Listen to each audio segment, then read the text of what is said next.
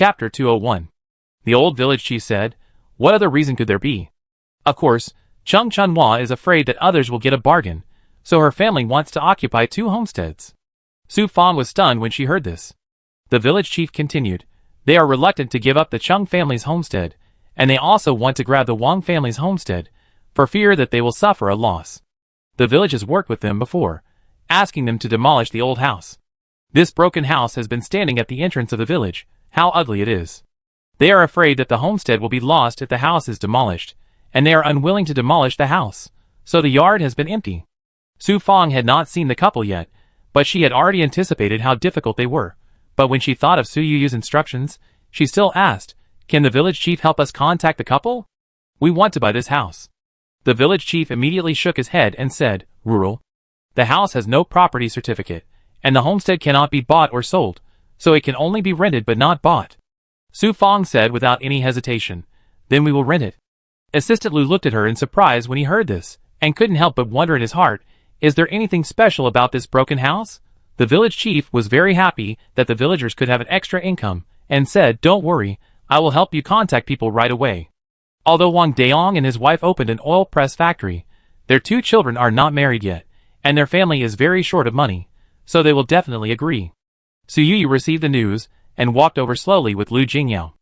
After she entered the village committee, the owner of the house also arrived. When the 2 sides met, they were all stunned. "You want to rent my house?" "No," the other party said angrily. Su Yuyu frowned slightly.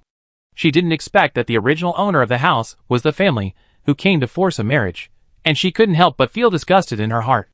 Lu Jingyao immediately stood in front of her, frowned at the family, and said, "If you'd like to leave the house empty, then keep it empty." He didn't understand why Su Yuyu wanted to rent this old house, but he instinctively started to help Su Yuyu get the house. Sure enough, when he showed such a business attitude, the family didn't care about the past grudges and immediately became anxious. After all, the house is a negative asset if it is empty. If it can be rented out, it would be great.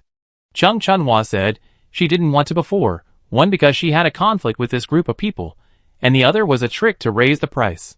"You young people, why are you so impatient? Can't you talk slowly? I didn't say it firmly, let's discuss it slowly." Chung Chunhua was threatened by Lu Jingyao, and performed the Sichuan opera face-changing on the spot. Lu Jingyao said coldly, "Time is precious, stop talking nonsense." The old village chief also glared at Chung Chunhua and said, "The big boss from the city likes your house, which is your family's blessing. Don't be ignorant of your blessings. Qing Yatu is such a good child, but you scared her away. No wonder your family is getting worse and worse." Chung Chunhua said, "Village chief, don't mention Qing Yatu, that ungrateful person. I finally found a good marriage for her, but she didn't appreciate it, and she ran away with the family's money. It really makes me angry." Chung Chunhua didn't notice that when she said this, a guilty look flashed in her eldest son's eyes behind her. The old village chief glanced at Su Yuyu and others on the side. He didn't believe a word of Chung Chunhua's words. If his aunt was really a good person, why would Qing Yatu run away? It was just in front of outsiders, so he was too lazy to expose Chung Chunhua. "Okay, stop talking nonsense. In short, are you going to rent this house or not?" asked the old village chief. Chung Chunhua's house was naturally rented out, but there were few people in her family. Her husband and son were short and fat. The bodyguards following Su Yuyu and Lu Jingyao were all tall. At first glance, they gave the illusion that a powerful dragon was suppressing a local snake. "Wait a minute, I've called someone. They'd be back to help me with the business," Chung Chunhua said. Chung Chunhua always thinks that she has more people than others. She brought a group of people with her to the orphanage to force a marriage. Now her first reaction to the business is to call for people. The villagers all live close to each other. In less than 10 minutes, the meeting room of the village committee was full of people. Chunhua suddenly called us over. Did she find Qing Girl? Daong and his wife raised Qing Girl, just to let her marry a fool from the next village. She actually ran away. What an ungrateful person. The relatives and friends Chung Chunhua called were naturally of the same character as her. They were not good people. The old village chief was overwhelmed by the scene. "Chung Chunhua, what are you going to do? You are not here to fight. Why did you call so many people?" Chung Chunhua said, "There are so many of them. I am afraid of being at a disadvantage, right? Su girl, now we can talk about business." Su Yuyu smiled and said, "Andy Chung, so many people come to help you. When you make a lot of money, Don't forget to treat them to a good meal and drink, and the level of the drinks can't be bad. Chung Chunhua was thinking of getting free stuff, and asked relatives and friends to help, and she didn't plan to treat anyone to a meal at all. But a group of relatives and friends said, "Yes, Chunhua, if you make money, you can't miss our good wine and food, at least you have to drink Wulyangya, right?" Chung Chunhua is a person who will not bring more than 200 yuan of gifts when she comes to forced marriage. How can she bear to treat people to Wulyangya? She was anxious and said, "Don't listen to this stinky girl's nonsense. I just came here to support the scene. It won't take up much time." Unexpectedly, Su Yu didn't let her go and continued, "Don't you know? I plan to rent her old house for 50 years. Even if the rent is only 5,000 yuan a year, I can get 250,000 yuan for free in 50 years. For ordinary people, 100,000 is a huge sum of money, let alone 250,000 yuan. When Chung Chunhua came to propose marriage, although she boasted that her family opened a factory, it was actually just a small oil press workshop, which might not make a net profit of 100,000 yuan a year. Now an idle and dilapidated old house can actually bring 250,000 yuan to the family. This business is really enviable. Chung Chunhua's relatives and friends were really jealous at this time. Originally they came to help support the scene, but now they have become involution. Her house is not necessarily good. If you really want an old house, you have to look at my house. It's just a little off the beaten path. But don't worry, boss, I'm asking for a low price. Just give me 4,900 a year. The speaker was Chung Chunhua's sister-in-law. Chung Chunhua glared at her fiercely. His third aunt, you actually robbed your own family's money. This is the money for your nephew to marry a wife. Can you bear to see your own nephew being single? Chapter 202. When Chung Chunhua heard about 250,000 yuan, she was already very tempted. After all, if her family had not been reluctant to pay the betrothal gift, her two sons would have been married long ago, and they would not have gone to the orphanage to force marriage. She and her sister-in-law were not the only ones who were short of money. Wang Dayong's cousin also jumped out and said, "If you really want to say that the house is good, you have to say that my old house is good. There are 2 cherry trees planted in the yard. The fruits are sweet. You can rent my old house for 4,950 yuan a year. Rent mine. My house only costs 4,900 yuan. The old house is on the roadside, which is very convenient to travel." A group of people talked a lot. Su Yu didn't say much, and they quickly rolled up the price to 4,000 yuan. This village is about 8 kilometers away from the city. There are no factories around, and there are not many entertainment facilities. There are also several families in the village who rent out single rooms. However, due to the commuting distance from the city, few people are willing to rent a house, and the market is particularly sluggish. An ordinary single room only costs about 1,000 yuan a year. Rather than having a cheap tenant living in their home, many villagers prefer to transform the empty rooms into guest rooms and develop the farmhouse business. Of course, although Qingjia village has beautiful scenery, there are no landmark buildings, so the farmhouse business is also quite bleak. Although Su Yu rented a whole yard, it was an abandoned old house, and needed a lot of effort to renovate it before it could be lived in. Even if it was just a casual renovation, it would cost 100,000 yuan, which is why a group of people were so excited when they heard 5,000 yuan a year, and some even rushed to bargain. Chung Chunhua was so anxious that she jumped up and down, and she regretted her decision to ask someone to help. 4,000. My house is the cheapest, only 4,000 yuan. You chose my house at the beginning, you can't regret it. Chung Chunhua's face was full of pain. This bargaining directly reduced the price by 50,000 yuan. But there was no way. The old house in the countryside was not worth much. Now that someone finally took over, she was crazy to stop it. Su Yu glanced at her and didn't torture her too much. She said casually, "I do like your house more." When the others heard this, they sighed immediately. Chung Chunhua's eyes lit up. She thought that Su Yu was not interested in her house, but her baby son. But when she saw Lu Jingyao beside her, she swallowed the shameless words, "My son is not bad either. Miss Su, we can sign the rental contract now, and get the deal done before the new year. Everyone can have a good new year." Chung Chunhua was very anxious. Su Yu glanced at her and said, "So you know how to talk nicely." Chung Chunhua was also a flexible person. Thinking of how she had called her a stinky girl before, she immediately said, "Miss Su, I am old and confused. If I have offended you in the past, please don't take it to heart." Su Yu didn't hold on to this point anymore. She nodded gently and said, "Since you have made up your mind, I will say it in advance. I don't trust people like you. I am afraid that after I clean up the house, you will take it back immediately, so this lease must be at least for 50 years. Chung Chunhua understood her concerns, but she had a new greed and said, 50 years is fine. We are like the landlords outside. The rent increases every year, and we pay it once a year. Su Yu couldn't help laughing. The rent increases every year. If you didn't say it, I almost thought this was in the capital in Shanghai. Chung Chunhua smiled embarrassedly when she heard it. Su Yu stopped smiling and said, if you don't really want to rent this house, don't waste your time here. After saying this, the relatives who had originally stopped talking suddenly became restless again. Miss Su, this woman is very stupid. You can take a look at my old house.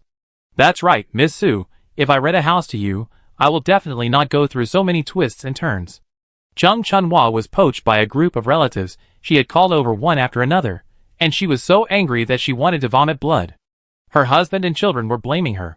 Now she could only join the internal competition for the second time and said, Miss Su, I am confused. 4,000 a year is 4,000. I will never say anything nonsense about increasing the rent every year. Just treat what I said just now as a fart. Su Yu sneered and said, I suddenly feel that your relative's words make sense. If a difficult person like you really rents your yard, I am afraid that there will be endless troubles in the future. Chung Chunhua was full of regrets. She originally called her relatives to help. Who would have thought that after playing this trick of having a large number of people for so long, she would actually shoot herself in the foot one day. Miss Su, I swear to God, I will fully cooperate with you if I rent the yard to you. If you mess with me behind your back, I will be treated like a pig or a dog. Chung Chunhua thought she had made a very powerful oath. Su Yu was not moved at all when she heard this, and said, being a pig or a dog is nothing. You should say that if your whole family has bad intentions, the whole family will not have a good death. Chung Chunhua took a breath when she heard this. Why are you so poisonous? But before Su Yu could refute, Chung Chunhua's sister-in-law said, Miss Su, she dare not swear. She really has bad intentions. You should rent my house. Chung Chunhua, who originally did not want to swear, hurriedly said, I swear, I swear. After Su Yu patiently listened to her poisonous oath, she pretended to be generous and said, since you are so sincere, I can't help but show some appreciation. I know your family likes money, and I won't let you suffer too much. The rent is still set at the beginning, 5,000 yuan a year, and it will be paid off in 50 years. Chung Chunhua saw that the situation had turned around, and she could get 250,000 yuan again, and her eyes were amazingly bright. Miss Su is a generous person. It is a blessing for our Shuhu to have a classmate like you. Chung Chunhua said with a smile. Su Yu was moved. Even someone like Chung Chunhua knew to change her bad habits, and say a few nice words when it came to real money. Su Fang was now very skilled in her work. She drafted a standard rental contract on the spot, but before she handed it to Su Yu, Assistant Lu took it and took a look at it. He lowered his voice and said, although Chung Chunhua swore a poisonous oath, it is better to just listen to the words of people like her. Su Fang looked at him doubtfully. Assistant Lu glanced at his CO, and his chest straightened up. As Lu Jingya's love security guard, he had to be very alert to Su Yu's affairs. At this time, he didn't care about interfering in other people's affairs, and continued, although I don't know why your boss rented this old house, but for a smart person like her, this house must be very useful. For Wang Daong and Chung Chunhua, the penalty for breach of contract will be increased at least tenfold. Chapter 203. Su Fang, Originally, Su Fang thought that she had set a penalty of 1 million, which was outrageous enough, but she didn't expect Assistant Lu to raise the price to 10 million in one breath. With such a high price, I'm afraid they won't be willing to sign. Su Fang whispered. A gleam of light flashed in Assistant Lu's eyes, and he said, for 250,000, this group of people are about to fight. If Chung Chunhua doesn't sign, won't others grab the contract? Su Fang paused, thinking that Chung Chunhua was already wary of relatives, and as long as these people were slightly provoked, they would probably rush to sign the contract. Assistant Lu continued to write and draw on the rental contract. Looking at the new contract he had revised, Su Fang finally understood why Assistant Lu's salary was higher than hers, and she also saw more and more clearly the huge gap between herself and the all-round assistant. Not to mention, Assistant Lu's new contract also had an additional note that all facilities and items in the house belonged to Su Yu, the tenant, and Su Yu had the right to add and destroy them. In addition, if Su Yu wants to carry out any legal activities in this house, the landlord should provide unconditional cooperation. Every year, the tenant will judge whether the landlord's cooperation is in place. If it is in place, the landlord will be given an additional reward ranging from 300 to 2,000 yuan. In rural areas, if there is no local help, it is easy to be xenophobic. If the landlord is willing to cooperate, what Miss Su wants to do will naturally be much smoother. For such a difficult couple, we must use both kindness and power. It is not enough to just deter them, but we must also let them see the tangible benefits. Assistant Lu explained. Su Fang nodded vigorously, thinking that Assistant Lu usually used many means to suppress his subordinates. Although Assistant Lu didn't know what Su Yuyu was going to do with this house, 2,000 yuan a year was a small amount of money. He thought Su Yuyu should be willing to spend this money to buy peace of mind. Sure enough, he handed the new contract to Su Yuyu and took a look. She did not raise any objections to this proposal, but said to Lu Jingyao, Assistant Lu is thorough. Let him teach Su Fang more later. When Assistant Lu heard this, he thought that this month's bonus was secure. Originally, Su Fang was afraid that Su Yuyu would dislike her because of Assistant Lu's ability. Now, when she heard her boss say that he was going to continue to cultivate her, she finally felt relieved. Even Lu Jingyao was very satisfied when he heard this. Su Yuyu's casual and approachable attitude made him very happy. After careful calculation, Su Yuyu's 2 words made everyone around him particularly satisfied. Even Chung Chunhua was happy to see the addition of satisfactory service bonus on the contract. Ms. Su, you are too generous. How can I be so embarrassed?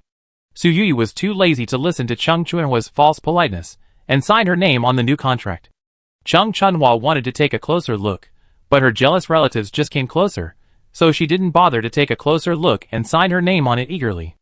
After the contract was signed, Su Yuyu told Su Fang generously, don't forget to take these materials to the notary office to notarize this contract later. Chung Chunhua didn't react to this. But one of her relatives couldn't help but explained, it cost 3,000 yuan for a notarization. This girl really made a lot of money in Shanghai, and spent it without blinking an eye. Chung Chunhua's eyes widened suddenly when she heard this. Miss Su, why do you have to spend this money in vain? Don't worry, people in the surrounding area know how honest I am, and I will never cheat you. Su Yuyu had already signed the rental contract, and she had no patience with Chung Chunhua. She said coldly, I have seen your family's ability to force marriage. Chung Chunhua laughed dryly and said, Miss Su, it's all a misunderstanding. Why do you take it to heart? Su Yuyu didn't continue her nonsense and gave Su Fang a look. Su Fang immediately urged Chung Chunhua, the rental contract has been signed, and the money has been transferred to you. Where are the keys? Chung Chunhua took out an old key and handed it over. Miss Su, if you need any help, just ask, but when you calculate my bonus later, remember to give me a larger amount. My family is having a hard time, and I am counting on you to help me. Su Fang said quickly, who said before that the family runs a factory and lives a good life? It turns out that they were all bragging. Chung Chunhua was not angry when she heard this, but smiled thickly and said, how can it not be considered a good life if you can have enough food? Su Fang's eyes were almost rolled up to the sky. Su Yuyu didn't want to waste more time on such people. The snow outside had stopped. She didn't stay here any longer, but was eager to see the old house. Although Chung Chunhua gave the key, she followed him when she thought of the bonus. Her relatives didn't leave either. They followed Su Yuyu and his group with the intention of joining in the fun. They also wanted to see what the big boss in the city wanted to do by renting the shabby old house. The house had been abandoned for too long, and the lock on the courtyard door was rusty. After the key was inserted, it couldn't be turned. Boss, more than half of the courtyard wall has collapsed. Why don't you just go in? Su Fang suggested softly. Su Yuyu nodded, and the bodyguard behind him tried to pull the key off the courtyard door, but he didn't expect that because of too much force, the key broke directly on the keyhole. The bodyguard's honest face was immediately full of embarrassment. Su Yuyu comforted, anyway, the lock has to be changed, don't take it to heart. The bodyguard immediately breathed a sigh of relief, thinking that Su Yuyu was really a very tolerant and good boss. She never seemed to blame him for the small mistakes he made, but instead found reasons to increase his salary from time to time. The group continued to walk inside. The door lock of the old house was stronger than the door lock of the courtyard. After successfully opening it, the door of the house trembled and pushed open. Su Yuyu was eager to pick up the bargain, so she took the lead and walked in, but after 2 steps, she felt a flash in front of her eyes, as if something hit her head. Lu Jingyao pulled Su Yuyu. Be careful. Her bodyguard also stepped forward and blocked the two of them. There was a loud bang, the sound of something heavy falling to the ground. The bodyguard also groaned. Su Yuyu lowered her head and saw a long piece of wood on the ground. which seemed to be part of the beam of the house. "Help!" Su Yu shouted. The bodyguard who was hit had a distorted face, but he still told his boss, "It's okay, it shouldn't be serious, it doesn't hurt much." The bodyguards were paid high salaries every month, but Su Yu didn't use them much. They were worried that they had no place to use their skills. Now that they were injured to protect the boss, the bodyguards felt it was worth it. Su Yu frowned slightly. "Su Feng, call an ambulance." The bodyguard hurriedly stopped him, moved his arms on the spot, and said, "Boss, it's okay. I wear a lot of clothes in winter, and it's really okay." Su Yu breathed a sigh of relief. She turned her head, and saw that Lu Jingya's neat and clean black coat suddenly had a layer of dust. She recalled what had just happened. The bodyguard was paid to do the job, but Lu Jingyao also protected her at the first time. Such a subconscious reaction can't deceive people. Lu Jingyao seems to really care about her. Lu Jingyao didn't know what Su Yu was thinking, but asked with concern, "Are you okay?" Su Yu shook her head gently. Chung Chunhua, who followed, immediately said, "This is your own carelessness. It has nothing to do with our house. Even if you get hurt in the house, you can't blame us." Chung Chunhua's eagerness to distance herself from the matter is really not surprising at all. Su Yu was too lazy to pay attention to her, and wanted to find a reason to send these tales away. Suddenly someone pointed to the ground and shouted, "There are footprints on the ground.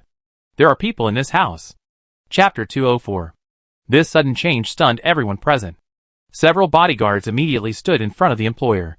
"Mr. Lu, Miss Su, wait here for 2 minutes, we go in and take a look," Lu Jingya's bodyguard said very experiencedly. After almost being hit in the face by the beam just now, everyone became cautious. At this time, the 4 bodyguards walked slowly inside together, and soon, they brought out a living person. "There is a little girl hiding inside," the bodyguard said.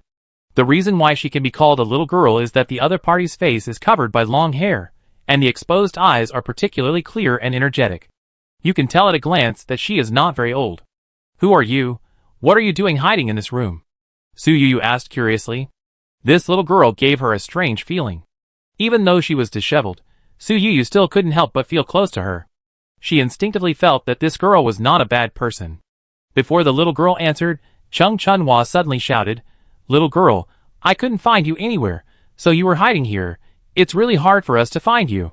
Come back with me, don't make trouble here." The relatives behind her also shouted, "We are looking for you all over the mountains in such a cold day, and you are hiding here without saying a word. You are such an ungrateful girl." Su Yu vaguely remembered that she seemed to have heard this group of people mention it before. There was such a little girl. It seemed that because Chung Chunhua told her about the marriage, this child ran away with the money. When Su Yu thought of Chung Chunhua's character, she naturally stood on the side of the little girl. At this time, looking at the little girl's disheveled and miserable appearance, she felt that the 4 words "run away with the money" were very exaggerated. Speaking of it, this girl seemed to be the granddaughter of the original owner of the house.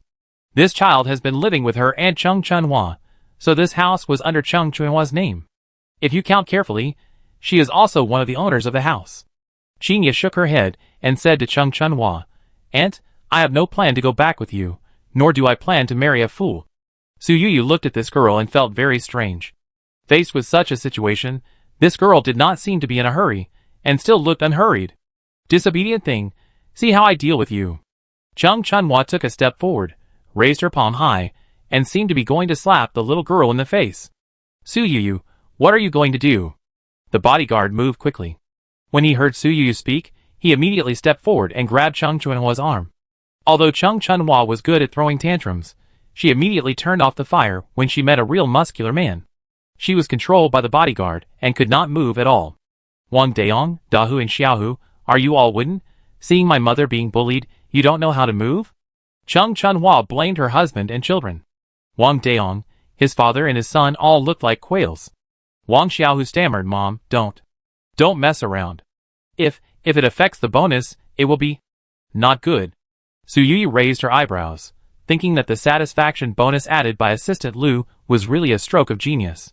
With this thing hanging in front, Chung Chunhua, the shrew, was afraid to act rashly. Chung Chunhua was anxious and angry, and said, "I teach my own child. Why should it affect the satisfaction bonus of the house?" Su Yu said, "The right to interpret the terms of the contract belongs to us." Chung Chunhua rolled her eyes in anger, secretly cursing that the contracts of rich people are full of traps. but this satisfaction bonus was obtained for nothing. Even if Su Yu said so, she had no choice but to say helplessly, "Miss Su, this girl eats and drinks my food and drinks. I worked hard to raise her. Even if I slap her twice, what's the big deal? Country families all raise children like this, and filial sons are born under the stick. You can't affect our bonus because of my family affairs." Assistant Lu thought quickly and said directly, "Who would be satisfied with you if you came to Miss Su's house to beat someone up? Do you want Miss Su to praise you? Of course I give you a bad review. I wanted to give you 2,000, but now I reduce it by 200. If you make trouble again, I reduce it again." Seeing the loss of real money, Chung Chunhua's face was visibly uncomfortable, and she said helplessly, "If you don't want to beat me, then don't beat me, you little girl. Come back with me now, and see how I deal with you." Su Yu still stopped her and said, "Don't worry, there is someone in my house. I have to ask clearly." Chung Chunhua's eyes. With a glare, she immediately distanced herself from him. "Miss Su, I didn't ask her to hide here. You can't take it out on me because of her." Su Yu ignored her and asked the little girl, "How old are you?" Qing Yata glanced at Su Yu, her expression full of confidence, and said, "I'm 18 years old. I'm an adult. Sister Yu, I think I can get your help." Su Yu was stunned when she heard this. "Do you know me?" Although the little girl asked out loud, her attitude was not humble. On the contrary, because her tone was soft, as beautiful as singing, it gave people an inexplicable sense of agility. If they hadn't met in the dilapidated old house at this moment, Su Yu would have thought she had seen a forest elf. Qing Yata nodded. "Sister Yu, when we were young, we picked up trash together, and you gave me sesame cakes to eat. I heard from the children in the orphanage that you are very promising now, and I believe you will lead me out of the predicament." When Su Yu was a child, she picked up trash everywhere, and it seemed that she had indeed come to Qingjia village. She vaguely seemed to remember such a special child. At that time, she was thinking in her heart that she didn't expect that there were children from orphanages, who were even more miserable than her, who couldn't even eat enough. "I remember that you are particularly good at finding wild fruits. You also invited me to eat wild fruits." Su Yu asked. Qing Yata's eyes were full of confidence, and she said, "All the wild fruits on the mountain, as long as I want to find them, I will definitely find them." Su Yu remembered that she envied her very much back then, and felt that mastering this skill was equivalent to having endless snacks in the season when wild fruits grow. "Do you really believe that I will help you?" Su Yu asked. Qing Yata looked at Su Yu steadily and said, "You are a very kind person, you smell good, you will do very kind things, so you will definitely help me." Su Yu inexplicably felt that she looked very charlatan now. Chung Chunhua, who was standing by, saw the two of them talking happily, and couldn't help but get anxious. "Miss Su, I just rented the house to you, but I didn't rent my niece to you." Qing Yata was indifferent to this, and just looked at Su Yu. Su Yu smiled and said, "Your niece is already 18 years old, and her legs are on her body. Can you still restrict her personal freedom? Do you want the police to come to mediate again?" Chapter 205. Chung Chunhua opened her mouth slightly, and after a long pause, she said, "No matter what, I have also raised her. As an elder, I can take care of her affairs." Qing Yata said, "Aunt, I help you grow the best rapeseed every year. In fact, I have raised you." Chung Chunhua was so angry that she stared at him. "What nonsense! I have worked hard to grow those rapeseeds. What does it have to do with you?" Although Qing Yata's parents died when she was young and she lived in her aunt's house, she looked very comfortable and said, "I hope that the rapeseed planted by Aunt next year will have a good harvest." Chung Chunhua was inexplicably flustered. Her family ran a small oil press workshop. Strangely enough, the rapeseed produced from her 3 acres of rapeseed fields was of surprisingly good quality every year, and the rich people in the city rushed to buy it. The rapeseeds collected from the villagers, even if planted next to my own fields and raised in exactly the same way, the quality of the rapeseed oil extracted is very different. If there were only 3 acres of rapeseed fields, and the amount of high-quality rapeseed produced was scarce, my family would have made a fortune from this stuff. But even so, these 3 acres of rapeseed fields can bring an extra 5,000 to 6,000 yuan in income to my family. If Qing Yatu is right, then won't the family lose 5,000 yuan every year in the future? Chung Chunhua was immediately anxious. "You damn girl, instead of thinking about repaying my kindness and raising you, you start to curse me. I tear your mouth apart." Qing Yata sighed softly and said, "Aunt, stopping me won't make your road smoother."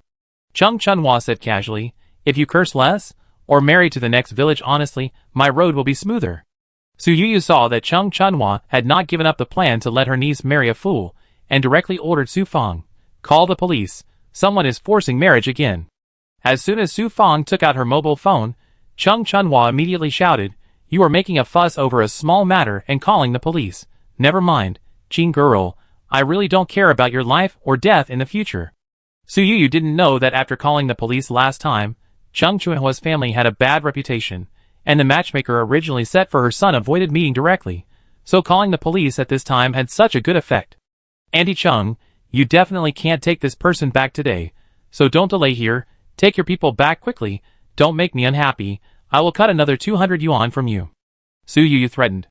Chung Chunhua had no choice but to run away with her family, but the group of relatives she brought did not leave completely. After all, they didn't expect Chung Chunhua to make more money, and even hoped that Su Yuyu would get angry and directly terminate the lease with Chung Chunhua and rent their house instead. At this time, someone couldn't help but point fingers at Qing girl, under the banner of defending Chung Chunhua, but in fact it was to anger Su Yuyu. "Qing girl, although your aunt married you to a fool, his family is rich, you can live a good life if you marry him, It's also for your own good, why are you not satisfied?" Wang Maokai accused Qing Yatu. Although Qing Yatu was in a difficult situation, she was not a submissive person. It's a pity to miss such a good family. "Uncle Maokai, I remember you also have a daughter. Just marry your daughter there, wouldn't everyone be happy?" Wang Maokai jumped up anxiously. "My daughter won't marry a fool." Qing Yatu's tone was still unhurried, and she said, "It turns out that Uncle Maokai also knows that he can't marry his daughter to a fool. I originally thought that you didn't understand this reason with your brain." Wang Maokai was so angry that his nose was crooked. Coincidentally, at this time, a loud noise came from not far away. "Whose old house collapsed?" someone asked. Wang Maokai was a person who liked to gloat over other people's misfortunes. Hearing this, he said, "The house collapsed on a snowy day, which means that this family is very wicked." But soon someone pulled his sleeve and said, "Maokai, it seems that your house collapsed. Are you very wicked?" Wang Maokai didn't expect that the people watching the fun would see his own house. His old house was not particularly abandoned. It was still used as a warehouse. There were many New Year's goods stored in it. He jumped up when he heard it. "Hurry up, everyone, help me check. I have hidden a lot of good wine and cigarettes inside." A group of people scattered like birds and beasts, and the yard finally became quiet. Su Yuyu turned around and looked at Qing Yatu. Even though Chung Chunhua had been morally blackmailing her just now, this girl didn't give in at all. She knew to run away when she encountered trouble, which at least proved that she was clear-headed. "How do you want me to help you? Why should I help you?" Su Yuyu asked. Qing Yatu's eyes flashed with confusion, and she said, "Sister Yuyu, I don't know." Su Yuyu was speechless. Qing Yatu continued, "My intuition tells me that you will bring me hope." Su Yuyu took a deep breath. After Qing Yatu appeared, the golden pointer of the system suddenly split into two. One pointer pointed to the depths of the house, and the other pointed to the little girl in front of him. Su Yuyu had done so many tasks to find leaks, but this was the first time she encountered such a situation. "Do you want to go to Shanghai?" Su Yuyu asked. The little girl's appearance was not outstanding, but her ethereal temperament was always steady, and she was occasionally inexplicably mysterious and spoke in a weird way, which really made her look very special. But even if she was very special, Su Yuyu didn't know how to reasonably play the advantages of this girl, and didn't understand what kind of job should be created to suit her.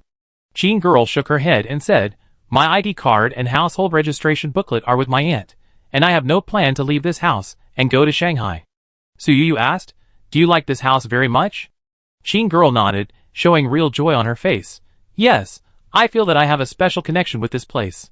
Although Su Yuyu felt that she was talking nonsense, she did not force it, but said, "Your aunt and I have rented this house for 50 years. You can live here, but you have to sign a contract with me." Qing girl agreed without even asking the contract conditions. Su Yuyu was a little numb and said, "You trust me too much. Is there no one else who can help you except me?" Qing girl said, "Other people have bad smells, I don't trust them." Su Yuyu didn't know whether to thank her for her inexplicable trust.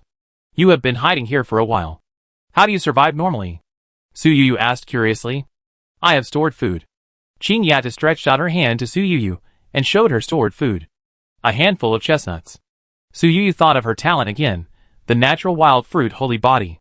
The chestnuts were not big, and it was obvious that they were wild chestnuts picked up from the mountains. It was hard for her to store so many, and she actually hid in the old house for half a month. Qing Yatu suddenly said, "Sister Yuyu, there seems to be something you want in the house, I will take you to get it." Chapter 206. Su Yuyu's heart skipped a beat when she heard this, and she looked at Qin Yata with doubt in her eyes, wondering if she knew something. But Qin Yata's eyes were as clear as ever. Because she was going to take Su Yuyu into the house, she suddenly turned her head and said to the wall of the house in front of everyone, "These are my friends, don't scare them." The people present were a little stunned by this situation, and some even thought that this girl was mentally ill. Qin Yata explained, "Miss Su, I have said hello to the house. It won't hurt you. You can come in." As soon as Su Yuyu took a step, Su Fang stopped her and said, "Boss, the beam in front has fallen down. It's very dangerous. How about I go with her?" Qin Yata said calmly, "Sister, the house is spiritual. This was originally my grandfather's house, and the house I have lived in since I was a child. It can understand what I say, so it will never hurt Sister Yuyu." The people present only found it funny when they heard this. Su Fang couldn't help but say, "Little girl, according to what you said, the key of the front yard door lock was broken, and the falling beam almost hit Miss Su. Are these all deliberately blocking us from coming in?"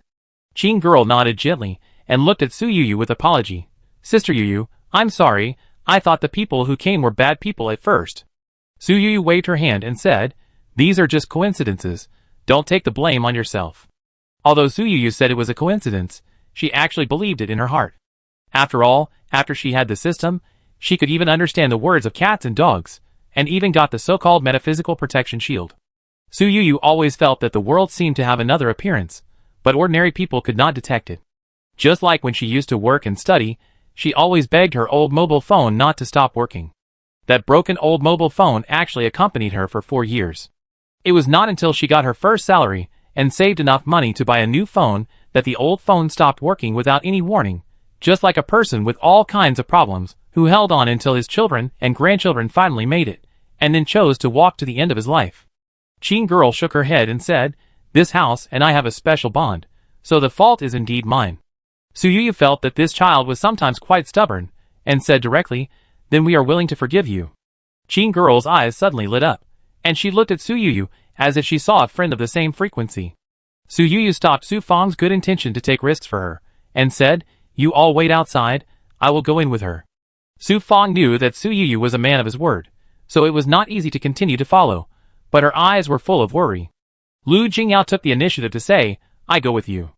Su Yuyu wanted to refuse, but she saw the determination in Lu Jingyao's eyes, and thought that even if she picked up a big bargain, according to Lu Jingyao's financial resources, he would probably not covet it, so she nodded.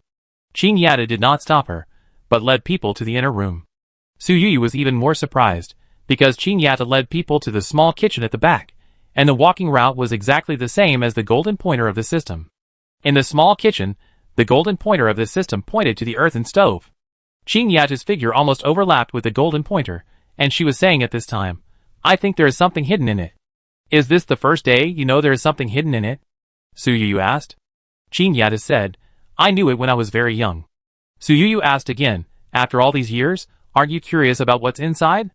Qin Yata shook her head. "I can't think about things that are not mine." "This is your home," Su Yuyu said. Qin Yata said, "Things in my home are not necessarily mine. Only things that are destined to be with me are truly mine." Su Yuyu listened to these somewhat confusing words, and felt that this girl had the potential to be a charlatan, but she couldn't help asking, "If the things inside are worth tens of millions, you won't be tempted?" Qin girl shook her head and said, "People have their own fate, things have their own fate, and forcing inappropriate people and things together will only add troubles to each other." Su Yuyu saw the indifference of the charlatan, and finally reached into the stove hole. In less than a minute, she easily grabbed something heavy. After removing the wrapped debris, in the dim room, it can be vaguely seen that it is an abacus. Gold is the base, and jade is the beads. The sound of the jade beads hitting can be heard when it is turned. Because Su Yuyu is reluctant to fiddle with it hard, the sound of the collision is not crisp, but rather a bit dull. This thing should have an inscription. Lu Jingyao on the side suddenly said. Su Yuyu's hand carefully explored the abacus, and soon, she touched 2 words. Rusi. Rusi? These 2 words sound a little familiar. Su Yuyu frowned and thought carefully. Qin Yata said directly, "A merchant in the Ming dynasty, Cheng Dawei, it is said that our branch of the Cheng family is his descendant. Cheng Dawei is considered to be the master of abacus in China. He is a local celebrity. Almost every local child has been educated about his deeds when he was young." Although Su Yuyu could tell at a glance that this thing would probably sell for a high price, she still handed it to Qing Yatu and said, "Since this is your ancestral heirloom, you should keep it." Qing Yatu shook her head.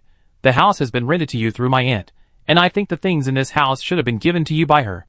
This thing has no fate with me or my aunt, and it should belong to you." Su Yuyu has found bargains so many times, but this is the first time she has encountered such a situation, which is different from the previous time when Aunt Li found a bargain in the capital. Aunt Li didn't know that she had a treasure, but Qing Yatu knew that her family had hidden a treasure, and even if she was in trouble, she had no intention of using this treasure. Qing Yatu, like Aunt Li, is obviously a person who sticks to principles. No matter what, others can't persuade them to follow their principles. In the end, even Lu Jingyao helped persuade them. Su Yuyu felt bad and asked, "Do you want to continue studying? I support you in studying, okay?" Qing Yatu shook her head. "I want to study, but I don't have to go to college. I want to stay here and take care of the house." Seeing that she was unwilling to leave, Su Yuyu asked, "I will help you live a life without worries about food and clothing, and make sure you are well protected, so you don't have to worry about your aunt's embarrassment, okay?" Chapter 207. Qing Yatu laughed when she heard this and said, "Sister Yuyu, I don't want to be a freeloader, and you don't have to feel that you owe me because you took this golden abacus. I always feel that we will achieve a win-win situation." Su Yuyu was stared at by the little girl with sparkling eyes, and suddenly felt that she had a huge responsibility on her shoulders. It seemed that she should find a particularly good way out for the little girl, otherwise, her efforts would be in vain. After Su Yuyu got the golden abacus, the system's task of picking up leaks suddenly refreshed a task progress, and now her completion progress is 50%. Obviously, in the eyes of the system, how to place Qing Yatu is also an important part of the task of picking up leaks. "I want to know more about you," Su Yuyu said. Qing Yatu tilted her head and said, "I am just an ordinary country girl. I don't have any special skills." Su Yuyu, I don't believe you. "Being able to communicate with the house is also your specialty," Su Yuyu said. Qing girl sighed and said, "It's a pity that only Bai Bai is willing to pay attention to me, and other houses don't pay attention to me." Su Yuyu thought that the white wall of this house had almost fallen off, and there was no white at all, which didn't match the name Bai Bai at all. "Would you like to repair your house? I want to ask someone to renovate it inside and out. Are you willing?" Su Yuyu asked.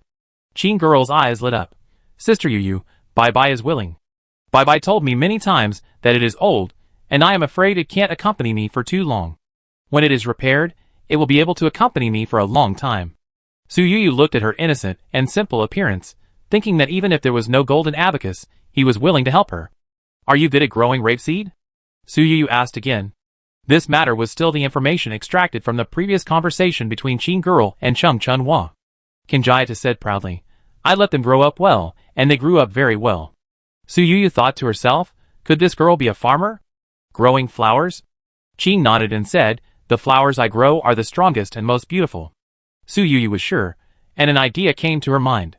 She asked, "If you were allowed to live in this yard, grow crops, grow flowers, and cook, would you be willing?"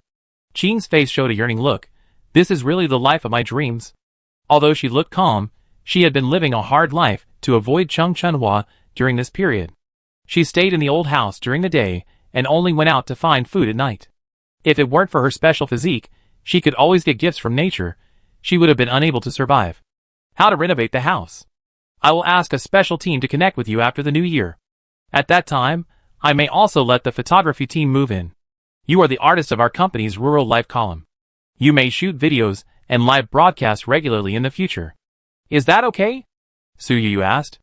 Qing Yatu had no objection to being an artist and being filmed, and only asked, "Can I really decide how to renovate the house?" Su Yuyu nodded and promised. The house renovation plan, video shooting content, and subsequent live broadcast style, these are all yours to decide. I will not interfere in any way, and I will write this into our contract to ensure that even if you sign the contract, you can still decide your work content independently. Qing Yatu obviously did not understand the self-media industry, and she agreed without even asking about the working hours. Su Yuyu did not intend to cheat her, and the agreed live broadcast time conditions were also very generous. She only needed to broadcast for 8 hours a month to get a basic salary of 10,000 yuan, and the other income sharing was also arranged to her to the maximum. In the past life, there were indeed a few big bloggers in Tian Yuan video, but their style was not to grow flowers and vegetables. Most of them were more inclined to food. Su Yuyu didn't know whether Qing Yatu could become popular, but this method was the most appropriate solution she could think of in a short period of time. As Qing signed the artist contract, the system issued a prompt. Congratulations to the host, you have completed the 2-in-1 task and received the task reward. Special hearing that sometimes works and sometimes doesn't. Suyuyu looked at the task reward with a puzzled look on her face. 3. No product? Unstable quality control? The system did not give any explanation. But Suyuyu suddenly heard an old voice. Great, I will become beautiful soon. I will dream to Qingqing and dye my hair green. Suyuyu paused, thinking who is so wild and insists on wearing a green hat. She turned her head to look at the others, all of whom looked calm and indifferent. Obviously, only she heard the voice. Suyuyu quickly guessed the source of the voice and asked casually, Do you think it would look good if the roof of this house was replaced with green tiles? Qing Yata tilted her head and looked at the top of her head and said, Green roof and white walls should also look good, but I don't know if Bai Bai likes it. Suyuyu thought to herself that your Bai Bai likes it to death. Another old and excited voice came to her ears. This beautiful girl has taste, worthy of being Qingqing's boss, just what I want. Suyuyu's mouth curled up slightly, and she was sure that the sound she heard came from this house. But she waited for a while, and the sound of the house became smaller and smaller until it was completely inaudible. It can be regarded as seeing the power of the system reward, which is indeed sometimes effective and sometimes not. Even though she knew that this house was spiritual and would not harm its owner, Suyuyu still felt that it was too dangerous to live here, and invited Qing Yata to stay in the orphanage for a while. Qing Yata shook her head like a rattle and said, Sister Yuyu, Bai Bai won't hurt me. I'm safest here. Suyuyu couldn't do anything with her. She wanted to leave a bodyguard to protect her, but was rejected. Even if she returned to the orphanage, Suyuyu still couldn't let Qing Yata go. Woof woof. Shit shoveler, come out and play. Guaigua suddenly came to Suyuyu and called out. Suyuyu's eyes lit up, and she touched Guaiguai's puppy head and asked, Dog King, do you know any puppies without owners nearby? I want the kind that can communicate and is willing to protect new owners. Guaiguai said proudly, Shit shoveler, there are no stray puppies in this area that I don't know. Just wait, I call them over now. Guaiguai ran out of the orphanage and barked outside for 3 minutes before stopping. Soon, Suyuyu saw 7 or 8 dogs with dirty hair suddenly appeared in the corners at the foot of the mountain. Woof, what's the good of guarding the house? I don't know when they were abandoned. A black dog shouted. But its idea is outlier. Most dogs want to end their wandering life. Choose me, I'm the most obedient. Don't choose it. It's timid and runs faster than anyone else when it sees bad guys. Choose me, I only need to eat 80% full every meal. I only need to eat 50% full. Suyuyu couldn't help but hold his forehead when he heard the dog barking. It's okay for the traders to roll up, but why did a group of puppies suddenly roll up? Chapter 208. A bunch of puppies were vying to flatter. Suyuyu was so tired of choosing that she could only say helplessly, We only need 2 puppies for this position. The puppies immediately opened their beautiful dog eyes and looked at Suyuyu pitifully. Even the black puppy who said at the beginning that he didn't want to guard the house for humans secretly looked at Suyuyu with expectant eyes. Suyuyu's heart was about to melt when stared at by these big watery eyes. She couldn't let the dogs fight among themselves to decide the winner. Woof woof, the poop scooper couldn't make this choice. Let me deal with it. At the critical moment, Guaiguai stood up. Suyuyu was deeply moved for a moment. Guaiguai was really a good dog. He really helped when there was something going on. The freeze-dried food she fed him on weekdays was not in vain. Guaiguai, as the zhuge liang among dogs, used a simple and crude method to select the guard dogs. It directly said, Guarding the house, you must run fast. What if a thief sneaks in and sees the red courtyard at the foot of the mountain? Run over now, then come back, and see who runs the fastest. At its command, a group of puppies immediately ran down the mountain like arrows, rolling up layers of white snow waves as they moved, startling the treetops in the forest and causing snowflakes to fall down. Suyuyu looked at the empty space in front of her and felt something was wrong. After a moment, she asked, Isn't that little black dog unwilling to guard the house? Why did it run away? Guaigua rubbed against Suyuyu, and a soft hum came out of the dog's nose, saying, Xiao Hei is like this. He obviously wants to be a domesticated dog, but he always waits for people to guess his thoughts. Unlike me, I just say what I want. Suyuyu touched the furry puppy's head and said, If you keep everything in your heart and don't show it, you will easily suffer. Guaiguai said, So Xiao Hei's mother chose his brother and brother to stay with her, and didn't want him, because he didn't say anything. Suyuyu couldn't help but sympathize with Xiao Hei and said, I have someone send him to Antli in the capital later. If Suyuyu said that she would keep Xiao Hei by her side, Guai Guai would definitely make a scene with her, but since Su Yu was planning to send him to the capital, Guai Guai immediately wagged his tail to thank her on behalf of his younger brother. Woof, I knew you were the best person. Before Su Yu could be happy, Guai Guai changed the subject. I helped you solve a big problem. I want to eat freeze-dried food. I want the one that's especially delicious. Okay, I give it to you.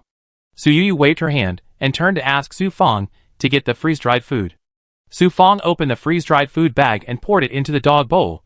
Boss, is the dog bowl full? Woof, pour it all down. I want to treat my younger brothers to delicious food. Guai Guai shouted. Su Yu immediately said, pour it all out. Su Fong paused holding the freeze-dried food. She also knew the price of this pet snack. Such a big bag looked a lot, and the price was also very beautiful. It was imported, and one bag cost 10,000 yuan, which could be said to be the Hermes of pet food. A whole bag of freeze-dried food was poured into the dog bowl, and a small mountain of snacks was immediately piled up. Guai Guai rushed over and ate several bites. After having a good meal, he stopped to chew slowly. When he heard the sound of running footsteps, he slowly stopped. Su Yu knew that Guai Guai was very proud, so he took a piece of paper to wipe the snacks off Guai Guai's mouth. When the first dog who ran back came in, he saw his eldest brother sitting upright, looking very serious. Woof, eldest brother, I am the first. Can I follow the new owner?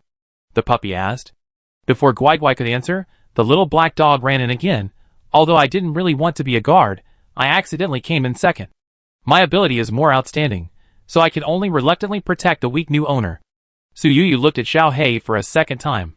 This hypocrisy seemed too obvious. It came in second, saving Su Yu the trouble of sending it to the capital. The other dogs were a few steps behind, and all looked dejected.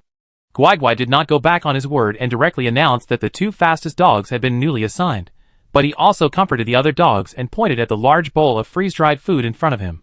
I'm treating you today, eat as much as you want. The unsuccessful dogs cheered instantly. Although they were not selected, it was not bad to get a delicious meal.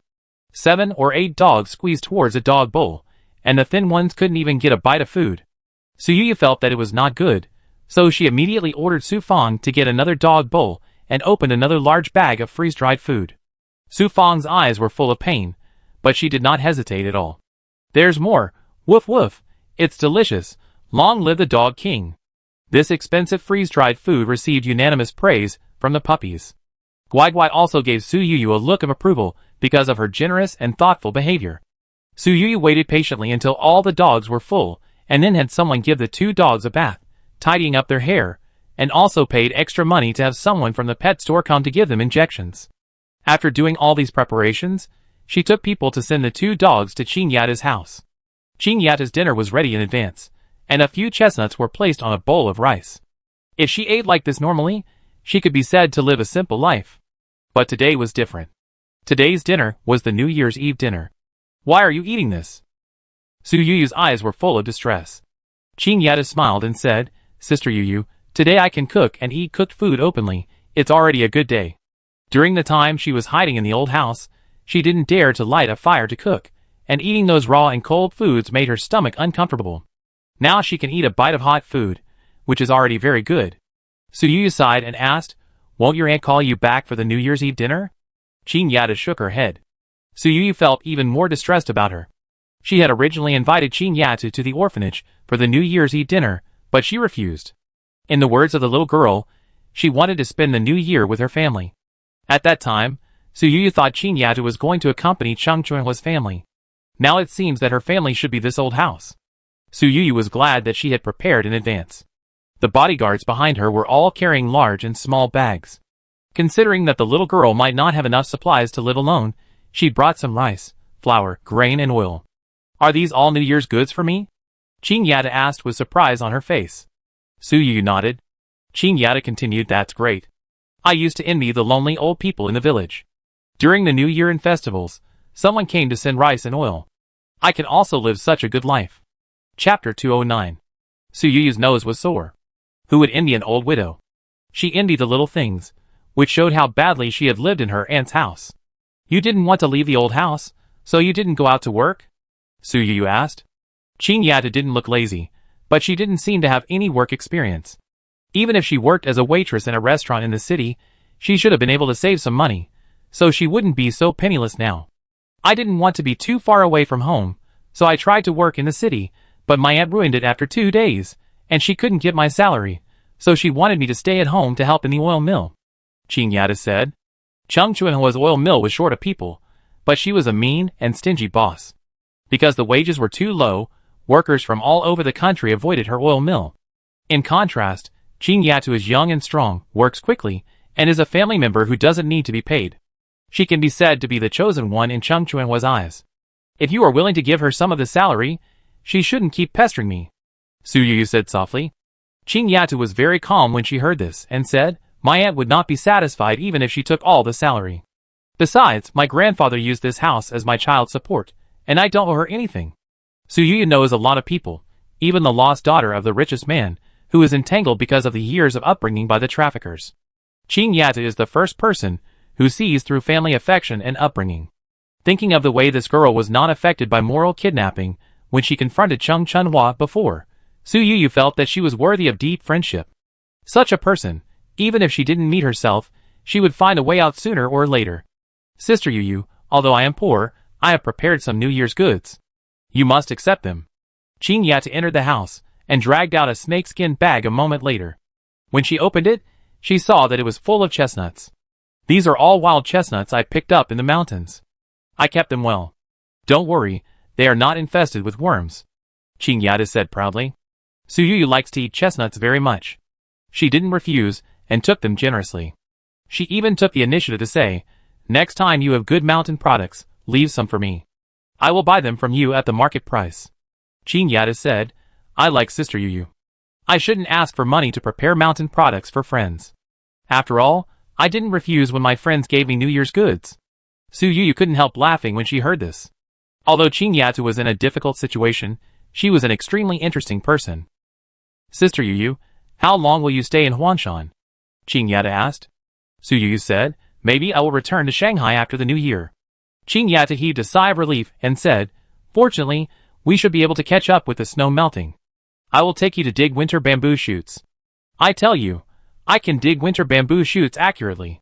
No one in the village can dig them better than me.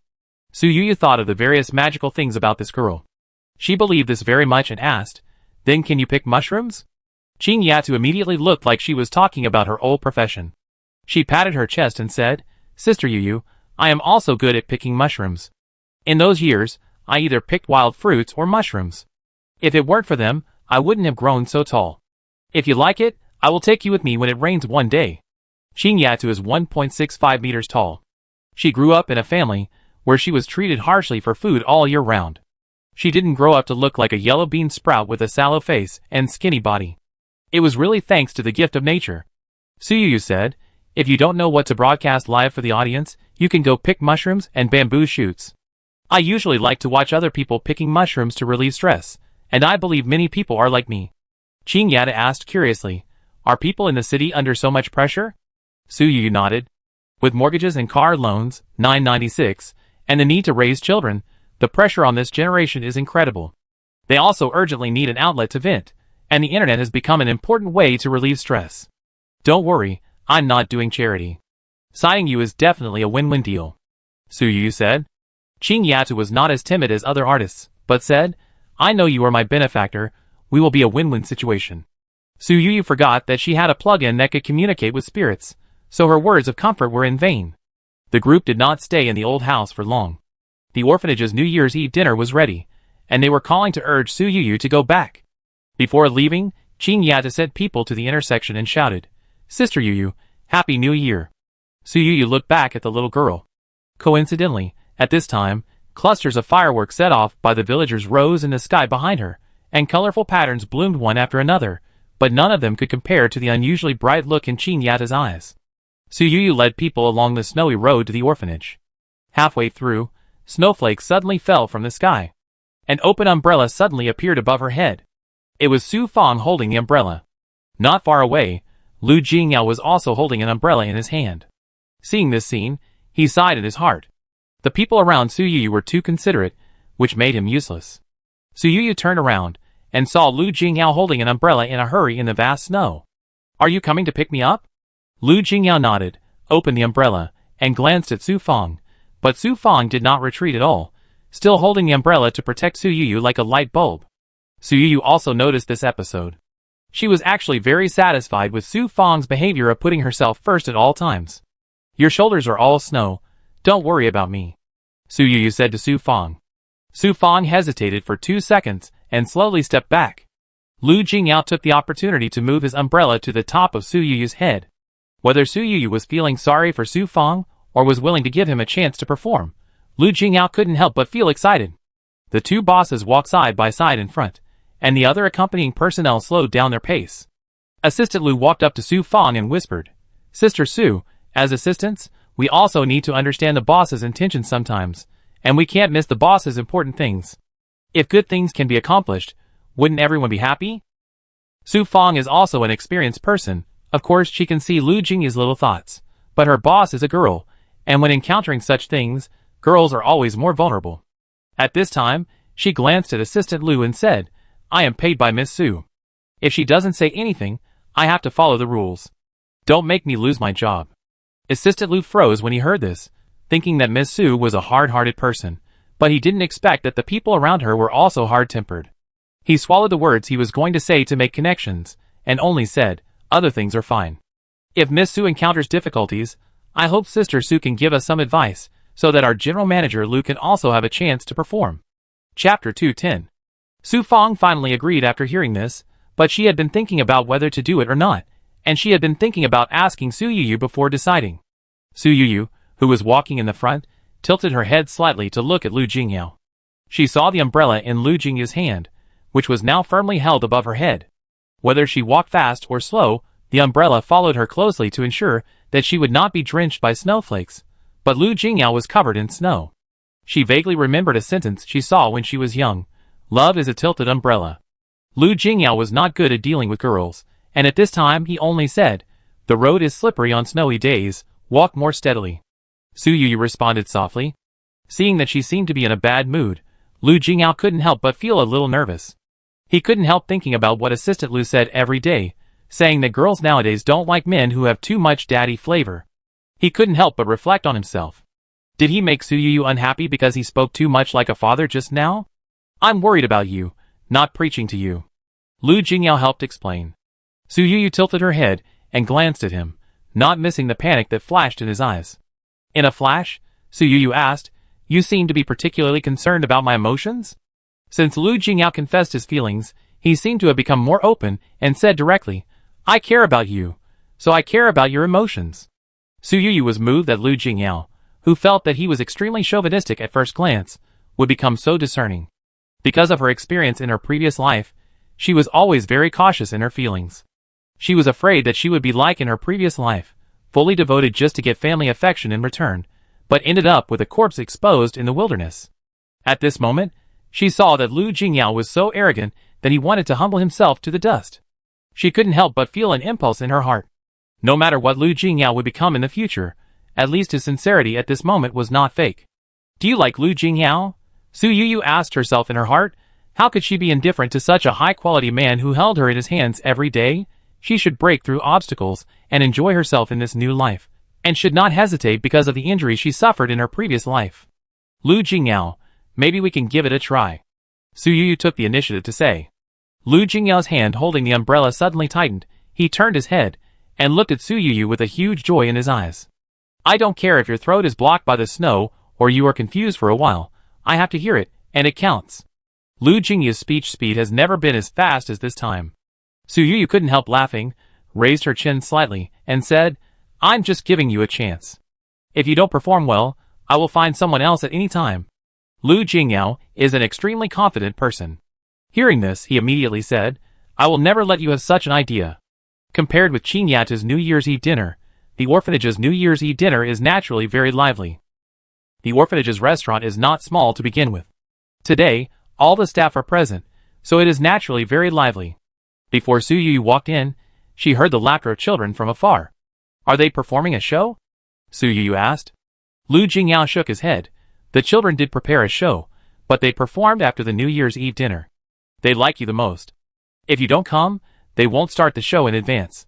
Su Yu felt warm in her heart. She was not thoughtful enough to find Qingyata temporarily, but she didn't expect others to be willing to tolerate her. It's too windy and snowy outside.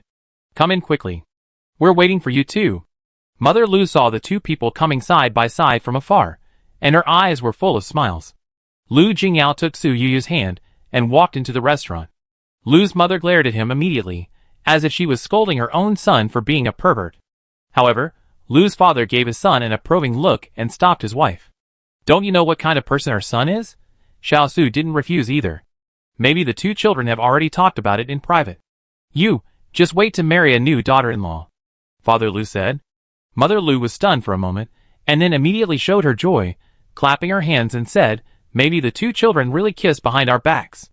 Father Lu looked at his wife's strange smile, shook his head, and said in a low voice, I just don't know when I can marry her, so that I can hold my grandson earlier. Why are you in a hurry? Although our son is old, Xiao Su is still young. If you dare to urge marriage and scare my daughter-in-law away, I will never let you go. Mother Lu warned her husband in advance. Father Lu immediately waved his hand and said, Look at you, you are putting the blame on me again. I am not the kind of person who would rush a girl. Go back and tell your parents to not be too anxious. Mother Lu stopped talking when she thought of her parents' anxious look on Lu Jingya's marriage. At this time, as the people gathered in the restaurant, Dini's face bloomed with a big smile. For her, this year is the best year. I hope that now the facilities are complete, and the children are no longer lacking in food and clothing. Compared with the children outside, at least the gap in material conditions will not be too big. Dini also understood the children's excitement about the table of delicious food. After a few words of blessing, he announced the opening of the meal. The new big TV in the restaurant was playing the Spring Festival Gala. The pots on the table were steaming hot. Everyone was eating enthusiastically. It was a completely harmonious scene. Mother Lu sat very close to Su Yuyu and kept urging her. I made this dish myself, specially for you, Yuyu, you must try it. Father Lu pointed to another dish on the table and said, Jingyao said you like spicy food and strong taste. Try the boiled pork slices I made. Is it tasty enough? Su Yuyu tasted them one by one without slowing down, and then said with a smile, Uncle and Aunt, these dishes are delicious, thank you for your trouble. Whether the dishes are made with care, you will know as long as you taste them. Su Yuyu envied Lu Jingyao more and more. He really had a pair of particularly good parents. Lu Jingyao was on the side, holding a pair of public chopsticks in his hand, and from time to time, he picked up a chopstick of food and put it in Su Yuyu's bowl. Su Yuyu was very straightforward when she was eating. He just paid a little attention and remembered Su Yuyu's preferences. He picked up food for her all night and didn't step on any thunder. Dini naturally noticed the interaction between the two young people and understood that Su Yuyu had figured it out, and the smile on his face was about to overflow. Not long after dinner, a child volunteered to perform on stage. Although the children's performance was immature, the people present were very supportive. For a while, the laughter and joy almost spread 3 miles away. It was only 9 o'clock in the evening, and many children began to yawn. The adults present had no intention of letting the children stay up all the time. The Lu family's parents thought the time was right, and someone immediately brought a large basket of red envelopes. Everything is available. Take the red envelopes, and the coming year will be smooth and healthy, Lu's mother said with a smile. Chapter 211. Children rarely receive pocket money, and most of them couldn't help showing joy when they heard this. Some children learned to read people's eyes early, and they didn't rush to receive the red envelopes at this time, but carefully looked at Dean He's expression. The Lu family's parents had discussed the red envelopes with Dean He early in the morning, and Dean He didn't intend to stop them. He smiled and said to the children, Why don't you thank Grandpa Lu and Grandma Lu quickly? The children immediately cheered and thanked the Lu family's parents loudly. The Lu couple smiled and narrowed their eyes into slits, saying repeatedly, Good boy. We are all good children. Everyone has one. Don't fall behind. The couple had enough of the god of wealth and had a lot of fun giving out red envelopes. Su Yuyu had a healthy schedule this year and had no plans to stay up all night, but she was stopped by Lu's mother before she left the restaurant. You kid, why did you forget to receive the red envelopes? Mother Lu stuffed 2 red envelopes into Su Yuyu's hands. Su Yuyu was stunned. Auntie, why are there 2 red envelopes? Your uncle and I each gave one, and this is how we do it at home. It's not good to change the rules suddenly, Mother Lu said with a smile. Su Yuyu then noticed that the children in the orphanage also had 2 red envelopes, and it was obvious that Mother Lu was not lying. But I'm not a child anymore, Su Yuyu said casually. Mother Lu patted Su Yuyu's arm and said, In our eyes, you will always be children. Su Yuyu smiled helplessly, but didn't refuse, because she just saw that Lu Jingyao was also forced to give 2 red envelopes by Lu's father, and even Assistant Lu and Su Fang beside him got 2 red envelopes. After finally breaking through the siege and leaving the restaurant, Lu Jingyao caught up again. "I take you back to your room. Be careful of the slippery road," Lu Jingyao said. In fact, the entire orphanage was brightly lit today, and the short road of a few dozen meters back to the room didn't need to be personally sent. Lu Jingyao reached out and held Su Yuyu's hand again. His always cold face now showed a smile. He hoped that the road would be longer. On the other hand, he was worried that Su Yuyu would get cold if he stayed outside for too long. In his wild thoughts, the road finally came to an end. "Happy New Year," Lu Jingyao said softly, and then, like a magic trick, he took out a palm-sized gift box and stuffed it into Su Yuyu's hand. "What is this?" Su Yuyu asked. "New Year's gift," Lu Jingyao replied. "Prepared it early in the morning?" Su Yuyu asked. Lu Jingyao nodded gently. Su Yuyu looked at the handsome and tall man. Even though the walls of the orphanage behind him were moldy and falling off due to years of disrepair, they were still so dazzling. She opened the gift box casually, and inside was a green jade bracelet. "The water head is very good, and it is worth a lot of money at first glance, and it even has a warmth of years. This doesn't look like an ordinary jade bracelet. Does it have any origin?" Su Yuyu asked. Lu Jingyao rarely showed a tangled look on his face, and lowered his voice, and said, "It's a jade bracelet passed down from my family." Su Yuyu suddenly felt that this gift was a bit hot. "If I didn't agree to give you a try, would you give it to me?" "No matter what, I hope it belongs to you." Lu Jingyao's voice was low and elegant like a cello. Su Yuyu felt that her ears were burning when she heard such a confession.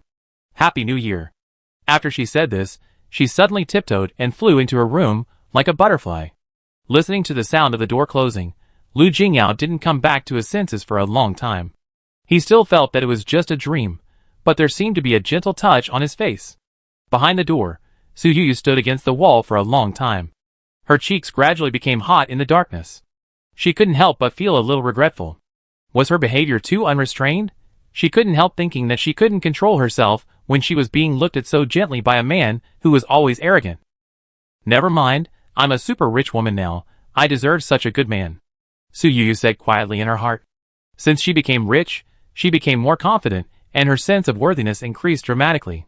She even thought that she was clean enough now. If it were someone else, she would have ordered 8 male models a day, and lived a happy life. If Lu Jingyao dared to betray her one day, she would not cry pitifully, but would fly around the world and spend money to make the most beautiful boy in the world make her happy. Su Yuyu's mind was in a mess. She rolled on the bed for nearly 2 hours before she fell asleep. The next morning, she came out of the house and saw Lu Jingyao playing with Guai Guai in the yard downstairs. Before she could say anything, Lu Jingyao suddenly looked up and saw her, waving at her. "Did you sleep well? If not, you can take another nap. If you wake up, I cook wontons for you." Su Yuyu tilted her head and suddenly felt that the surroundings were unusually quiet. "Where are the others? Where did they go?" Lu Jingyao said, "Dean, he went to a relative's house, and my parents went to visit an old friend. The children played too hard last night, and many of them didn't get up. The children received double red envelopes last night, and they were not honest in the quilt all night. They all planned what snacks to buy with the New Year's money. Because it was the new year, the adults did not control them too much, so the children chattered until midnight before they fell asleep quietly." Half an hour had passed when Su Yuyu washed up and went downstairs. As soon as she entered the kitchen, she saw Lu Jingyao in a custom-made coat, stirring the pot with a spatula in unfamiliar movements. Su Fang, who was standing by, looked like she wanted to help but didn't dare to step forward. As for the gold medal assistant, she was sitting behind the earthen stove, burning the fire with skillful movements, and occasionally asked, "Boss, do you want the fire to be a little stronger?" Looking at Assistant Lu's comfortable appearance, Su Yuyu once again felt that he was indeed an all-round assistant. He adapted to the environment so quickly. If it weren't for his obvious successful outfit, he would have almost thought he was a fire-burning kid with 10 years of experience. It's just that the boss of the all-round assistant is not an all-round boss. Su Yuyu didn't expect that Lu Jingyao, a hexagonal warrior, actually had shortcomings. "Boss Lu, you can pick it up now. If you don't pick it up, it will melt."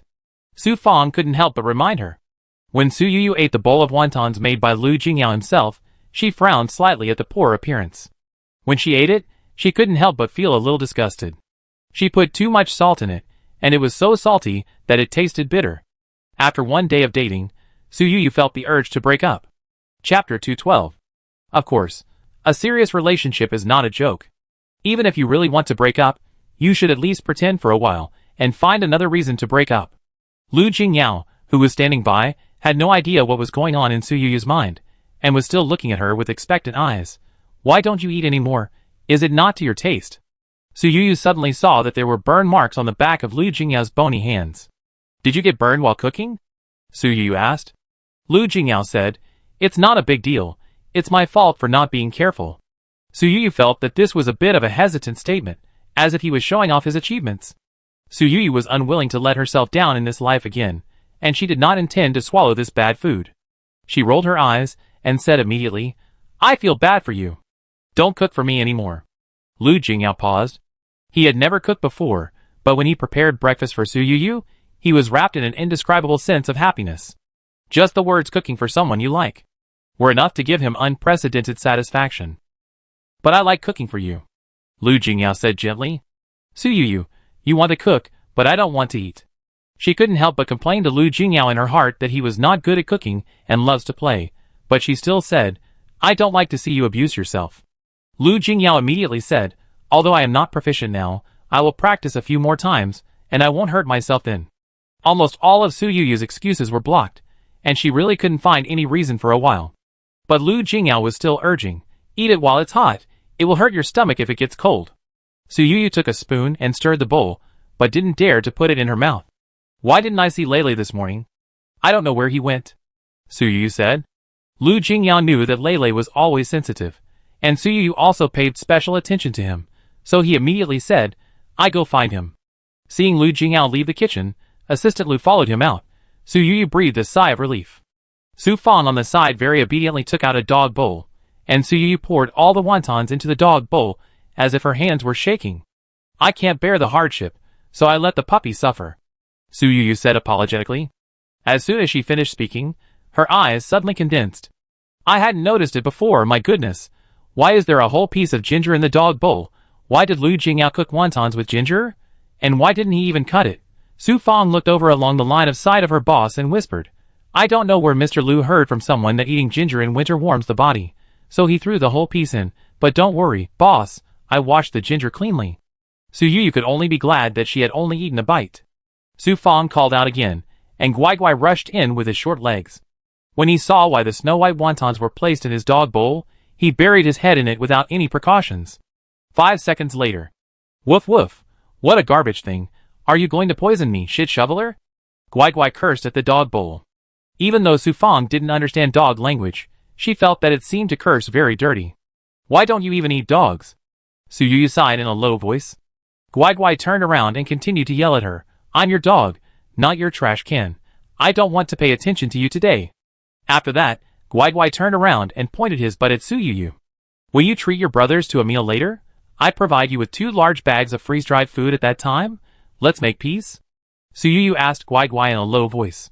Guai Guai performed a Sichuan opera face-changing on the spot, turned around, and put his dog head against Su Yu's calf. The original barking sound turned into a gentle whimper. Woof woof, my shit shoveler, and I are the best in the world. Su Yu resisted the urge to roll her eyes at the puppy, and instead felt troubled by the wontons in the dog bowl. She didn't have the habit of wasting food, but she didn't want to eat it without suffering. I see Dean, he has a few chickens in the back. Su Fang took the initiative to help her boss solve his problems. Su Yu patted her shoulder and said, do it in a more concealed way. When Lu Jingyao came back, he saw an empty bowl and his eyes lit up. You finished eating. Su Yu felt extremely embarrassed. Lu Jingyao continued, I will make breakfast for you every day in the future. Su Yu, shocked. Don't. The word she blurted out made Lu Jingyao slightly stunned. What's wrong? Are you afraid that I don't have time? Don't worry, time can be squeezed out. As long as I'm not on a business trip, I will make breakfast for you. Su Yu could imagine that even if she returned to Shanghai in the future, everyone would live in the same community. Maybe every morning when she woke up, there would be a big plate of dark cuisine waiting for her. Between the big meal prepared by her own chef and the loving meal of Lu Jingyao, Su Yu strode towards her own chef without any hesitation. Mr. Lu. Su Yu just started. Lu Jingyao immediately said, I have a name. Lu Jingyao. Su Yu immediately changed her words. Lu Jingyao nodded gently, and his beautiful and deep eyes stared at Su Yuyu intently, making her feel like she was the most important person in the world for a moment. Su Yuyu was about to say something, but suddenly she couldn't say it. Lu Jingyao waited for a while, and seeing her tangled expression, he took the initiative to hold her hand. I am not good at guessing girls' minds, and I am afraid that we will waste each other's energy because of guessing each other. I am suspicious all my life, so if you have anything to say, you can tell me directly. Su Yuyu sighed in her heart. Usually Lu Jingyao was very efficient in doing things, and now he applied this set of work to love. But she didn't refuse.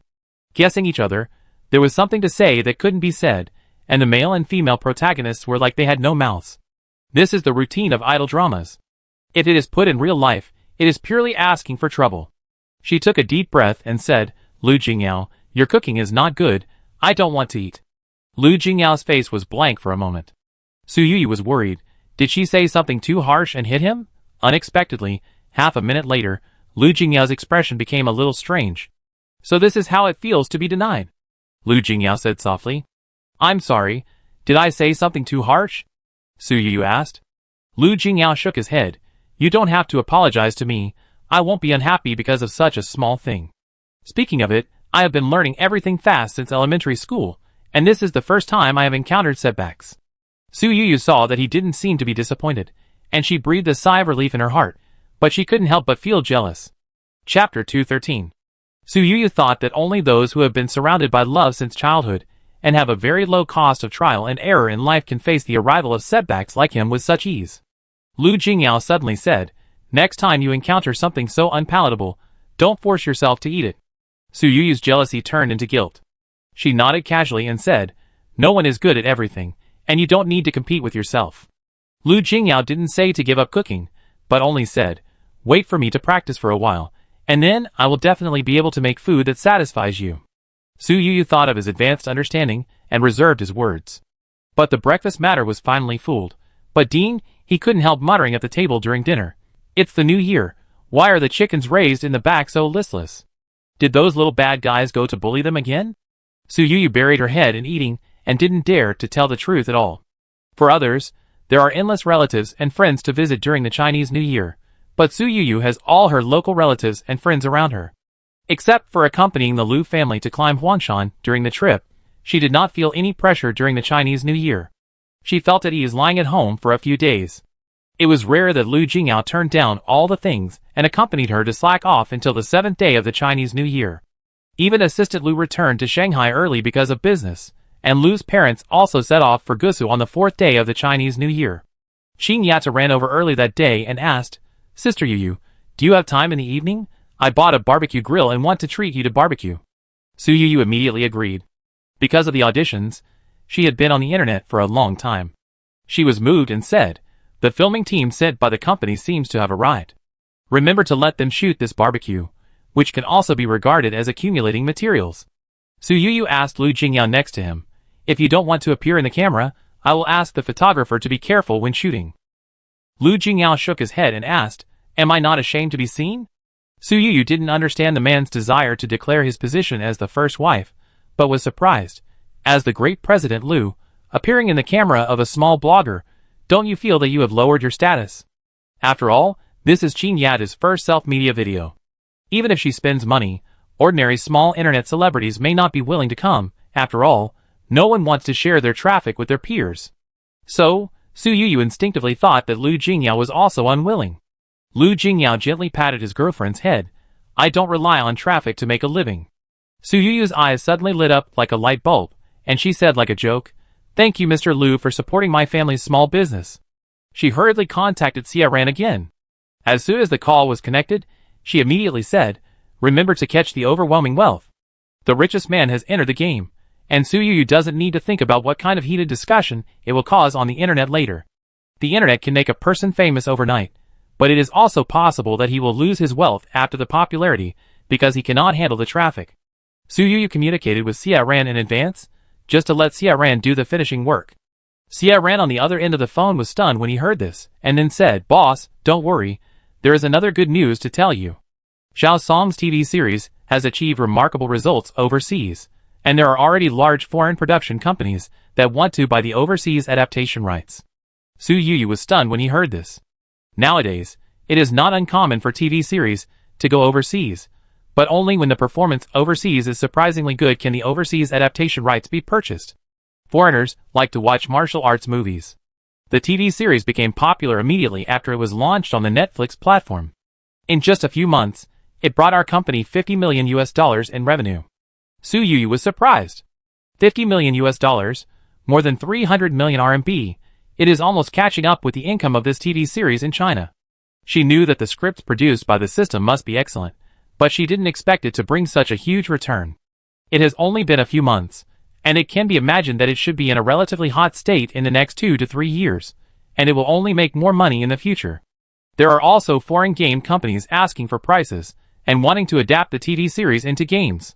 Boss, do you plan to cooperate with Mr. Liu or look for excellent game production teams around the world? I asked Peter for you, but he is busy with the operation of Peak Showdown and can't spare the energy to develop new games.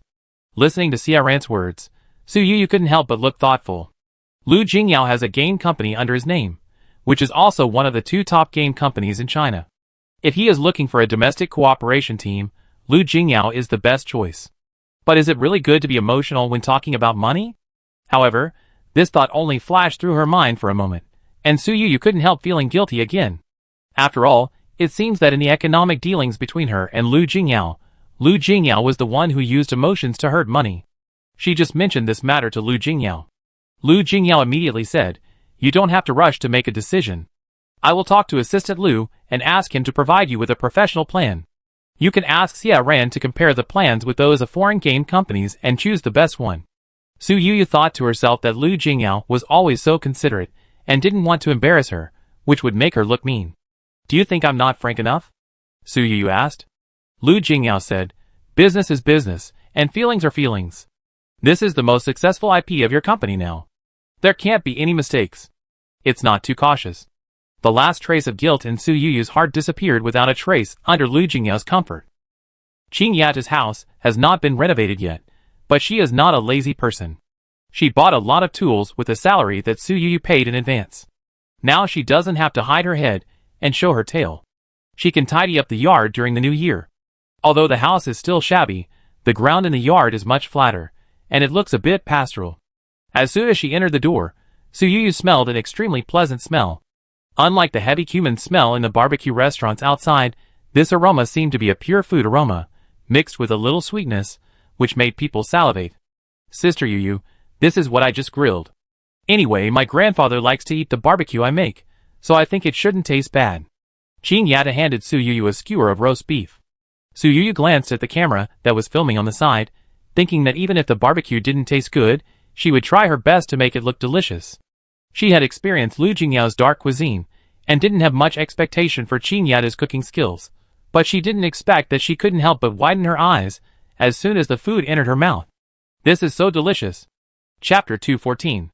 Su Yuyu thought the smell was very good before, but she didn't expect that the food she ate was not worse than the top chef she had eaten. In some ways, it even has a special flavor. It's like the food cooked by Qing Yata has restored the original taste of the food to the greatest extent. "Your barbecue is so delicious, you could open a barbecue restaurant and guarantee that the restaurant is full of guests every day," Su Yuyu said while giving Qing Yata a thumbs up.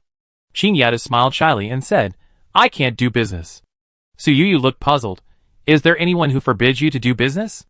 Qing Yata shook her head and said, "Everyone has his own way, and my way is not to do business." Su Yuyu looked at her, and the smell of the charlatan on her suddenly became stronger. Knowing that she was a very principled person, he swallowed the words he wanted to persuade her immediately. "It's better not to do business. I guess you are the only one who can master your skills. You can't teach others. If there are really a lot of guests, it will be tiring," Su Yuyu said casually. She just watched Qing Yata making barbecue carefully. She did whatever she wanted throughout the process, as if she was very familiar with these ingredients. She knew what seasoning to sprinkle at what point, and she would not forget to turn it over. She controlled the heat very accurately. Qing Yata handed Su Yuyu a bunch of mushrooms that had just been grilled. Su Yuyu thought that this girl was good at barbecue, but she didn't expect that the fresh juice of the mushrooms burst in her mouth when she put them in her mouth. It was as if she had eaten a mouthful of deliciousness directly. In a trance, she saw the rapid growth process of mushrooms on the grass in the future. If it weren't for the cold weather today, she almost thought it was the rainy season. However, Qing Yatu was not satisfied with the delicious food and said, "These are fresh mushrooms bought from outside. They are not as good as wild mushrooms in the mountains. They don't taste good. Yu, just eat them." Su Yu was so surprised that she couldn't hold back. "Ah, isn't it delicious?" Qing Yatu shook her head and said, "Artificially grown mushrooms always seem to have a quick taste, and the taste is not as delicate and rich as the wild mushrooms in the mountains. Just take a bite, and I guarantee you will never forget it." Su Yu swallowed her saliva when she heard it. Qing Yatu handed her another bunch of vegetables. "This is the green vegetables I grew myself." Su Yu has always been a meat lover and doesn't particularly like green vegetables, but the vegetables grown by Qing Yatu are 100 times more delicious than those organic vegetables boasted by the sky-high supermarkets outside. Spring has the taste of spring, and summer has the taste of summer. My grandfather taught me to arrange my diet according to the 4 seasons. It's no big deal if it goes against the 4 seasons, but the food I eat is not the best taste. Qing Yatu has her own set of food theories. Su Yu listened to Qing Yatu's description, and suddenly, she was not so anxious to return to Shanghai. She wished she could continue to live in her hometown for a year or two to taste all the flavors of spring, summer, autumn and winter. The camera on the side also faithfully recorded everything. Lu Jingyao, while the two were not paying attention, quietly picked up a string of potatoes and roasted them on the charcoal fire like Qing Yatu. He felt that it was almost done, so he picked up the seasoning jar on the side and sprinkled it on the potato string. He looked focused and his movements were neat, looking like he was not doing barbecue, but painting. However, the smell gradually coming from the string of potato chips exposed him. "What are you doing?" Su Yu never knew that potato chips could emit such a pungent smell. Lu Jingyao's handsome face showed an embarrassed expression for the first time. He looked at his roasted potato chips, and then looked at the puzzled Qing Yatu. "I thought it would be fine to be the same as hers. I just timed it, and did the same steps as her." Lu Jingyao couldn't figure it out. He felt that he was a one-to-one replica, but the potato chips in Qing Yatu's hand were in a perfect roasted state, while the ones in his hand did not look like something that humans could make. Su Yu took a deep breath. She also saw Lu Jingyu's unwillingness to admit defeat. In the past few days, although Lu Jingyao did not urge her to eat dark dishes, he had been cooking in the kitchen privately. Su Yu could only pretend not to know. After all, Lu Jingyao had lived for so many years, and had never thought about cooking. Now he suddenly had such an idea, not for himself. Qing Yatu looked at Lu Jingyao carefully and said, "Mr. Lu, you better not cook. You are not a chef." Lu Jingyao touched his nose and lowered his head modestly. "Miss Chung, I don't plan to be a chef, I just want to make meals that my girlfriend likes." Lu Jingyao had heard his father say since he was a child that to capture a woman's heart, you have to capture her stomach. Lu's father did cook well. Every time Lu's mother had a birthday, Lu's father would cook a table of meals that his mother loved.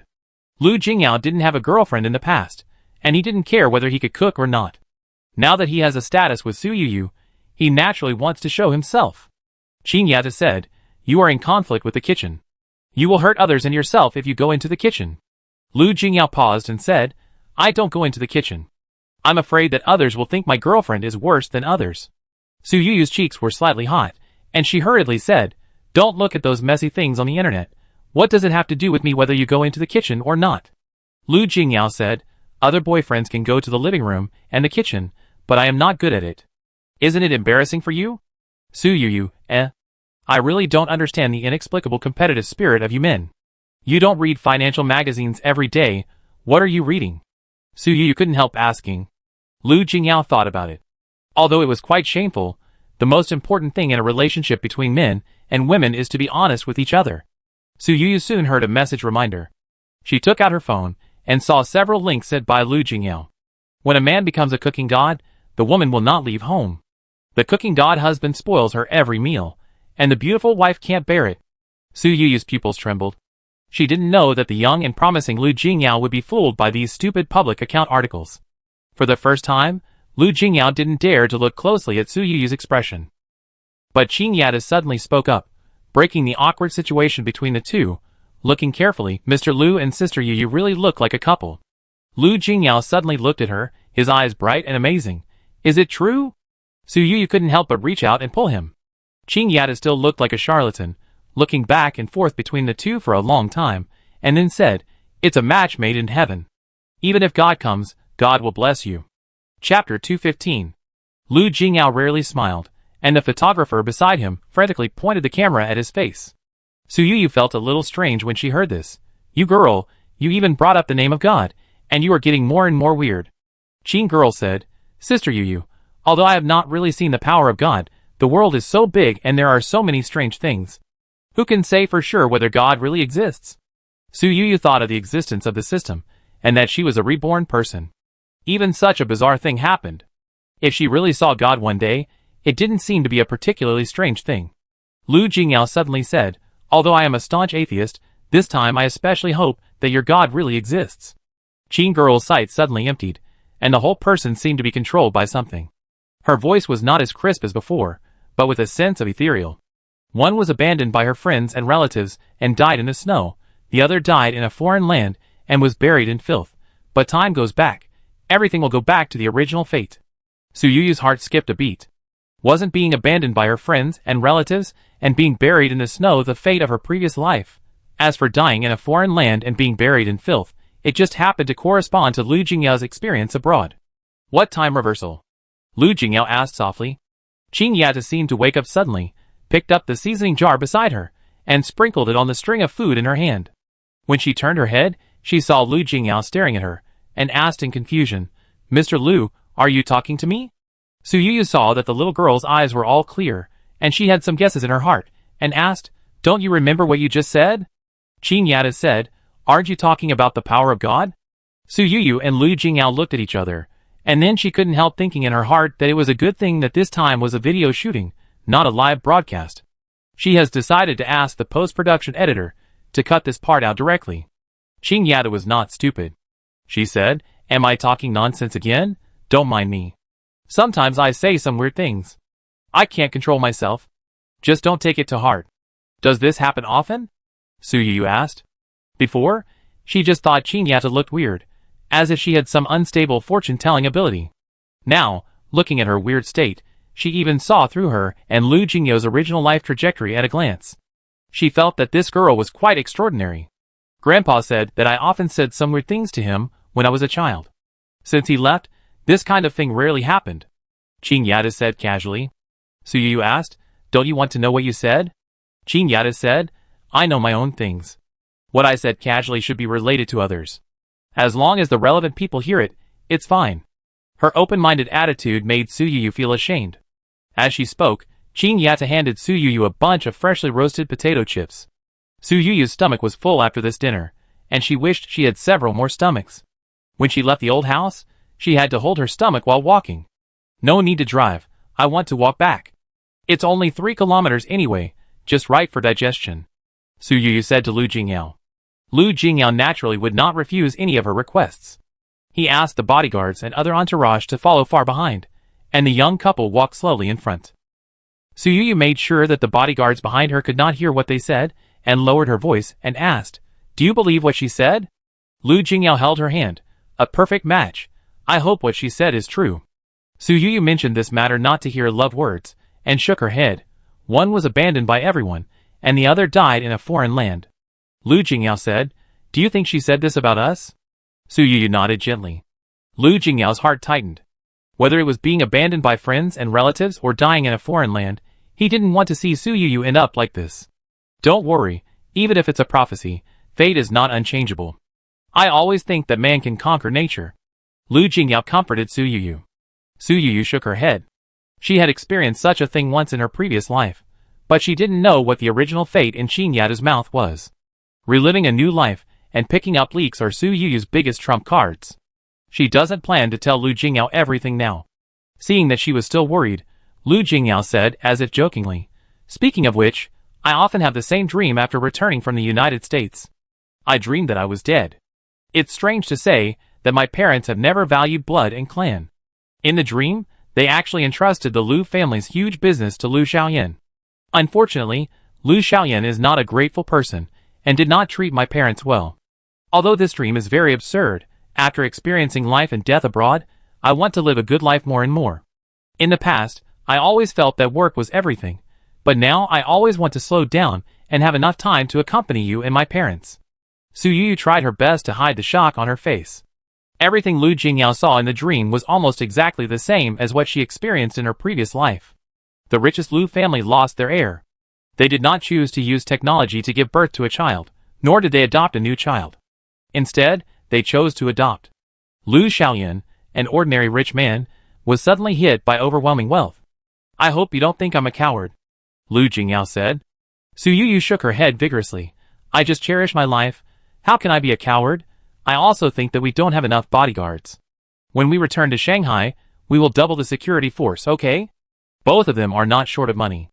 Lu Jingyao has never refused Su Yuyu, so he will naturally not refuse her proposal.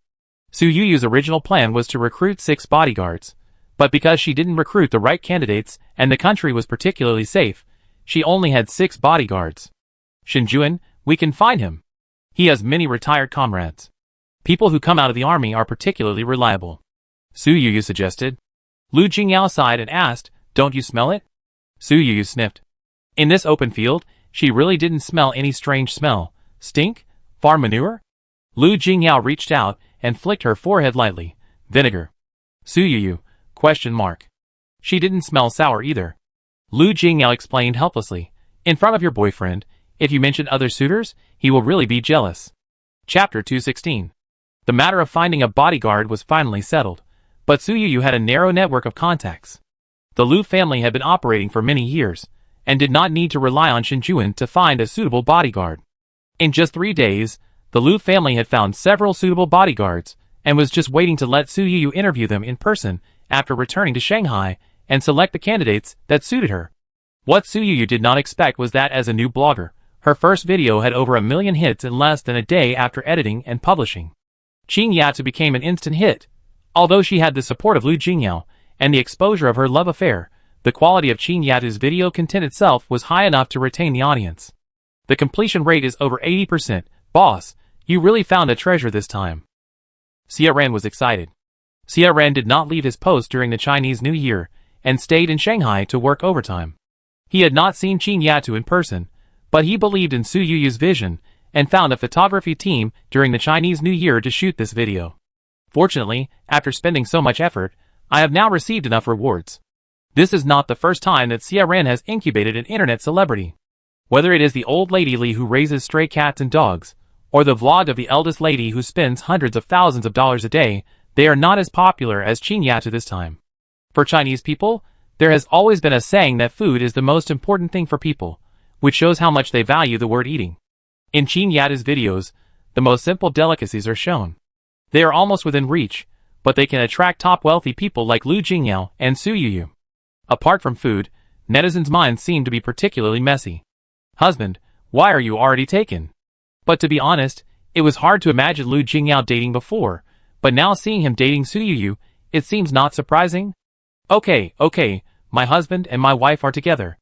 Congratulations to Boss Su for finding her ideal husband, so that no one will spread rumors about her and our brother Jibai in the future. Am I the only one who thinks they are acting? A top rich man and a rich woman are acting together just to promote this little blogger? What is the origin of this little blogger? If they really want to promote her, why don't they send her into the entertainment industry? I don't care. Anyway, I don't believe this is true. Su Yuyu glanced at the sour comments in the comment area and just smiled. She didn't take it to heart. It's better to have popularity than not. No matter how these people were attracted to this video, they will eventually become traffic for Qing Yatu. Xia Ran asked the photography team to strike while the iron is hot, and continued to shoot a few more videos. Talent?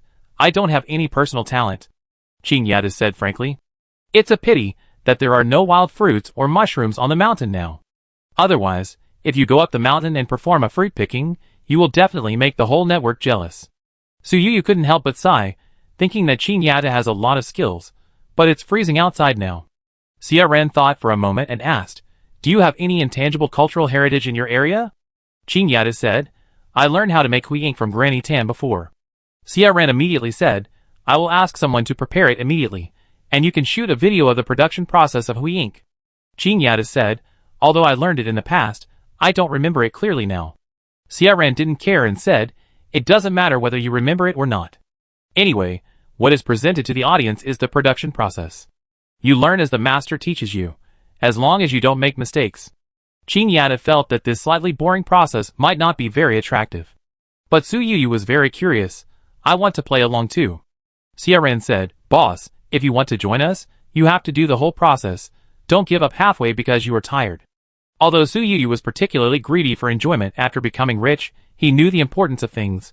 Don't worry, I'm not the kind of person who can't bear hardships. Xiaoran was skeptical about this, but he couldn't really stop the boss. So he said, Mr. Liu is now the traffic code, you can take him along, and I guarantee that this video will go viral. Su Yuyu turned her head and looked at Liu Jingyao beside her. Seeing him nod, she couldn't help asking, Why don't you work suddenly? Liu Jingyao laughed. Work is for a better life. Liu Jingyao stayed with Su Yuyu in Huangshan for more than 10 days in a row. Although he kept calling her every day, he still insisted on going. No matter how Assistant Liu cried, he had no intention of going back to work. Su Yuyu felt embarrassed. You go back first. I will definitely return to Shanghai before the end of the month. Liu Jingyao wanted to refuse, but Su Yuyu was very firm. In the end, he got her promise to give him the hui ink she made by hand as a gift, and then he returned to Shanghai reluctantly. Su Yuyu and Liu Jingyao had been together for more than 10 days. Suddenly, there was no clingy person around her, and she was a little uncomfortable. Forget it, forget it. A wise man does not fall in love. This is true. Falling in love almost ruins my brain. After Su Yuyu sighed, she threw herself into the process of making hui ink. Speaking of which, Qin Yatu and Su Yuyu, after changing into Hanfu, were both particularly pleasing to the eye. People with discerning eyes saw that they were applauding a documentary about making hui ink, but those who were not aware of it might have thought they were filming some ancient puppet drama. As expected, this video became popular on the internet again. Unlike other noisy self-media videos, Qin Yatu seemed to have some kind of magic. She was obviously doing the simplest labor, but it was difficult for people to look away. It seemed that in a moment, she had gained spiritual peace. If the eyes have learned, it is equivalent to me learning. To round it off, I now know how to make hui ink. I also feel that I am terribly strong now. I can make the best ink immediately after I start. The netizens' words were obviously funny, but this video did make them feel that they had narrowed the distance between themselves and traditional culture. Something even more unexpected happened. The video of Qin Yatu making hui ink was uploaded to the internet. Once released, it immediately became popular all over the world. This was completely unlike the popularity of ordinary intangible cultural heritage videos. It was like a cheat. Many foreigners even learned to pronounce the two words hui ink because of this video. Of course, there are also many haters on the internet who are anxious. Is it fake? It's just making ink sticks. How can it be so popular? I checked. This blogger named Qingqing is signed to Su Yuyu's company. It must be Su Yuyu who spent money to buy traffic to support her. Song Jibai also became popular in this way. But soon, she was scolded back by more people. Buying traffic in China is fine. How can you buy traffic abroad? Haven't you seen that there are more comments on videos abroad than in China, and each one is different? Can Su Yuyu, who is so powerful, still force foreigners to eat Amway? Most people have felt the charm of Qin Yatu's videos. People who were originally irritable will calm down when they hear her voice, and countless insomniacs fall asleep by listening to her voice. But it was someone else who truly ended this vicious online war. Chapter 217. Who would have thought that the higher-ups would actually spend so much effort praising an internet celebrity? Su Fong sighed. Su Yuyu nodded. The country has always paid special attention to online public opinion. In recent years, it has attached great importance to protecting traditional culture and has long wanted to promote the country's name card to the world. Su Yuyu was also surprised that Qin Yatu's video caught the attention of the higher-ups so quickly. The beauty of intangible cultural heritage, unique craftsmanship, these 8 big characters are the headlines of the newspaper in Su Yuyu's hand, and the accompanying picture is a photo of Qin Yatu wearing hanfu and making ink sticks. What Su Yuyu didn't expect was Xiaoran. Boss, do you still remember our small business? We used to sell electric cars, pressure cookers, and so on. Before you filmed the video, I asked people to store a lot of hui ink, and now it's selling like crazy abroad. Su Yuyu was stunned when she heard this. She almost forgot about this small business of arms dealer. She didn't expect Xiaoran to still remember it. He could obviously start his own business, but he still worked diligently with Su Yuyu as the main focus. How much did you make? Su Yuyu asked. Xiaoran casually said, Boss, do you want to ask how much the ink stick business made? The ink stick business has made 50 million in the past few days. How much stock did you store? Su Yuyu thought she had heard it wrong. Even if Qin Yatu's video was popular abroad and spread widely, it would not make so much money. Xiaoran casually said, Foreigners are also superstitious. When they hear that Hui ink can bring good luck, foreign friends will buy it in bulk. Su Yuyu, She didn't expect that superstition is a common problem among people all over the world. Besides, our price is also high. Su Yuyu listened to Xia Ran and asked carefully, how high did you set the price? The price is directly multiplied by 10 times the domestic price. Foreign trade is a highly profitable industry, and Su Yuyu felt that the price did not seem particularly outrageous. But Xia Ran said, then the currency unit was changed to US dollars. Su Yuyu immediately calculated, 70 times. She suddenly felt that being a profiteer also requires a strong psychological quality. She always felt uneasy when selling a 100 yuan item for 7,000 yuan. Xia Ran was not embarrassed at all, but said, boss, don't worry. Although our prices are high, the product quality is acceptable, and the packaging is very beautiful. Those foreigners like it very much. They have to thank us. Su Yuyu felt that she had found Xia Ran, which was really a treasure. She mentioned the importance of this business again. Well, are other goods easy to sell? Xia Ran was very clear about business when he mentioned it, and explained, boss, although we are not professional in foreign trade business and have been in the industry for a short time, we have strong funds and a wide range of categories.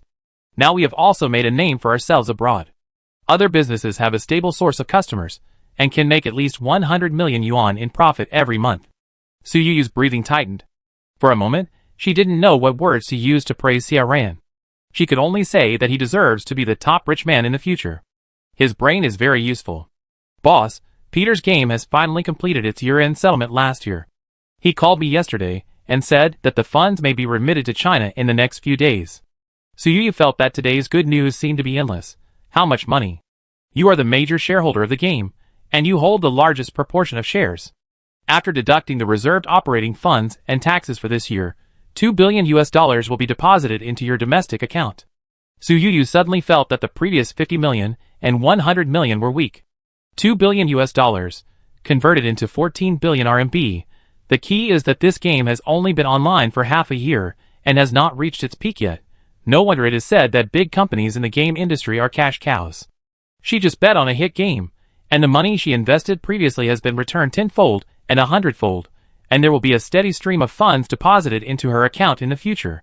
Xia Ran said, boss, last year we had no experience. We should have established several companies abroad earlier. Su Yuyu asked without shame, why do you want to establish a company abroad? To avoid taxes. You received this dividend as an individual and paid nearly half of the tax. If you set up a few more charitable foundations, I am sure you can pay at least 20% less tax. Xia Ran explained. Su Yuyu suddenly felt pain when she heard this. If she had known earlier, why would she lose hundreds of millions of dollars? Mr. Xia, I feel uncomfortable when you say that.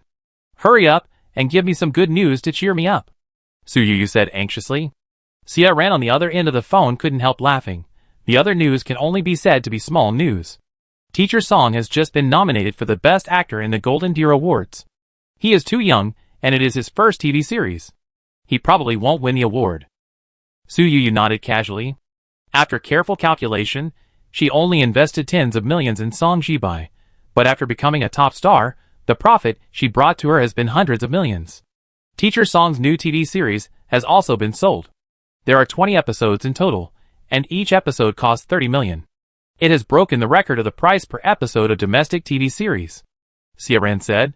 Su Yuyu immediately calculated it. 600 million. She remembered that Song Jibai's TV series was an urban idol drama, and the script was written by Su Wani. Song Jibai was an artist in the company, and the salary was not high. The total cost of shooting was just over 50 million.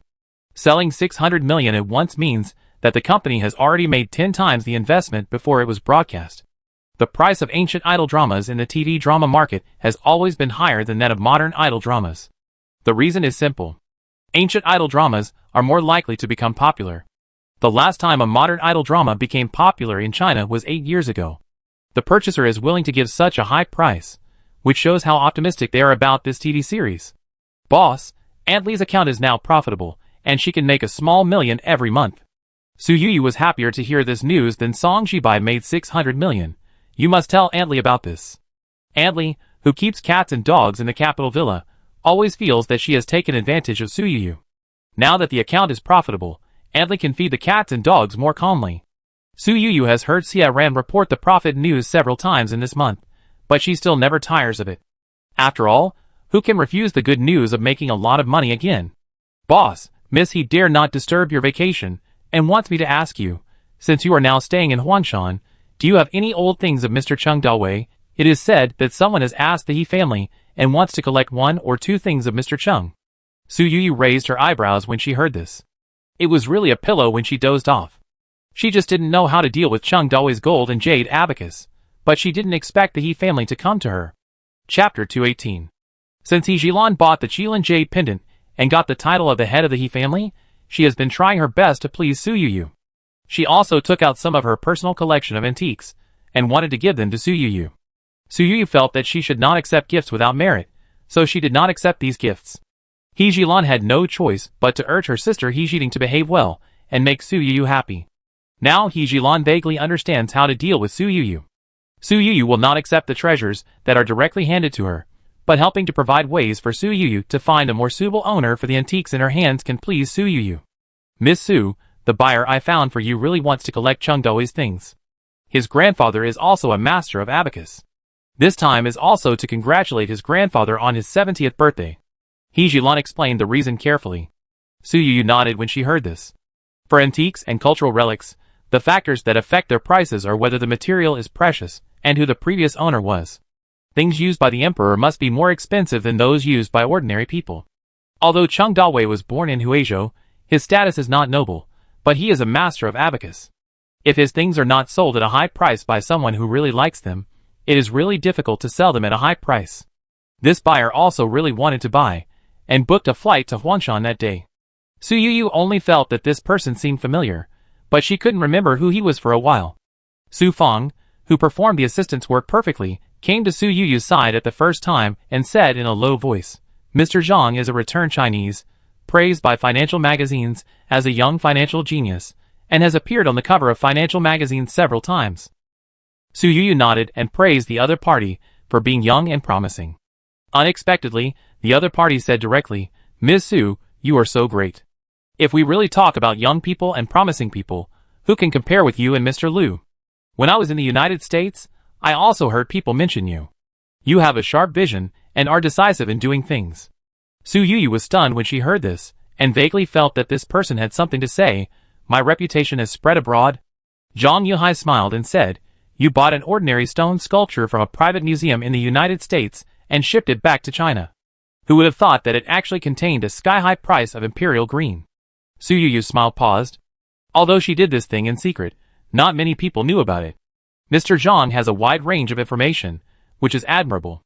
I didn't know that the news had spread across the ocean. Su Yuyu said. Zhang Yuhai immediately explained, Ms. Su, please don't misunderstand. It's a coincidence that one of the spectators went abroad to attend a banquet when the Jadeite Museum was cutting the stone that day. When talking about this, someone at the banquet also participated in the museum auction. After comparing the two, it was discovered that this sky-high jade was imported from the United States. Su Yuyu smiled. I just said it casually and didn't think much about it. Mr. Zhang misunderstood.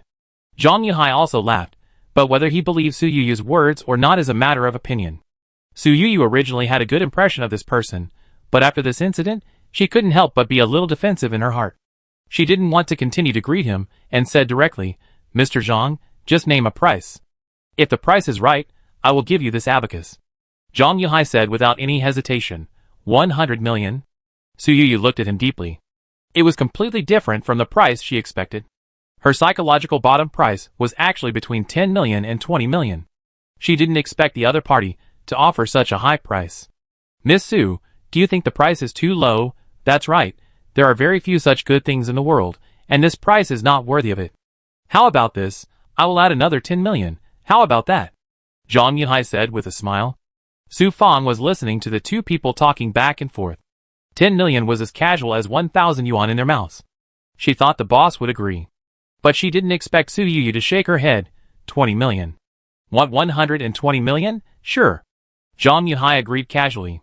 Su Yuyu looked at him steadily and said, only 20 million, not 100 million.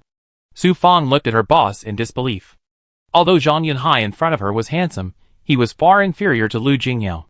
Su Yuyu had never given Lu Jingyao a low price, So why did she lower the price for this guy? Su Fong didn't understand. Zhang Yunhai could take advantage, but he refused to accept it. Ms. Su, you are the seller. How can you bargain in the opposite direction? You will suffer if you cut so much in one go. Su Yuyu said, if I earn less money, I will just make friends with Mr. Zhang. If Mr. Zhang doesn't agree, I will keep this thing in my hands. She refused to accept the high price no matter what, and Zhang Yunhai was afraid of doing too much and alerting the enemy. In the end, he could only say, Ms. Su has a generous personality, no wonder everyone likes to make friends with you. Su Yuyu raised her eyebrows and asked, who else likes me as a friend? Zhang Yunhai paused and said, of course it's Miss He. Su Yuyu didn't ask any more questions. Zhang Yunhai was the one who got angry. I've also watched the food videos of the blogger named Qingqing these 2 days. I wonder if I have the honor to eat a meal cooked by her. Su Yuyu didn't even ask Qing girl, and directly refused for her. She's resting these 2 days and won't cook. A dark light flashed in Zhang Yunhai's eyes, and his face was full of regret. Su Yuyu was impatient to continue to deal with him, so she found a random excuse and motioned Su Fong to send him away. After the people left, Su Fong returned to Su Yuyu and asked after realizing it, Boss, you seem to hate this Mr. Zhang? Su Yuyu did not hide her attitude from the people around her. I instinctively dislike him when I see him. Su Fong quietly memorized the man's name. Su Yuyu suddenly figured out why she felt that Zhang Yunhai looked familiar. She had seen this man in her previous life. In the Gu family, Zhang Yunhai and Gu Yuji had contacts, but she had only seen him twice, so she didn't remember him well. When she thought of this, she suddenly felt that the 20 million yuan transferred by the other party was unlucky. She immediately took out her checkbook and tore off a newly written check and handed it to Su Fong. Donate this money for me to the Mountain Children Protection Organization, Su Yuyu said. Holding the check, Su Fong once again felt that her boss was rich and powerful. He donated the money he just earned without any regret. Zhang Yunhai sat in the car and looked back at the orphanage that was getting farther and farther away. His face suddenly darkened, and then he took out his mobile phone and made a call. This woman is very vigilant. She is not as greedy as you say. She did not accept the money. Chapter 219. Su Yuyu didn't know that she had escaped a disaster. Or rather, she never knew that some people's money was poison, and touching it would either kill or injure them. After finishing her business, she went directly to Qing Yata's house. At the beginning of the new year, the construction team had already started work, hammering and banging in the old house, and Qing Yata was squatting in a small pavilion that had just been built in the yard. In front of her was a small stove, which was bubbling with hot steam, and there were a few small orange tangerines on the side. You are in a good mood to make tea around the stove, Su Yuyu praised casually. Qing Yata frowned slightly. Why do you suddenly have a strange smell on you today? Su Yuyu paused. Su Fong was afraid that the boss would be embarrassed, so she hurriedly said, Qing girl, where is the strange smell? The boss has always had this smell. Qing girl looked strange and asked Su Yuyu, sister, did you meet someone bad? Su Yuyu thought of the girl's special ability and said, if you are worried about your livelihood in the future, you can go to the overpass to tell people's fortunes with this ability to tell fortunes, and your business will be prosperous. Qing girl said, I have thought about it, but they prefer Taoist priests, who are immortal and have good fortunes. I don't want to blind myself, but I am afraid it will be difficult to eat this bowl of rice. Su Yuyu couldn't help laughing. Qing girl always spoke directly, and didn't like to lie. Most likely she really thought about this way of life. You girl, you really have something to say. Our boss did meet someone this morning. Speaking of it, this person is a young talent. Su Fong explained on the side. Qing Yata frowned. Sister Yuyu, I don't like this person, don't see him anymore. Su Fong thought Su Yuyu would be unhappy to hear this, but she just nodded casually and agreed. Su Fong realized it later and asked, why don't you like this person? Qing Yata glanced at her and said in a matter-of-fact tone, this person stinks so much that he has made you all stink. Why do you still want to associate with such a stinky person? Su Fong vaguely remembered that Zhang Yunhai smelled of a faint cologne, which had nothing to do with the stench. She couldn't help but suspect that there was something wrong with her nose. Su Yuyu couldn't smell the so-called stench either, so she said directly, this person originally wanted to come and eat the food you cooked, but I refused. Qing Yata immediately said, Sister Yuyu, even if you didn't refuse, I wouldn't care if he came. Su Yuyu liked Qing Yata's cooking skills. It was strange to say that the same ingredients were always delicious when made by Qing Yata, which made people want to stop. So during this period, she didn't eat in the orphanage, and all 3 meals a day were solved in this small courtyard. Similarly, Because Qin Yatu was still shooting self-media videos, Su Yuyu was also in the camera, as if she had become a permanent guest. However, Su Yuyu's attitude towards food indirectly proved to netizens that Qin Yatu's cooking skills were indeed exceptionally good. Although this girl is a newly emerging food blogger, other bloggers have contacted her team and wanted to shoot joint videos. CRM was happy to see this happen, but he also gave the right to choose to Qin Yatu. Su Yuyu was idle, and went to Qin Yatu to watch her choose the blogger to cooperate with. Black Cat Fatty, I often watch her food videos. Is she coming? Su Yuyu asked. Qin Yatu did not answer immediately, but looked at the photo of Black Cat Fatty carefully for half a minute before saying, I don't like her. I can smell her stench through the screen. Su Yuyu still felt that this girl was too mysterious in her words and deeds. Qin Yatu was obviously not a person who cared about other people's opinions. She reached out and clicked on the tablet, and a man's face appeared on the screen. Chef Lu, who loves to cook, his cooking is quite interesting. This kind of middle-aged man is also humorous. There may be unexpected surprises if you work with him. Su Yuyu suggested on the side. Su Yuyu is rich and has a lot of free time. She usually plays with her mobile phone and watches a lot of food videos. She knows all the food bloggers like the back of her hand. But Qin Yatu's hand moved very quickly, and she slid the photo over almost as if she was escaping. It stinks. Su Yuyu, eh? Even though Su Yuyu knew that Qin Yatu had a special physique, both Black Cat Fatty and Chef Lu were highly popular food bloggers, and after years of market verification, they didn't look like the kind of people who would go bankrupt. Qin Yatu had a very high vision for choosing people. After crossing out the photos of several food bloggers in succession, only one photo remained. That's him, Qin Yatu said. Su Yuyu also knew this person. As the first generation of internet celebrity, he was once popular all over the country, but later because of a conflict with Chef Lu, during a joint live broadcast, this person suddenly went crazy and actually chased Chef Lu with a spatula. It was also because of this live broadcast accident that the self-media career that was originally in full swing collapsed directly. How can you choose him? He is not a good person. Even Su Fong knew about this person's past. Qin Yatu said, I like him. At this time, in a Douyi live broadcast room, Suga Song was processing a fish. While moving the knife, he explained to the audience, this is how to take fish fillets. Push it parallel to 90 degrees, and don't shake your hands left and right. But his very attentive explanation did not buy the audience. Instead, they kept clamoring, why did you hit Chef Lu with a spatula back then? Have you apologized to him? You are a scum who hits people. The live broadcast room should be closed. Why do you let you come out to cheat? You bastard, apologize to our Chef Lu. From Suga Song's perspective, he can see what the barrage in the live broadcast room is saying now, but his expression has not changed at all, and he is still concentrating on processing the fish in front of him. Until the end of his explanation, like countless times in the past, he said to the live camera without changing his expression, this is our little trick for handling fish meat. If you can't learn it, you can watch the video replay. See you tomorrow. After the live broadcast room went dark, the insults did not disappear immediately, but kept on refilling the screen for 5 minutes before letting him go. Brother, you are obviously right. Why don't you explain to the audience? The little assistant was willing to stand up for Suga Song. Suga Song said, why do you have to reason with idiots? The little assistant thought to himself that if you don't want to reason with idiots, why do you cook for idiots? Suddenly, a message alert sounded from his mobile phone, suppressing the complaint that was about to be said, and turned to Suga Song with excitement. Brother, we are going to be rich. Ching Ching, who just became popular, she agreed to shoot a joint video with us and invited you to cooperate in Huangshan. At the same time, a line of system prompts suddenly appeared in front of Su Yuyu. Host, your target of the leak picking mission is on the way. Please be ready. Chapter 220. Delivery to your door? This was the first time Su Yuyu had encountered this situation. The system responded quickly. A task to pick up leaks, any unexpected situation may occur. Su Yuyu's original plan to return to Shanghai was also abandoned because of this incident. The next morning, she walked slowly to Qin Yatu's house. Unexpectedly, she saw a person sitting next to Qin Yatu from a distance. The person looked very familiar. He was the person selected by Qin Yatu to shoot the joint video, Suga Song.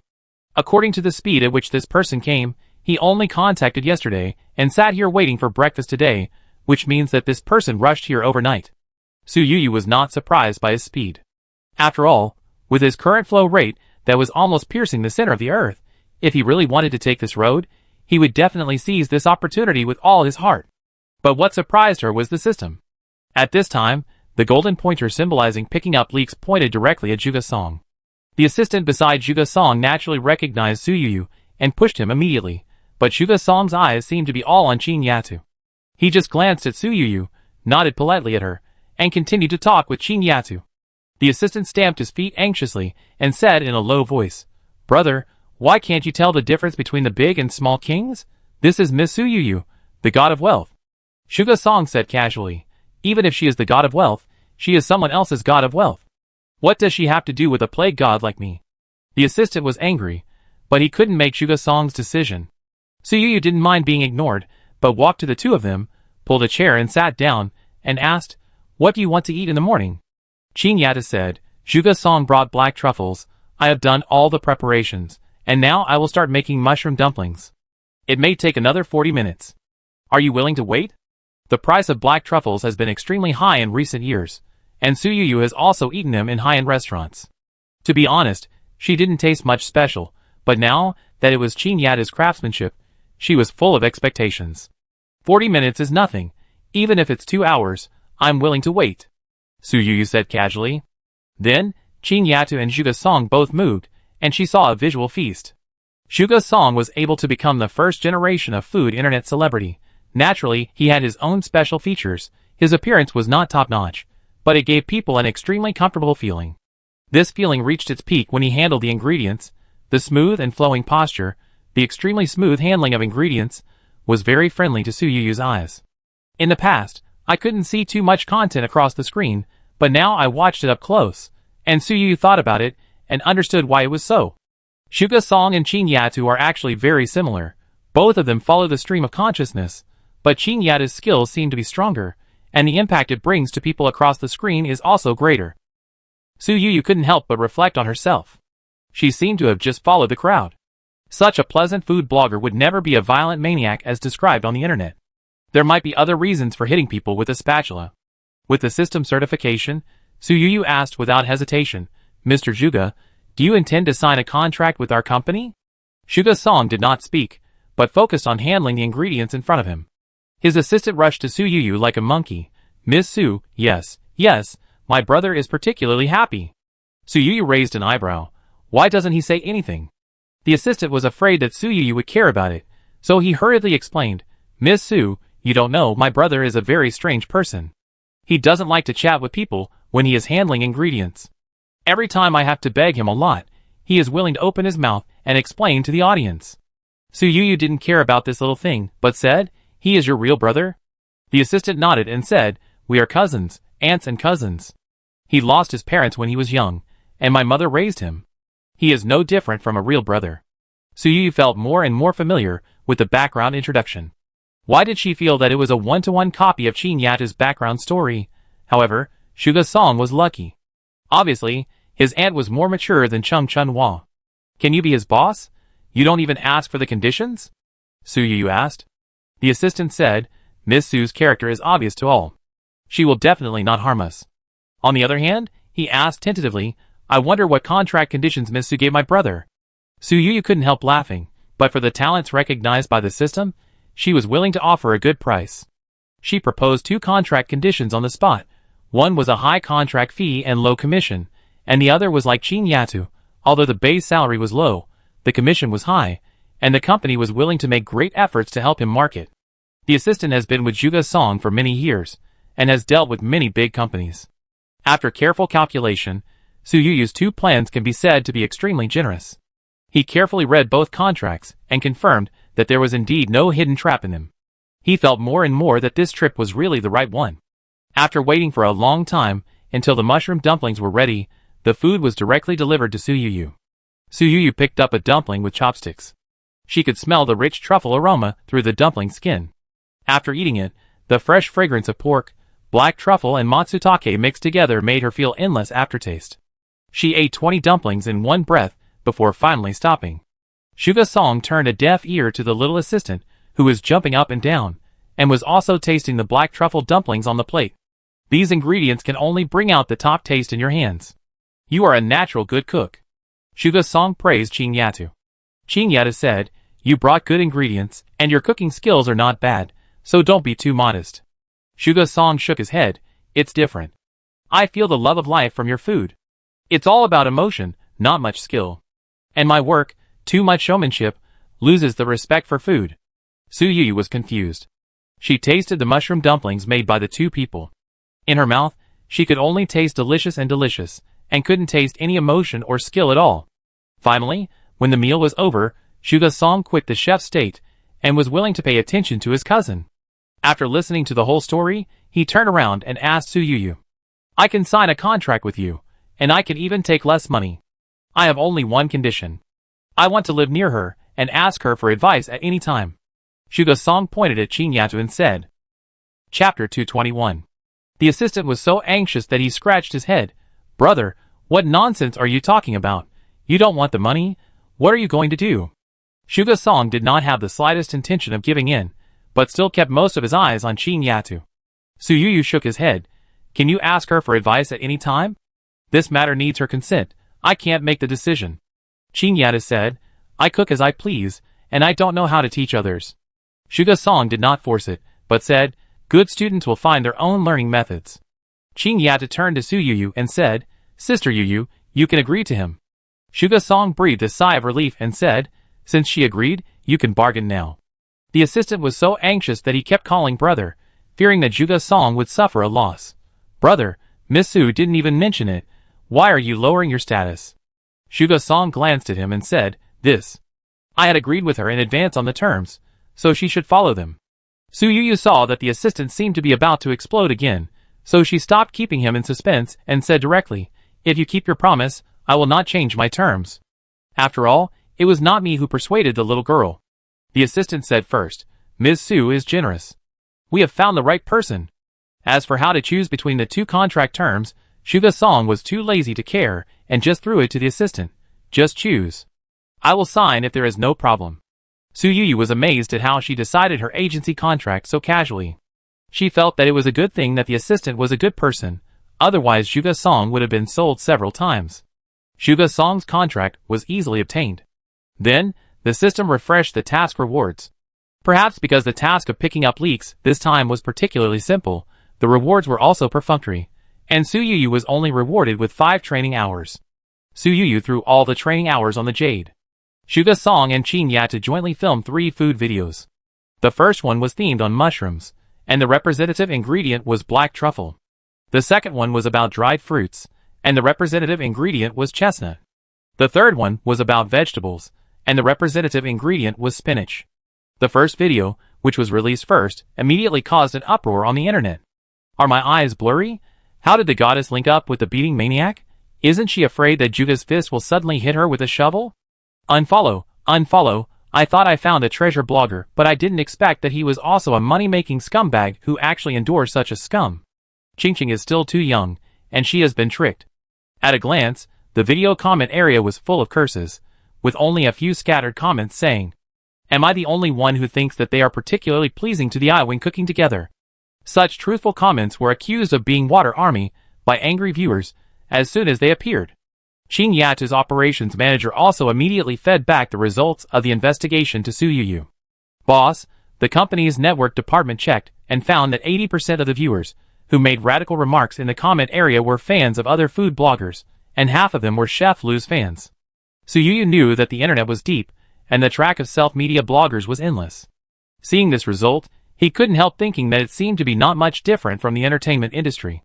How do you plan to deal with it? Su Yu asked. The operations manager also knew that Su Yu had signed Shuga Song, and even because the two bloggers lived very close to each other, their operations teams overlapped. I also asked Shuga Song and tried to whitewash him, but I asked someone to investigate and found no results, and he was unwilling to explain what happened that year. Su Yu frowned slightly. Shuga Song, the person involved, didn't want to explain himself, and there was nothing others could do. Su Yu didn't make things difficult for his subordinates. In that case, let's deal with it coldly first. The operations manager hesitated, but finally said, if he is unwilling to explain and allows the comments to ferment, it may affect Qingqing. Qingqing has lost 20,000 fans in the past half day. Can we not release the remaining 2 joint videos of the two? Qin Yatu's fans are real, without any water injection. The operations manager is naturally distressed. He does not think Zhuge Song has any particularly high commercial value. At this time, he just wants to do his best to protect Qin Yatu. Su Yuyu firmly believes in the system's choice and said, "No, it should be released as planned. Don't worry too much. Maybe things will turn around." The boss has said so, and the operations manager has no choice. 2 days later, he released the second joint video. Such a stubborn move naturally caused 1,000 waves. The fans who originally firmly supported Qin Yatu could not sit still. "I really like Qingqing and think she is a breath of fresh air in the self-media. She has not posted any advertisements since the video was filmed. I thought I would always firmly support Qingqing, but now I really can't hold on. Did Zhuge Song put a poison on Qingqing? Or are they in love? Why do you have to help this scumbag?" Along with these disappointing remarks, there is also an avalanche-like speed of losing fans. The operation manager was heartbroken. 2 videos directly lost 150,000 fans, and the speed of losing fans showed no sign of stopping. The female food blogger Black Cat Fatty, who originally regarded Qin Yatu as a big enemy, couldn't save the smile on her face when she saw this scene. "Miss," the contact person on Chef Lu's side said that he wanted to shoot a joint video with you. The assistant of Black Cat Fatty said. Although Black Cat Fatty is known for her affinity on the internet, she actually has a bad temper. She requires all staff to call her Miss and use honorifics for her in daily life. At this time, Chef Lu asked for a joint video, and Black Cat Fatty naturally understood his intention and readily agreed. In order to catch the heat, the two of them also worked hard, shooting a joint video in the shortest time, and urged to work overtime to edit it into a film. The release time set by the two was also very clever, just at the same time as the third joint video of Qin Yatu. Old-fashioned food bloggers like Black Cat are trustworthy. They will not backstab fans and have to hang out with scum. Fans of Black Cat Fatty praise their own master. Fans of Chef Lu also jumped up and down. "Our chef has vision." The atmosphere when cooking with Black Cat Fatty is really good, just like a warm father and daughter. But they didn't stay happy for too long, and a post suddenly appeared on the internet. "Chef Lu who loves cooking, do you really know the food story behind him?" In less than an hour, this post rushed to the hot list. Chapter 222. The sudden trending search is ultimately due to the recent joint video of Black Cat Fatty and Chef Lu. In order to increase the popularity, the two have invested a lot of publicity in this joint video. They even deliberately guided it in the direction of traditional culture, hoping that they, like Qin Yatu, can be valued by the higher authorities. But now, instead of being valued, they have been exposed. Chef Lu has become famous in China in recent years, and it all comes down to the fact that he won an international award for cooking. In a word, he is probably the most down-to-earth chef among the awarded chefs, and the one who has won the highest award among the down-to-earth chefs. Now, the first post of the exposure mentioned that he won this award. The dish that won him an international award was stolen. The grievances between him and Zhuge Song can be traced back to the generation of Zhuge Song's parents. That dish, called Flying with Wings, was a love dish of Zhuge Song's parents. People who have really tasted that dish would be so disgusted by the imitation made by Chef Lu that they would vomit their overnight rice. The imitation only got 50% of the original, but it was able to win an international award. It shows how brilliant Zhuge Song's parents were back then. The exposing post was not groundless, but listed a lot of past evidence, and even a big shot from the Chefs Association came out to endorse it. There was even a video from that year as evidence. If it was just stealing the recipe, the impact on Chef Lu would not be that great. At most, it would help Zhuge Song reverse his reputation, but the one who really beat Chef Lu to death was his apprentice. Over the years, Chef Lu has taken in many apprentices based on his fame, and each person who wants to learn from him has paid a sky-high apprenticeship fee. They received the money, but did not learn anything real. Instead, they were pooed by Chef Lu. They did not doubt Chef Lu and really thought that they had limited talent. Just collecting money is not a big deal, but Chef Lu is a sex-hungry ghost. A female apprentice came out and mentioned that she was molested by Chef Lu. What's even more terrifying is that some people pointed out that Chef Lu's mess involved a girl under the age of 16. A stone stirs up 1,000 waves. This indescribable evidence has made the whole network boil. A top male star who released a new song today and tried his best to promote it can't even catch up with the popularity of this incident. The joint video of Black Cat Fatty and Chef Lu has become popular again. The cooperative atmosphere with a strong father-daughter feeling that was praised by the whole network before. Now, because of Chef Lu's black material, people also put on tinted glasses. Chef Lu is too busy to take care of himself.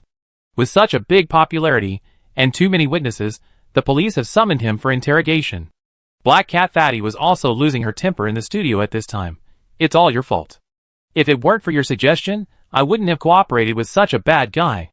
The staff was scolded by her, and didn't dare to raise their heads. Nor did they dare to mention that it was she who was eager to cooperate with Chef Lu and envied his popularity. Now something went wrong, and she let the employees take the blame. Black Cat Fatty established a cute and slightly chubby little beauty on the internet. Privately, she has a very bad temper. The employees didn't dare to refute at all, and could only agree to it. After smashing a staff member's cup, Black Cat Fatty said angrily, "This month's bonus is gone." Then he strode back to his office, and closed the door forcefully. The employees looked at each other, sighed, and one of them said, "Can we continue to do this job? Not to mention the daily overtime. The salary is already low, and now the bonus is cut. I get less than 3,000 yuan a month. It's better to go to a restaurant to serve dishes." This statement was immediately recognized by everyone, but someone else said, "We didn't enter this industry for money, but to realize our dreams, and want more people to see our works. Who can care about dreams when we can't even make a living?" Everyone fell silent. They were all college graduates, who had no family burden and were smart. In just 1 year, they relied on their creativity to promote Black Cat Fatty from an unknown blogger to his current status. Suddenly, a young girl jumped up excitedly. "Great! I have good news to tell you." The companions all looked like they were half dead. What good news can there be now? Has Chef Lu's reputation reversed? The young girl shook her head. "No, he seems to be going to jail. I don't know how many years he will be sentenced to." The companions all sighed. The young girl didn't continue to keep it a secret, and said with a smile, "UU Entertainment contacted me, and said they wanted to poach our entire team. The conditions they offered were a minimum salary of 15,000 yuan, and if you do well, you will get a share. Are you willing to go? 15,000 yuan. Su Yu is rich. Who wouldn't want to go? Anyway, I am willing." "But what about our non-compete agreement?" When they joined the company, they were fooled by Black Cat Fatty's brother, an agent, to sign a non-compete agreement. If they left Black Cat Fatty's studio, they could no longer engage in related work. For a moment, everyone looked worried. The young girl who was in charge of the connection said, "It doesn't matter. The legal department of UU Entertainment has read our agreement, and said that they are sure that it can be solved perfectly. If it can't be solved, the company can also spend money to solve the non-compete agreement. The people no longer have to worry about the future, and they can finally cheer without scruples. Great. It's you rich woman. We are saved." The Black Cat Fatty listened to the noise outside, opened the door unhappily, and scolded, "It's so noisy. One by one, if you don't think about how to solve problems for the company, what's the point of keeping you?" Everyone has tolerated her big lady temper for a long time, and now they have received an attractive offer, and are no longer willing to endure it. "Compensate for my cup. This is a limited edition that I bought for 300 yuan. The staff member whose cup was smashed before finally has the courage to speak. Other companions also stood beside her to show their support. Black Cat Fat's eyes widened, looking at the man in disbelief. "What's your attitude? Is this the attitude you use when talking to your boss? Do you want to quit?" "Yes, we don't want to quit, we're leaving today." Black Cat Fat was just threatening, but she didn't expect that the whole family would fall apart. She pointed at the group and said, "You actually want to resign? Did you forget that you signed a non-compete agreement?" The group of people were not scared by her at all. The girl who was initially contacted suddenly said, "The legal lady over there said that the company is willing to use legal means to help employees get justice for the cup. If there is any other evidence, such as proving that they have been mentally oppressed here, the company will also help to uphold justice." Black Cat Fat listened to half of the words and immediately accused, "What company? You found a new company, and you actually betrayed me. Did you plan this incident?" Chapter 223. UU Entertainment. We don't have to serve you anymore. UU Entertainment promised to let us do our own projects and let us do whatever we want. After getting a new backer, all the staff felt that they had straightened their backs. Black Cat Fatty felt uneasy. Although she felt that her success depended on herself, she also knew that if so many people resigned at once and the studio came to a standstill, it would be possible to ruin her career.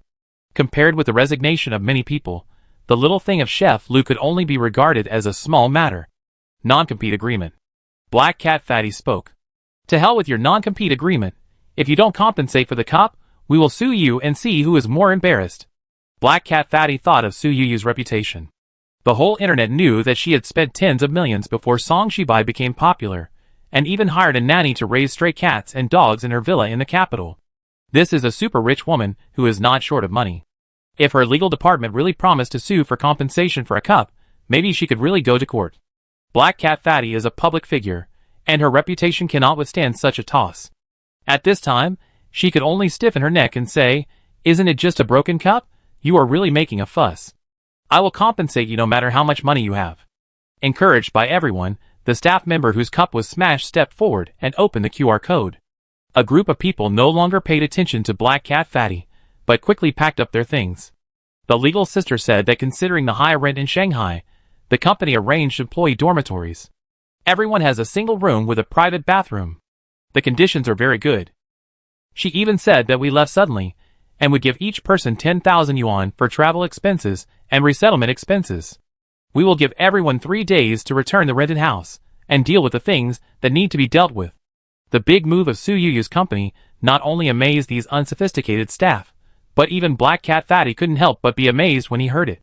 Black Cat Fat thought about it, and really couldn't bear the pressure of the studio becoming an empty shell, so he said, "If everyone is willing to stay, the salary will be increased by 50%.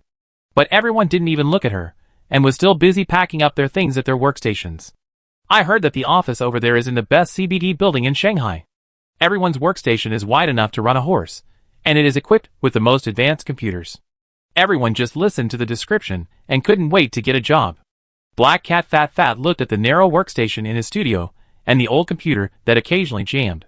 He cursed Su Yuyu 800 times in his heart, but he still tried to save the situation. "We have all worked together for so long and are familiar with each other.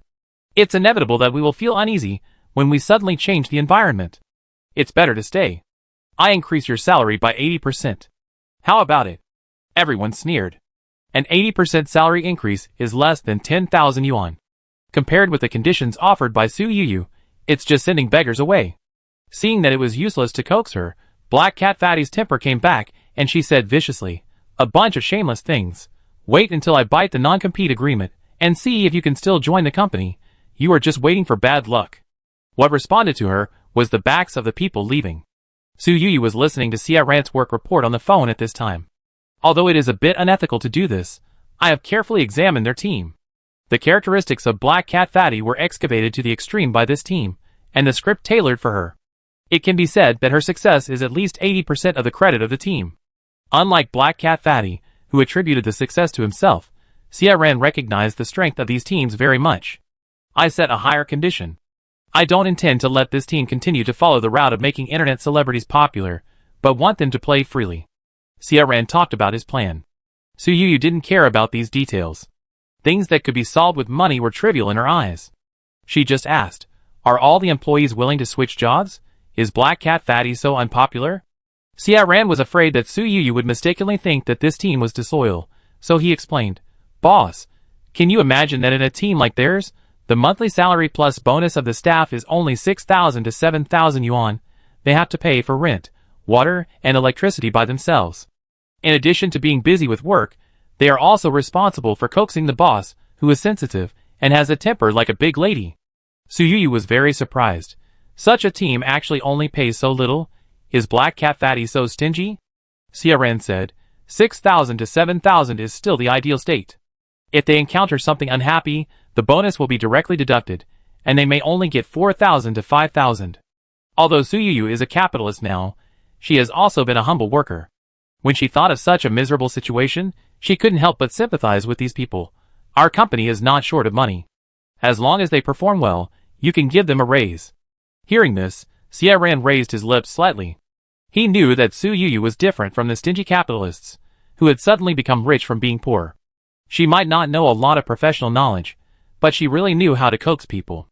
All the staff of the Black Cat Fat studio resigned, and the official Weibo was not operated by anyone, and no one came forward to comfort the fans. The fans who were originally upset because of the Lu Chef incident went straight to emotional out of control. Her cousin, the agent, did not expect that he had only taken a week off, but his career had suffered a Waterloo. He did not take the news seriously when he received it on the phone. "When I arrived at the studio, I was dumbfounded to see that even the front desk had run away. The two-story building was empty. How come you can't keep anyone? My cousin, the agent, asked. After becoming famous, Black Cat Fatty's temper worsened, and he turned to blame his cousin. Why did you take a vacation at this time when you didn't take a vacation earlier or later? My cousin, doesn't the non-compete agreement work? What does the legal department of Suyuyu's company say? Black Cat Fatty, it's all your fault. You keep squeezing employees. If you had given them a higher salary earlier, there wouldn't be these crappy things. Cousin, hurry up and start the trend online. Even if you can't get the person back, you have to throw dirty water on Suyuyu. Don't let this loss go in vain. Although the brother and sister said their own things, they reached a consensus after blaming each other. They couldn't swallow this breath. Suyuyu was just about to leave for Shanghai when she saw that the hot search about herself was directly brought up on the internet. Illegal poaching? Suyuyu raised her eyebrows, turned her head, and didn't take it to heart. Anyway, with Xia ran around, she would never let her boss be scolded in vain. Sure enough, before she even set foot on the ground, there was a polar reversal on the internet. A job of 4,000 or 5,000 a month, and a non-compete agreement is signed. Is Black Cat Fatty a cute little princess or a black-hearted capitalist? Like Chef Lu, Black Cat Fatty's road to collapse also started with a skin exposure post. Chapter 224. However, compared to the shocking evidence of Chef Lu, which even involves the law, the black material on Black Cat Fatty's side seems to be relatively ordinary. But what is unexpected is that the more ordinary the evidence is, the more empathy it can get from the public. After all, there are only a few people who are good at the rule of law in life, but unscrupulous bosses are the majority. It is really hard to imagine that such a blogger with tens of millions of fans actually pays his team 4,000 to 5,000 yuan. My salary is also 4,000 to 5,000 yuan. For a moment, I feel like I am almost the same as them. Your 4,000 to 5,000 yuan does not include the cost of coaxing the princess. These college students are really miserable. They have to think of creative ideas and shooting techniques during the day, and do their best to highlight the so-called beauty of the boss. They have no time to rest at night, and they have to do data and comments for the boss online. Just for a job in a company with a salary of 4,000 to 5,000 yuan, they are on call 24 hours a day, and have to get up at 2 o'clock in the middle of the night to modify PPT. They are even worse than us. I just saw the recruitment information of Black Cat Fatty on Boss Sheeping. The salary is written as 4,000 to 10,000, but people who have worked there know that it may only be 4,000. Her internship period is even marked as half a year, and the salary during the internship is generally 20% off. Black Cat Fatty has posted a lot of luxury cars and mansions, and she also has a whole wall of Hermes. Who would have thought that such a rich person would be so mean in private? Black Cat Fatty originally thought that with a large number of staff leaving, she would at most fall into a 1-month or 2-month shutdown period. With so many college graduates in urgent need of jobs, she could always find the right person if she spent some time. She and her cousin made a fuss about this matter in order to let netizens judge for themselves and help them scold Suyuyu, but they didn't expect that they would stab their own aorta with one knife. As an internet celebrity, losing popularity is a very scary thing. For example, now, Black Cat Fatty's fans are starting to drop. The speed at which Qing Yata lost fans was even faster than before. Because Black Cat Fatty had once made fun of Qing Yatu in his own video, because Qing Yata refused to shoot a joint video with him. Now the comment section is full of ridicule. You blame Qing for ignoring you, but now it seems that she has a keen eye and can see that you are not a good person. Qing also rejected Chef Lu, but Zhuge Song, who cooperated with him, seems to have no black material except chasing Chef Lu with a spatula. What kind of black material is chasing Chef Lu with a spatula? This is called a young man eliminating harm for the people. Chef Lu's case has been sentenced, and the police have also reported the case. He is a real rule of law expert. Zhuge Song, who once opposed him, does not need to be whitewashed and will naturally become clean. But there are still people who are against it. Now we live in a society ruled by law. Hitting people with a spatula on the show doesn't look like a normal person with stable emotions. Qing will be in trouble sooner or later if she gets so close to him. Seeing such remarks, Zhuge Song's assistant was unhappy and immediately turned out his cousin's brilliant resume. My brother may be a cook now, but he was a retired soldier before. He won the second-class merit and rescued disasters. Once the red certificates of honor and special medals were displayed, no one mentioned themselves. After all, they are the cutest people in this land. Qing girl let Zhuge Song stay by her side for 2 months. Suddenly one day, she said, "Your heart is not at peace. Go and do what you want to do." Shuga Song didn't expect his performance to be so obvious. He didn't force him to stay, but took his cousin and the filming team directly abroad. Shuga Song has many identities, but the one he recognizes most in his heart is always a chef. When Suyu learned about this, she just called him and asked, "Are you sure you can win the prize?" Shuga Song went abroad to participate in an international cooking competition. He always felt that he still had a lot to learn. After staying with Chin Yatu for 2 months, he calmed down and seemed to have a deeper understanding of cooking, so he mustered up the courage to participate in the international cooking competition. "Not sure," Shuga Song said very confidently.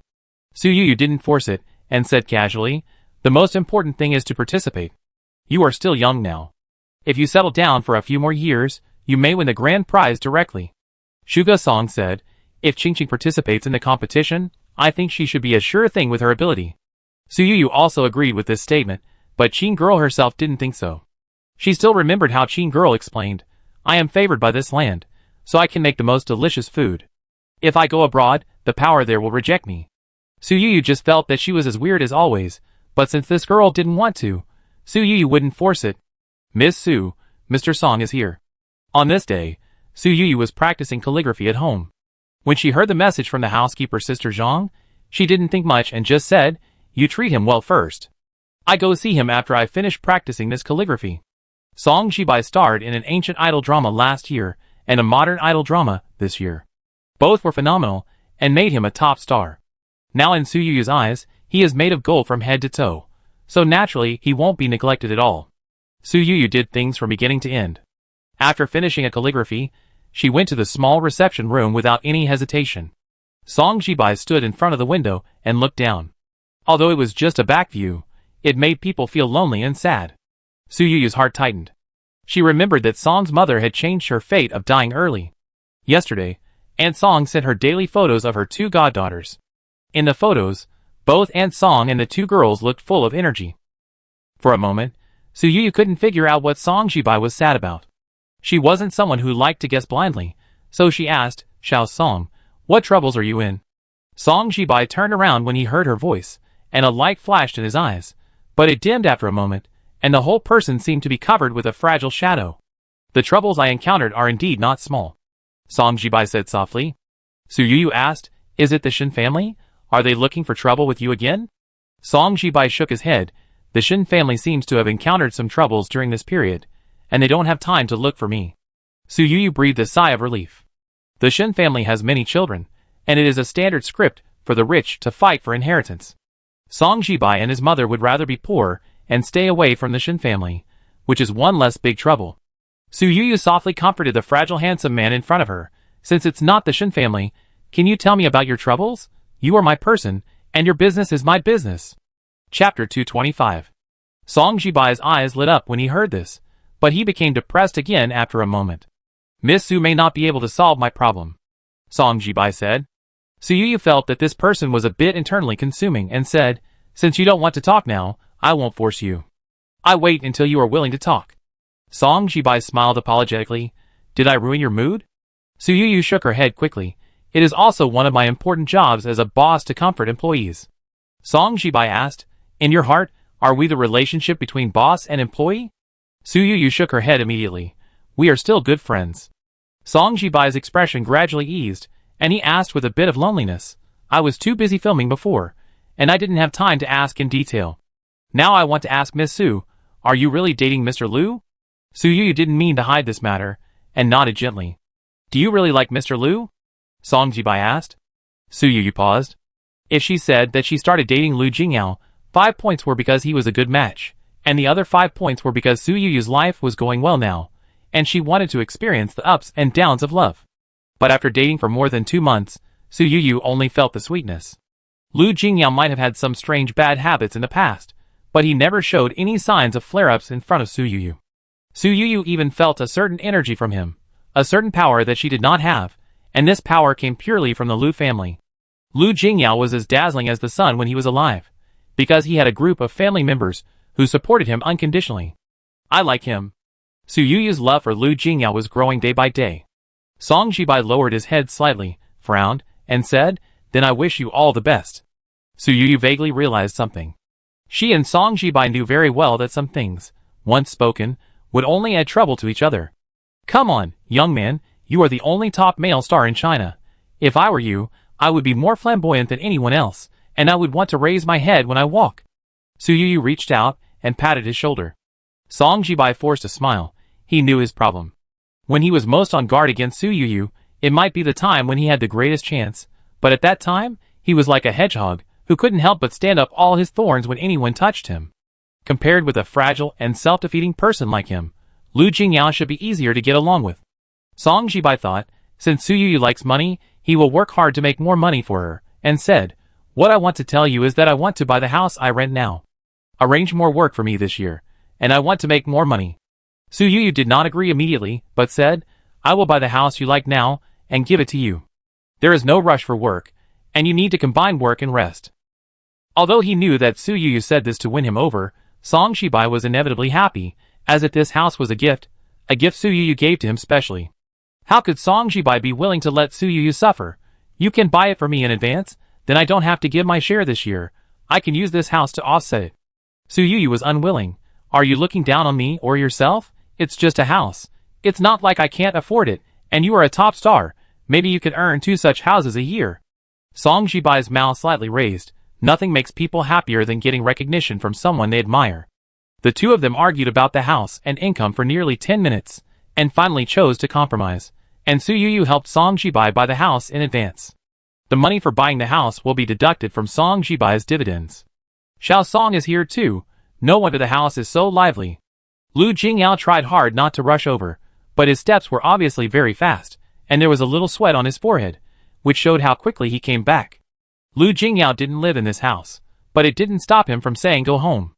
Song Jibai felt very unhappy when he heard these words, but when he saw the little dog Guai Guai circling around Lu Jingyao, he couldn't help but laugh at himself. They were a perfect match, and even the dog supported Lu Jingyao, so why should he be the bad guy? "I still have to go back to study the script, so I won't bother you anymore." Song Jibai stood up and said goodbye. Lu Jingyao was obviously on guard against him, but now he pretended to be generous and said, "Why are you leaving as soon as I come back? Xiao Song, stay for dinner. I asked Sister Zhang to cook some of your favorite dishes." Song Jibai knew that Lu Jingyao was asserting his sovereignty. Although he understood his boasting, he even knew that if he were Su Yuyu's boyfriend, he would be even more exaggerated than he was now. But Song Jibai understood, but his anger did not diminish at all. He simply stopped and said, "Okay, since Mr. Lu has tried so hard to invite me, if I still refuse, it would be a bit ungrateful." Now it was Lu Jingyao's turn to be embarrassed. He just said it casually, and it was not a sincere invitation at all. After all, he and Su Yuyu were not close enough, so how could he be willing to keep his rival as a light bulb? "Okay. I tell Sister Zhang," Lu Jingyao said stutteringly. Song Jibai didn't spare him, but asked, "Mr. Lu knows what dishes I like to eat." How could Lu Jingyao remember the hobbies of his love rival? For a moment, embarrassment appeared on his handsome face. "Woof woof, he is just stupid, even more stupid than De Huang. He is not my father." Even Guai Guai couldn't help but dislike Lu Jingyao. Su Yuyu said helplessly, "He doesn't remember, but I remember. Sister Zhang, Xiao Song has a light taste and prefers less oil and less salt. You should tell Master Chen in the kitchen." Sister Zhang smiled and responded. Song Jibai sat back peacefully again, and the curve of his mouth couldn't be suppressed.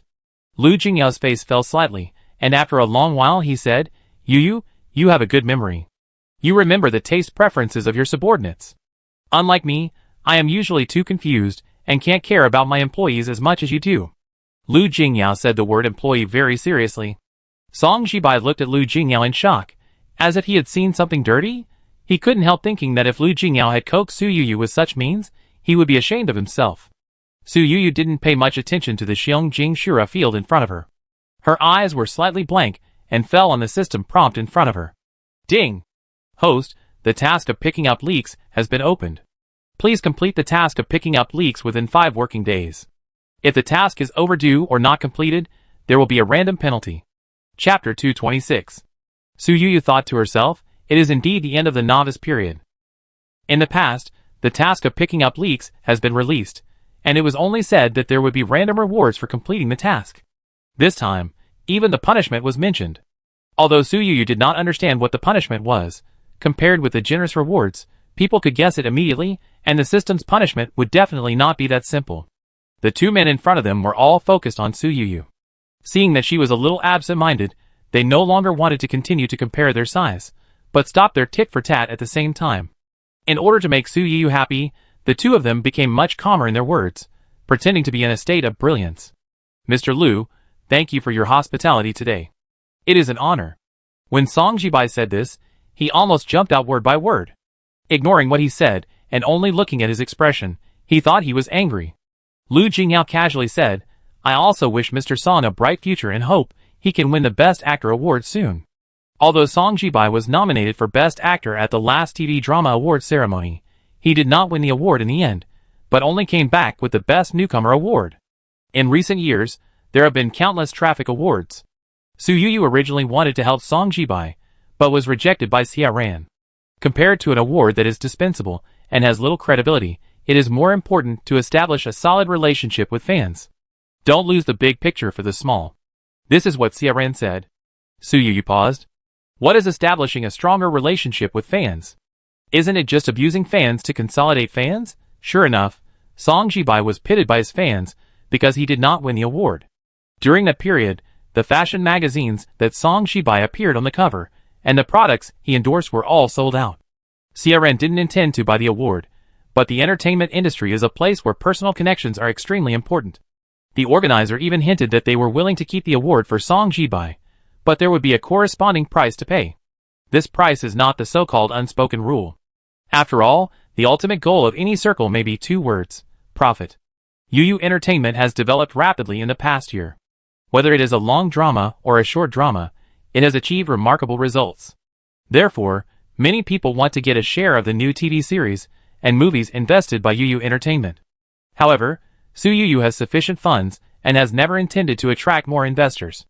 It is just that Lu Jingyao got a share of the Dream of Red Mansion's crew for publicity.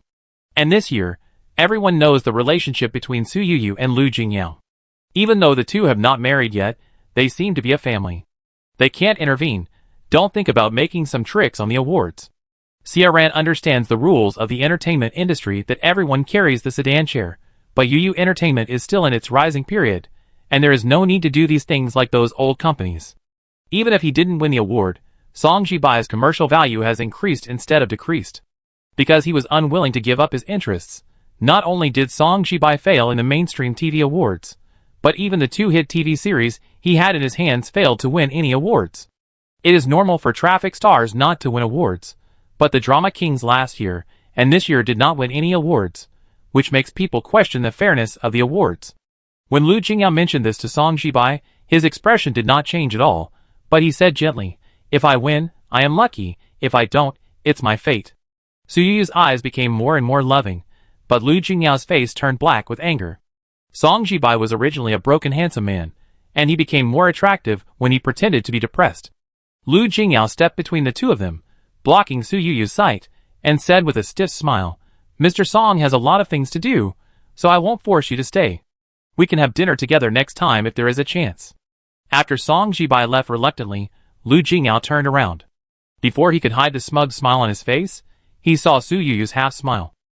"I will never say polite words again." Lu Jingyao admitted his mistake straightforwardly.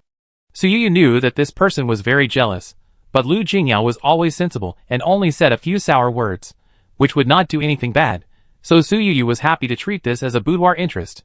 "You knew it long ago that I like money very much. I am with you, and it may even be because you are rich. Teacher Xiao Song is my cash cow. I will not stop associating with him just because you are jealous," Su Yu said frankly. She herself did not know whether her good impression of Lu Jingyao was accumulated because of the jewelry worth hundreds of millions, and those expensive gifts were directly sent to her heart. Lu Jingyao had long gotten the answer to this question in his long self-doubt, and said with some pride, "There are so many rich people, why don't you like other people's money, but only like my money?" "It's because you like me." Su Yu, Don't let your imagination run wild. Sometimes there is no reason to like someone. Even if there is a specific reason, such as money, wealth itself is one of the characteristics of this person and the source of charm. It is not so easy to give up. You and Teacher Xiao Song can have contact if you want. I know you know what you are doing, and will not do anything to embarrass me. I believe it," Lu Jingyao said very generously. Su Yu curled her lips. If Lu Jingyao was really as generous as he said, he would not have almost crawled back to claim his sovereignty. But men are all good at face, and Su Yu did not point this out. Lu Jingyao is now deeply immersed in the gentleness of life, and seems to have lost his former determination to make progress. He doesn't take work very seriously. After Su Yu returned to Shanghai, he stayed at her house for 8 out of 10 days. He was not completely idle. He often borrowed the small study room in Su Yu's house, and assistant Lu often came to him to sign. Su Yu naturally understood his thoughts, but just wanted to be together all the time during the love period. The Finnish Aurora season is about to end. I have nothing to do during this period. I want to go out with you to relax, Lu Jingyao said softly. Su Yu shook her head. Lu Jingyao may have handled his official business in advance, but she hadn't dealt with her affairs in China yet. I'm going to Jiling tomorrow, Su Yu said. Lu Jingyao nodded. If you don't mind, I'd go with you. Su Yu naturally wouldn't refuse.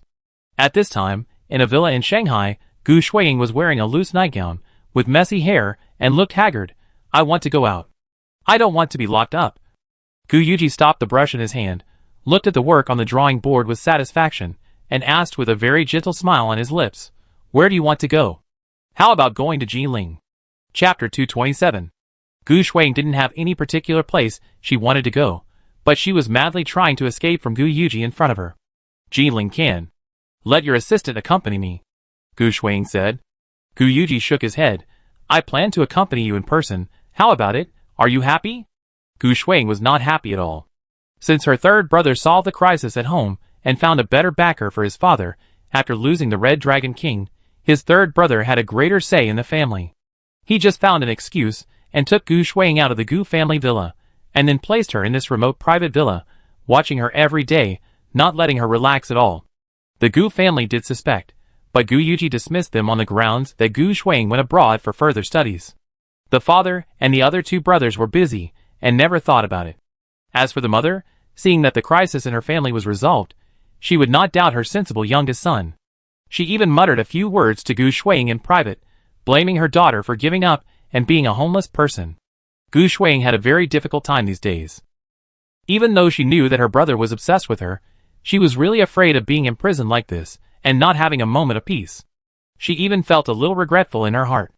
If she had not stopped Su Yu from returning home, would she not have suffered the torture now? Gu Yuji suddenly reached out and wiped the tears from her face. Because his hands were covered with thick calluses, because he had been holding the paintbrush for many years, he looked very uncomfortable when touched on his face. Gu Shuiying's skin was extremely delicate, and a slight touch would leave a red mark. After being touched at this time, a light red mark immediately appeared, which looked very pitiful. The more pitiful they are, the more people want to ravage them.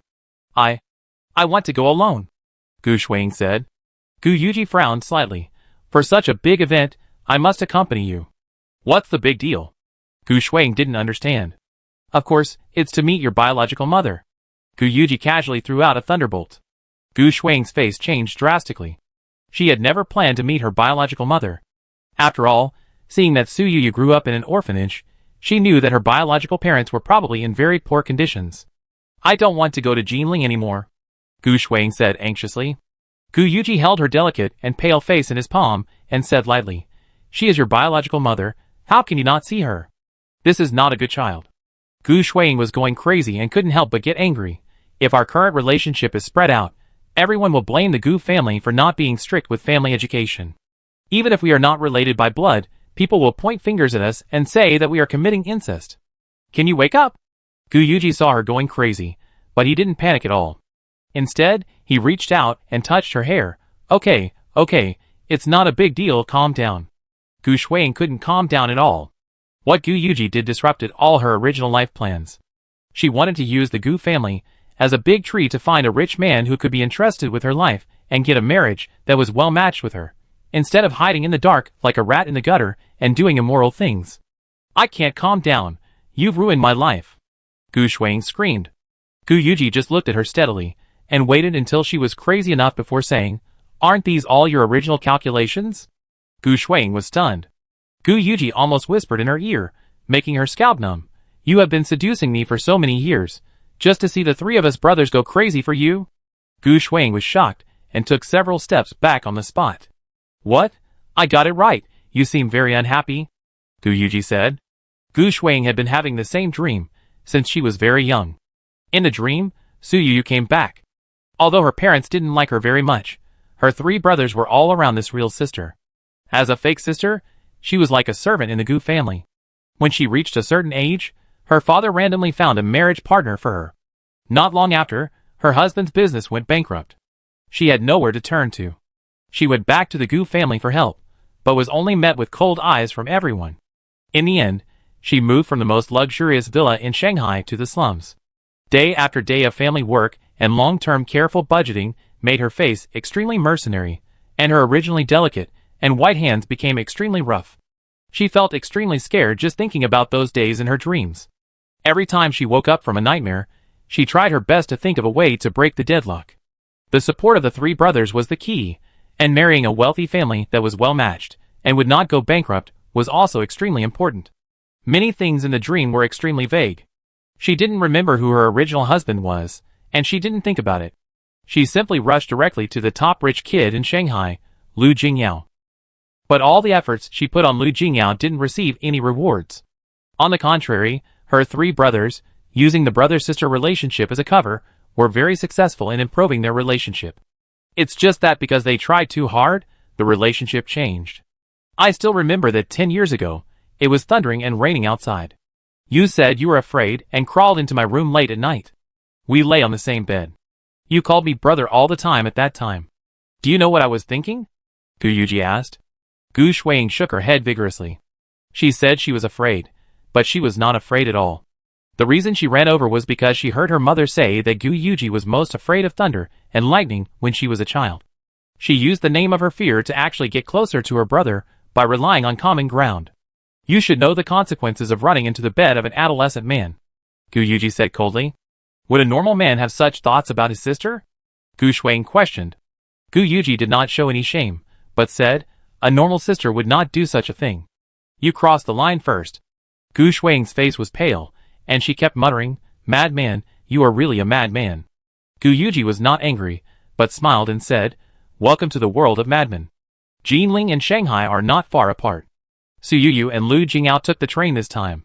However, as soon as they entered the VIP waiting room, they immediately saw 2 unpleasant faces. Gu Shuiying and Gu Yuji sat on the leather sofa at the entrance. Gu Yuji looked leisurely, but Gu Shuiying was like a frightened bird. Chapter 228. Su Yu felt unlucky, and the Gu family siblings had the same idea. Neither of them had any intention of talking. Su Yu thought that she would be on the bus for a few minutes, so she would not be bothered by the sight. Unfortunately, this idea was ultimately unfulfilled. They were in the same VIP lounge at this time, and as the voice prompt sounded, several people stood up slowly. Until this moment, Su Yu thought that everything was just a coincidence, and she was about to part ways with the brother and sister. Unexpectedly, they took the same bus and stayed in the same carriage. They were even very close to each other. Su Fong saw that the atmosphere in the carriage was not right, so she took out the fruit lunch box that she had prepared long ago and sent it to Su Yu.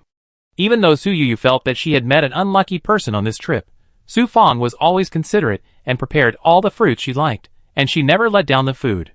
For such a short journey, Su Fong not only prepared a fruit lunch box, but also an 8-grid snack box. The small foods inside were all delicious and tasty. They were made by the chefs hired by Su Yu's family, and they were cleaner and more hygienic than the food outside. Even Lu Jingyao took out a snack box. Last time, didn't you say that you liked to eat the plum cake made by my father? He made another portion for you to take with you on the road. Compared with the lively situation here, the Gu family brothers and sisters were much quieter. Gu Shuiying listened to the lively movement coming from the other side, and couldn't help turning her head to take a few more glances. Seeing that everyone was surrounding Su Yu, like the moon surrounded by stars, she felt that her eyes were stung.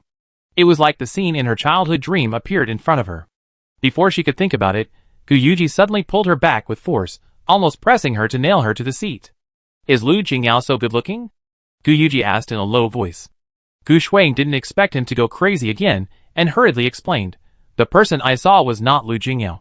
Gu Yuji sneered and said, even if you are blinded by your eyes, I will not pay attention to you. I like Su Yu. Isn't Su Yu 1,000 times better than you? Gu Shuiying was not surprised that he didn't listen to her explanation, but what really made her heart ache was, do you think Su Yu is 1,000 times better than me? Gu Yuji felt puzzled when she heard this, and said in a matter-of-fact tone, "What else?" Gu Shuang laughed bitterly, and suddenly felt that all her hard work for so many years was in vain. She tried her best to guard against Su Yuyu, but in the end, she ended up like this. Su Yuyu's side was still lively, but she had to associate with the devil. Gu Yuji said lightly, "Even if Su Yuyu has 1,000 bad things, at least she really didn't take advantage of the Gu family." Gu Shuang remained silent. Gu Yuji said, "Don't you like to compete with her? How come you have lost all your fighting spirit? The more powerful she is, the more you should face the challenge. I still prefer you to be scheming." Gu Shuang turned her head and glared at him fiercely, then put on a blanket and pretended to rest. Gu Yuji saw her like this, but did not continue to pester her. Instead, he stretched out his hand on Gu Shuang's abdomen and gently stroked it, as if touching a rare treasure. Su Yuyu was surrounded by a group of people. Under Lu Jingyu's hint, everyone consciously tried to make her happy. Even the bodyguard, who was always taciturn, tried his best to come up with a joke. With so many people coaxing and praising her, Su Yuyu soon forgot about the Gu brothers and sisters. After getting off the train, she got on the car and went to Lu Jingyao's villa in Jinling. The villa in the city center adopts Su-style architecture, with small bridges and flowing water, pavilions and towers.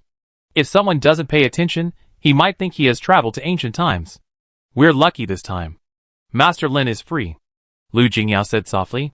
Su Yuyu asked, "Who is Master Lin?" Lu Jingyao smiled and said, "He is my grandfather's favorite Huaiyang cuisine chef." Su Yuyu's eyes lit up, thinking that Lu Jingyao still understood her. "The world is big, but eating is the most important."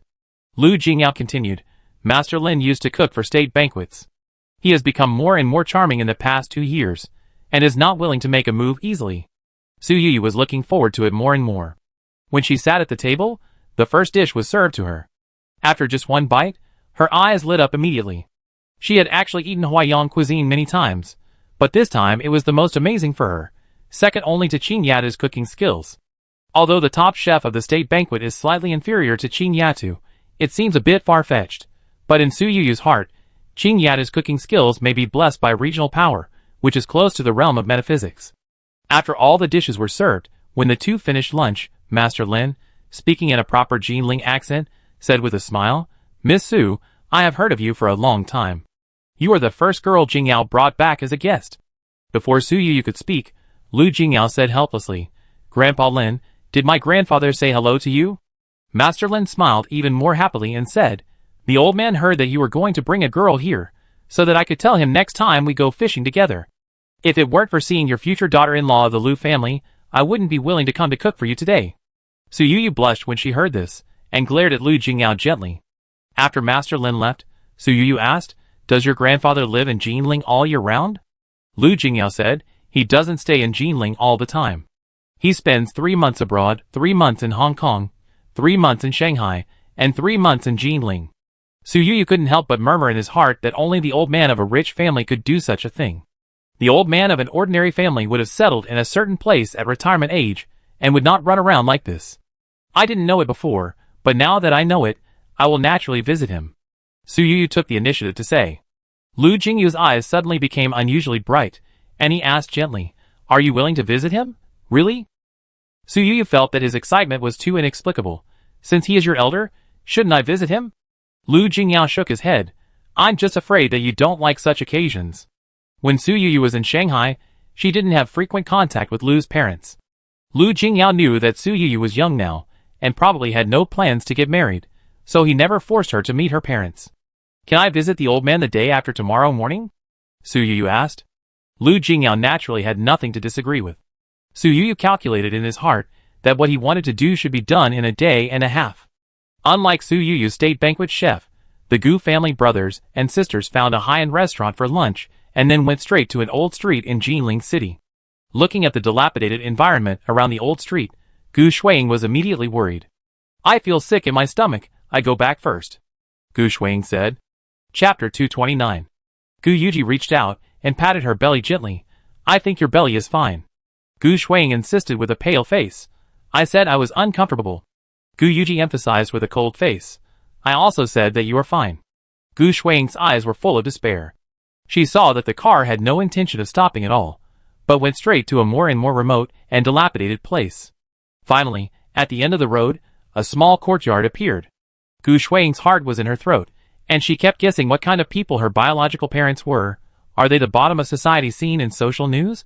The most realistic thought in her mind was whether this person would hold her back. The car stopped, and Gu Yuji got out first.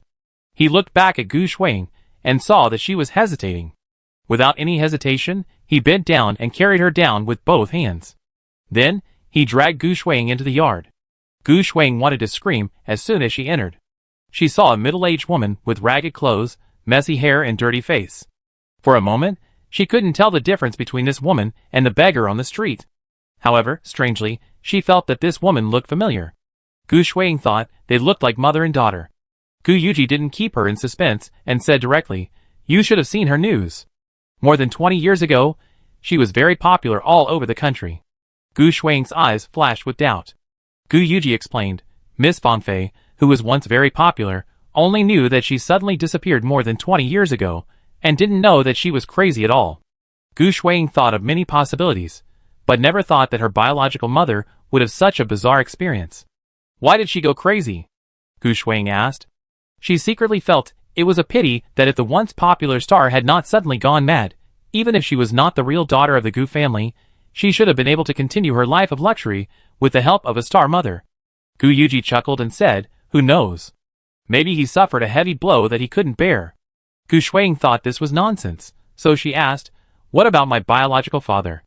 Who knows who the father is of a madman's child?" Gu Yuji said with a smile. Even though the person in front of her was Gu Shuang's biological mother, she didn't plan to stay in the same room with the madman for a long time. Instead, she said coldly to Gu Yuji, "You want to take me to recognize my relatives? I have seen it. We can go back." Gu Yuji shook his head gently. "Don't worry. Your blood relatives are not just a mother. You also have brothers and sisters." Gu Shuang's face changed drastically. After Su Yu took a nap in the villa, he didn't dare to delay any longer and immediately asked people to go out. Lu Jingyao asked casually, "Where are you going?" Su Yu followed the prompts of the system completely, and had no way to answer this question. She could only vaguely say, "You will know when you get there." The two of them were riding in the car driven by Su Fang. Su Fang sat in the driver's seat, and the speed was still not fast or slow. She kept her ears erect, not daring to miss any of Su Yu's prompts. Lu Jingyao watched the car drive more and more remote, and finally arrived at the end of a shabby street, where a Maybach with a local license plate was parked. Lu Jingyao didn't think much when he saw the car, and thought Su Yu had made an appointment to meet someone in this alley. Su Yu's heart jumped. This was a task of picking up leaks prompted by the system. The dilapidated environment around, and this Maybach seemed so out of place. She was afraid that someone would snatch it from her. When she and Lu Jingyao entered the yard and saw the two familiar figures, Su Yu couldn't help cursing in her heart. Gu Shuang was so scared when she saw Su Yu that she almost screamed and asked repeatedly, "Why are you here? What are you doing here?" Gu Yuji's face was also very ugly, and he frowned and asked, "Are you following us?" Su Yu still felt confused. She couldn't figure out why these two people appeared here, and she didn't understand why Gu Shuang reacted so strongly. Gu Shuang's face was changing continuously at this time, and shame and resentment flashed in her eyes, as if she was caught in bed by Su Yu. "Your names are written here. I can't come?" Su Yu asked back. Gu Yuji squinted his eyes, and didn't speak. Gu Shuang grabbed his hand, and pretended to leave, but she forgot that she could never influence Gu Yuji's decision. "It's strange. It's rare that so many distinguished guests came to my house." A voice sounded behind everyone. A young man with green hair and a frivolous look came in at the door of the courtyard. His face was good-looking, but his overly frivolous movements and expressions made people feel disgusted. "Are those luxury cars at the door yours? Oh my, that's incredible. The cheapest one must be worth millions. What are you doing at my house? You can't be attracted to my mom." The young man pointed at the woman sitting on the ground with a chain tied to her feet. Su Yu frowned slightly, and before she could speak, she heard Gu Shuang's slightly shrill voice. "We took the wrong road. Let's go now." The young man was still nonchalant, and said with a smile, "Several cars took the wrong road together. Someone told me a few days ago that I have a sister. Which one of you is my sister, or are you both my sisters?" Su Yu looked at Gu Shuang in surprise. Could it be that this woman and the young man are Gu Shuang's mother and brother? Gu Shuang wanted to make a sharp explosion, but she endured it again, and turned to question Gu Yuji. "Do you feel particularly happy to trample my dignity under Su Yu's feet?" Gu Yuji has always looked like everything is under control. Seeing Gu Shuang's body shaking with anger, he finally panicked and said, "They are following us. This is not my plan. He felt that he had calculated it well. He did all this just to let Gu Shuang understand that she could only rely on him. The green-haired guy seemed to understand everything and said, "So you are my sister. As a sister, you can't watch your brother suffer. You drive such a nice car. You should give me at least 100,000 or 200,000 yuan as a gift." Gu Shuang really didn't want to admit that she had such a brother, and shook her head frantically. "I'm not your sister. She turned pale, grabbed Gu Yuji's arm and said, "My stomach hurts so much." Su Yuyu was watching the fun, and suddenly widened her eyes. "You are bleeding." Chapter 230. Su Yuyu watched a bloodstain drip down from top to bottom on Gu Shuang's calf. In a trance, she seemed to see the day before she was kicked out of the Gu family in her previous life. On the stairs that day, Gu Shuang suddenly grabbed Su Yuyu's hand without any warning, and then rolled down the stairs, lying in a pool of blood, her face as white as paper. Then, everyone accused Su Yuyu. Su Yuyu tried her best to explain, but no one listened. She still didn't understand why Gu Shuang used a child to frame her. Obviously, everyone was around Gu Shuang at that time, and Su Yuyu couldn't pose any threat to her at all. When she saw the scene reappear, her first reaction was to turn sideways, grab Lu Jingyu's sleeve and say, "I didn't push it." Lu Jingyu's eyes flashed with surprise, and then he gently patted Su Yuyu's shoulder and comforted her. "Yuyu, we all saw it. This matter has nothing to do with you. Don't worry. We have the best lawyer team, and we are not afraid of them hitting you." Perhaps it was Lu Jingyu's particularly firm attitude, or maybe his voice had some strange magic. Su Yuyu gradually calmed down. On the contrary, Gu Yuji's expression was particularly uneasy. He didn't care about Gu Shuang's miserable state at this time, but grabbed her shoulder and asked, "Did you do it on purpose? You just don't want this child to be born?" Gu Shuang frowned and kept saying, "Hospital, stomachache," and so on. Gu Yuji seemed to be deaf and furious. "Why are you taking revenge on me like this? Speak, explain." Su Yuyu felt like she was watching a bad drama about a domineering CO. She really didn't like Gu Shuang, but she wasn't interested in watching a pregnant woman suffer. "Send her to the hospital first," Su Yuyu reminded. Unexpectedly, when Gu Yuji heard Su Yuyu's voice, she immediately turned around and questioned her with red eyes. "Who told you to come here? Why did you provoke Shuang? Su Yuyu, is this your revenge?" Su Yuyu, damn idiot. Lu Jingyao took a step forward and stretched out his hand to lift Gu Yuji's collar. "If you can't speak, don't speak." "What? You want to vent your anger for your woman? Our President Lu, do you have to do it yourself? If you have the guts, hit me." Gu Yuji looked fearless and extremely arrogant. Su Yuyu was afraid that Lu Jingyao would be provoked by his provocation, so she quickly stretched out her hand and pulled him, saying, "Jingyao, don't bother with this lunatic." For the sake of his girlfriend, Lu Jingyao threw Gu Yuji on the ground and threatened coldly, "The Gu family will pay the price for you." Gu Yuji acted as if he didn't hear this threat. Finally, Gu Shuang was sent to the hospital by Su Yuyu's bodyguard. Just like in the previous life, Gu Shuang's child was gone again. However, Su Yuyu noticed something different. Now, looking at Gu Yuji's psychotic reaction, how could she not see that Gu Shuang's child was most likely his? Su Yuyu only knew that the three brothers of the Gu family loved Gu Shuang very much, but she never knew that Gu Yuji was such a favorite. She couldn't help thinking about the child who was also not saved in the previous life, and suddenly understood many things. Could it be that because the child was Gu Yuji's, Gu Shuang didn't want to keep the child? Gu Shuang didn't want Gu Yuji to know about this. So as the most marginalized person in the Gu family at that time, and the person she hated the most, Su Yuyu naturally became the scapegoat. Gu Yuji seemed to value this child very much. After learning that the child was gone, he didn't even look at Gu Shuang. He didn't even pay the medical expenses and just left. Su Yuyu felt that she was wronged. She had to pay for the medical expenses. Looking at Gu Shuang lying on the bed with her eyes closed and no sound, Su Yuyu felt that she was a little pitiful. Lu Jingyao's voice interrupted Su Yuyu's meditation. "I have asked someone to call Gu Fengchuan. Someone will go to ask him to pay for the medical expenses. Jinling and Shanghai are close. He will come soon. I also left someone here to watch. Nothing will happen." Lu Jingyao comforted Su Yuyu. Su Yuyu nodded gently, but before she left, the person on the bed made a sound. Don't leave me." Gu Shuang stretched out her hand reluctantly. From her position, she could just grab Lu Jingyu's sleeve. Lu Jingyao seemed to have an extra pair of eyes. He moved very quickly to avoid the grab. "Don't worry, Miss Gu. We will leave a bodyguard to look after you so that you won't be alone, Lu Jingyao said in a deep voice. The bodyguard he had designated to stay was Li Zhuang. As his name suggested, Li Zhuang was extremely tall and mighty. He looked like someone who was not easy to mess with. It was said that he had scared many children to tears. Gu Shuang felt her eyes hurt just by looking at Li Zhuang. But now that she had fallen to this point, she would not miss the chance to talk to Lu Jingyao face to face. Lu Jingyao, we have met before. Don't you remember me? Gu Shuang asked. Su Yuyu frowned slightly, feeling as if she had entered a script from her previous life. Lu Jingyu's expression seemed to explode. Miss Gu, we were all in Shanghai before, and maybe we had met. I don't think Miss Gu has any unforgettable characteristics, so I don't remember having any special interactions with Miss Gu. Lu Jingyao almost swore to Su Yuyu that he and Gu Shuang had no affair.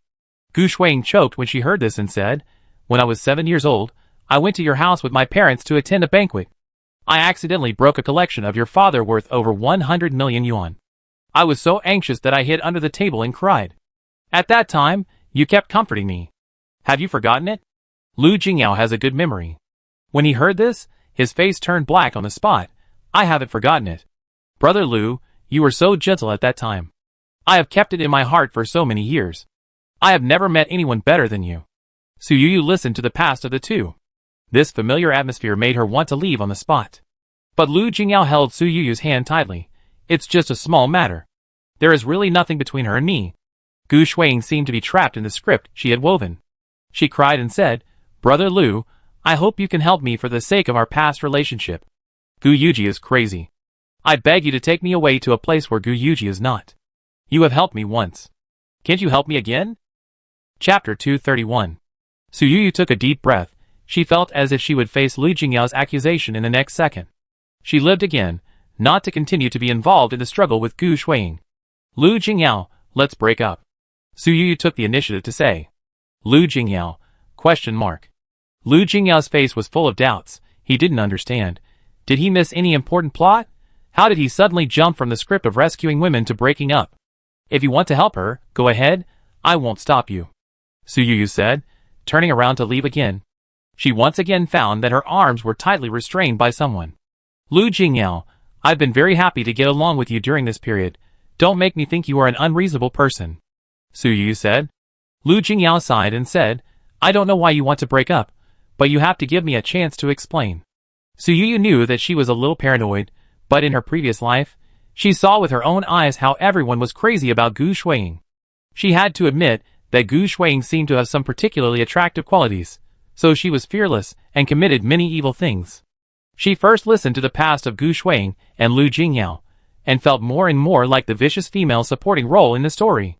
The collection worth over 100 million yuan more than 10 years ago should not be a dispensable thing even for the Lu family. Lu Jingyao took care of Gu Shuang's feelings at the time, so Gu Shuang must not have left no trace in his heart. She couldn't help but think absurdly that maybe Lu Jingyao liked her, because he recognized the wrong person and mistook her for Gu Shuang. But Lu Jingyao looked at her firmly and said, I do remember her, and even my parents should remember her. Then there is nothing to say. I wish you happiness. Su Yuyu is rich and has free time. Although she feels sorry for losing Lu Jingyao, it is enough to avoid the tragedy of her previous life. Lu Jingyao said, It's not what you think. That collection is indeed worth over 100 million, but the one in front of everyone on the day of the banquet was fake. Now it was Su Yuyu's turn to be confused. Lu Jingyao continued, After she broke the collection, she hid under the table and cried. My family was the host, and everyone was watching. It was impossible to hold her responsible. My mother urged me to comfort her. But it was because she broke the thing that my father knew it was fake. The real treasure was secretly replaced by the servants. Fortunately, the thing had not been sold yet, and my father asked someone to take it back. Su Yuyu didn't expect this story to be so tortuous. Lu Jingyao continued, For me, she is just a child who once made a little trouble in my house. I am not a cheap person. It is impossible for me to have any strange thoughts about her, because she made a mistake in my house. Su Yuyu touched his nose and realized belatedly that his actions just now seemed too ruthless. Why do you want to break up with me when you encounter a little problem? It's as if I am completely dispensable in your heart. Lu Jingyao couldn't help but complain. Su Yuyu lowered her head, not knowing what to say for a moment, and could only say softly, Sorry, I overreacted a little. Lu Jingyao thought for a moment and asked, Is it because of me or because of her? Su Yu said. Her? Lu Jingyao sighed. Sure enough, I am not important at all in your heart. Su Yu rarely felt guilty and said, why don't you find a girlfriend who cares about you more? Lu Jingyao reached out and gently pinched her small nose, saying, you really hurt my heart. I thought you would say you would treat me well in the future. Su Yu was embarrassed, perhaps because she was heartbroken by the Gu family in her previous life. Even if she had a very good boyfriend in this life, she still didn't dare to devote herself wholeheartedly. Lu Jingyao was quite open-minded and said confidently, it's okay, we still have a long time. I don't believe that when I get old and close my eyes, you can still say that you don't care about me at all. The young couple reconciled, but Gu Shuang on the hospital bed seemed to have suffered a major blow. No. This is impossible. Although her feelings for Lu Jingyao were not pure, she cherished this memory very much. She did not expect to get a different explanation from Lu Jingyao's perspective under such circumstances. Tell me. It's not like that. Gu Shuang was still trying to get an explanation. But Lu Jingyao was afraid of her, and did not dare to say anything more to her. He pulled Su Yu out of the ward. Li Zhuang will take good care of her, don't worry. Lu Jingyao said to Su Yu. Su Yu suddenly raised her head, looked at him, and said very seriously, Lu Jingyao, you are so nice. Originally, Lu Jingyao was still a little unhappy because Su Yu said that he broke up. When he heard this, the corners of his mouth couldn't help but rise, coughed lightly, and said, you've been busy for so long, are you hungry? Su Yu looked at him trying to change the subject, but his slightly red earlobe revealed his true feelings. Don't you care why I lose my cool when it comes to Gu Shuang? Su Yu asked. Lu Jingyao said, she and you have lived in different lives for more than 20 years. Your views on each other must be different from others. Su Yu was stunned when she heard this, and after a long time she said, yes, it's as if fate is deliberately playing tricks on us. She wanted to stay away from Gu Shuang when it came to her, and Gu Shuang was always on guard against her. The two of them seemed to be placed on both ends of the scale by the pusher of fate. Lu Jingyao seemed to know Jinling very well. He actually took Su Yu to a dessert shop not far from the hospital. Su Yu didn't expect anything, but she didn't expect the dessert hidden in the alley to be unexpectedly delicious. It's delicious. Did you come here often before? Lu Jingyao shook his head, and told Su Yu frankly, Assistant Lu found a shop that you think is delicious. I will give him a bonus later. Su Yu couldn't help laughing. Compared with the entanglement with Gu Shuang, money gave people more confidence. She didn't need to work hard to make travel guides like ordinary people.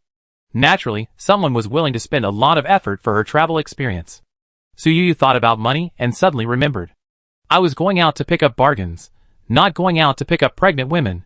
Since Gu Shuang had a miscarriage, Su Yu was busy running around and directly forgot about this top priority.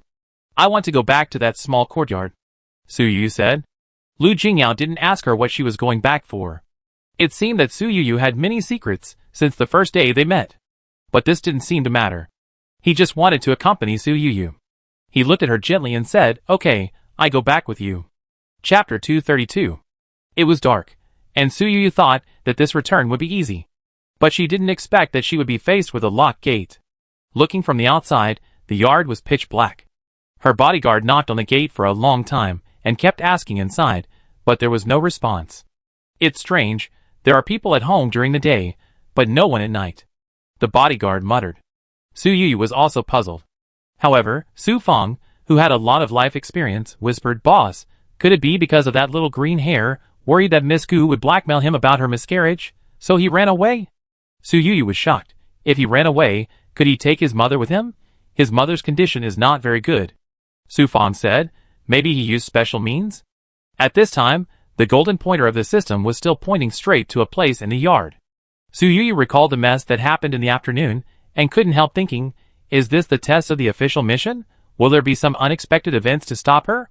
Go check who the owner of this house is. See if this mother and son are the owner or the tenant. Su Yu said. Without waiting for Su Feng to agree, Lu Jingyao said directly, I let Assistant Lu check it. He is good at checking these things. The Lu family also has a real estate company, and has a wide network of contacts in Jinling. In less than half an hour, Assistant Lu sent Su Yu a preliminary feedback. This house is indeed that little green hair. As a gold medal assistant, Assistant Lu's ability is not covered. Not only did he find the real estate information, but he also found a lot of things about the mother and son. The previous owner of the house was the father of the little green hair, who was considered a native of Jinling. His father was not well received in this alley because of his ugly appearance and polio when he was young. The man's nickname was Yang Kunzi. He was stingy and mean. He had been on several blind dates when he was young but failed because his conditions were obviously not very good. After being so picky, no one introduced him to a partner. Until 20 years ago, Yang Kazi picked up a crazy woman on the roadside, took her home, and a year later, she gave birth to Little Green Hair. 3 years ago, Yang Kazi passed away, and Little Green Hair became the owner of the house. Miss Sue, speaking of it, when this yard was transferred, there was a lot of trouble. Although Yang Kazi's parents passed away, he still had a cousin. His cousin thought that Little Green Hair was not Yang Kazi's biological son because the house was passed down by Yang Kazi's grandfather, and wanted to compete with Little Green Hair for the house. Assistant Lu said. Suyuyu frowned slightly. How could a cousin compete with his own son? Assistant Lu explained. At that time, Little Green Hair was not yet an adult, and this cousin was still Little Green Hair's guardian. Suyuyu couldn't help but be curious after hearing this. What happened later? I asked someone about it, but I didn't find out the specific reason. I just vaguely heard that it seemed that Little Green Hair found a big brother and beat up his cousin, so his cousin didn't dare to continue to compete with him. He waited until Little Green Hair became an adult, and the house naturally fell into his name. Suyuyu thought of Little Green Hair's mother again. Can't his mother inherit the property? Yang Kazi and his mother didn't get a marriage certificate. If Little Green Hair and Yang Kazi weren't in the same household register, the inheritance of the property might not have been so smooth. Suyuyu watched the situation get to this point.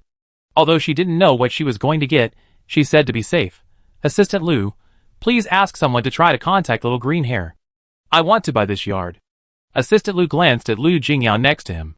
His original intention was to ask Lu Jingyao to persuade Suyuyu. After all, if Suyuyu wanted to buy a house in Jinling, anything seemed to be more suitable than Little Green Hair's house. This one doesn't occupy the school district. Secondly, it's not in the city center, and thirdly, the decoration is extremely backward. I really don't know what I can do with it. Lu Jingyao didn't even bother to ask, he just nodded and said to Assistant Lu, You go and do it yourself, it would be best if there is a result tomorrow. Assistant Lu agreed. Suyuyu didn't think it was difficult, but the next day at noon, before the agreed time, Assistant Lu gave a reply in advance. Miss Sue, this man seems to have evaporated from the face of the earth, and even his confused mother has disappeared. It's my incompetence, I'm afraid I won't be able to find him for a while. Assistant Lu's tone was full of apology. Suyuyu also sent bodyguards to stake out the small courtyard, but there has been no movement for so long, and this little green-haired boy has run away with his mother. Suyuyu looked at the countdown on the system interface, and she felt a rare panic in her heart. If she couldn't buy the courtyard, she couldn't be an outlaw and let people climb over the wall to take things. Seeing that he was about to walk on the edge of the law, Lu Jingyao took the initiative to say, Yu, I have agreed with Grandpa that we will go to his place for dinner tonight. Suyuyu paused. Lu Jingyao was not the kind of boyfriend who disrespected people. They had originally agreed to meet Grandpa Lu tomorrow morning, but now it was suddenly advanced. He must have his reasons. Could it be that your grandpa? Before Suyuyu finished speaking, Lu Jingyao nodded gently. I don't know why you like this small courtyard, but if the person is in Jinling and my grandpa can't find him, then no one can find him. Suyuyu's eyes lit up, and she was delighted, but she asked after realizing it, I don't know if your grandpa will like me, I came to ask for something, will he be unhappy?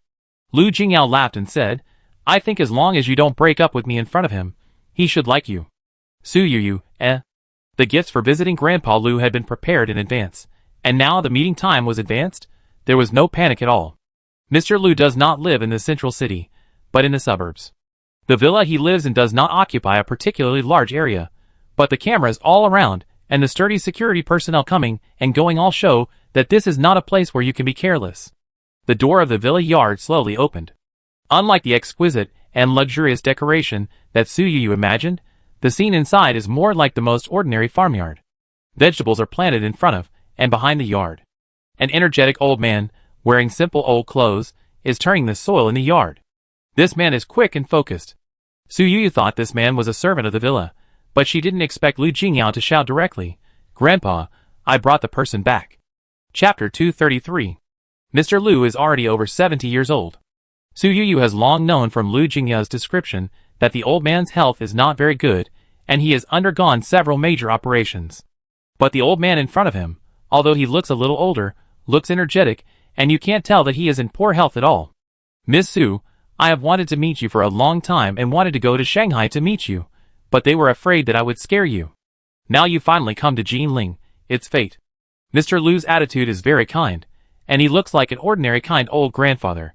Su Yu didn't dare to be negligent, and just said, Grandpa Lu, I haven't come to visit you, it's my fault. Grandpa Lu shook his head.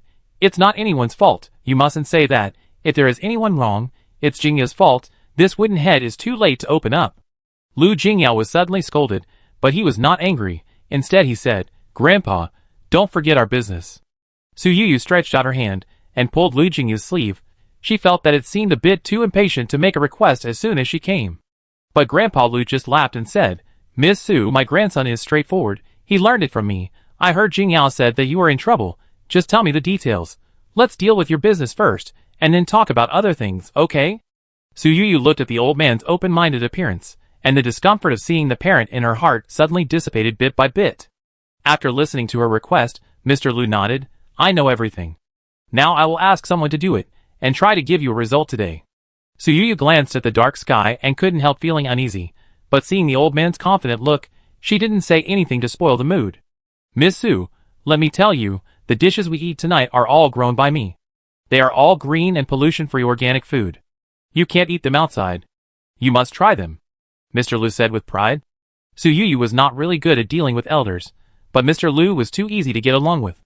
The old man was very talkative, and Su Yu didn't need to think hard about polite words. Just cooperating with him to answer a few words, the scene was already very lively. In less than half an hour, Su Yu had already called Mr. Lu Grandpa, and his friendly attitude made Mr. Lu very satisfied. Although the quality of these dishes was not as good as Qin Yata's craftsmanship, just Grandpa Planet himself was sincere enough. As soon as the meal was over, someone walked in. Miss Su, we have found the person you are looking for. When do you plan to meet him? Su Yu couldn't help but widen her eyes when she heard what the person said. We found it so quickly. It seems that it has not been an hour yet. Assistant Lu, who is so capable, spent a whole day without getting any results. I didn't expect Mr. Lu's men to move so quickly. Grandpa Lu smiled and said, Girl Yu, next time you want to find someone in Jinling, just give me a call, and I ask them to find you. I have no other skills, but I'm good at finding people. Su Yu thought, this is not good at finding people, this is purely the Emperor of Jinling's connections. Grandpa, I really don't know how to thank you, you've helped me a lot. Su Yu was very grateful. Grandpa Lu felt very satisfied when he saw his precious grandson and Su Yu standing together, a handsome man and a beautiful woman. He waved his hand and said, Little girl, we are a family, so we don't have to talk about anything. As long as you don't dislike our Jingya's age, I'd be satisfied if you come to see me more often.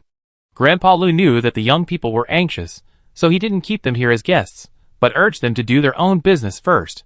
When Su Yu got in the car, he still felt that what happened at night was like a dream. Grandpa is really different from ordinary old people. Ordinary old people have long formed their own fixed habits of doing things, and almost all of them don't know how to communicate with young people. They either chat dryly or stick to their own set of hospitality theories, which are full of red tape and politeness. Lu Jingyao said, Grandpa always said that he wanted to be an old man who was not annoying. He was also open-minded and wanted to spend more time with the younger generation, so he has been learning the way of doing things from young people. Su Yu nodded. Grandpa is really fashionable, more open-minded than many middle-aged people in their 40s and 50s. So, my cousins like to stay with Grandpa very much, and even look forward to living with him. Lu Jingyao said. Su Yu thought to himself, who wouldn't like an elder who has no desire to control, does not cause trouble, and can provide help at critical moments? Little green hair obviously doesn't like it. He was locked in the basement of a villa. Even though there was enough food and water, he couldn't help but yell, Let me out. You are illegally detaining me. I want to call the police. The door was suddenly opened, and little green hair was so scared that he took a step back with a chair. I tell you, I'm not easy to mess with. I have a big brother behind me. Su Yu thought that Mr. Lu provided the address where little green hair was hiding now, but he didn't expect that he would directly invite people to his territory, and in such an unfriendly way. Recalling Mr. Lu's kind and amiable appearance, Su Yu couldn't help but feel that the contrast was huge. Lu Jingyao explained in a low voice, Don't worry, Yu. Although Grandpa used some tricks to invite people here, Grandpa has always been sensible, and will not violate the law. Su Yu inexplicably gave birth to 4 words in his heart. Lawless lunatic. Little Green Hair also recognized Su Yuyu and Lu Jingyao with a sudden light, and his eyes were suddenly full of anger. I've already said that the woman had a miscarriage on her own. It has nothing to do with me. Don't even think about blaming me. We didn't come to you for her, Su Yuyu said. Little Green Hair frowned and looked at her. I won't sell the house either. Don't even think about it. Why not? Su Yuyu was puzzled. Little Green Hair didn't say anything. Su Yuyu thought for a while. I asked someone to estimate the market price of your house, and the market price is about 8 million. I will directly offer 16 million. Will you sell it? Little Green Hair's eyes flashed with excitement, but he held back. No. Su Yuyu felt that there was a chance, and raised the price again, 30 million. Little Green Hair almost bit his lips this time, and couldn't even speak, and shook his head vigorously. Su Yuyu, 50 million. Little Green Hair clenched his fists, as if he had endured to the extreme. Su Yuyu, I'm offering 60 million for a house worth 8 million, and you're not selling it. Chapter 234. As Su Yuyu expected, her offer has touched Little Green Hair's bottom line several times. The young man's face was full of forbearance that was inconsistent with his age. I can't sell, Little Green Hair said with difficulty. Su Yuyu looked at him deeply, which was a bit unexpected. What kind of person is Little Green Hair? You can see through him at a glance. It is obvious that he loves money like his life. I didn't expect that he would insist on not agreeing. Since you don't want to sell, then I respect you and won't force you to buy. Su Yuyu rarely had some respect for Little Green Hair. Unexpectedly, Little Green Hair suddenly looked annoyed. Forget it. I want money. This is 60 million, not just 1 or 2 yuan. Su Yuyu was speechless. I thought you were very principled, but I misjudged you. Little Green Hair immediately said, if you want this house, you must not only give me 60 million, but also send me abroad. I dare not stay in China any longer. Su Yuyu asked, what are you afraid of? Little Green Hair did not speak. Instead, Lu Jingyao on the side suddenly said, China is the safest place. If you feel that China is not safe, then your situation will only be worse when you go abroad. Little Green Hair, shocked. Little Green Hair has not read much, but when he heard the big boss in front of him say this, he instinctively believed it. Then I won't sell it. But before he finished speaking, Little Green Hair shook his head frantically, his face full of ferocity. This is my house. Why can't I sell it? I can do whatever I want with it. No one can stop me. Su Yuyu looked at him helplessly and asked, who is stopping you? Little Green Hair immediately hesitated and refused to tell the truth. It seems that this house is yours on the surface, but in fact, the right to dispose of it is not yours. Who is it that makes you so scared? Su Yuyu asked. Little Green Hair still didn't want to say it. Lu Jingyao ended the game again and said, 500,000, give us an explanation. Little Green Hair's eyes lit up, and he immediately said like pouring beans, I can't tell who is eyeing this house, but before my father passed away, he repeatedly warned me not to sell this house, otherwise I would die a miserable death. Su Yuyu couldn't help asking, with such a strong warning, you are not afraid of death, and you dare to sell the house? Little Green Hair said, a poor ghost is also a ghost, and being a dead ghost is better than being a poor ghost. Su Yuyu couldn't refute for a while. Little Green Hair continued, Mr. Lu, you are a big boss known to people all over the country.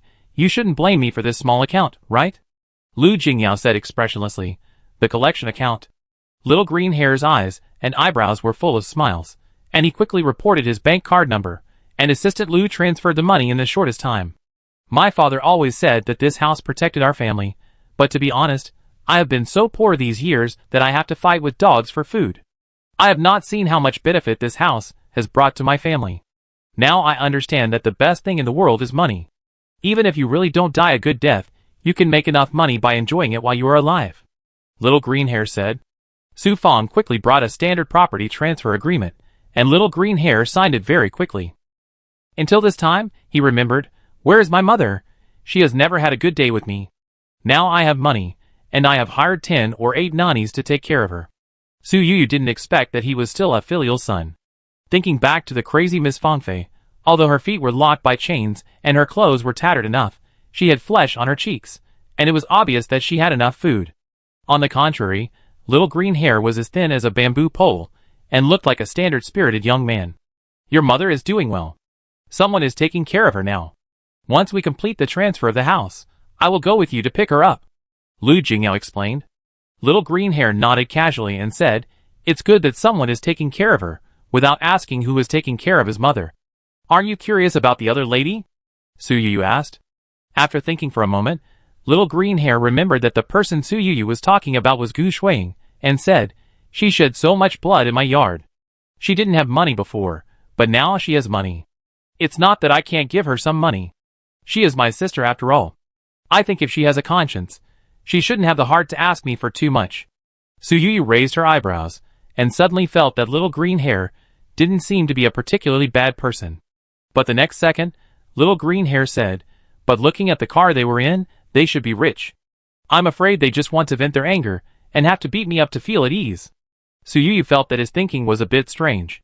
Thinking of his disappearance in the past 2 days, she couldn't help asking, "Have you had a hard time these years?" When it came to this topic, Little Green Hair was no longer sleepy. He slapped his thigh and said, "You don't know how hard my life is. Drinking cold water will get stuck in my teeth. People will throw bricks at me when watching the excitement. It's rare for me to be kind enough to help people cross the road, but I was blackmailed for 3,800 yuan. Su Yu couldn't help laughing when she listened to his accusations one after another. She couldn't understand what kind of unlucky guy Little Green Hair was. It was even relatively smooth for him to meet them. No wonder he ran away immediately when he saw Gu Shuang bleeding. He admitted his defeat faster than anyone else.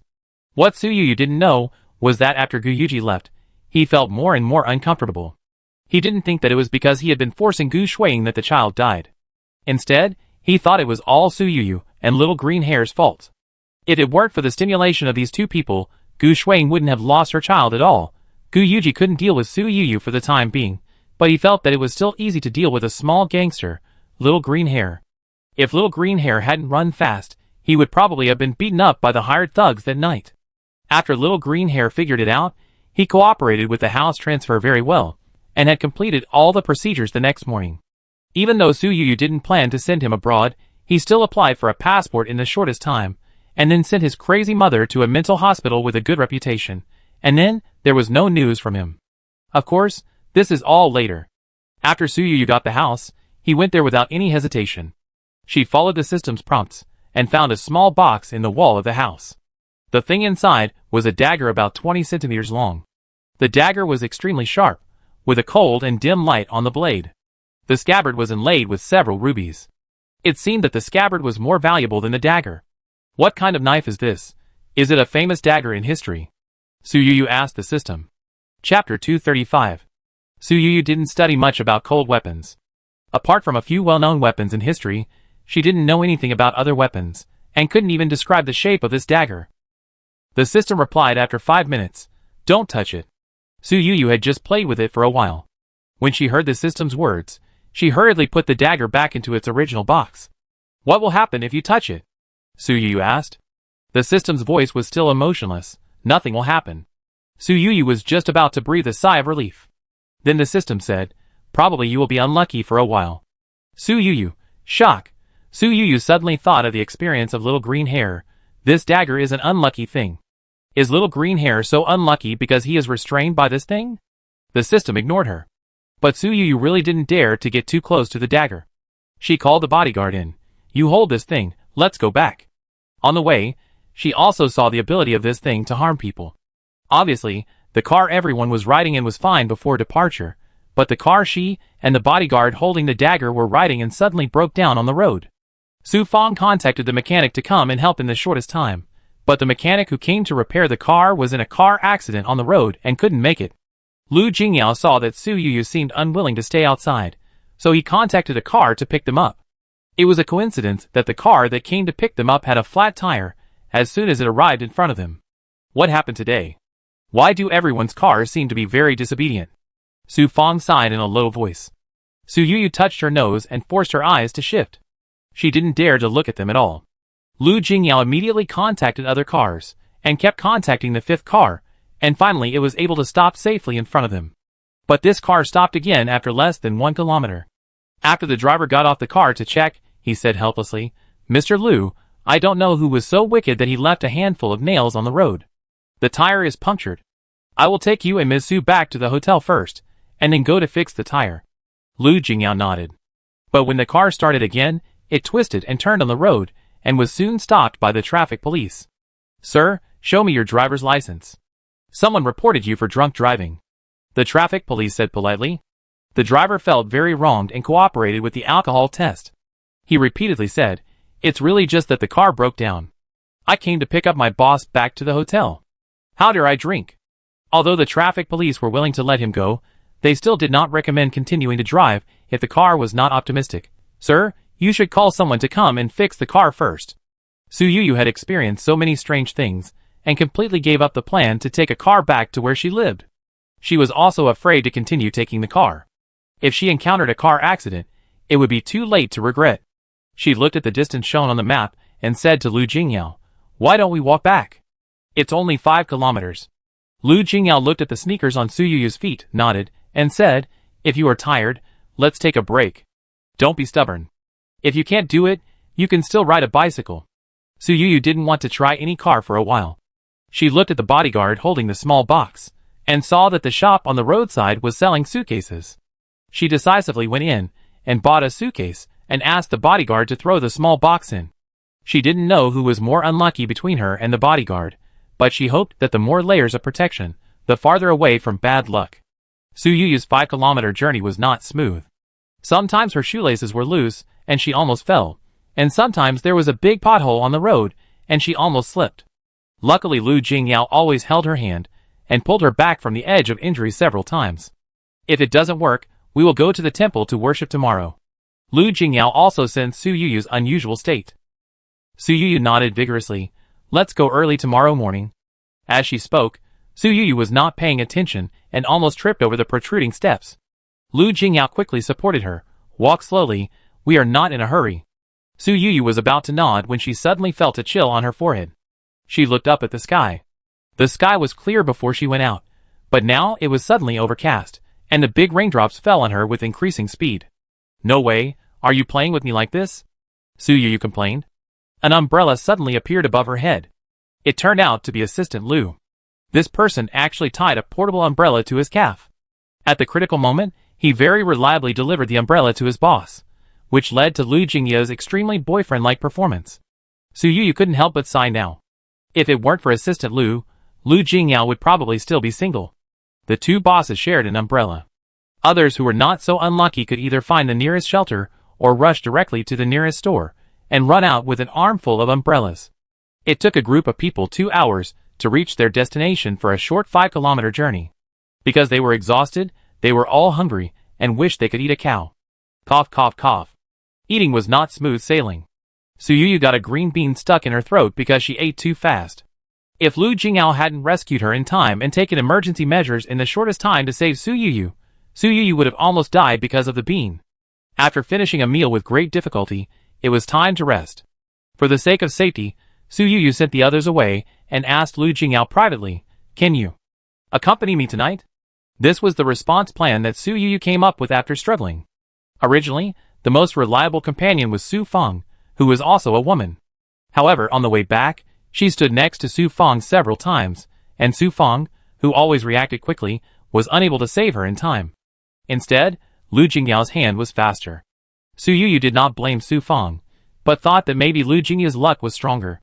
For her own safety, she wanted to take advantage of Lu Jingyao's good luck. When Lu Jingyao heard this, his ears turned red on the spot, and he didn't dare to look Su Yu in the eye. After a lot of struggle, he finally made a decision. This is not appropriate. It will affect your reputation," Lu Jingyao said softly. Su Yu immediately realized that he had misunderstood, and hurriedly explained, "I was afraid that something would happen to me alone. I seem to be particularly unlucky today, as if the bad luck of the little green hair had been passed on to me." The shyness on Lu Jingyao's face instantly faded, and his expression became serious. He coughed lightly as if to cover up, and said, "It turned out that I misunderstood. I will accompany you." Chapter 236. Su Yu thought he was funny like this, and couldn't help teasing him. She leaned over and asked in a low voice, "If I have other intentions, are you really not going to obey me?" Lu Jingyao, cough, cough, cough, started, almost forcing himself to turn his head away. His red cheeks revealed his mood at the moment. Su Yu felt like she was teasing an honest man, and said helplessly, "I'm kidding." Lu Jingyao said softly, "Although I think this is not good, as long as you are happy." Su Yu, She suddenly felt like she had become a bully who teased a good family, But Lu Jingyao still acted like he was ready to be picked. She looked at his broad shoulders and narrow waist, strong arms, and the 8-pack abs that she accidentally saw last time, and suddenly felt that it was not impossible. But as soon as the lust arose, she shook her head vigorously. Forget it, it's better not to bully an honest man.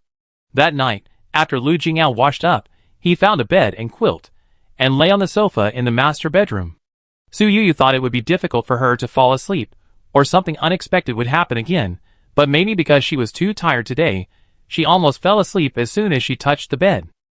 Lu Jingyao, on the other hand, climbed up from the sofa from time to time under the not-so-bright moonlight, carefully approached the bed, stretched out his fingers and gently looked at Su Yuyu's breath. Feeling the warm breath spraying on his hands, and looking at Su Yuyu's peaceful sleeping face, Lu Jingyao's mouth corners rose uncontrollably. After helping her hold the corner of the quilt, he leaned over and quietly kissed her forehead. There was a full moon hanging high by the window, and Lu Jingyao had never felt that the moonlight was so bright. "Good night, Miss Su," Lu Jingyao said softly. When Su Yuyu woke up, she felt light and fluttery, her head was also groggy, and her whole body was sore. "I don't feel well," she said to Su Fang, who came into the room to ask if breakfast was ready. Lu Jingyao got up very early. He had the habit of exercising in the morning. He was jogging in the garden of the villa. When Su Fang heard this, she immediately said, "Boss, it was a little uncomfortable at first, but you will get used to it later. Maybe you will like it." The two bosses did not avoid people. Everyone who accompanied them knew that the two were in the same room last night, so they inevitably thought in that direction. Su Yuyu felt that her mind was filled with paste and said, "What do you mean you will get used to it? I seem to have a cold. I seem to have a little fever." Su Fang paused. According to her experience, it shouldn't be like this. She turned her head, and saw a neatly folded quilt on the long sofa in the master bedroom. The boss's illness was a big deal. Su Fang immediately came over and touched Su Yuyu's forehead with her hand. "Boss, you do have a fever. Your head is so hot that you can heat eggs." Su Fang immediately called someone to ask a doctor to come. Su Yuyu fell back into bed drowsily. "Mr. Lu slept on the sofa last night?" Su Fang asked in a low voice. Su Yuyu was dizzy now, but she still responded. Su Fang sighed in her heart. Mr. Lu is really the reincarnation of Lu Xiaohui. Before the doctor arrived, Lu Jingyao received the news first. When he saw Su Yuyu with red cheeks due to fever, he couldn't help feeling guilty. He got up many times at night, and saw that Su Yuyu was sleeping well. When he got up at 5 o'clock to exercise, Su Yuyu's breathing was stable, and she didn't look sick at all. Only then did he feel relieved to leave. Unexpectedly, in just over 2 hours, Su Yuyu had a fever. The family doctor said helplessly, "This disease comes quickly. Try to give her antipyretics first. If it doesn't work, you can only give her an injection." Coincidentally, the bodyguard who pushed the suitcase with the dagger also fell ill. He also had a fever. Su Yuyu was lucky. After taking the antipyretics, the condition was under control. It was all because of that bodyguard, a tall and strong man, who couldn't feed the patient medicine no matter what he did. In the end, he was saved after an injection. Su Yuyu's illness even alarmed Mr. Lu. He said he wanted to come over to visit her several times, but was stopped by Lu Jingyao. Although Lu Jingyao took care of her himself, he was afraid that the disease would be contagious, and that the old man could not bear it. It was not until Su Yuyu was almost recovered that he finally agreed to let Mr. Lu come to visit. "Grandpa, I'm really fine. You don't have to worry about me." Su Yuyu actually felt that she had recovered, but Lu Jingyao kept her in the room, fearing that she would go out and see the wind. Mr. Lu said, "Being sick is not a trivial matter. Don't think it's just a cold. Many people don't pay attention. After the cold is cured, they rush to do this and that. They have myocarditis. Jingyao did the right thing. You just need to pay more attention." Su Yuyu looked at Lu Jingyao next to her with envy. Compared with herself, Lu Jingyao was really much healthier. Previously, in the trash can abroad, Lu Jingyao was dying. She thought he could not be saved. Unexpectedly, he was alive and kicking again in just a few days. "Grandpa, you are right. When I am fully recovered, I will exercise with Jingyao and grow strong," Su Yuyu said.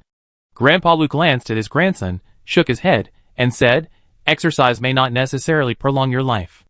The most important thing is maintenance. Don't make yourself suffer. It's okay to move less." It was the first time Su Yuyu heard an elder say such words against exercise. Lu Jingyao said helplessly, "Grandpa, you don't like to move, and you say this nonsense. If you move more, won't all those high blood sugar and high blood pressure go down?" Grandpa Lu was so anxious that he almost jumped up. Don't dare to talk nonsense. The internet says that exercise can't lower blood pressure and blood sugar. It's good like me now. Just take care of it slowly. Lu Jingyao looked at his stubborn old man who was surfing the internet intensively and said helplessly, Grandpa, you should surf the internet less. Grandpa Lu hugged his mobile phone and said, I'm opening my eyes to see the world, and you, a little kid, don't understand. Su Yuyu looked at the old and the young bickering, and couldn't help laughing. She was in Jinling for more than half a month for this illness, and Lu Jingyao finally relaxed completely.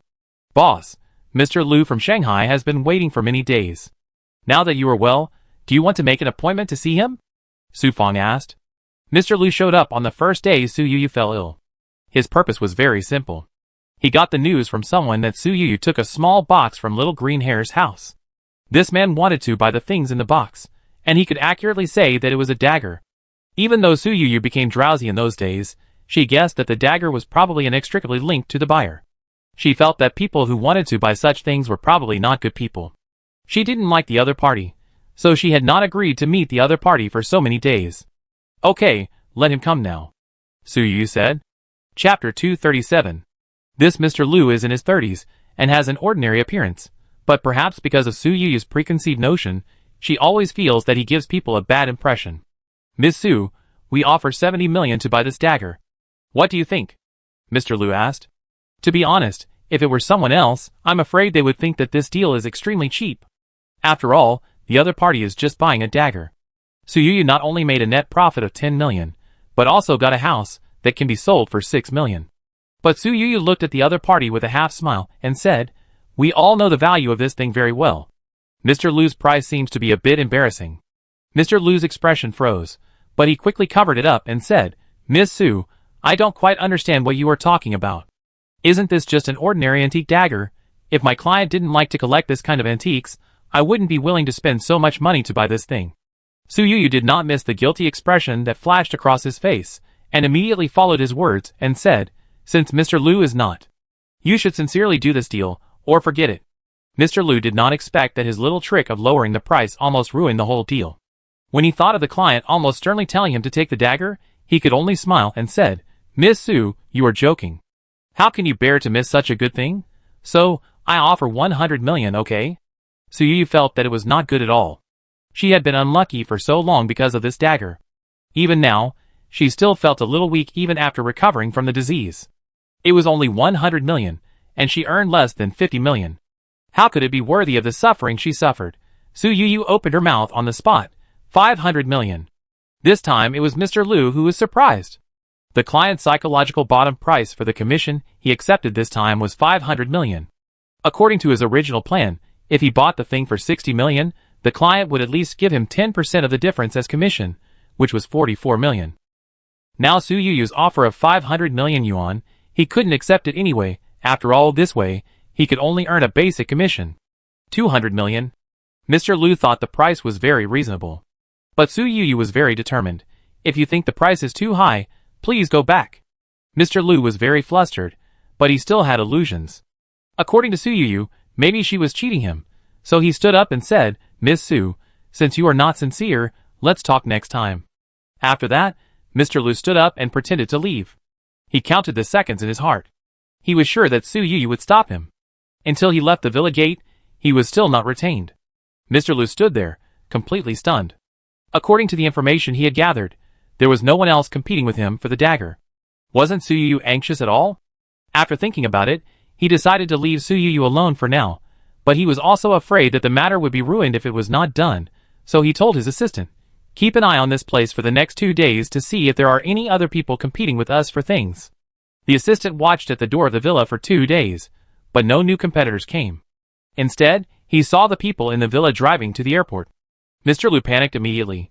Do you know where they are going? I asked Assistant Su, and she didn't hide it. She said that she would send the suitcase to security first, and her boss was going abroad. Before the news was revealed, Su Fang got Su Yuyu's permission before she dared to tell Mr. Lu's assistant. Mr. Lu, who was still waiting for news at the hotel, immediately rushed to Lu Jingyao's villa in a hurry. He hurried to the car, and when he arrived, Lu Jingyao was seeing Su Yuyu off. He was lucky because the young couple had just finished their love talk, otherwise, he would not have been allowed to spoil the mood. Ms. Su, 400 million. We are willing to pay 400 million. Mr. Liu shouted. Su Yuyu glanced at him and got in the car directly. Mr. Liu did not expect that Su Yuyu was so young, but when it came to trading, her willpower was like that of a drug addict, and she never gave in. 500 million. Miss Su, please be kind and don't make it difficult for me, Mr. Liu said.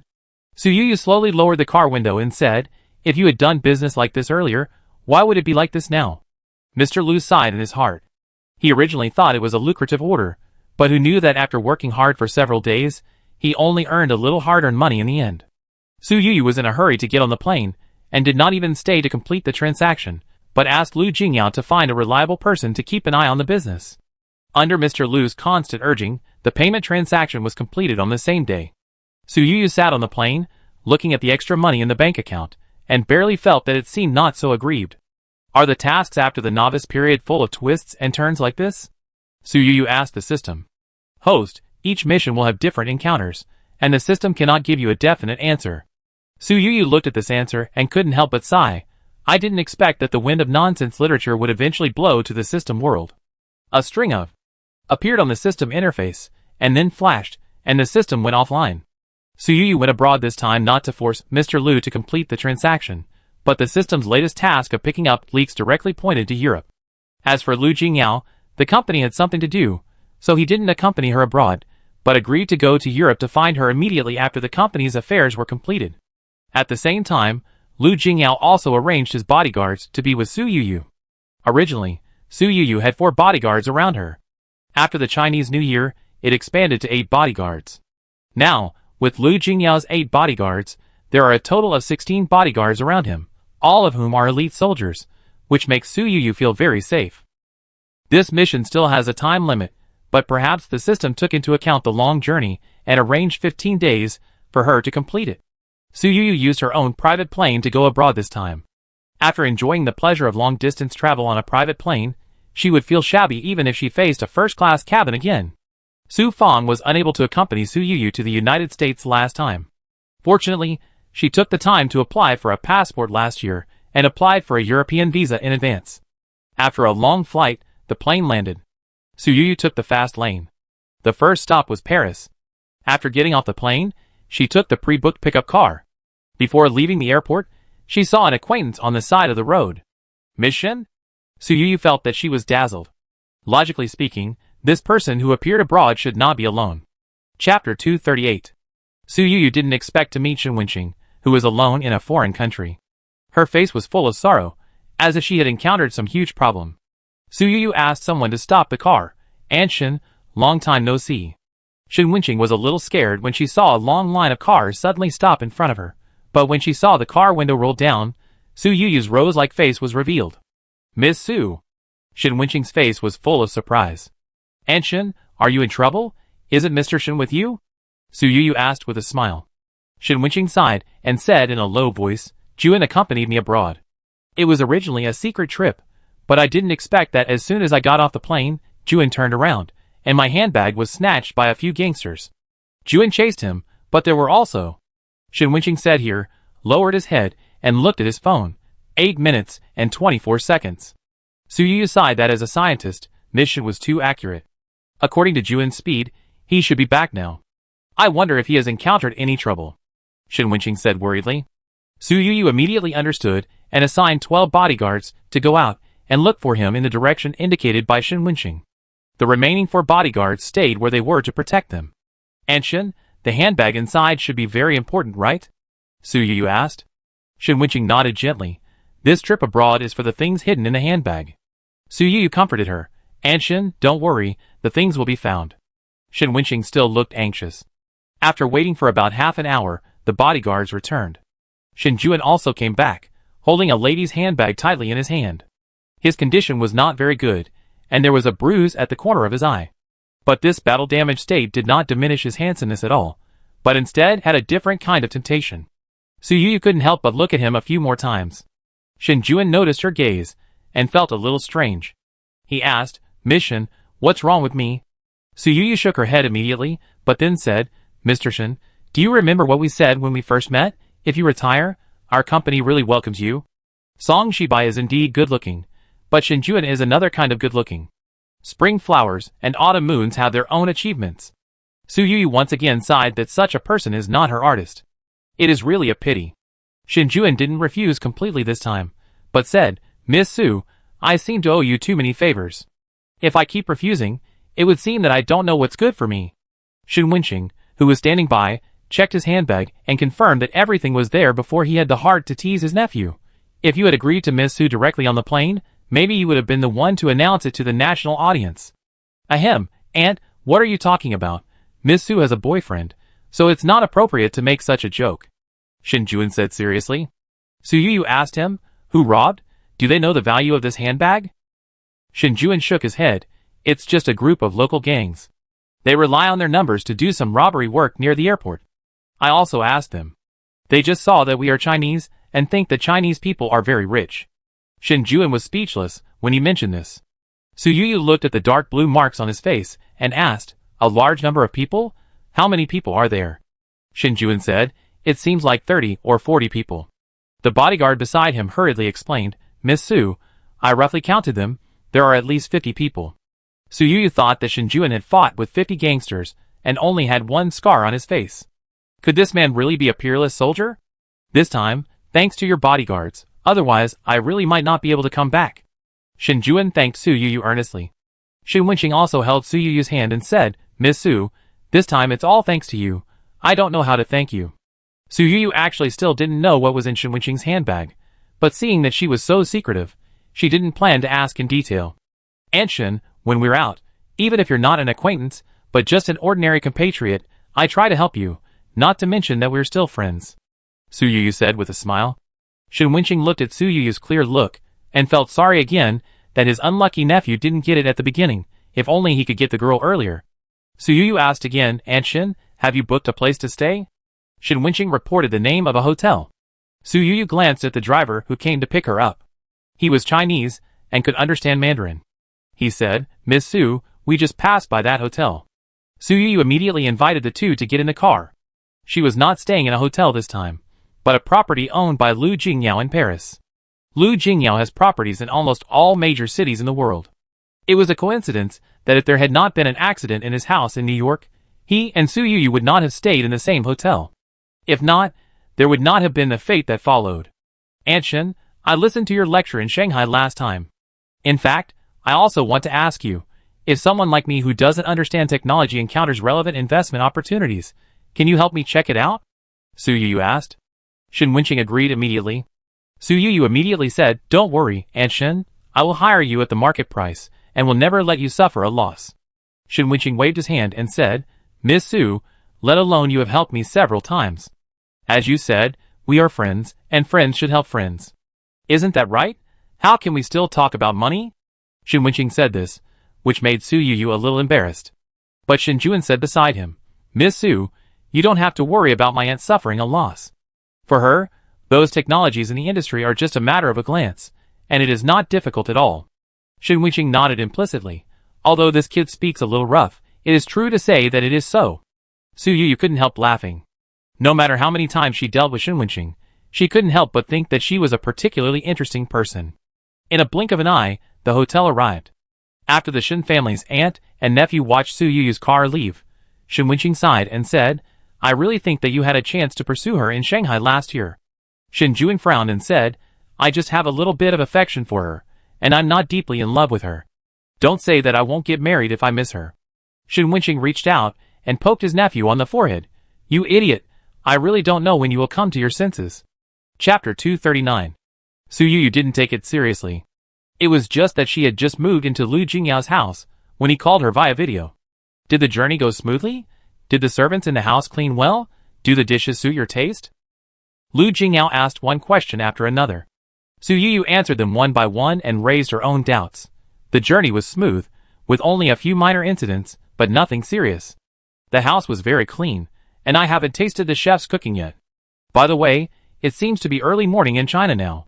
Are you staying up late? Lu Jingyao said helplessly. There are a lot of things accumulated. I will go to bed after I finish dealing with the things on hand. What happened on the road? Su Yu told Shin Wenqing about it. Lu Jingyao on the other end of the video was alert and said, what a coincidence. It's not easy for them to go abroad with their identities. At this point, Lu Jingyao stopped talking and said, I hope you are all okay. Su Yuyu didn't know that a jealous person had already planned to fly over overnight. She looked at the French-style decorated house and said, this house is so beautifully decorated. It feels like living in a house in an oil painting. Lu Jingyu's expression softened immediately and said, I'm glad you like it. My mother hired a designer in France to design this house. A good friend of mine helped design and decorate the house. If you like her decoration style, I can invite her to come to China and decorate the house according to your preferences. Su Yuyu shook her head. That's not necessary. I like the decoration styles of my properties in China, except for a few that I don't plan to decorate. Lu Jingyao didn't force it and said, when you go out there, you must bring enough bodyguards.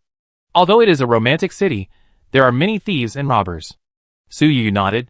Seeing his tired expression, Su Yuyu felt distressed and urged him to hang up the phone and rest.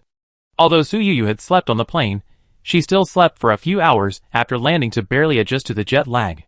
In this house, Lu Jingyao has two sets of chefs. One is a standard French system, and the other is a Chinese system. Su Yuyu tasted standard French food for the first meal. Although it tasted good, she felt that she would not be able to bear it if she had to eat it for several days in a row. Looking at the sunshine outside, Su Yuyu was ready to go out.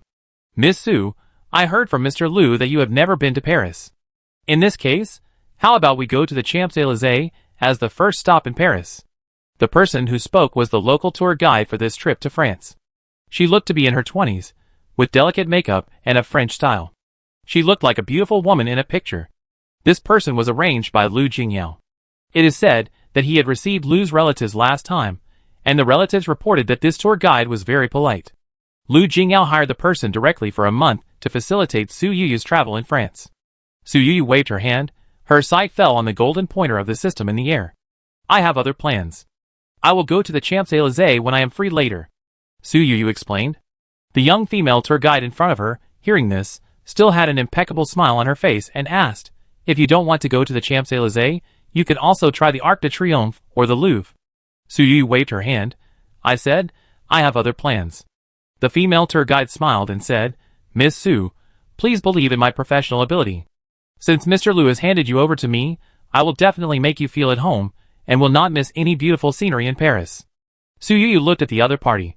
Even though she smiled very standardly, she still felt uncomfortable. It was just the first time they met, but she always felt that there seemed to be a kind of hostility from the other party. Did you know Lu Jingyao before? Su Yuyu asked tentatively. The young female tour guide raised her lips slightly and said, Mr. Lu and I are college alumni. He took care of me a lot back then. Now I am studying for a doctorate at Paris Sciences ET Liberal Arts University. After he learned that I was working part-time as a tour guide, he often took care of my business. Su Yuyu raised her eyebrows. Then you two are really close. The female tour guide smiled gently. What a pity. Su Yuyu said. The female tour guide's eyes showed doubt. Su Yuyu said expressionlessly, You are fired. The female tour guide frowned slightly. Ms. Su, I was hired by Mr. Lu. You have no right to fire me. Please believe in my professional level, and don't take your anger out on me because of some inexplicable suspicions. Aren't you afraid of making Mr. Lu angry by doing this? Su Yuyu didn't even bother to explain the reason to her, and directly called the bodyguard to go out. Only the weak need to explain repeatedly. She is not the poor little girl in the Gu family in her previous life. She is also a super rich person now. Why should she let herself be angry? If Lu Jingyao had a conflict with her because of this little thing, she could fire Lu Jingyao as well. Su Yuyu still did not give the driver a specific destination, and sat in the car to give orders. The driver was very obedient. Not only did he slow down, but he also did not question Su Yuyu's orders at all. He was even afraid that he did something wrong and affected the amount of tips Su Yuyu would reward him. The car drove in Paris for about an hour and a half and stopped on a messy street. Vintage Market, Miss Su, you are going here. The driver sighed. Su Yuyu didn't know what this place was for at all, and even looked at most of the shops on the roadside and were confused. Why not open? Su Yuyu asked. The driver explained, It's like this here. Many stores are closed on weekdays. If you come on weekends, basically all stores are open. Su Yuyu glanced at Su Fang. The tacit understanding between the two is far beyond that of others. After a little thought, Su Fang asked curiously, What is this place for? Second-hand market. This should be the largest second-hand market in France. It's very big inside. You can walk until your legs are weak, the driver said. Su Yu thought of the time limit given by the system, and recalled the many setbacks in the last bargain hunting mission. She vaguely felt that this time's bargain hunting would not be particularly smooth. When she got off the car and followed the system, she just walked. Even if the things in several shops on the roadside were very attractive to her, she did not stop, but eagerly followed the arrow to the destination. As soon as she saw the destination, Su Yu couldn't help but fall in the face. The door of the store was closed, and the owner had hung a small notice board on it. The accompanying French translator hurriedly explained, "Ms. Su, the sign says that we are in a bad mood, and the business hours are uncertain." Su Yu, Chapter 240. When Su Yu was in China, it was rare to see shops closed on weekdays. Even the second-hand market. Now she had no choice but to leave alone and have someone watch this place. Su Yu spent so much time getting here, and she was unwilling to leave just like that, so she simply went shopping in the second-hand market. There were so many bodyguards following her, it looked like a big show, and she was very eye-catching wherever she went. Whose lady is this? It seems that the French president doesn't have so many bodyguards when he goes out. Su Yu suddenly heard a familiar Mandarin, looked at the person who was speaking, and then saw a Chinese face. The other party felt that he spoke in a low voice, and didn't understand why Su Yu was looking at him for a while. "I'm not a lady from any family," Su Yu said directly. The young girl who was speaking blushed and apologized immediately. "Sorry, I shouldn't have gossiped about you behind your back." Su Yu didn't bother with her and asked, "Do you come here often?" The young girl was dressed very ordinary. She nodded and said, "This is my second year studying in France. My school is nearby. I earn my living expenses by picking up bargains here, so I often come here." Su Yu praised, "Then you must have a good eye." The girl shook her head and said in a low voice, "These foreigners are all easy to bargain, but the things are real and fake, which also tests people's eyesight. I actually mainly do reselling business." The girl thought Su Yu was probably a rich man, and would not compete with her for business, so she talked about her business experience openly.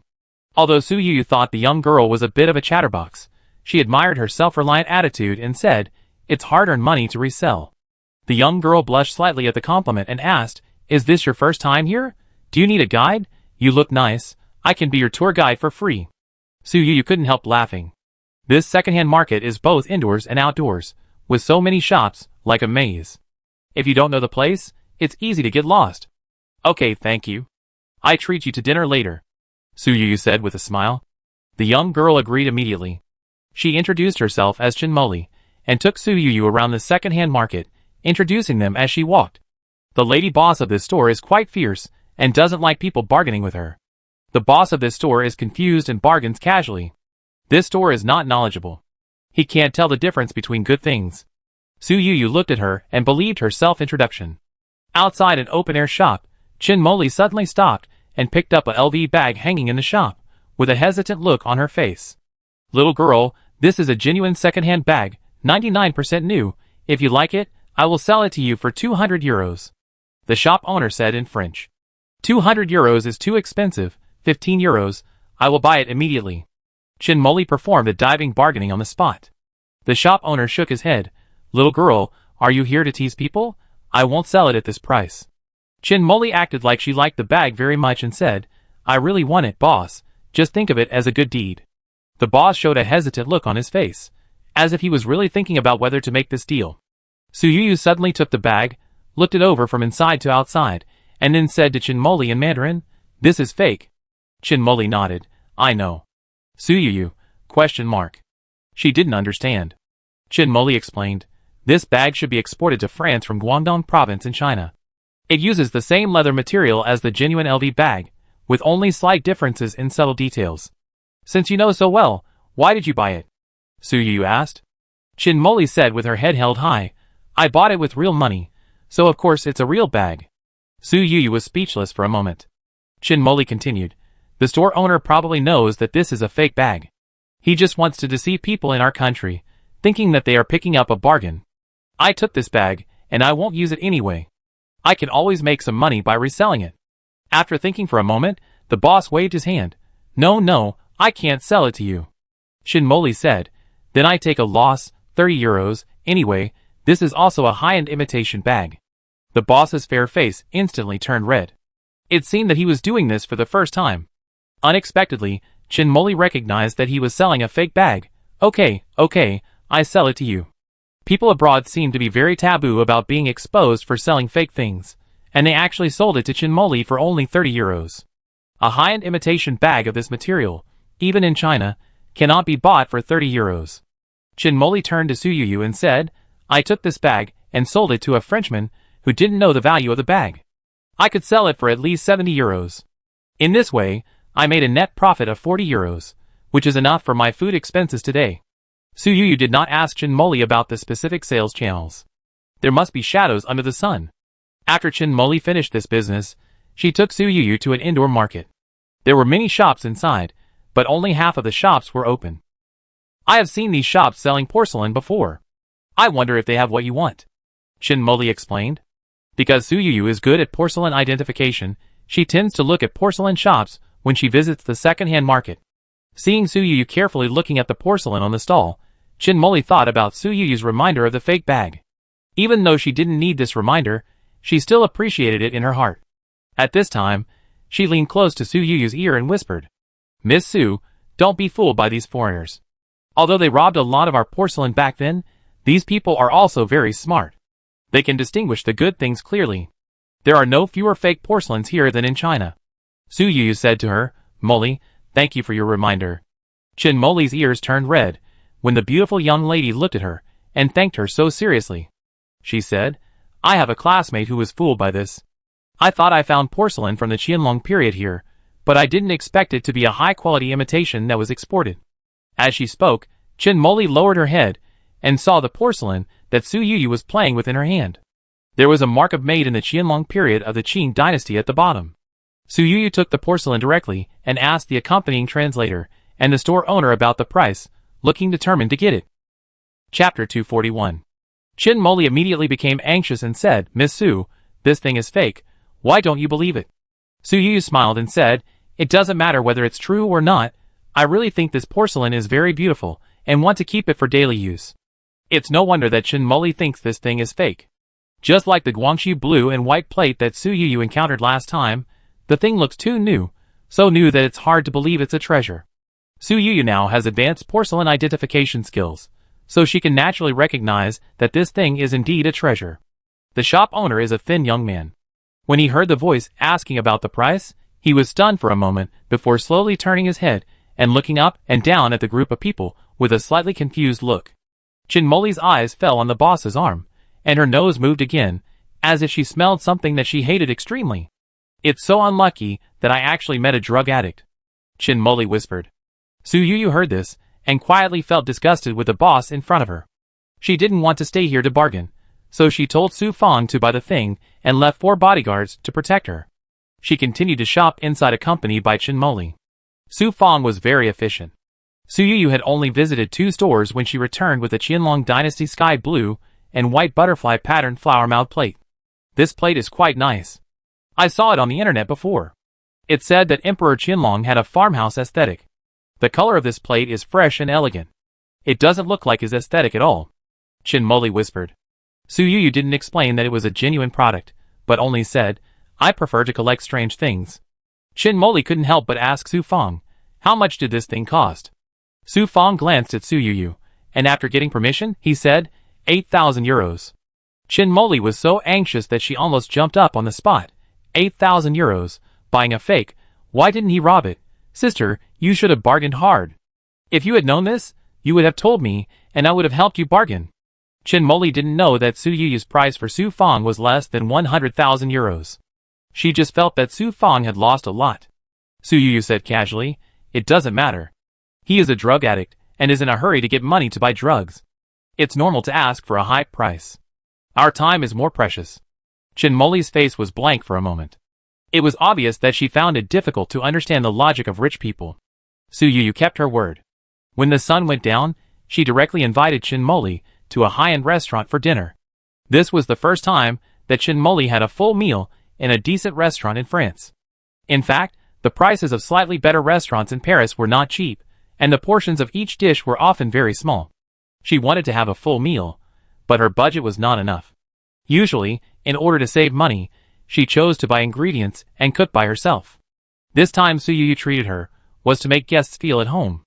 Although the portion of each dish was still very small, they ordered a lot of dishes, just like a buffet, and they could eat as much as they wanted. Chin Moli didn't see the bill, but she estimated that the meal would cost several €100 per person. After the meal, Su Yuyu asked the driver to take Chin Moli back to her apartment. Su Fang personally sent Chin Moli off the car. When they arrived at the door of the apartment and were about to go in, Su Fang handed an envelope to Chin Moli. "This is a little gift from Miss Su. You must not refuse it," Su Fang said with a smile. Chin Moli quickly waved her hand. "Miss Su has already invited me to dinner. I can't take her money anymore." Su Fang advised, "It costs money for you to study art in Paris. We are both Chinese, and we finally met in a foreign country. Miss Su also wants to do her part, so you should accept it."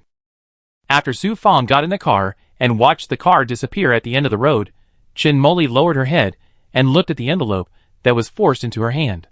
She couldn't help but open it and take a look. Even though she felt that she was unworthy of the money, she couldn't help but jump up on the spot. €500. This money is enough for her hard work for a week.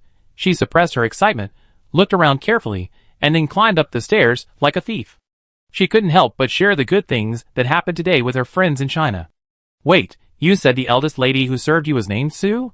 She was surrounded by a lot of bodyguards? She was also very beautiful?" While questioning, the friend sent a photo of Su Yuyu. Chin Moli couldn't help asking, "You are really amazing. Why did you send someone's photo directly? No, is Miss Su very famous in China, or have I been offline for a while?" The girlfriend of the richest man, she also has a good career, opened an entertainment company, and invested in the filming of a new version of the Dream of Red Mansion's TV series. This handsome guy is her top artist. The friend is a fan of Song Jibai, and couldn't help but send her idol's photo. Chin Moli suddenly felt that she was really offline. "Ah, so handsome. I have only been abroad for 2 years. How can I not keep up with the domestic trend?" The friend replied with a cute emoticon and said, "Come back. The village is starting to post handsome guys now." Handsome guys are the best, but Chin Moli served as a tour guide for Su Yuyu for half a day, and was completely impressed by Su Yuyu's personal charm. She still wanted to know more about Su Yuyu. The friend reluctantly told what she knew about Su Yuyu. It is said that she is an orphan who grew up in an orphanage. In addition to the business in the entertainment industry, she seems to have signed several internet celebrities. It seems that she started out in the antique business. I don't know more. Chin Moli thought of what happened during the day, and couldn't help covering her cheeks. She thought belatedly, could the Qianlong flower mouth plate be real? She was an outsider, and she dared to teach the experts. After Su Yuyu returned to her residence, she immediately took several photos of the porcelain she bought today, and sent them to Lu Jingyao. Although there is a 7-hour time difference between China and abroad, Lu Jingyao seems to have paid special attention to her, and replied to her messages almost immediately. "Congratulations to Ms. Su for getting a good start abroad," Lu Jingyao joked. Su Yuyu said, "If you like it, I will keep it." Lu Jingyao said, "Let's give it to someone who likes it more." Su Yuyu felt that Lu Jingyao understood her better. What's the meaning of giving the porcelain to someone who likes it more? It's just selling it to someone who can pay the highest price. This person is Mr. Zheng, the fanatical fan of Qianlong, whom she met at the small exchange meeting held by the Yi family in the capital. Chapter 242. Su Yuyu almost effortlessly booked a buyer for this flower mouth plate. The price was certainly not low. Not long after she took the plate, the system refreshed the task reward, which was still as generous as before. But she asked the system in a somewhat strange way, "This flower mouth plate is extremely valuable. Why didn't it directly refresh the task of picking up bargains?" The system's reply was also very straightforward, because this task is actually not too difficult. Su Yuyu was stunned. She recalled her transaction process, and even the person who bargained was Su Fang, which was indeed not difficult. On the contrary, for this task of the system, for 3 consecutive days, the people guarding the door of the store still did not send back any good news. Su Yuyu thought of the system's task time, and couldn't help but feel anxious, fearing that if it continued like this, it would exceed the time limit. She even had some thoughts of wanting to do the same as in China. "Miss Su, the landlord of this house, is the shop owner. We can't contact him, and it's hard to convey your ideas to him." After receiving such a reply, Su Yuyu was at a loss. She had asked someone to inquire about the shop owner when she failed to buy a house. According to acquaintances in the surrounding shops, this is the shop owner's personality. When he has money, he will go out to enjoy himself. When he has no money, he will come back to open a shop immediately. Now when this person will come back depends on when he will spend all his money. Before the money is spent, even if you give him millions of euros, he will not come back to open a shop. This is the evaluation of the shop owner by acquaintances. Su Yu only felt that the other party's concept of money was still too advanced, and could only hope in her heart that this person would spend all his money and come back to open a shop as soon as possible. Maybe Su Yu's prayers worked a little. On the 5th day of someone squatting, she finally received news that the shop owner had returned. Su Yu immediately asked the driver to drive there and rushed to the second-hand market as quickly as possible. However, when she first arrived, she saw that the other party was closing the door and hanging up the sign outside saying that the return date was uncertain. Wait a minute, wait a minute. Even though the French translator reminded him loudly. But the shop owner, with the curly hair, seemed to have heard nothing, and still closed the door of the shop. Su Yu didn't expect this to happen, and couldn't help asking the person who was in charge of the spot. The man said with a bitter face, "Miss Su, this man has been here for more than an hour, and someone came to buy something. It seems that he paid a few hundred euros, and then he started to close the shop." Su Yu, Are a few hundred euros so valuable? Su Yu said with a frown. Although it is worth a few thousand yuan when converted into RMB, even in first-tier cities in China, a few thousand yuan can last for a while, but she still couldn't help feeling bitter. "Miss Su, don't worry, I estimate that he will spend a few hundred euros for at most 3 days, and he will have to come back to open the shop," said the French translator. Su Yu didn't even dare to return to the house in the city center, and directly asked someone to arrange another place to live near the second-hand market. Just like what the French translator said, after waiting for another 3 days, the store finally reopened. Su Yu rushed over in less than 10 minutes. The store owner looked lazy, wearing a pair of sunglasses, sitting on a lounge chair outside the store, with a glass of orange juice next to him. If someone didn't know him well, they would think he was on vacation here. Who could tell that he was a store owner? When the owner saw Su Yu walk into the store, he didn't even follow him in, but continued to lie there in the sun. Su Yu followed the instructions of the system and found a drum. This drum looked simple in shape, but Su Yu always felt something was wrong. Modern products, even if they try to make antique appearances, still can't cover up the traces of modern industry on them. This drum is like this. Su Yu picked up the drum and brought it to the store owner. "This drum sounds very dull. It's not a good drum," the boss said in French. Su Yu paused after hearing this. She didn't expect the boss to be so honest, but still said, "I like it very much and want to buy it." "You name a price." 500 euros. The shop owner said. Su Yu didn't bargain, but just asked, "Where did this thing come from? Did you get it from someone else?" Seeing that she paid quickly and was beautiful, the boss was also happy to talk to her. "It's the inheritance of a relative I inherited. That relative likes antiques from your Chinese country very much. I don't know where he got this thing from. It's a pity that this drum should not be worth much." Su Yu did not continue to stay in the second-hand market, but returned to her residence. She couldn't see how this drum was valuable. After all, there was no obvious mark and signature, and secondly, it didn't have much artistic value as a musical instrument. She couldn't help asking the system, "Can I disassemble this thing?" The system didn't speak. Su Yu immediately understood that this was a default, and without any hesitation, she found a tool and cut the drum open. Su Yu didn't know how traditional drums were made. The structure inside this drum was obviously a bit strange. She saw something wrapped very tightly inside. She had a guess in her mind, afraid that the really valuable thing had appeared. She carefully took the thing out, and after removing the wrapping, what was exposed seemed to be a unicorn ornament. This unicorn ornament was blue-green in color and looked extremely exquisite. Su Yu took her mobile phone and tried a few keywords, and got the exact result. Cloisonné unicorn. This treasure was originally stored in the old summer palace, but it was snatched away by the French in the catastrophe in China more than 100 years ago. It was originally stored in the palace of Fontainebleau. In 2015, the treasure was stolen, and its whereabouts are still unknown. Su Yu remembered the shop owner who sold this treasure. He inherited this drum from a relative who died accidentally. His relative was said to be a retired veteran with no wife or children. He didn't like to interact with other relatives for many years. The shop owner didn't even know he had this relative until the lawyer found him and read out the inheritance, so he didn't know where this thing came from. Although Su Yu was a little curious, did the relative of this veteran know that there was a cloisonné keyring hidden in this drum, or in other words, was this person the mastermind of the theft case that year? Unfortunately, now that time has passed, no one can get the truth from the dead. It seems that you have made a lot of gains in France. The preliminary judgment is that it should be the Clisonate Kirin stolen from the Danfeng Bailu Palace.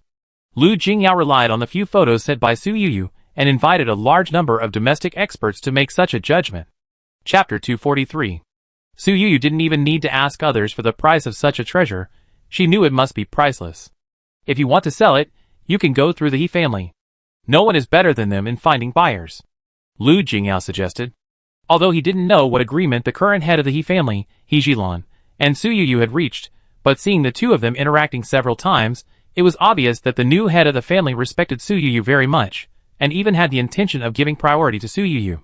If He Zhilan wasn't a woman, Lu Jingyao would have almost suspected that she was pursuing Su Yuyu several times when he saw how enthusiastic she was towards Su Yuyu. I don't plan to sell it, Su Yuyu said. She is not as short of money as before, and she has only reached an agreement with Mr. Zheng a few days ago to sell the butterfly-patterned flower mouth plate to him for 300 million yuan. Su Yuyu felt that this trip to France was already very successful. She looked at the Clisonate unicorn, and for some reason thought of the catastrophe 100 years ago. For someone like her who loves money like her life, she couldn't help but have the idea of giving. I plan to donate this cultural relic to the country, Su Yuyu said. Lu Jingyao was not particularly surprised to hear this and said, it is indeed a big deal for overseas cultural relics to return to China, but there are many tricks in the specific time and method of donation. It was the first time Su Yuyu heard about this and asked, I thought I could donate whenever I wanted, would it be rejected? Lu Jingyao chuckled and reminded, the He family knows the tricks best. If you have nothing else to ask for, you can donate at any time, but Mr. Xia's matter has not been resolved yet. Su Yuyu paused after hearing this. She only knew that there was a huge hatred between Xia Ran and Xing Zuan. Xia Ran made a comeback abroad in his previous life and returned to China to avenge his hatred after he became powerful. Over the past year or so, Xia Ran can be said to be Su Yuyu's most important employee.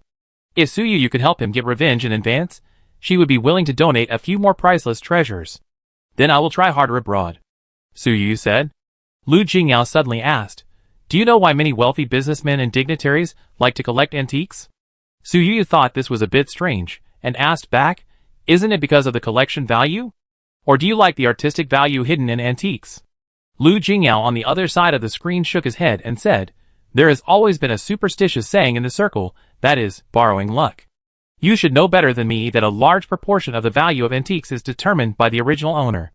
The higher the status of the first-generation owner, the higher the value of the antique.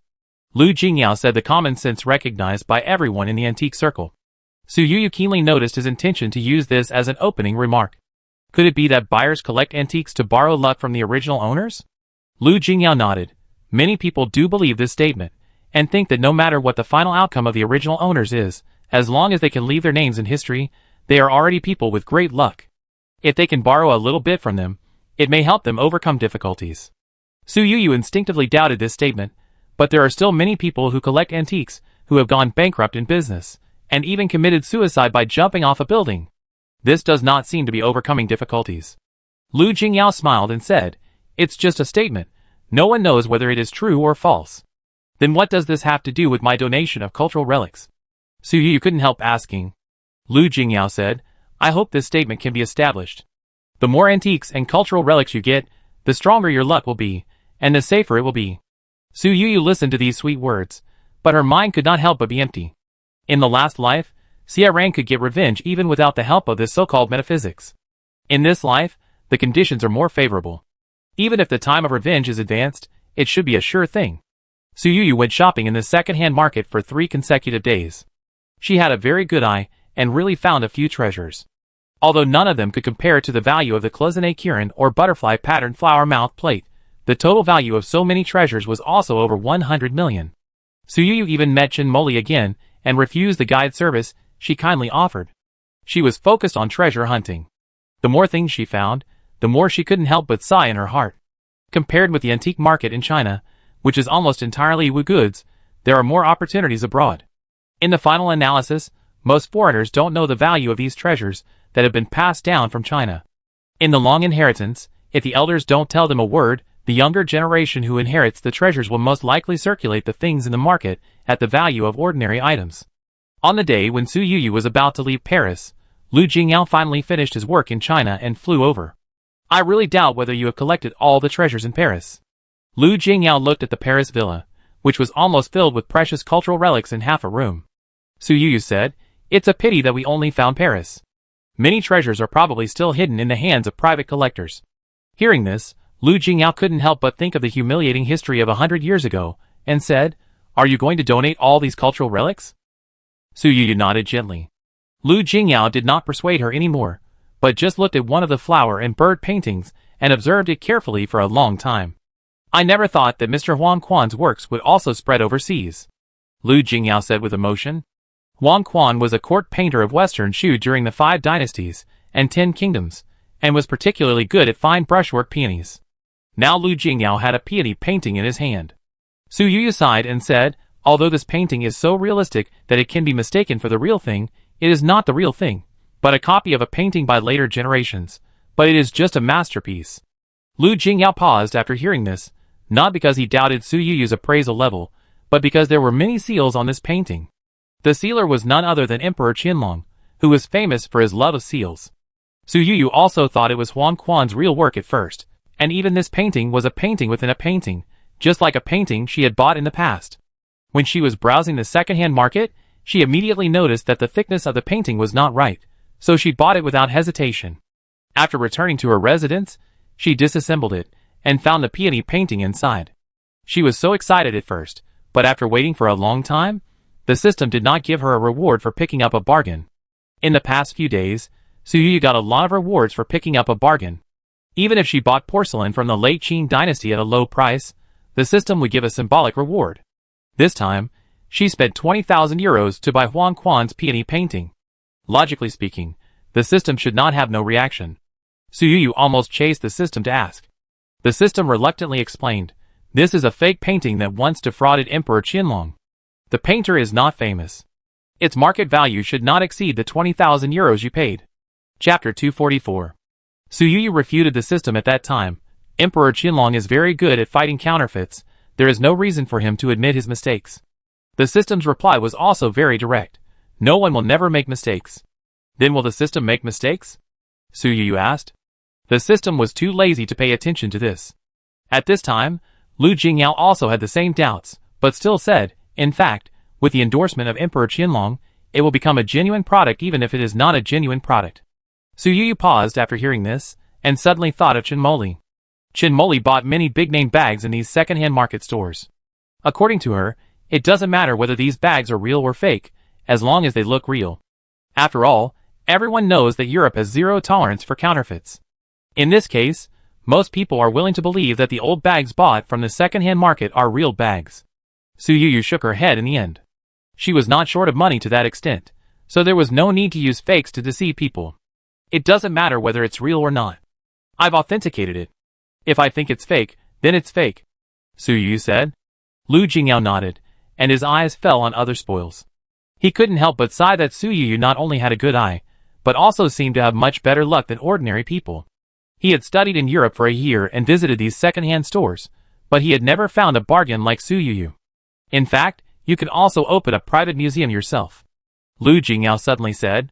Su Yuyu's understanding of antiques and cultural relics in the past was completely equal to one word: money. She was afraid of poverty in her previous life. Even though she had no worries about food and clothing in this life, she had never stopped her desire for money. It's just that after slowing down recently, she has slowly realized the charm of these antiques and cultural relics. Lu Jingyu's suggestion now hit her heart. But after thinking it over again and again, Su Yuyu still shook her head. The hatred between Xia Ran and Xingzhuan has not been resolved, and it seems that there is also an enemy hiding in the dark. She always felt that it was not a good time to open a museum. Wait for a while, when I have enough free time, then we can talk about this, Su Yuyu said.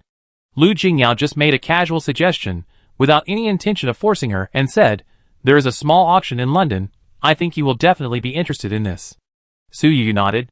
Lu Jingyao continued, "There is also a science and technology exchange meeting. I wonder if you are willing to go." Su Yuyu looked at Lu Jingyu's expectant eyes, and finally nodded. "I can accompany you."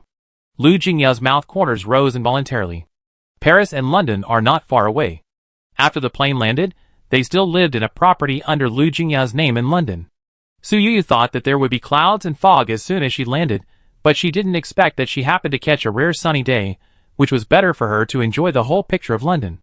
The time of the Science and Technology Exchange meeting was scheduled before the small auction, just the day after they arrived in London. The exchange meeting was held at Imperial College London, and Su Yu took this opportunity to take a good look at this world-famous top university. It's just SOSO after seeing it too much, Lu Jingyao said casually. Su Yu felt that the British style was particularly charming, and looked at the students coming and going with envy, saying, I don't know how outstanding you have to be to study here. Although she was admitted to a key university, she was busy working and studying in college, and she had no chance to enjoy college life at all. Sometimes she also envied her college roommates. Compared with her always tense self, their lives were really too relaxed. Lu Jingyao said, Your English is very good. If you want to study here, I think you will definitely pass the IELTS test and get the offer smoothly. Su Yu was very moved when she heard this, but thinking that she was now bound by the system and had to be ready to participate in picking up leaks at any time, she shook her head in the end. The water and soil in foreign countries are not good for people. I am a little homesick now. Lu Jingyao smiled gently, and his kind appearance lasted until Shen Juan appeared in front of them. Why is Mr. Shen here too? According to your identity, didn't you hand in your passport? Lu Jingyao asked. Shen Juan has a special identity, and it is not easy for him to go abroad. He looked at Lu Jingyao's defensive face and found it a little funny. Mr. Lu, I have to report every time I go abroad, and I have to get approval from the top. Thank you for your concern. It is indeed reasonable and legal for me to be here. Lu Jingyao didn't want to appear too stingy in front of Su Yu, and wanted to force a smile, saying, It's really a pleasure to meet an old friend in a foreign land. Shen Juan asked, Do you want to have a meal together later? Lu Jingyao has a psychological shadow on this kind of thing. Last time, he was just a few words of false politeness, which led to accompanying Song Jibai to eat an inexplicable meal. This time, he naturally refused.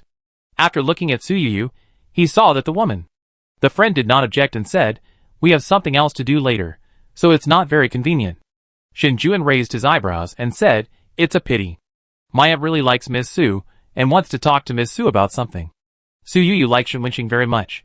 Hearing this, he immediately said, Aunt Shen wants to see me? Although I don't know what she wants to see me for, please tell her that I'm free at noon. Shen Juan asked casually, Don't you have other plans? Lu Jingyao didn't feel embarrassed. For Su Yu, he shamelessly changed his words. My business is not that important. Everything is based on mission. Shen Wenqing happened to finish the conversation with the people around him, waved to a few people, and walked over. Yu, I was just talking about you with Juan, and I saw someone's back that looked like you. I didn't expect it was really you, Shen Wenqing said with a smile. Su Yu asked, Aunt Shen, what do you want to tell me? It's my personal technology. I went to Paris to negotiate the price with a buyer, but the negotiation failed. I want to ask if you are interested in this technology, Shen Wenqing said. Su Yu couldn't help but point at herself. Me? Aunt Shen, isn't it a waste of talent to sell these high-end technologies to me? Su Yu felt that if she really wanted to sell the technology, it would be more reasonable for Shen Wenqing to sell it to Lu Jingyao than to herself. Shen Wenqing said, Yu, I heard that you have a capable person under you. The technology will definitely not be wasted in your hands.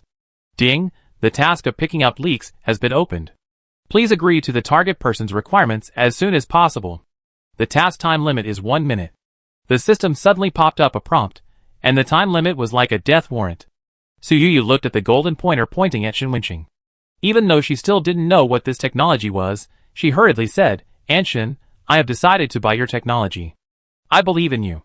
As long as you agree to sell the technology to me, you can set any conditions. Chapter 245. No one could understand why Su Yu seemed to be trying to refuse the offer 1 second ago, but suddenly became anxious the next second. Shen Wenqing had to explain, Yu, I just think this technology is suitable for you to operate and profit. You don't have too much burden.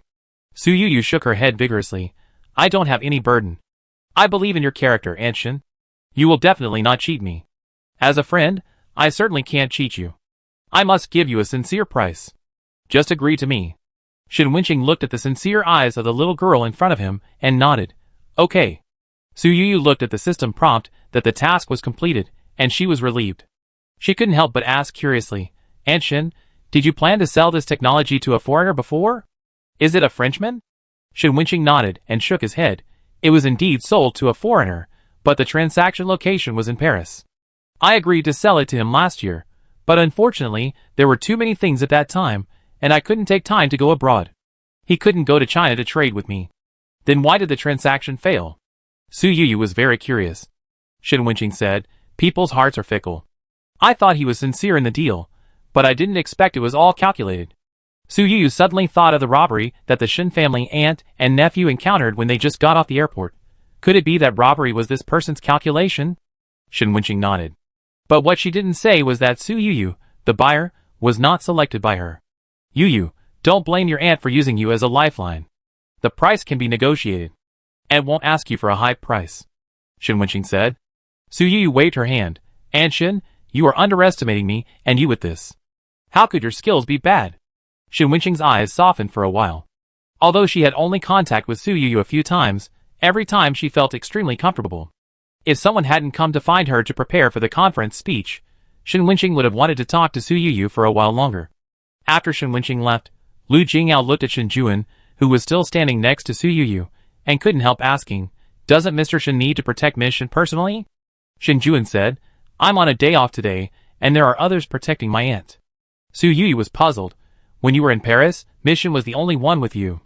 Shen Juan said, there are people in London to pick you up. If Su Yuyu didn't know that these two people were all of good origin, she couldn't help but suspect that they were spies when she heard this. More and more people came from outside the venue, and it was getting closer and closer to the start of the exchange meeting.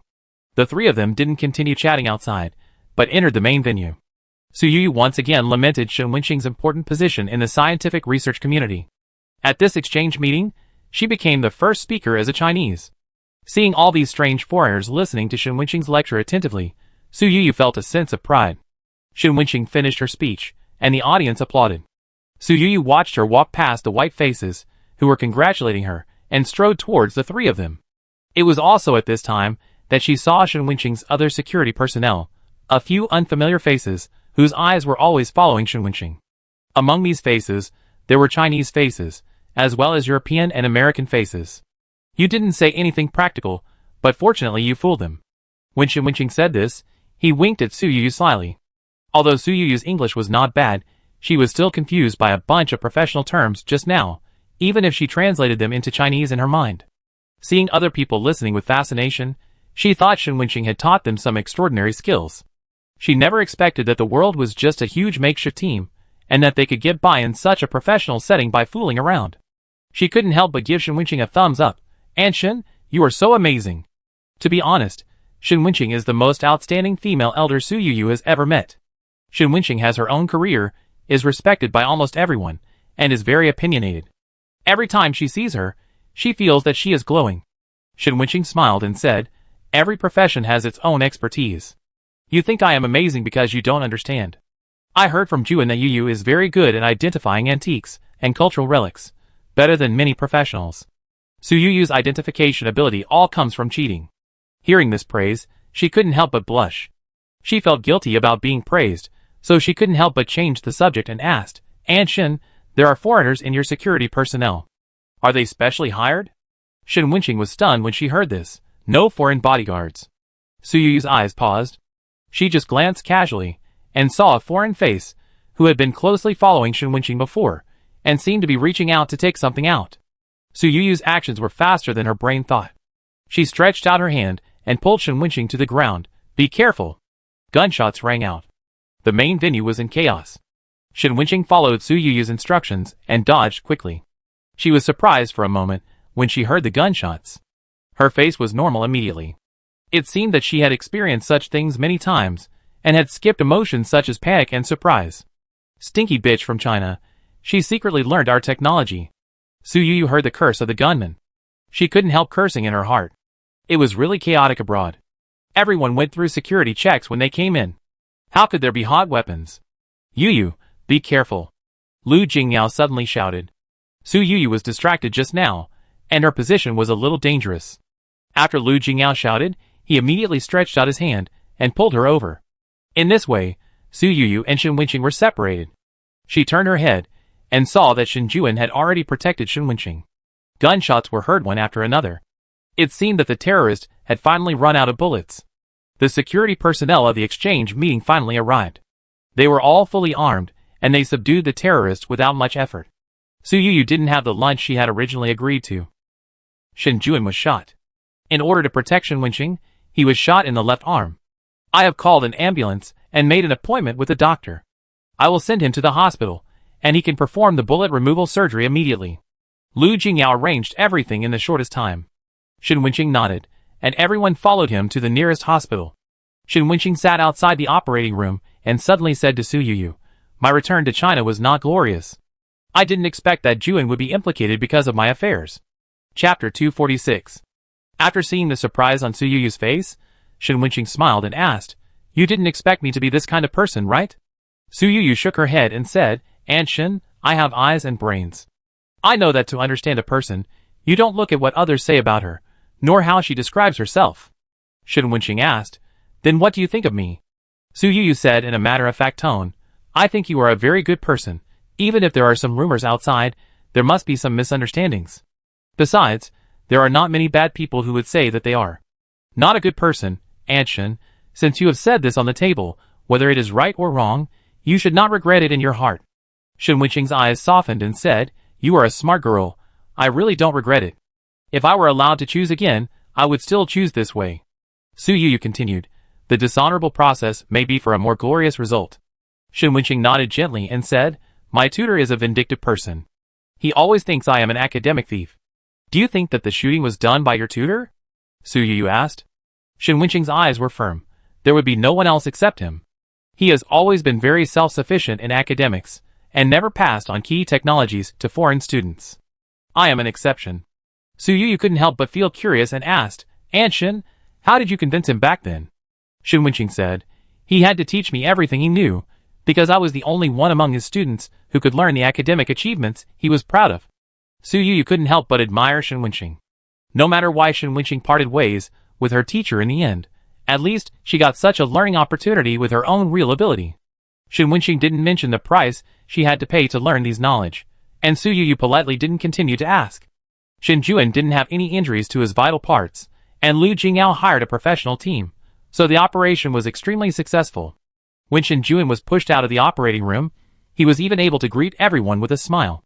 Su Yuyu heard the attending doctor's face full of amazement. "You Chinese men are really brave." He refused anesthesia and just carried it through. Lu Jingyao had always vaguely regarded Shen Juan as a competitor. When he heard this, his face was full of admiration. "You are worthy of being the king of soldiers." Su Yuyu sighed in a low voice. After this incident, the Science and Technology Exchange meeting could not be held, but the small auction was not affected at all. Before participating in the auction, Su Yuyu and Xia Ran made several phone calls, and after discussing with Shen Wenqing twice, the technical cooperation was confirmed. "Boss, a person's reputation is like a tree's shadow." Although Ms. Shen did not directly mention the specific technical content, several domestic companies that have cooperated with her have basically made a lot of money with her. Xia Ran gave Su Yuyu another reassurance. What Su Yuyu cares about is not whether she can make money, but she feels that this cooperation seems to be unusually smooth, as if Shen Wenqing or the person behind her wants to use her to do something. Su Yuyu always feels that she is just a part of others' calculations, but because there is money to be made, she ignores this little unpleasantness. On the third day after the operation, although Shen Juan was not fully recovered, he has always been strong-willed and chose to return to China despite the wound. Originally, Su Yuyu wanted to invite the Shen family's aunt and nephew to go to the small auction together, but seeing how eager they were, she could only regretfully go with Lu Jingyao. This small auction was held in a private manor of a certain earl. It was the first time for Su Yuyu to enter such a classical manor, with a strong historical and cultural trace. She couldn't help but take a few more glances. However, no matter how beautiful a house is, even if its shape is particularly unique, it will seem so after seeing it for a long time. The surprise that this house brought to Su Yuyu was not even as great as the surprise that she would have if she had met a familiar person in a foreign country. Gu Shuiying was wearing a black slim-fitting long skirt and accompanied a young man with a smile on her face. The man looked surprisingly familiar. Chai Wei. Su Yuyu had met this man once in the capital.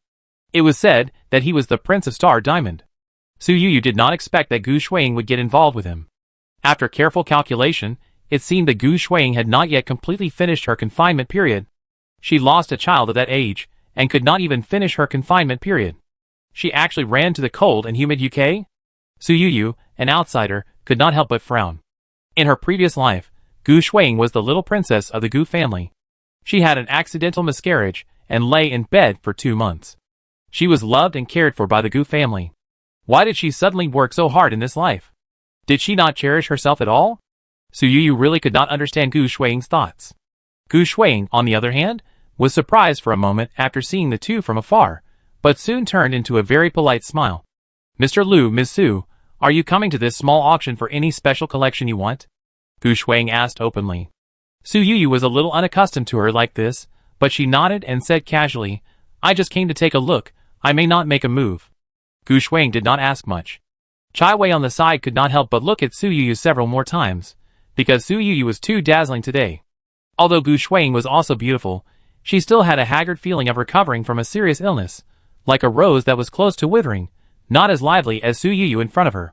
Lu Jingyao frowned and looked at Chai Wei, his eyes full of warnings, and the other party reluctantly withdrew his gaze. You don't like drinking. This grape juice is good? It tastes better with some ice cubes. Chai Wei thought he was considerate and handed a glass of grape juice with ice cubes to Gu Shuiying. Su Yuyu looked at the scene, frowned on the spot, and couldn't help but say, girls should drink less ice. She couldn't bear it. Even if she didn't like Gu Shuiying, she wouldn't watch her drag her body that had just had a miscarriage to drink a glass of ice water in the early spring weather. But Gu Shuiying just glanced at Su Yuyu, then took the glass of iced grape juice and tasted it openly. Su Yuyu saw her like this and stopped persuading her. Ding, the task of picking up leaks has been opened. Please complete the detection task within today. If you fail to do so, you will face penalties. Su Yuyu felt that this system was becoming more and more unpredictable. The task time limit refreshed every time was quite arbitrary. Watching the system's golden pointer pointing towards the interior of the manor, Su Yuyu was certain that the target of this detection should be an item at the small auction. Chapter 247. Don't ask for anything, just say it. My girlfriend will get whatever she wants. Chai Wei smiled and assured Gu Shuiying. Gu Shuiying forced a smile on her face, and her eyes always chased Su Yuyu and Lu Jingyao involuntarily. She looked open and generous, but in her heart, she wanted to eat Su Yuyu in one bite. She always felt that it shouldn't be like this. Ever since Su Yuyu didn't compete with her for the status of a rich family's daughter, Gu Shuiying felt that things were out of control.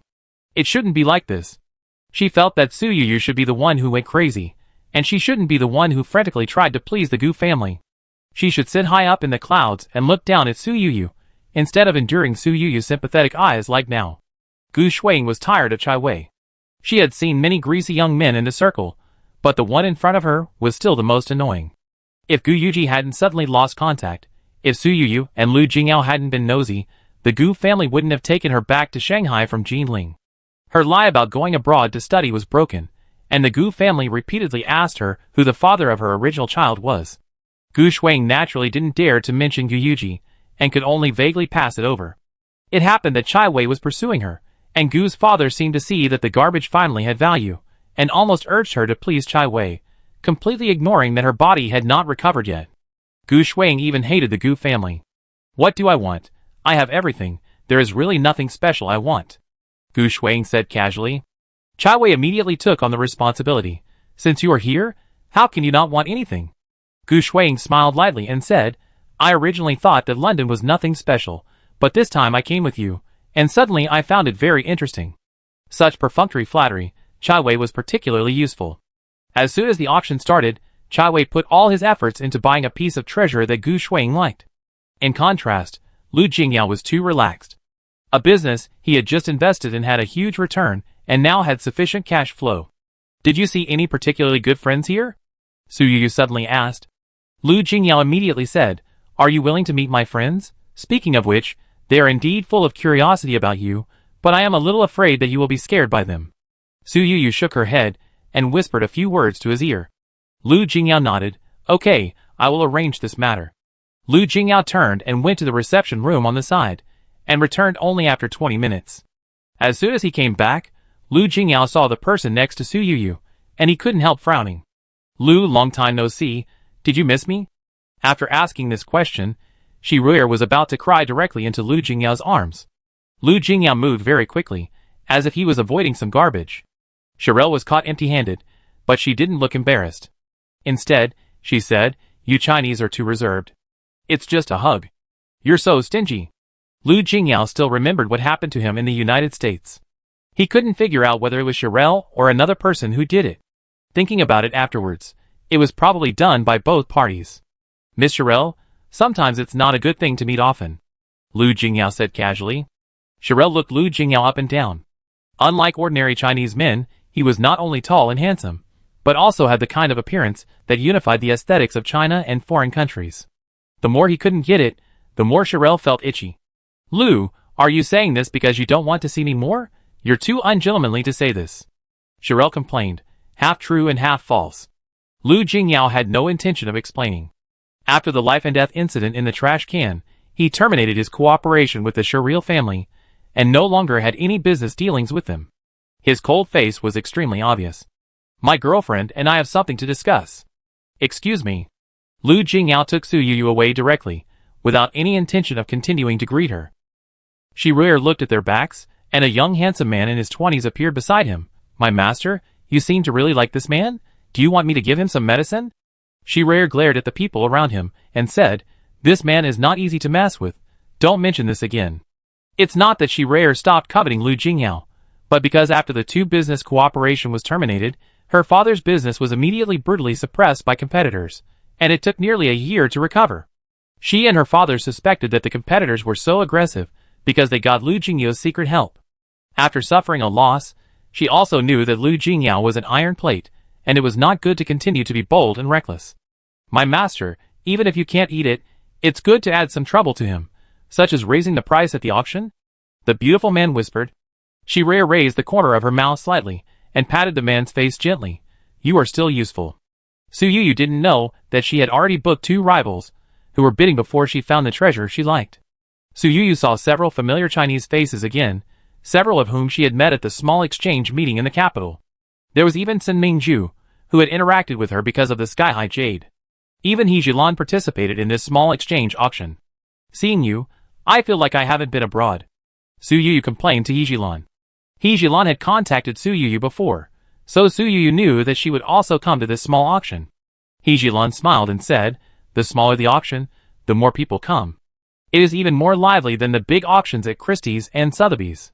Su Yuyu asked, the owner of this auction doesn't charge a commission. Why do they work so hard to hold it? He Jilan lowered his voice and said, some are real auctions, some are fake auctions. The owner doesn't get any benefits on the surface, but on the one hand, they have accumulated connections, and on the other hand, only they know whether they have actually gained any benefits. Su Yuyu listened to this, and couldn't help but look at He Jilan twice more. The He family also held many private auction exchanges. He Jilan said this. Obviously her He family also benefited from such things. When the time was almost up, a middle-aged man who looked like a butler began to introduce the rules of today's auction. After listening to his long story, Su Yuyu couldn't help but sit up straight, because the first auction item was lifted up. A chair made of yellow rosewood. To be precise, this is a sedan chair, which was also called a shoulder sedan chair in ancient China. Chapter 248. This chair is made of luxurious materials, and has exquisite workmanship. But the faces of the Chinese compatriots present were not very good. After all, such things spread overseas, most of which were the result of the catastrophe more than 100 years ago. This thing belonged to my ancestors, but it was snatched here by someone. It doesn't seem like a happy thing. Su Yuyu's first reaction was to take it down, and she raised her hand to bid. Gu Shuiying was the second to bid, and directly raised the price by double. Many foreigners were interested in this treasure, and joined the battle. Su Yuyu only bid once and stopped. When Gu Shuiying saw that she stopped, she didn't continue to bid. In the end, this treasure was taken down by a middle-aged man who looked to be in his 40s or 50s and had a Chinese face. Su Yuyu turned her head and looked at Gu Shuiying and said, you don't know why others want to buy this at all. You just saw that I wanted to buy it, so you want to snatch it from me. Gu Shuiying did think so, but in front of the people around her, she was still delicate and gentle. Miss Su, you misunderstood. It's just a good thing. Everyone wants it, that's all. Chai Wei on the side immediately defended his girlfriend and said to Su Yuyu, Miss Su, we are in a foreign country together, we should watch out for each other. If we quarrel and let foreigners laugh at us, it will be bad. Su Yuyu raised a cold arc at the corner of her mouth and said to the two, I hope you can do what you say. The next auction item is a blue diamond pendant. The main blue diamond of the pendant is quite large, second only to the heart of the ocean that has civilized the world. It seems that many people are here for this treasure. After 2 rounds of bidding, the price is getting higher and higher. Lu Jingyao also got involved, but was discouraged by Su Yu's words. I think the shape of this pendant is a bit bulky, Su Yu said casually. Lu Jingyao sighed and said, I thought you would like it. He stopped bidding. Chai Wei, who was forced to participate in the bidding because of Lu Jingyao's participation, saw him stop and hesitated to look at Gu Shuang beside him. The reason why he participated in the bidding was because Gu Shuang showed obvious love for this blue diamond pendant. Being looked at by the young girl with admiring and expectant eyes, Chai Wei couldn't control himself. Gu Shuang also knew that good steel should be used on the blade. She smiled and said, this thing doesn't seem to be very durable. Chai Wei listened to the people around him raising the price higher and higher, and it had already raised to a number he didn't want to bear. After Gu Shuang handed over the steps, he immediately came down. There are too few collections now, maybe there will be more beautiful jewelry later. The auction continued until the 6th collection appeared, and Su Yu suddenly sat up straight. It was a property. A castle located in a place in the UK that sounded like a country place. Why are you still selling houses? Is there anyone here who is missing this castle? Su Yu heard someone behind her complaining in English. Will the procedures be very troublesome for foreigners to buy castles in the UK?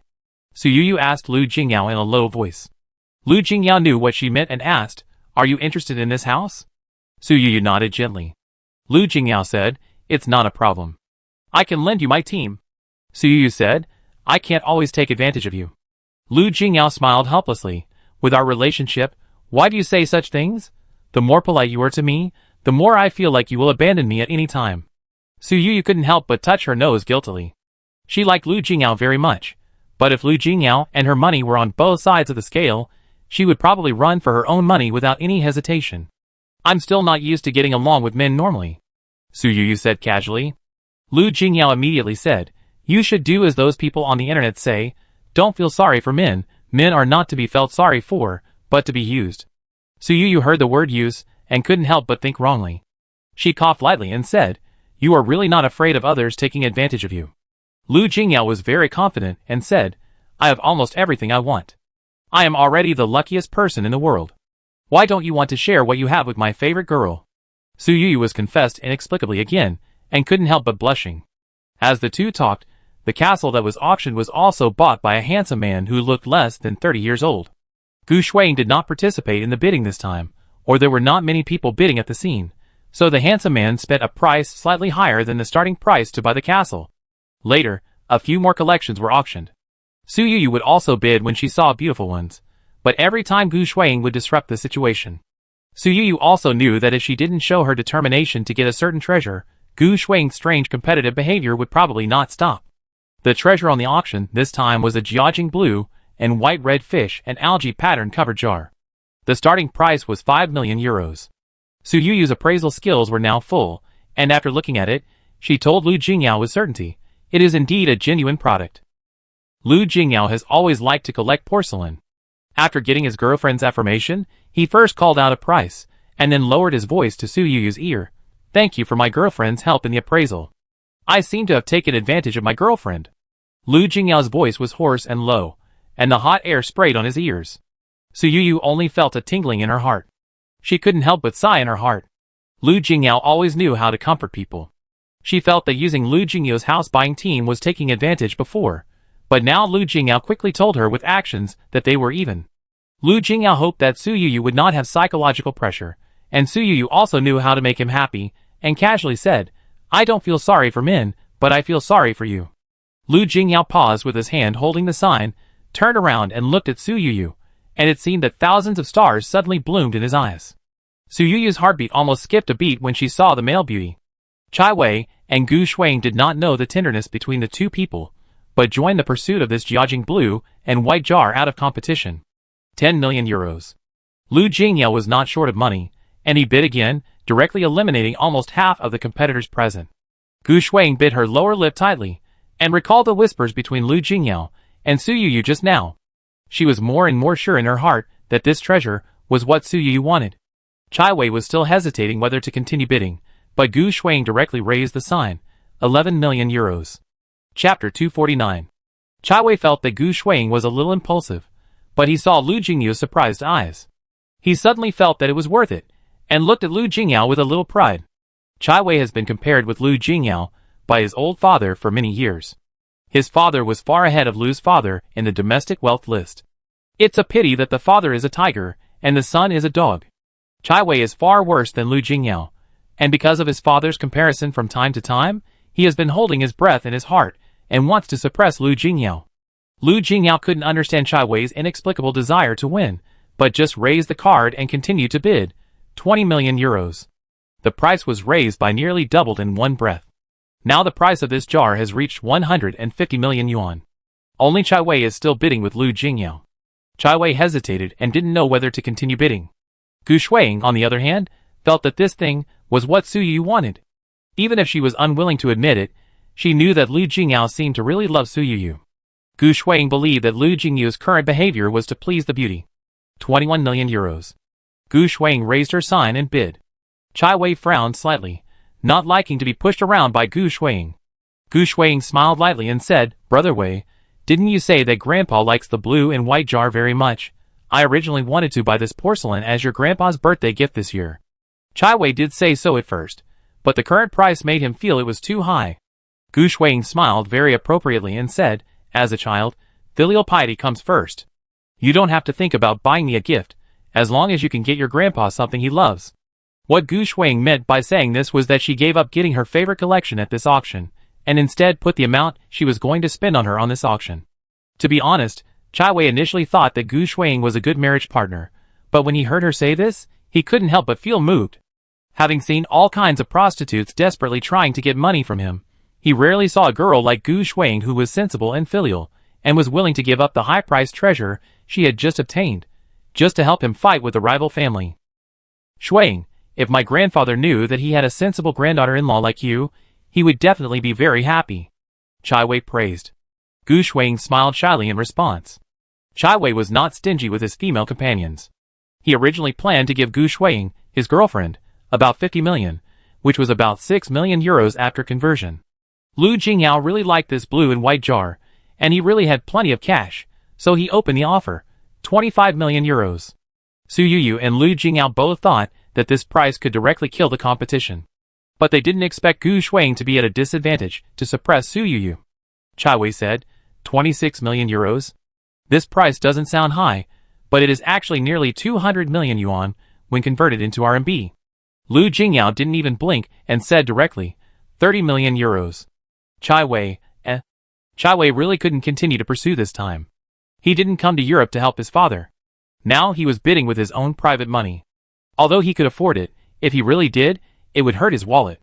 Gu Shuiying wanted to persuade her again, but Chai Wei held her hand and said with a smile, "We tried our best. If Grandpa knew that you were so filial to him, he would like you very much even if you didn't take the treasure." Gu Shuiying forced a smile on her face. For some reason, although she only lost this round of auction, she always felt as if she had lost her whole life. There were still a few collections to come, but Gu Shuiying was no longer interested. Just to avoid being too disadvantaged, she reluctantly showed her love for a set of pink diamond jewelry. The market price of that set of jewelry was about 30 million yuan, and the starting price was set at 2 million euros. Chai Wei just called out a price. Lu Jingyao immediately followed up, 3 million euros. Su Yu was not very interested in this set of pink diamond jewelry, and Lu Jingyao did this purely to do something bad. Chai Wei couldn't help but glare at him and said, "Mr. Lu, a gentleman helps others to achieve their goals. I gave you the blue and white jar before, so don't fight with me this time." Lu Jingyao was not so easily led into the ditch by him, and said directly, "You didn't let me, you just couldn't compete with me." Chai Wei was so angry at his ridicule that he didn't care about raising the price slowly, and directly called out the price to 4 million euros. Lu Jingyao chuckled and said, "Mr. Chai, you won't get your beloved things if you dilly-dally, 10 million euros. Chai Wei thought Lu Jingyao was really crazy, raising the price by more than double in one breath. Reason told him that he shouldn't continue to bid, but looking at Lu Jingyu's smiling face, he couldn't help it. 11 million euros. He thought to himself that if Lu Jingyao continued to bid, he would give up this set of pink diamond jewelry. Unexpectedly, Lu Jingyao spread his hands, and said that he would not bid any more. The people present knew the prices very well, and no one continued to bid. This set of pink diamond jewelry worth 30 million yuan was finally bought by Chai Wei at a super high premium of more than 80 million yuan. Chai Wei suddenly felt that he was really burning money. He wanted to regret it, but he still held back. He could only comfort himself that he could make up for the tens of millions he lost by begging his mother at home. It's so beautiful, thank you, I like it very much. In front of everyone, Gu Shuang gave Chai Wei enough face. But she didn't know why. Even though she won the competition against Lu Jingyao, she couldn't be happy at all, as if she had lost. After about half an hour, the last piece of collection was lifted up, and there was a burst of exclamations at the scene. This is a painting. The name of the painting is quite ordinary. Woman with a watch. What is unusual is the author of this painting, Picasso. Su Yuyu did not expect that her appraisal of calligraphy and painting actually included paintings by foreigners. After she appraised, she lowered her voice and said, "Really?" But neither she nor Lu Jingyao participated in the bidding. After all, they were rich and preferred to collect works by masters of their own country. These Western paintings, no matter how famous they were, Su Yuyu could not see too many ways. The foreigners present, as if they were called by some kind of faith, were all excited. The price kept rising, and the painting was hyped up to 100 million euros, becoming the real king of today's exchange auction. With the completion of the transaction of this painting, the auction officially ended. Gu Shuang cheered up and asked Su Yuyu, "With so many collections today, did Miss Su get what she wanted?" Su Yuyu nodded, "Thank you for not competing with me." Gu Shuang was stunned. She had clearly competed for the pink diamond jewelry, or the blue and white porcelain jar. Why did Su Yuyu say that? Then, Gu Shuang saw the handsome man who bought the castle, walking straight towards Su Yuyu and Lu Jingyao. "I really don't understand why you had to buy a castle. Don't you know how gloomy it is in there?" The handsome man complained. Chapter 250. Gu Shuang, who was standing by, suddenly changed her expression when she heard this. "What you originally wanted to shoot was this castle, not the blue and white jar, not the jewelry." Su Yuyu nodded gently and asked with a slight smile, "Is what I want to buy so important to you?" Gu Shuang's face was extremely ugly, as if she had swallowed a fly. Chai Wei, who was standing by, raised the same question as the handsome man. "Miss Su, have you been deceived by fairy tales? In order to fulfill your princess dream, you bought an ancient castle?" Su Yuyu didn't get angry when she heard this sarcasm, but said, "Is it not possible? Anyway, I'm not short of money, so I don't need to be like others, who are afraid to move forward when they encounter something they really like." Chai Wei's face suddenly sank, and the good impression he had of Su Yuyu disappeared completely in these indirect words. "Miss Su, in this circle, I have seen too many people who shine like meteors in the sky. They once rose briefly, and were as dazzling as diamonds. But they were not in this circle after all, and they could only leave sadly in the end," Chai Wei said. Su Yuyu listened to his description, although it sounded good, but after careful consideration, she knew that he was pretending that she was a nouveau riche. Whether it's a meteor or a diamond, it's better to make money by yourself than to ask your parents for money. At least my money is clean, unlike some people's money with original sin. After Su Yuyu finished this sentence, he pulled Lu Jingyao and turned away. Chai Wei was so angry that he stamped his feet on the spot. He wanted to chase after Su Yuyu and argue with him, but before he could catch up, he was stopped by several bodyguards. "Brother Wei, Su Yuyu's mouth has always been good at making people angry. My parents don't know how many times they have been mad at her. Don't fall into her trap," Gu Shuang persuaded softly. Chai Wei managed to calm down and said, "It's right for your parents not to like her. With her personality, she will only cause trouble for you if she goes back." Gu Shuang's mouth curled up reluctantly. She knew very well that compared with her current life, Su Yuyu was much more comfortable than her. She didn't know if she was too suspicious. She always felt that the castle bought by Su Yuyu seemed very important. She was eager to follow him to see it. Reason told her that she shouldn't always follow Su Yuyu, but emotionally, Gu Shuang seemed to lose control of her emotions when she encountered Su Yuyu's affairs. After Su Yuyu got in the car, she immediately said, "Go to handle the house purchase procedures first." After completing the house purchase procedures, the handsome man did not leave, but chased Lu Jingyao into the same car. "Are you going to see the castle now? I really don't know what you are thinking.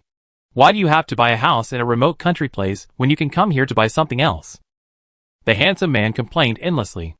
Su Yuyu barely knew the other person's name. He had a white face, but spoke Mandarin fluently, and even married a Chinese named Huarua.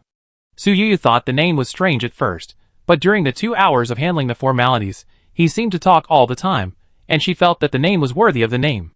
It was a pity that this man had a handsome face and a chatterbox. "If you like it, just buy it. Do you need any other reason?" Su Yuyu said casually. Huarua was so anxious when he heard this. "You are a Chinese. Aren't you Chinese the most frugal? How can you do such a stupid thing?" Su Yuyu didn't expect to be taught a lesson by a foreigner. Lu Jingyao explained softly. This kid used to be a rich second generation, but his family went bankrupt, and he didn't even finish college. Someone advised him to study in China. He didn't learn any serious knowledge, but learned a lot of Chinese virtues such as thriftiness. Su Yuyu raised his eyebrows and said, he has reached the top-level knowledge in one step. Lu Jingyao nodded. He is an American, and everyone around him is a victim of overconsumption. After learning a lot of thrift, he returned to China to start a business, starting with a thrift training class.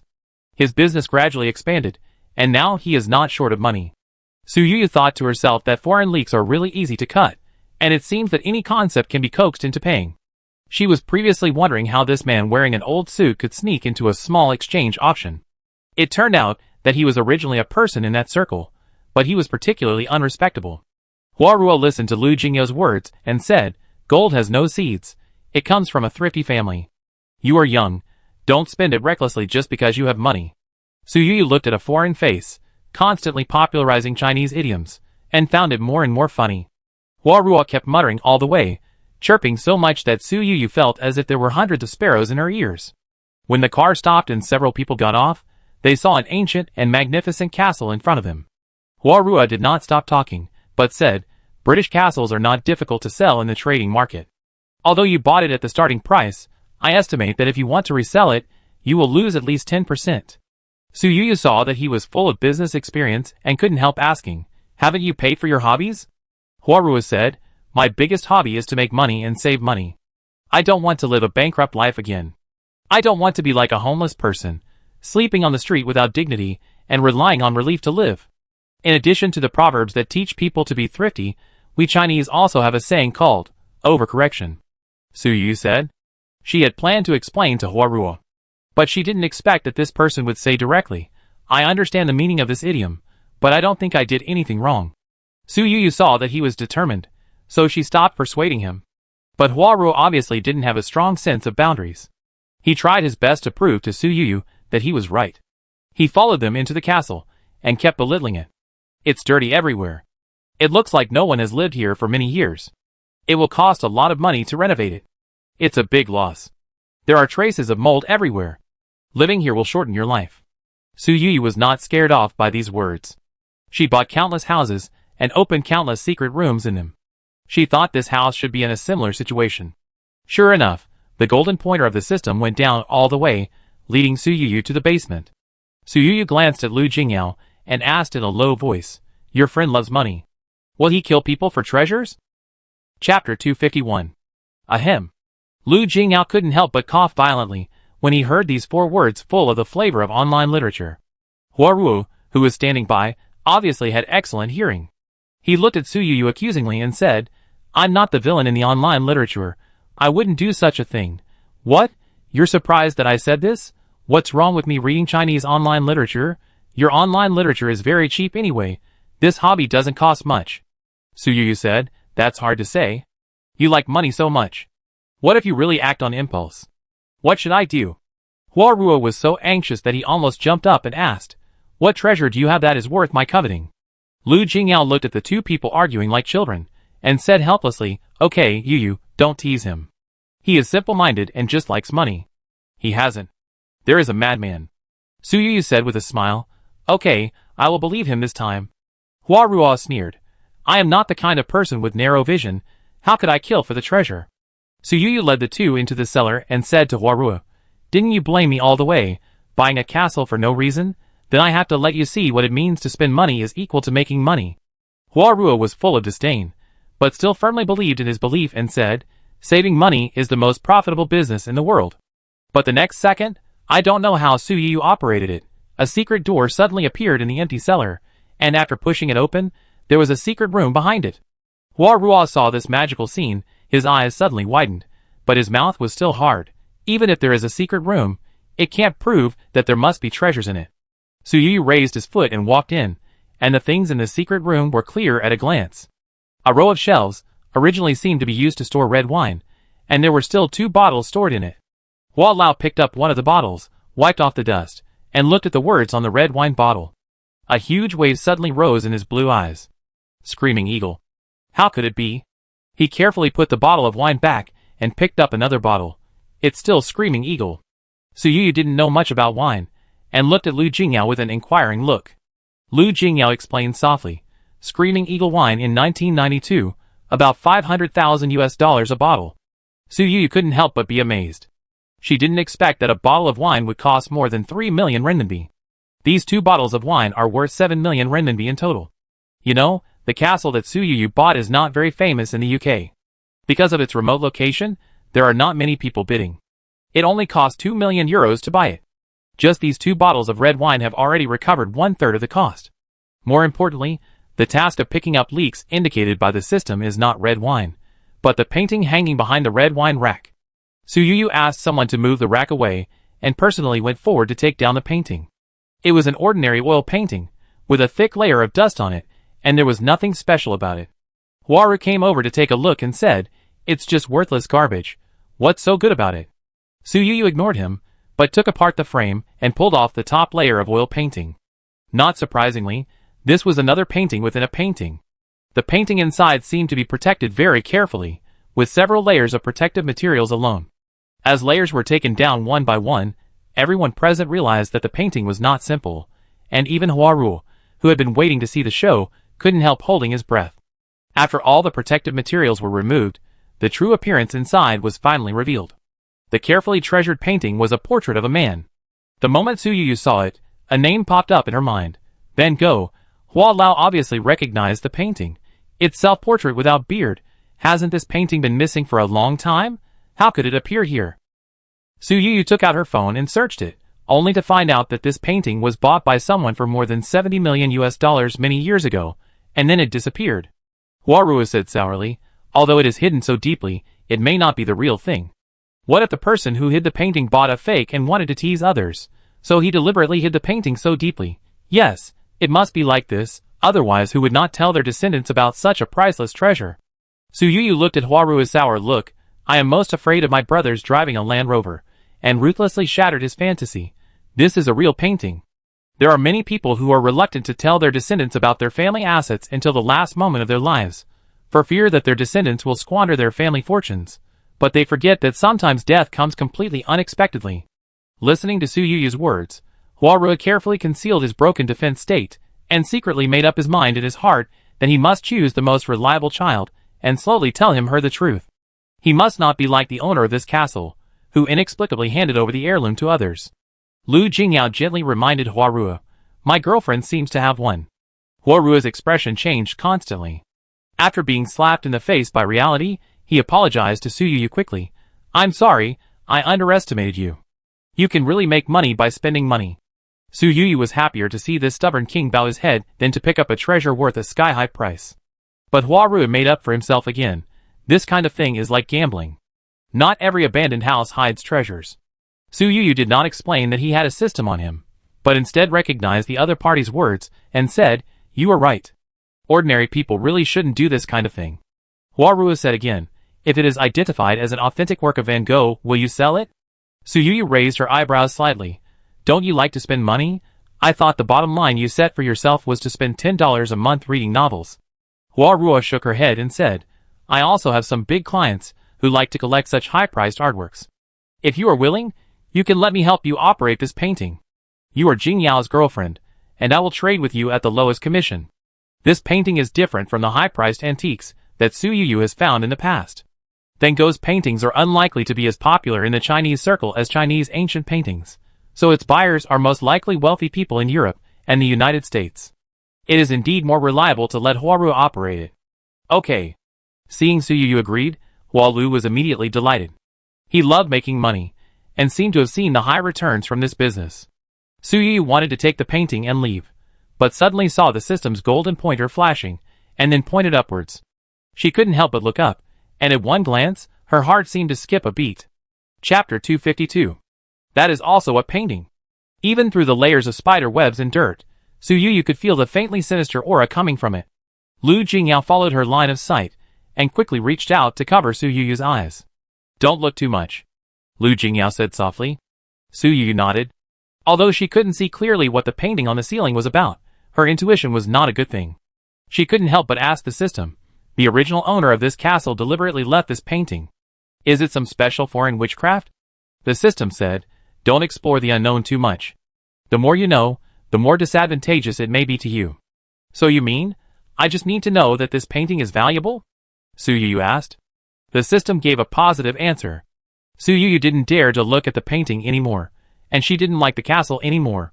She originally wanted to sell the valuable things inside, and then have someone renovate the house, so that she could come here for vacation in the future. Now, she has given up on this idea and turned to Hualuo and said, you know a lot of people. Will anyone be interested in this painting? Hualuo's face was not good. He hesitated for half a minute before nodding slowly. I probably know a few buyers. Then please sell this castle together with this painting. The commission is negotiable. Su Yu said. Hualuo nodded gently and asked, how much do you want to sell it for? He asked this because he wanted to know Su Yu's psychological bottom price. Before Su Yu figured it out, a line of words appeared on the system interface. 200 million euros. Su Yu said. Hualuo's eyes suddenly widened. It's just one more painting. You're asking for such a high price. Is this painting more valuable than Van Gogh's work? This castle only cost 2 million euros. Just by adding one more painting, its value has increased 100 times. Hualuo thinks Su Yu is too fanciful. Su Yu believed in his system and said firmly, just quote me this price, and I will only accept this price. Hualuo's psychological estimate of the price was actually around 10 million euros, but Su Yu was now his boss. After leaving the castle, everyone returned to their residence in London. Hualuo had just arrived in London this morning, and had not booked a hotel at all. Naturally, he followed the two to Lu Jingyao's residence in London. Anyway, your house is big, so what's wrong with letting me stay there? Hualuo said confidently, thinking that he was really a good money saver. Lu Jingyao was too lazy to chase him away, so he arranged a guest room farthest from him for him to stay. Hualuo didn't mind, and after putting down the suitcase, he began to contact buyers for Su Yu. Is there a painting on the ceiling? The first buyer seemed very interested when he heard this. Hualuo sent the photos he took. Soon, the buyer asked, how much? Hualuo said, boss, let me tell you, it's very cost-effective to buy this painting now. Buy a painting, and get a house for free. The location of this house is also very good, and the surrounding scenery is picturesque. Hualuo laid a lot of groundwork, but the buyer on the other side was obviously impatient and said directly, no need to say these nonsense, just one price. Hualuo thought of the buyer's dark background and was afraid that asking for a sky-high price would get the other party's bullet. Because he had taken precautions in advance, he dared to speak carefully at this time and tried to say tactfully, the seller is a crazy woman. She said, she won't sell it for less than 255 million euros. What Hualuo didn't expect was that after hearing this, the other party immediately said, okay. Hualuo was originally thinking about how to add a few more words, and then reduce the price to 200 million euros to highlight his role, but he didn't expect the big brother on the other side to agree directly. Okay. Okay.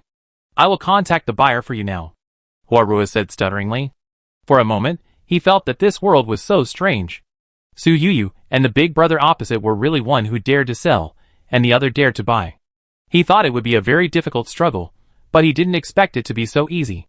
Su Yu didn't expect that Hualuo would complete the business in just one dinner, and even made 50 million euros. Mr. Hua, I was too loud to you before, Su Yu teased. Hualuo proudly puffed up his chest and said, it's just a small matter. Don't worry, I am not only thrifty, but also have a wide network of contacts. There is no buyer I can't find. He didn't mention at all that this big brother was only the first buyer he found. He even felt a little regretful in his heart. If he hadn't misjudged the price of the painting, he would have been able to sell it at a sky-high price if he had held an auction. It can be seen that the buyer was really anxious. He arrived in London the day after the transaction was confirmed. The buyer was a middle-aged man wearing a white robe, obviously white, and ordinary looking. Su Yu didn't know why, facing this almost standard white face, he actually felt a subtle dislike in his heart, and vaguely felt that this person was not as simple as he seemed. She did not dare to think about it any further, but took the man in the robe to check the painting on the ceiling of the secret room. The man in the robe paid the money very readily, and asked to transfer the property. Su Yu got a huge amount of wealth in the process of going in and out. She made so much money that she even felt a little numb. Coincidentally, Qing Yata suddenly called at this time. I dreamed that you should go north. Qing Yata only said this, and hung up the phone. Although Su Yu felt puzzled, she did not hesitate to say go north when facing Lu Jingyao's inquiry during the next European journey. Lu Jingyao did not refuse and said, "You can see the aurora by going north." The itinerary was set, and after leaving London, they went to Finland. In Finland in March, the temperature in the south is normal, but the further north you go, the colder it is. Dear host, you seem to have arrived at the location of the treasure in advance. Do you still need the systems prompt? If you give up the systems prompt, you can get a waiver of the penalty for failing to find the treasure. Suyuyu just arrived in Finland, and she didn't know where the treasure was. Even though the system's words were extremely tempting, she still shook her head. "I don't have this ability," Suyuyu said. After the system flashed for a while, a golden pointer appeared in the air. Suyuyu is now staying in a luxury house in Helsinki, which was booked in advance by Lu Jingyao. It is very close to Helsinki Cathedral. Originally, it was planned to go to Helsinki Cathedral in half an hour. Suyuyu looked at the 3-day time limit that popped up in the system and grabbed Lu Jingyao's hand on the spot. "I want to go shopping casually and go to the church tomorrow, okay?" Chapter 253. Lu Jingyao rarely refuses Suyuyu, and this time is no exception. Besides, he accompanied her to Finland just to make Suyuyu have fun. Suyuyu still felt guilty about her temporary change of itinerary. After all, it was not her own behavior, but a chain reaction, and a long list of people behind her had to change their itineraries. Lu Jingyao could not have no thoughts about Suyuyu's multiple temporary changes to itinerary, but he never brought it up. "Do you think I'm weird?" Suyuyu asked. Lu Jingyao smiled and said, "You must have your reasons for doing things." Suyuyu glanced at the system panel in the air, and couldn't explain the existence of the system to Lu Jingyao. I do have my own reasons. But if I can't explain it to you for the rest of my life, will you blame me?" Suyuyu asked. Lu Jingyao looked at her seriously. Everyone has their own secrets. If your secret is the foundation of your life, you can't tell me, and you can't tell your children in the future. Since it's a secret, you shouldn't tell anyone. Suyuyu's heart paused. Because of the concealment, she felt that she might never be able to be honest with her lover in her life. Now Lu Jingyao's words seemed to have relieved her of the burden in her heart. "Aren't you curious?" Suyuyu couldn't help asking. Lu Jingyao said, "Of course I'm curious, but I don't want to embarrass you." Suyuyu smiled awkwardly. Although Lu Jingyao's words were touching, the existence of the system was the foundation of her life. She was determined to take this secret into the coffin. "Since you have made a decision, don't continue to entangle it," Lu Jingyao said softly. Suyuyu nodded vigorously. After leaving her residence, she strode ahead and walked through this small Nordic city following the golden pointer of the system. After walking in the snow for half an hour, Suyuyu stopped. In front of her was a grocery store. It looked like it was only about 30 or 40 square meters. There was an old man sitting behind the counter in the grocery store, with a wooden face, staring at a book. Hearing someone coming in, the old man raised his eyes from the book and saw a bunch of Chinese faces. The old man tentatively said, "And I how?" The old man's Mandarin tone was strange, but everyone present understood it. Suyuyu felt the kindness of the other party, nodded, and replied with a clear and round voice, "Hello." The old man listened to the voice and learned it again, but the long-standing habit was at work. Even if he studied hard, the sound he made was still. "And I how?" Suyuyu asked, "Can you speak Mandarin?" When the old man heard this, his eyes were confused for a moment, and then he replied in Finnish, "I'm trying to learn Chinese by myself, but it seems that the effect is not obvious. Your language is too complicated." The accompanying Finnish translator immediately translated the other party's words to Suyuyu and others. Suyuyu didn't expect that the old man in front of him, who looked to be in his 60s, actually had a heart that never stopped learning. Suyuyu couldn't help but feel a touch of respect in his heart. "Thank you for your recognition of Chinese. I wish you good learning," Suyuyu said with a smile. The Finnish old man also laughed and said, "You Chinese are always very friendly. Although I learn your language very slowly, I think it is very beautiful." In a cold foreign country, Suyuyu felt warm in his heart when he received the kindness of others. The Finnish old man asked, "There are many kinds of things in my store. Guests from China, you will definitely find the products you are satisfied with here." Suyuyu's eyes followed the instructions of the system, and fell on the shelves behind the old man. The things in the old man's grocery store are indeed very diverse. Here you can find skiing equipment, fishing equipment, books, pots and pans. It is a veritable grocery store. "Can I see this plate?" Suyuyu asked softly. After listening to the translator's explanation, the old man turned around happily, and took a plate from the shelf behind him. This plate was a beautiful tin red color. It was obviously kept by someone, and the appearance was still very perfect. This thing originally belonged to your country. The old man took the initiative to speak. Su Yu looked at him in surprise. The old man smiled and said, "This thing was sold to me by a Frenchman. He said it was passed down from his ancestors, but he thought it was not good." Why would he think so? Su Yu didn't understand.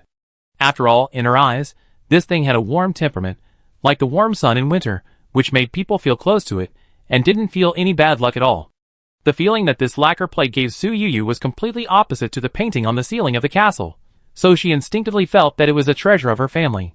The old man said, "The Frenchman only said that since he got this treasure, his family has been in trouble.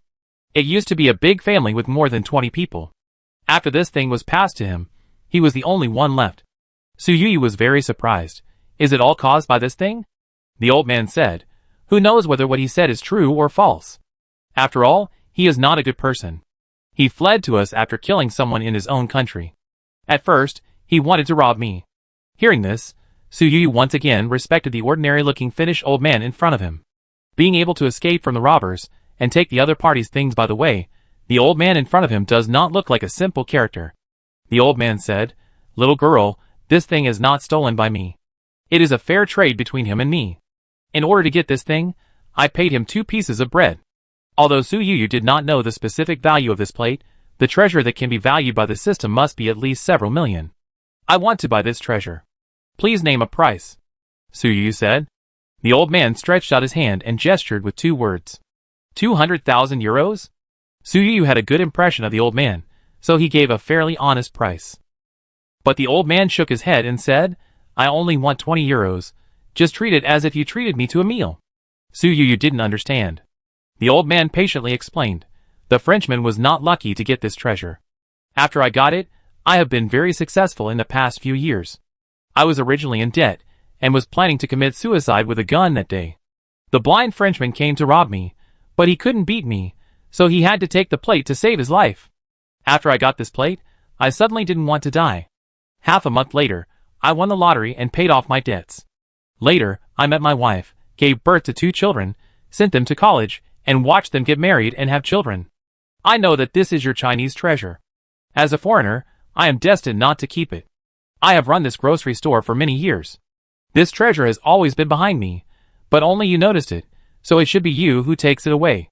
Chapter 254. Su Yu didn't have time to carefully examine the red lacquer tray in her hand until she left the grocery store and got into the car. The lacquer tray is complicated to make. The red lacquer is applied layer by layer on the bottom of the tire. The number of layers is as few as 80 or 90, and as many as 1 or 200. When it reaches a certain thickness, the drawing is drawn, and the patterns are carved. Su Yu put on professional gloves and cleaned the dirt on the lacquer tray bit by bit, revealing its original appearance. "It is carved with grapes," Su Yu said. She didn't see any obvious marks on it, and didn't know which dynasty this work was from. "I haven't seen a girl as gentle as you for a long time." The old voice that suddenly appeared in her ears scared Su Yu so much that she almost couldn't hold the things in her hands. She looked around in panic, only attracting Lu Jingyu's curious eyes. "What's wrong?" Lu Jingyao asked softly. Su Yu shook her head and opened and closed her mouth.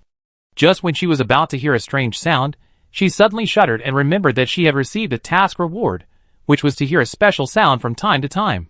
She lowered her head and looked at the lacquer tray in her hand. Could it be that this little girl seems to be from China and can finally go home? Su Yu's heart trembled when she heard this. She guessed right. It was really the lacquer tray in her hand that spoke. After returning to her residence, she immediately locked herself in the room and said to Chi-Pan, "Hello, let me introduce myself. My name is Su Yu. Nice to meet you." After about half a minute, Chi-Pan said in a daze, "Is this little girl talking to me? Can she hear me? Forget it, whether she can hear me or not, I have to be polite." Then, Su Yu heard the old voice saying, "Hello, my name is Xiaohong. This is the name my first master gave me. Nice to meet you, little girl." Su Yu asked softly, "Xiaohong, who is your first master?" The lacquer plate let out a long awe. After it was surprised, it couldn't help but said, "Little girl, can you really hear me talking?" Su Yu nodded. The lacquer plate said, "No wonder I like you so much. It turns out that you are also a powerful person."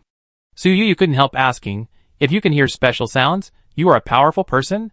How many powerful people have you met?" The lacquer plate said, "I have lived for almost 800 years. In addition to you, There is only one person. That person is different from you. His breath is too mixed. It is not as clean and comfortable as you. Su Yu didn't think much about it when she heard this. She just thought that the person the lacquer plate saw was hundreds of years ago. The lacquer plate remembered Su Yu's original question and said, "My first master was the founding Khan of the Yuan dynasty." The Khan of the Yuan dynasty? Which one? Could it be Genghis Khan? Su Yu asked. Chi Pan said, "No, it's Kublai Khan." Su Yu paused after hearing this, and then recalled that according to historians, Kublai Khan was the founding emperor of the Yuan dynasty. I didn't like the name he gave me before, but after so many years, I'm used to it. When Chi Pan said this, his tone was full of nostalgia for his master. Su Yu sighed softly. She originally wanted to sell the treasure after getting it, but now that the other party is conscious, she can't act on her own. Do you want to go back to China with me? Su Yu asked. Chi Pan immediately said, "Yes, I want to go home." Su Yu asked again, "Any other requests? I will try my best to satisfy you."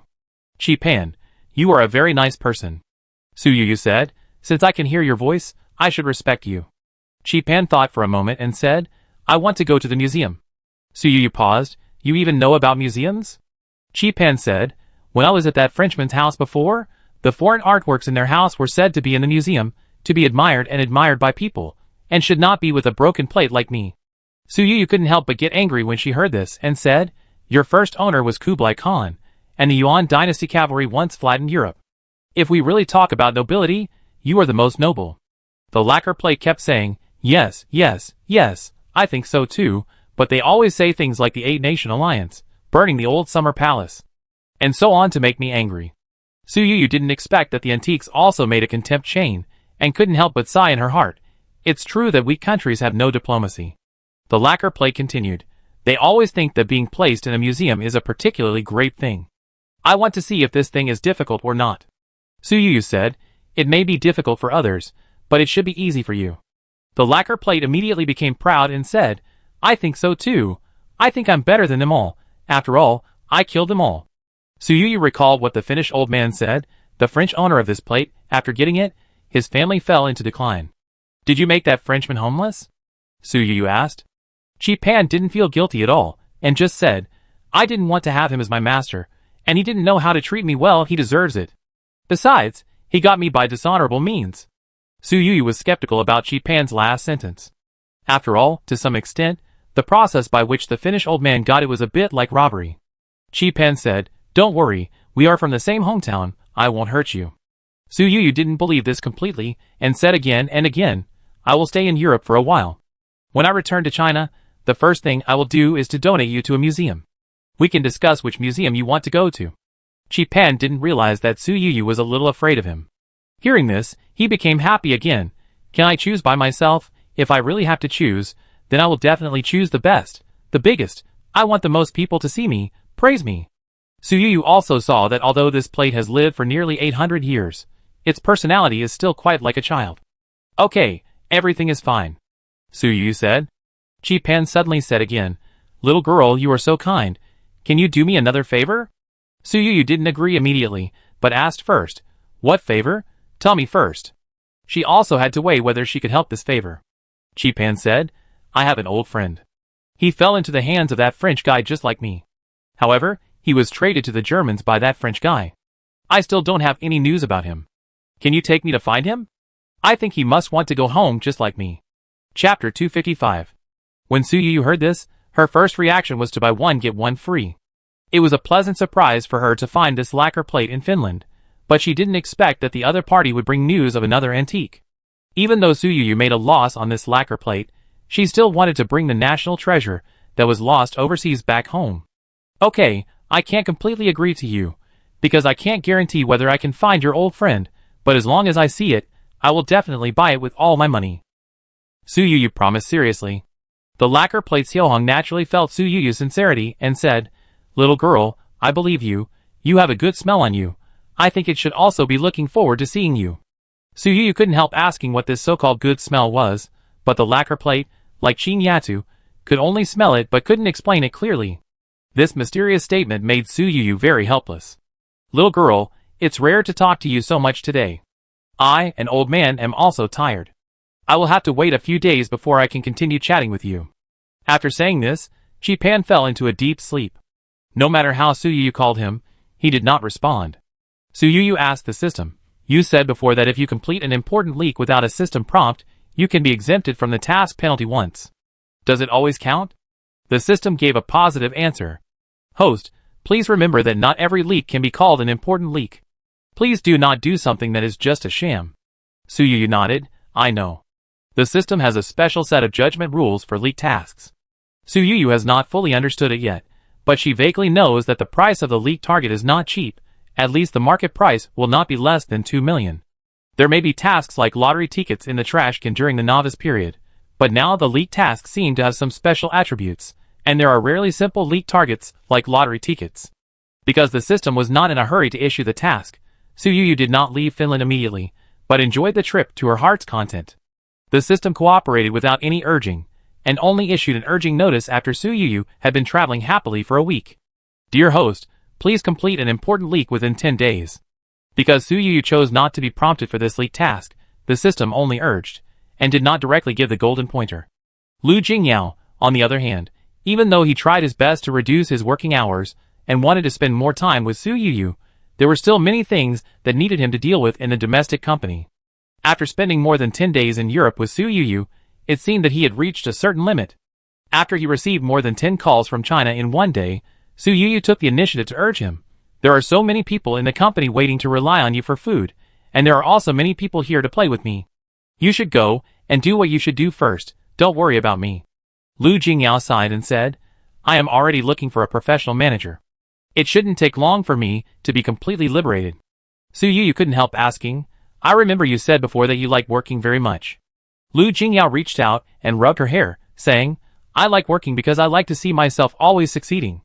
Su Yu just felt that what he said seemed too Versailles. What Lu Jingyao said was also true. Su Yu didn't quite understand this feeling in the past, until she relied on the system of picking up leaks to get huge wealth one after another, and success after success made her feel a little proud. People who make money always want to make more money, and winners also want to be immersed in victory all the time, which seems to be human nature. "What about now? Why do you suddenly want to let it go? You are so young, you shouldn't lose your fighting spirit," Su Yu said casually. Lu Jingyao looked at her seriously. "I used to find it difficult to understand why others love so much, but now I completely understand it, and even want to indulge in it. After all, I really have everything I need." Su Yu couldn't tell whether he was confessing his love, or whether she was too smooth in her life. After seeing off Lu Jingyao, Su Yu did not stay in Finland, but went to Germany instead. Germany is also an underestimated tourist country. In terms of scenery, it is not inferior to Italy or France in Western European countries, but the number of tourists every year seems to be much less than these two tourist destinations. Su Yu looked at the various castle buildings that looked like fairy tales, but she didn't have much intention to play. "What is this place?" Chi Pan suddenly woke up on the second day of entering Germany. Su Yu said, "Germany, we are now in Berlin. Can you feel the breath of your old friend?" After being a headless fly for a day, Su Yu was hesitant whether to ask the system for the golden pointer. Before she made up her mind, Chi Pan woke up, which solved her urgent problem. Chi Pan said, "Don't worry, I feel it carefully." Su Yu waited patiently. 3 minutes later, Chi Pan sighed. "The old guy seems very weak." Su Yu couldn't help asking, "Do you have any special ways to contact?" Chi Pan said, "I can't tell, I just think it's not in a good condition now." Su Yu's heart tightened. "Can you find it?" "What direction?" "I go to save it now?" Chi Pan pointed in a direction. Su Yu immediately told the driver to set off. Their car went west along the Danube, stopping and starting under Chi Pan's instructions. After an unknown amount of time, the car finally stopped. "Where is this?" Su Yu didn't know where the small town in front of him was. Chinese people have always been nicknamed Earth Street Slickers. Even though there are not many Chinese tourists in Berlin, you could always see 1 or 2 Chinese faces when you turn around. In this remote town, people come and go, let alone Chinese faces. Even East Asian faces are not common. However, the scenery here is very good. The buildings are simple and elegant, and they are decorated with bright colors, which looks very beautiful. "Boss, this small city is called Paso. It is the border between Germany and Austria, so the architectural style is influenced by the cultures of both countries." Su Fong explained to Su Yu very diligently. Su Yu nodded gently, but she focused more on the red lacquer tray in her hand. Go south, it's very close, the lacquer tray said. Suyuyu followed the direction and walked to the end of the road full of flowers.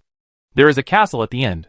Looking from the outside, the iron gate is overgrown with weeds, and it seems to have been abandoned for a long time. Suyuyu couldn't help but sigh. Buy a castle again? A voice suddenly came to her ears, very gentle and weak. Old friend, you finally brought someone to see me.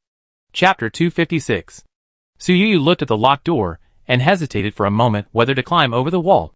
But she was surrounded by too many bodyguards, and it was too embarrassing to cross the line in front of everyone. You step back a few steps. Suyuyu ordered the others. Su Fong immediately took the lead and stepped back a few steps, looking at Suyuyu with a questioning look, as if asking if it was okay to step back so much. When the group of people retreated to 20 meters away, Suyuyu nodded to them from a distance. Making sure that no one else could hear her, Suyuyu lowered her voice and said to the lacquer tray, Ask your old friend how I can take over this castle. Before the lacquer tray could make a sound, the voice in the castle seemed to have heard Suyuyu's words and replied, The Gluck family has no direct relatives alive, and the only heir has never handled the property inheritance. The castle is now in a state of being ownerless. Suyuyu was puzzled. Why not handle the inheritance? Do you think this house is unlucky? The gentle voice smiled and said, There are indeed reasons for this. Now people here are rumored that this castle is haunted, but the more important reason is that the only heir can't pay the inheritance tax. Suyuyu looked at the magnificent and majestic castle in front of her, and could imagine how glorious the Gluck family had been. Unexpectedly, the current heir was so poor that he couldn't even pay the inheritance tax. The heir came with a lawyer to take a look. She has not yet decided whether to inherit the house or give up the inheritance, so the matter has come to a standstill. A gentle voice explained. Suyuyu asked, Hasn't she ever thought about selling it? This is a haunted house. Not many people are willing to buy it, and the price offered cannot satisfy her. Suyuyu suddenly felt that the castle's current desolation seemed quite reasonable. I will try my best to find the heir, Suyuyu said. From the perspective of Su Fong and his followers, Suyuyu was just standing outside the gate of the castle yard, looking inside. Because he was facing away from everyone, he did not hear Suyuyu's whispers clearly. When Suyuyu turned around and walked over, Su Fong had no time to ask. Suyuyu said directly, Let someone contact the owner of this house. I want to buy it, and get it done in the shortest time. The price starts at 500,000 euros, and is capped at 2 million euros. It is best to get it done within 3 days. Although this castle covers a large area, there are many abandoned castles in Europe, and the price offered by Suyuyu is already a high premium. Even in a foreign country, Su Fong is a very competent assistant. After only half a day, he got information feedback. But the result was not satisfactory. Boss, the original owner of the house, has no direct relatives. The current heir is a young girl in her 20s. She is not in Germany now. Suyuyu frowned. If she is not in Germany, let her come back. I can pay for the air ticket. Su Fong smiled awkwardly and said, This girl has no proper job and makes a living by dating on the internet. She is now on vacation in Hawaii with her boyfriend. She said it was her first time there, and she didn't want to come back so soon. She originally planned to come back in 10 days, so she wanted you to wait. Suyuyu paused. The system gave her a 10-day deadline. Now 3 days have passed. She doesn't have that much time. Just tell her, no matter whether this deal is successful or not, I am willing to compensate her for the loss of this trip. Suyuyu just finished saying this, and suddenly felt that it was not strong enough, so she changed her words and said, Forget it, just compensate her for the loss of 100,000 euros for the trip. Su Fong returned in less than half an hour this time, and brought back good news. Boss, the other party agreed to return immediately, but the journey is not short. Suyuyu nodded. Tell her to try to return within 3 days, all in first class, and I will reimburse the air tickets extra. Su Fong felt Suyuyu's eagerness for this real estate transaction, and she also made all preparations for the real estate transaction in Germany.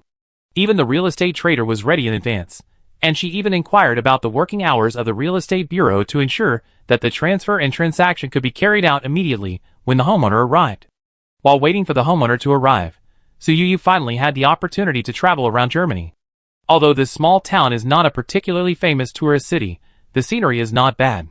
Suyuyu looked at those beautiful colorful houses and felt relieved. When the homeowner arrived in the town, he was not alone, but brought a middle-aged white man in his 40s, who looked like an elite. Hello, I am Miss Becker's attorney, representing her in this real estate transaction negotiation. The middle-aged white man claimed to be a lawyer and spoke in English throughout the whole process. He seemed to be an American. Su Yu also inquired about the real estate heir Miss Becker in the past 2 days. It's a bit weird to say that the surname Becker originally means baker in German. The original owner of the castle was named Gluck, which means lucky in German. The Gluck family, which symbolizes luck, was exterminated, and the family property finally fell into the hands of the descendants of the baker. The Miss Becker in front of her had heavy makeup on her face and dressed very frivolously. She did not look well educated. The way she and the lawyer were flirting with each other also showed that the relationship between the two was not simple. It is understandable to ask a lawyer to add a layer of protection for yourself, but is your lawyer reliable? Su Yu asked with a smile. Miss Becker was obviously not good at dealing with such situations. She raised her head slightly and said, "Don't try to fool me by bypassing the lawyer. Since you want to buy my house, it means that the house is very valuable." Su Yu raised her eyebrows. It seemed that these two people were ready to make a lot of money from her. "Tell me what you want," Su Yu said with a chuckle. The lawyer rolled his eyes and said, 10 million euros. 10 million euros, almost 100 million yuan. Spending so much money to buy a haunted castle in a remote town in Germany is pure rip-off. Su Yu stood up and said, "I don't have time to joke with you. Since you don't really want to do business, forget it." Her decisive attitude of leaving made the two dumbfounded on the spot. Miss Becker chased me out anxiously and asked, "You rushed me back from Hawaii in order to make this deal, and even subsidized my travel expenses. Why are you reluctant to spend such a small amount of money?" Chapter 257. Su Yu looked at the other party's innocent and impulsive look and couldn't help laughing.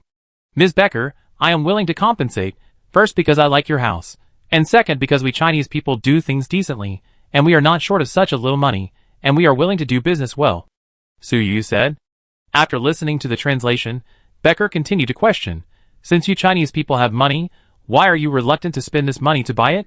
Don't you like it?" Su Yu said, "Just because I like it doesn't mean I want to be a fool and let you manipulate me.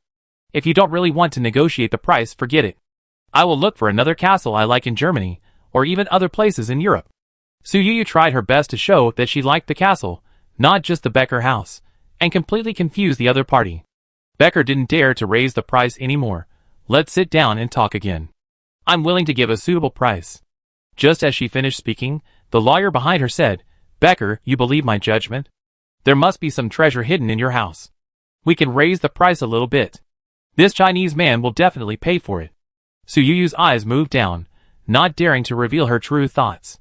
She didn't expect that this male lawyer was really something. She soon thought that it was probably her overly eager attitude and too high compensation that made this male lawyer dare to ask for such a high price.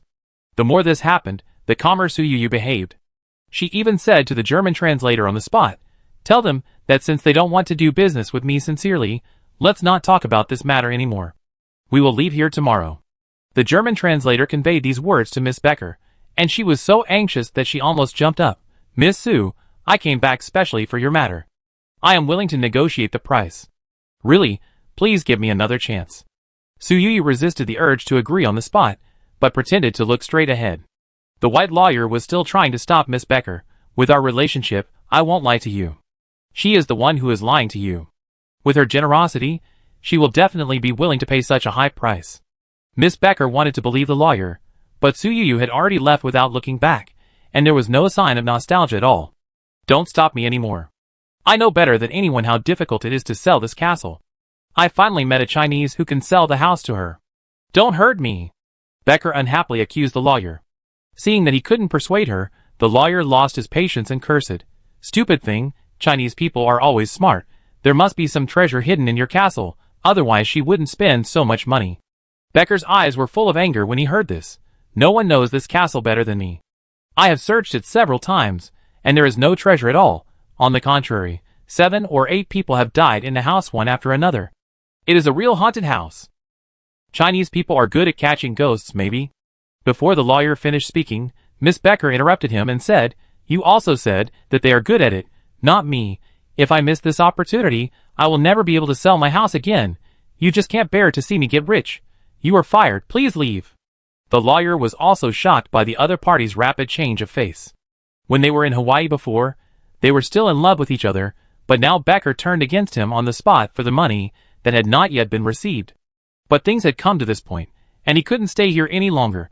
He could only say indignantly, "You hopeless idiot. Sooner or later you will miss the opportunity to make a lot of money because of your short-sightedness."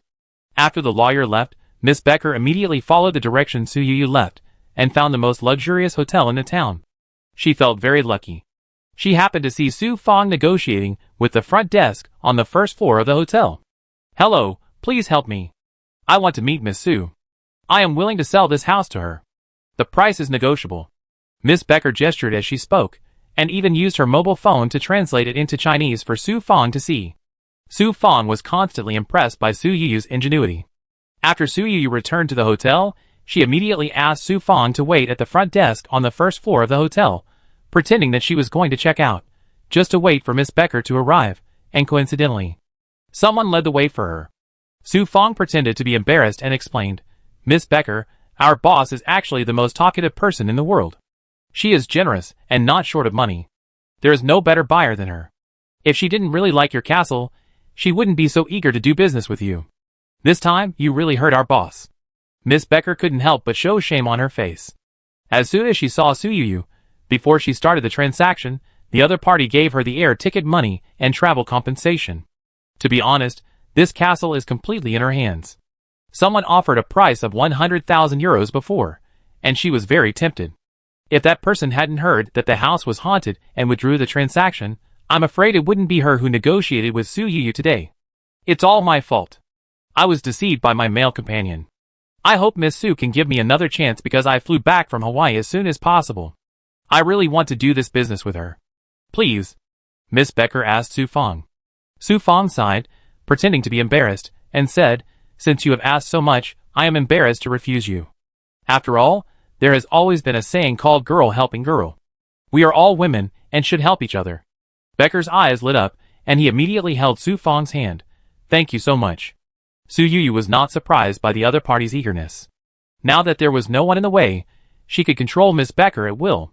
Su Yu did not argue too much about the money issue, and the final price was set at 700,000 euros. This price is not considered high in Munich or London, but in this small town, it can be said to be a high housing price. Miss Becker was very satisfied with this price. It's just that Su Yu controlled her in the transaction time, and directly told her that if the transaction was not completed within 3 days, the transaction would be withdrawn. Miss Becker is a local. In order to make this money, she almost mobilized all local relationships, and completed the property transfer in the shortest time. Su Yu was finally able to enter the castle as the owner, but she turned the castle upside down, and found neither the secret room nor any antiques with Chinese marks. "Where am I? I'm on the lawn," the gentle voice answered weakly. Chapter 258. Su Yu stood on the second floor of the castle, looking out through the shabby window. There didn't seem to be any antiques on this lawn. If there was anything valuable on the lawn, it seemed to be the abandoned fountain. In the center of the fountain, there were 2 copper animal heads pressed tightly together. Su Yu paused, and when she looked at the center of the fountain, she couldn't help but ask. "Yes, I'm here," the gentle voice said. Su Yu thought of a possibility, and she couldn't help but feel a little dizzy. She walked to the fountain in the center of the garden, with 1 step deep and 1 step shallow. Su Fong saw that she seemed to be about to flip into the fountain, and hurriedly reached out to help her. Su Yu didn't like to wear high heels, and always preferred more comfortable sneakers. Even though the fountain pool was not shallow, she still flipped in easily. The water in the pool had long dried up, and the bottom of the pool was all dry and hard soil, and even a lot of weeds grew, which looked extremely desolate. Su Yu took a few steps, and finally faced the 2 copper animal heads in the center of the fountain. One seemed to be a sheep, and the other had a pointed protruding mouth, like a chicken. Yuan Mingyuan, the 12 zodiac signs. According to the information she had just checked, 3 of the 12 zodiac signs are now missing, namely snake, sheep and chicken. If these 2 animal heads are 2/3 of the missing ones, then her purchase of this house was really a good deal. She remembered that the 12 zodiac signs and Yuan Mingyuan seemed to be part of the fountain from the beginning. The design principle was to tell time with water. To put it simply, the 12 zodiac signs were actually faucets. In the catastrophe of the year, those people were like scraping the ground. They not only looted the rare treasures of Yuan Mingyuan, but also did not let go of other people's faucets. At this moment, the system popped up a prompt that the task was completed. Congratulations to the host, you have completed the task of picking up leaks on your own and received the task reward, 1 task penalty exemption. After Su Yu received the reward, she couldn't help but feel troubled. She didn't know how to take the 2 treasures back. She had other doubts in her mind. The gentle voice seemed to have guessed what she was thinking, and took the initiative to say, "My partner is asleep, and I don't know when he will wake up. We are all eager to return to our hometown. Can you help us?" Su Yu did not speak, but nodded vigorously at the 2 bronze statues. "Thank you." The one who spoke was the sheep head of the 2 bronze statues. Su Yu was actually very curious. These 2 bronze statues have been in the open-air fountain for so long. Didn't anyone notice their origins? The gentle voice quickly answered her doubts. This castle has had no guests for many years. In the past 50 years, I have not seen any Chinese guests. Su Yu secretly said in his heart that it was no wonder. Although these 2 animal bronze statues were made during the Qianlong period, their actual value was not high. Their symbolic significance was greater than their actual value. "I have already thought about how to accommodate you," Su Yu said softly. Upon hearing this, the red lacquer plate immediately asked, "Is it the best museum? If it's not the best museum, I won't go." Su Yu couldn't help laughing. "Don't worry, you can still be neighbors with your old friends at that time." While talking, Su Yu's phone rang. "Hello, Miss Su, my last name is Chen. You can call me Lao Chun. I am currently working at the Overseas Cultural Relics Return Exchange Center of the National Museum. You have contacted us before, saying that there is a Yuan Dynasty gray pattern lacquer plate, which was once used by Emperor Kublai Khan, and you want to donate it to the National Museum free of charge? Can I confirm with you again?" The voice on the other end of the phone sounded like a middle-aged man in his 40s or 50s. He didn't have the greasy feeling of a man in a high position at this age. Instead, it made people feel that the other party was a scholar working in a university. Su Yu heard that he spoke politely, and she felt a little more favorable in her heart, and gave the other party a positive answer. "Yes, Mr. Chen, have you heard of me?"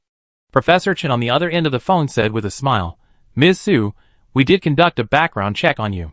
We know that you have done a lot of antique business, and have had several experiences of picking up bargains. We are willing to believe in your vision."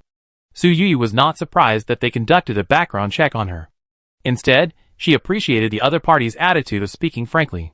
"Professor Chen, there are still necessary procedures. I will fully cooperate with you in donating cultural relics," Su Yu said with a smile. Professor Chen continued, "Ms. Su, I heard that you are now in Germany. We have a special channel for the return of cultural relics. Our staff can assist you in transferring cultural relics back to China." Su Yu was also a little worried about the customs issue. When she heard that the other party had a special channel, she was relieved. She looked at the 2 bronze heads now placed in the hotel suite, and continued to say to Professor Chen on the other end of the phone, "I found the sheep head and chicken head of the 12 zodiac animals in the old summer palace, and plan to donate them to the National Museum." Professor Chen on the other end of the phone, Okay, there are other cultural relics. The 12 zodiac animals." Su Yu heard the sound of a chair falling to the ground from the other end. Professor Chen's breathing also suddenly became rapid. She waited for about half a minute, and the voice on the other side gradually calmed down. "Miss Su, is it really the 12 zodiac signs?" "Su Yu, it's almost certain. You could also send experts to identify it." Professor Chen hurriedly said, "Miss Su, of course I believe in your vision. I will arrange staff to go there as soon as possible to assist you in transporting the cultural relics back to China." After Su Yu hung up the phone, she whispered to Yang Shou, "The National Museum is near Tiananmen Square. There should be many of your old friends there. I hope you like it there." Yang Shou's tone was still very gentle, and he said, "I once heard people in the castle talk about the capital and Tiananmen Square.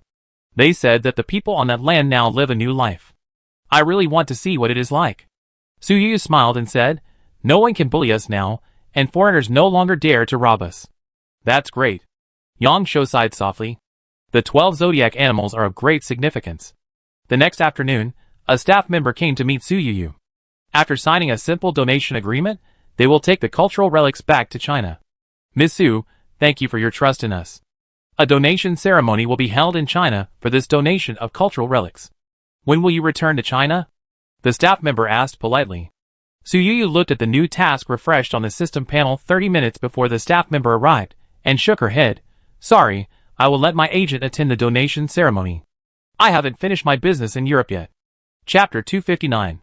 Su Yu didn't particularly like to show off, and she also felt that Xia Ran was better at dealing with people. Lu Jingyao was indeed reliable, but Xia Ran was Su Yu's subordinate. Su Yuyu was more willing to let CRN handle this kind of thing, believing that he would be able to maximize the benefits. Although the staff felt sorry when they heard this, they also expressed their understanding. Don't worry, Miss Su, we will fully accommodate your arrangements and will never make things difficult for you. After Su Yuyu sent the staff away, she immediately set off. This time the destination was still in Europe, but after a trip to Finland and Germany, she returned to Paris. In the past, it was said that this place was a romantic capital. Su Yuyu looked at the golden pointer that kept jumping on the system, but she couldn't help but feel angry in her heart. She almost didn't need any guesses to imagine that the target of this leak must be another national treasure that had flowed overseas. Under the guidance of the golden pointer, Su Yuyu's car drove for about half an hour and finally stopped outside a single-family villa. The bodyguard went forward and rang the doorbell. After a moment, a middle-aged woman in her 40s with a haggard look came to open the door. Su Yuyu could tell at a glance that the woman did not seem to be French. Most French women are extremely particular about their appearance. In other words, they care about their dignity even if they are down and out. The woman in front of her had messy hair tied behind her head. She was wearing a dark-colored long skirt. There were several dirty spots on the hem of the skirt. Even her face was stained with the remains of some unknown food. "Who are you looking for?" the woman asked with alert eyes. Su Yuyu said in English, "We are here to buy things." The woman's face was more alert. "I don't understand what you are saying." Su Yuyu couldn't help laughing at the other person's accent and said, "You should be British." The changing expression on the woman's face showed that Su Yuyu had guessed it right. "I don't know what you want to buy," the woman answered in English. "You must have encountered difficulties," Su Yuyu said. The woman in front of her paused when she heard this. Su Yuyu actually wanted to investigate this person carefully, but the time given by the system was very tight. She had no way to know the target location before she met the task target. This time, the task time was particularly urgent, only 2 days, and Su Yuyu had been delayed on the road for nearly a day. Although a private detective had been contacted to investigate the situation of the owner of the villa before knocking on the door, he would not give Su Yuyu feedback for a while. Su Yuyu could only take the risk to come to negotiate. The reason why she said this to the woman was entirely based on her speculation that she was not decent to meet guests now, and the consistent virtue of the system. There are usually 2 situations for the system to issue a task of picking up leaks. One is that the original owner does not know the specific value of the treasure, and mistakenly takes the pearl for the fish eye. The other is that the original owner is in trouble, and is eager to get rid of the things, so the price will be low. Su Yuyu encountered the first type in most cases. She once felt guilty, and thought that she was a fraud. But the system's explanation was a bit rogue. People can't make money beyond their own cognition. You use real money to buy real goods, and then exchange real goods for real money. All this is what you deserve. Do you think you are the only one who is picking up bargains? For those who do business, are the cost price and the selling price the same? The market is inherently information asymmetric. If the information is symmetric, where can there be money to be made? Su Yuyu was gradually persuaded by the system's explanation, and could only comfort herself that knowledge is also wealth. The money is too good. At first, she felt guilty. As time went by, she got used to the rich and leisurely days, and she could no longer go back. The middle-aged woman in front of her was obviously touched by Su Yuyu's words. She was silent for 3 minutes, and Su Yuyu waited for her patiently. Perhaps moved by this patience, the middle-aged woman said, "I do have something to sell, but I have already found a buyer." Su Yuyu asked, "Can I take a look at your things?"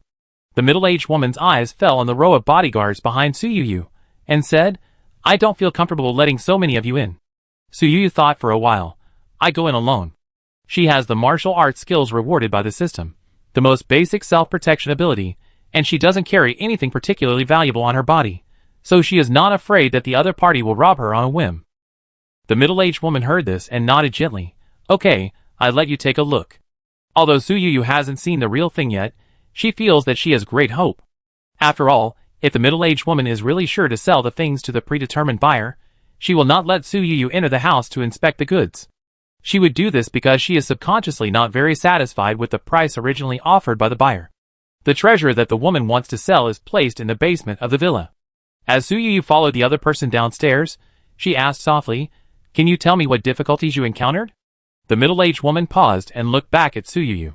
When she saw that Su Yuyu's eyes were filled with pure concern, her expression eased slightly. "My husband passed away, and my daughter is seriously ill, and needs a lot of money to treat her illness. Not only can I not keep this treasure, but this house will also be sold soon." As the woman spoke, her voice choked. Su Yu hurriedly comforted her softly.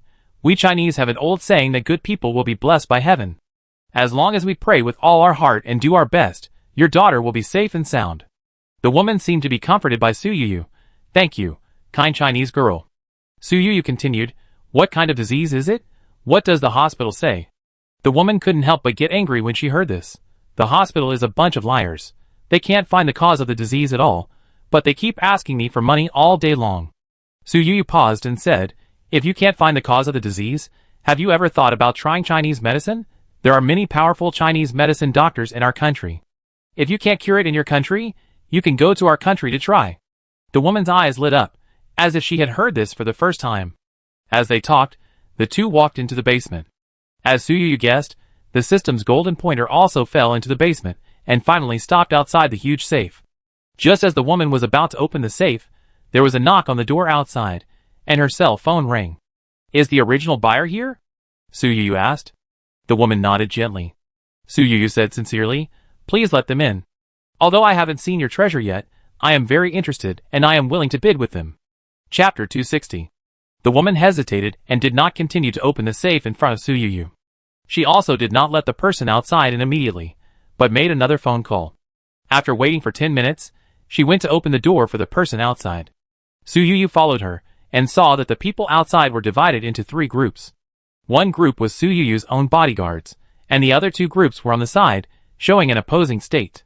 Su Yu guessed that one side should be the buyer, and the other side was the helper invited by the woman. My daughter is still in the hospital for life-saving money. I am now looking forward to selling this treasure at a high price. The original price does not count. Now there is another bidder, so we have to renegotiate, the woman said in public. The leader of the original group of buyers was a white man in his early 30s, wearing a black suit and gold-rimmed glasses. Su Yu heard the person behind the man call him Mr. Crow. Madam, I am willing to do business with you now. Are you challenging my bottom line by going back on your word like this? Mr. Crow said coldly. The middle-aged woman's lips trembled slightly, but she seemed to think of her daughter in the hospital, and she mustered up the courage to say, I need money, I have no choice, I have to do this. Mr. Crow sneered at her and said, your things, if I don't say it, do you think others dare to buy it? Su Yu raised her eyebrows. She didn't expect that she was encountering the underworld. She really needed the things in the woman's safe. Seeing that the woman seemed to be retreating, she spoke on the spot. The highest bidder wins. This is the rule since ancient times. Mr. Crow is so reluctant to spend money? Su Yu asked. Mr. Crow turned his head and looked at Su Yu, saying, I don't care where you came from, this is not something you can get involved in.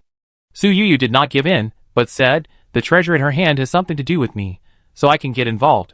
Mr. Crow's eyes were so gloomy that water could drip out, and he cursed, stupid Chinese people.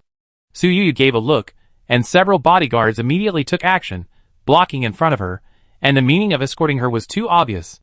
With a few people, do you think you can call the shots in Paris? There is an old saying in your country of China, called a strong dragon cannot suppress a local snake. Is it just empty talk? Mr. Crow asked. Su Yu suddenly felt relieved when she heard this. She was a little scared at first. Now she was relieved. After all, if the other party really had a sure win, there was no need to say such words at all, just take action directly. Since the other party wanted to scare her in this way, it was obvious that she should be difficult to deal with in the eyes of the other party. Thinking of this, Su Yu became more relaxed and said with a smile, you have to try to know whether the local tyrant is strong or not. Mr. Crow's eyes condensed.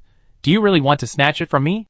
Su Yu emphasized again, good things should be won by the highest bidder. Okay, I want to see what high price you can offer, and whether you can take the things away smoothly, Mr. Crow said. Su Yu turned to look at the seller. The middle-aged woman listened to the two sides going back and forth, and looked at Su Yu with a little more apology, but still gritted her teeth and opened the safe. Su Yu finally saw what treasure she was going to pick up. A set of golden armor, including armor jacket, armor skirt, left and right shoulder guards, etc., can be said to be extremely complete. It is embroidered with a 5-clawed golden dragon, as well as various auspicious cloud patterns, seawater, rivers and lakes, and pearls, gathered on this set of armor. All these things indicate that the owner of this armor was once the ruler of the empire. Su Yu looked at the shape of the armor, and could tell that it was from the Qin dynasty. Her eyes fell on the helmet inlaid with gold and pearls, and a picture suddenly appeared in her mind. She had seen this armor in a painting before. Qianlong Grand Review painted by Lang Shining. This is the armor of Emperor Qianlong. Su Yuyu didn't expect to see the armor of Emperor Qianlong, which was said to have been missing. Here, she glanced at it quickly and felt that this thing was 80% likely to be true. With the system certification, this 80% has become 100%.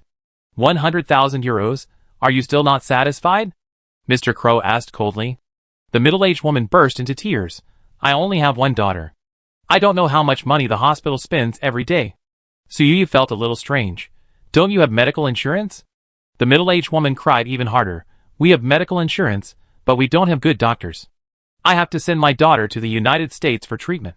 Our insurance should cover the medical expenses abroad, but every time they reimburse, they always have various reasons to refuse. I have no choice. I really need money. Seeing her like this, Su Yuyu felt soft in her heart. People all over the world seem to be the same, and they are so powerless in the face of life and death. Su Yuyu felt that the real value of this Qianlong Grand Review armor must be more than 100,000 euros. Without any hesitation, she helped to double the price. 200,000 euros. Mr. Crow said expressionlessly. 250,000 euros. Su Yuyu said casually. Since you are willing to raise the price with me, it is obvious that you know the real value of this thing. Mr. Crow said, Madam, having money and having power are two different things. Su Yuyu saw that he was still threatening her, and smiled and said, 500,000 euros. 550,000 euros. Su Yuyu, 1.1 million euros. She doubled the price in succession, and Mr. Crow looked at her unhappily, and did not continue to raise the price, but said, Since you are financially strong, I will not compete with you, I just hope you can take this treasure out of Paris safely. After Mr. Crow left, Su Yuyu signed a transaction contract with the middle-aged woman and asked someone to transfer the money on the spot. After getting the money, the middle-aged woman hesitated and said, Mr. Crow is the leader of the local gang. Miss Su, please be careful during this period. Su Yuyu probably guessed the other party's identity, and was not surprised by this. With the rampant gangs abroad, she was a little worried that this armor would be stolen. Su Yuyu immediately asked someone to apply for a route for her private plane, hoping to return home as soon as possible. Boss, the nearest flight route is 12 hours later. Su Fong reluctantly told Su Yuyu the result of the application. Su Yuyu frowned slightly. After encountering a cult girl on a public flight who attempted to sacrifice herself and brought a plane full of people to be buried with her, Su Yuyu really didn't trust other people's planes. 12 hours. Too long. You all shouldn't go out. Su Yuyu not only restricted the people around him from going out, but also hired people from a security company to strengthen security work near his residence. But the accident still happened. Chapter 261. As soon as the time came, Su Yuyu rushed to the airport. However, halfway through the drive, two cars collided on the road ahead, and their car had to stop. Su Yuyu looked at the scene and her eyelids twitched immediately. She always felt that this was unusual. Sure enough, a moment later, a group of people came in front and behind their convoy. Miss Su, I am not an unreasonable person. You can leave the treasure I like, and you can leave. Mr. Crow said with a smile. The road where Su Yuyu and the others were intercepted was not a sparsely populated road, but since these people appeared, others immediately turned around and ran away. Su Yuyu did not expect that the public security abroad was so bad. Although she called the police immediately, the police said to her before hanging up the phone, good luck. Even though she had heard people say that the efficiency of doing things abroad was extremely low, she never thought that she would be so lucky to get into trouble. Until now, the system has not refreshed the task settlement, but only displayed a pre-completion and no countdown sign. Obviously, the system guessed that it would encounter resistance like today. What if I don't want to hand it over? Su Yuyu asked. The Qianlong Grand Review armor has not entered the market. In fact, no one present can judge its true price, but Su Yuyu has a client like Mr. Zheng who is a fanatical admirer of Emperor Qianlong, so she is sure to sell this armor at a sky-high price. In contrast, Mr. Crow is a foreigner, and his obsession with this armor seems a bit unreasonable. But since he is a gangster, he is obviously not a good person. When Mr. Crow heard Su Yuyu's refusal, he didn't say any more nonsense, but waved behind him. The younger brothers behind him, the front row, all took out their shining guns. Su Yuyu's eyes paused.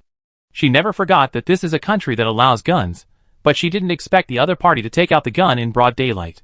The last time I faced a gunfight was a year ago. Little girl, it's not too late to regret now, just hand over the things. Mr. Crow said. Su Yu showed a look of fear on her face at the right time, but she did not hand over the things, but asked a strange question. Do you need this treasure, or do you need money? Mr. Crow sneered and said, It's too late for you to use money to buy peace now. Su Yu once asked the system if she gave Mr. Crow enough money to make up for the loss.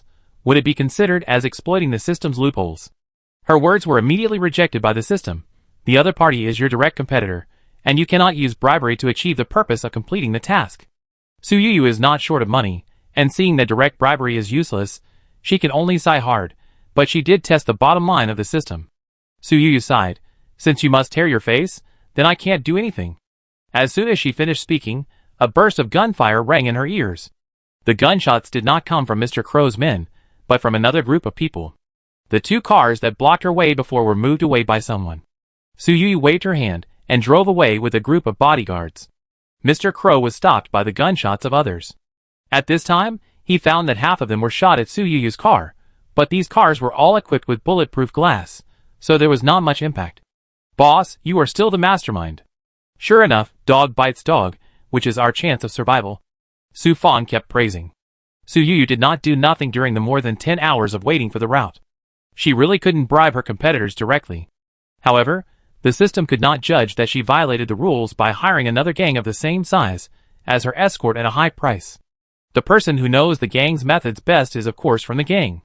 The Crow's rival, nicknamed the Eagle, is particularly familiar with the Crow's methods.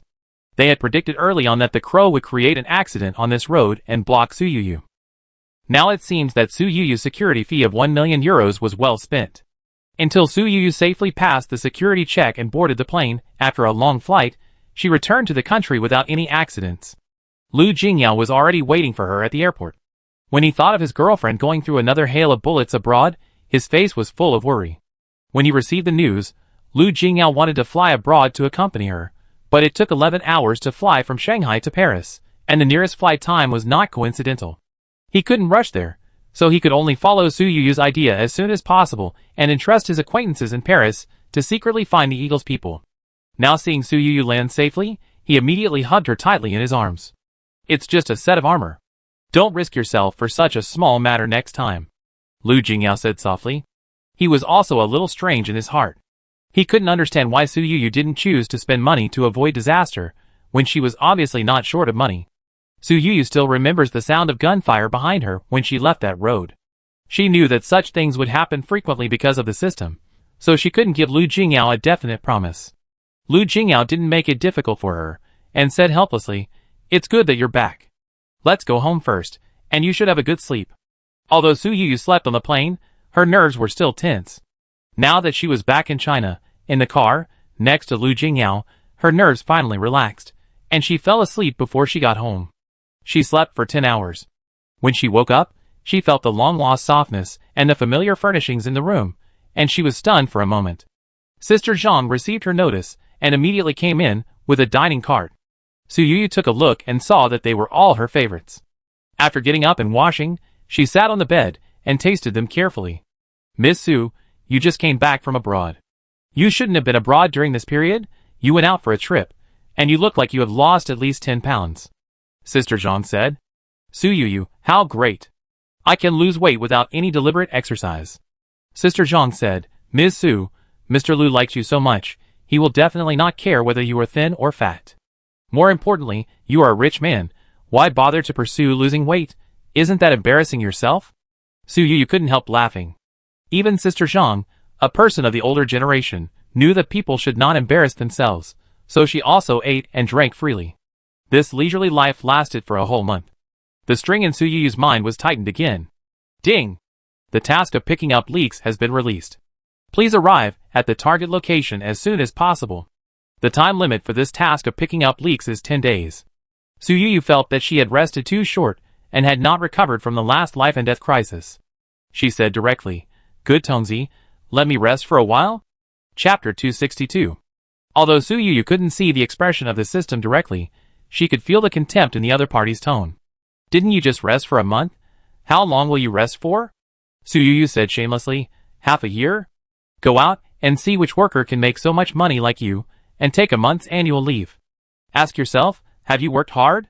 Su Yu couldn't help but want to lower her head after being told by the system, But suddenly she felt that the word sounded very familiar. Are you Puami? The system stopped talking, but just flashed the latest system tasks frantically. Suyuyu didn't click to receive it immediately, but called Qingyatu. Qing, do you have any premonitions about me recently?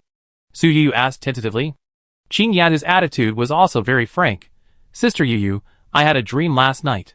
I dreamed that you were in danger, surrounded by dark air, and a group of malicious children surrounded you. Suyuyu felt cold all over just listening to Qingyatu's description. Then should I not go out? Suyuyu asked. She couldn't help but want to use the task penalty exemption she had just obtained to offset this time's leak-picking task. But Qingyatu on the other end of the phone said, everything is not appropriate. You should be more courageous to attack and face your fate, so that you can see a bright future. Suyuyu understood. After hanging up the phone, although she still didn't want to go out, she still chose to accept the task expressionlessly. After she accepted the task, the system's golden pointer jumped directly. Suyuyu thought first that the globe in the house had been thrown away, and this time the system task should be distributed in China. But unexpectedly, the golden pointer finally pointed to a book in the study. Suyuyu took the book in her hand, glanced at the title, and cried out in her heart that something was wrong. The title of the book is This Stop, We Go to Tyrant. The golden pointer of the system pointed straight to Tyrant. She couldn't help but feel a little regretful. If she had known this, she would have thrown away all the books in the study. What's the point of just throwing away a globe? Bangkok? Suyuyu asked. As she opened the book, the system pointed to Bangkok Suvarnabhumi International Airport. Suyuyu knew she couldn't escape, but she was still afraid of other people's planes. Her flight route application was approved smoothly this time. This period is not the peak tourist season, so she can go out tomorrow morning. Suyuyu felt that her 8 bodyguards were still not enough. This time, she did not borrow bodyguards from Lu Jingyao, but hired 12 more bodyguards from a domestic security company, forming a bodyguard team of 20 people. Guai had not followed Suyuyu to travel Europe before, and this time he was a little irritable. Woof woof. Take me. I want to go out and play too. I can help a lot. Suyuyu asked, what big help can you give? Guai, of course, couldn't say what he could do, but he still stretched his neck. Don't you shit shovelers have a saying that I was born to be useful? I think I must be very useful. Suyuyu didn't take this seriously at first, but suddenly saw the system interface in front of her, and then she realized that Guai seemed to be the target of a certain leak-picking task. The leak-picking targets all have unique value, and Guai has indeed helped her several times. Guai was counting his roll at this time. Woof woof. I helped you get the additional newspaper. I also helped you get Dream of Red Mansions. I am the Dog King, I am awesome. Suyuyu smiled and patted the dog's head. Yes, you are the Dog King, I will take you out with me. Guai saw Suyuyu agreed, and immediately relaxed. Pets going abroad need to prepare a serum test report within 1 year. Coincidentally, Guai had just had a physical examination not long ago, and this time, he was going abroad by private plane, so the relevant procedures went very quickly. Lu Jingyao was both reluctant and worried. Why are you going abroad again after just coming back? Suyuyu also knew that he had a lot of work to do, and it was not easy for him to work from 9 to 5 like a normal person. In order to accompany her in the past few months, Lu Jingyao had already used up a lot of his vacation time. Suyuyu couldn't answer this question, so she could only vaguely say, there are some important things to do. Lu Jingyao was still worried because of what happened last month. He couldn't let go of his mind when he thought of Suyuyu passing through the hail of bullets. He said helplessly, sometimes I really want to force you to stay in the country. It's too unsafe abroad now. He was curious about Suyuyu's secrets for the first time, but he also knew that the other party was an independent individual. Even if he didn't want to, he had to respect it. Suyuyu didn't want to continue this topic. She was really afraid that she would talk too much and would talk nonsense. She turned to ask, haven't you found a professional manager yet? Lu Jingyao was also helpless. There are too many scammers and parallel imports. This is true. After all, if a professional manager can really manage an entire business empire, why should he work for others? He can create his own business. If you want, you can lend me Mr. Xie, Lu Jingyao said. Suyuyu shook her head quickly. It was not that she was stingy, but that Xie Ran was already too busy with the things she had on hand. If she added more burdens to him, she was afraid that he would be overwhelmed. Besides, Xie Ran was no longer an employee, but a partner of Suyuyu. He helped Suyuyu make a lot of money several times in a row. Now Xie Ran's shareholding in Suyuyu's company has reached 12%. As the cooperation deepened, Su Yuyu also promised the other party that as long as the performance continued to rise, his shareholding in the company would gradually increase, and the maximum would not exceed 49%. Xiaoran himself had been both a boss and an employee. Of course, he knew that Su Yuyu's conditions were extremely generous. In addition, Su Yuyu fully supported his revenge. He now had no intention of starting a new business, and only wanted to help his boss make money. How about I ask Xiaoran to recommend a few people to you? Su Yuyu asked. Lu Jingyao thought about it. Xiaoran himself was very capable, and had the ability to judge people. The candidates he recommended would most likely be more reliable than those from headhunting companies. Even if Lu Jingyao was reluctant, Su Yuyu's plane still took off. Su Yuyu sat on the plane, but she was not in a hurry to rest.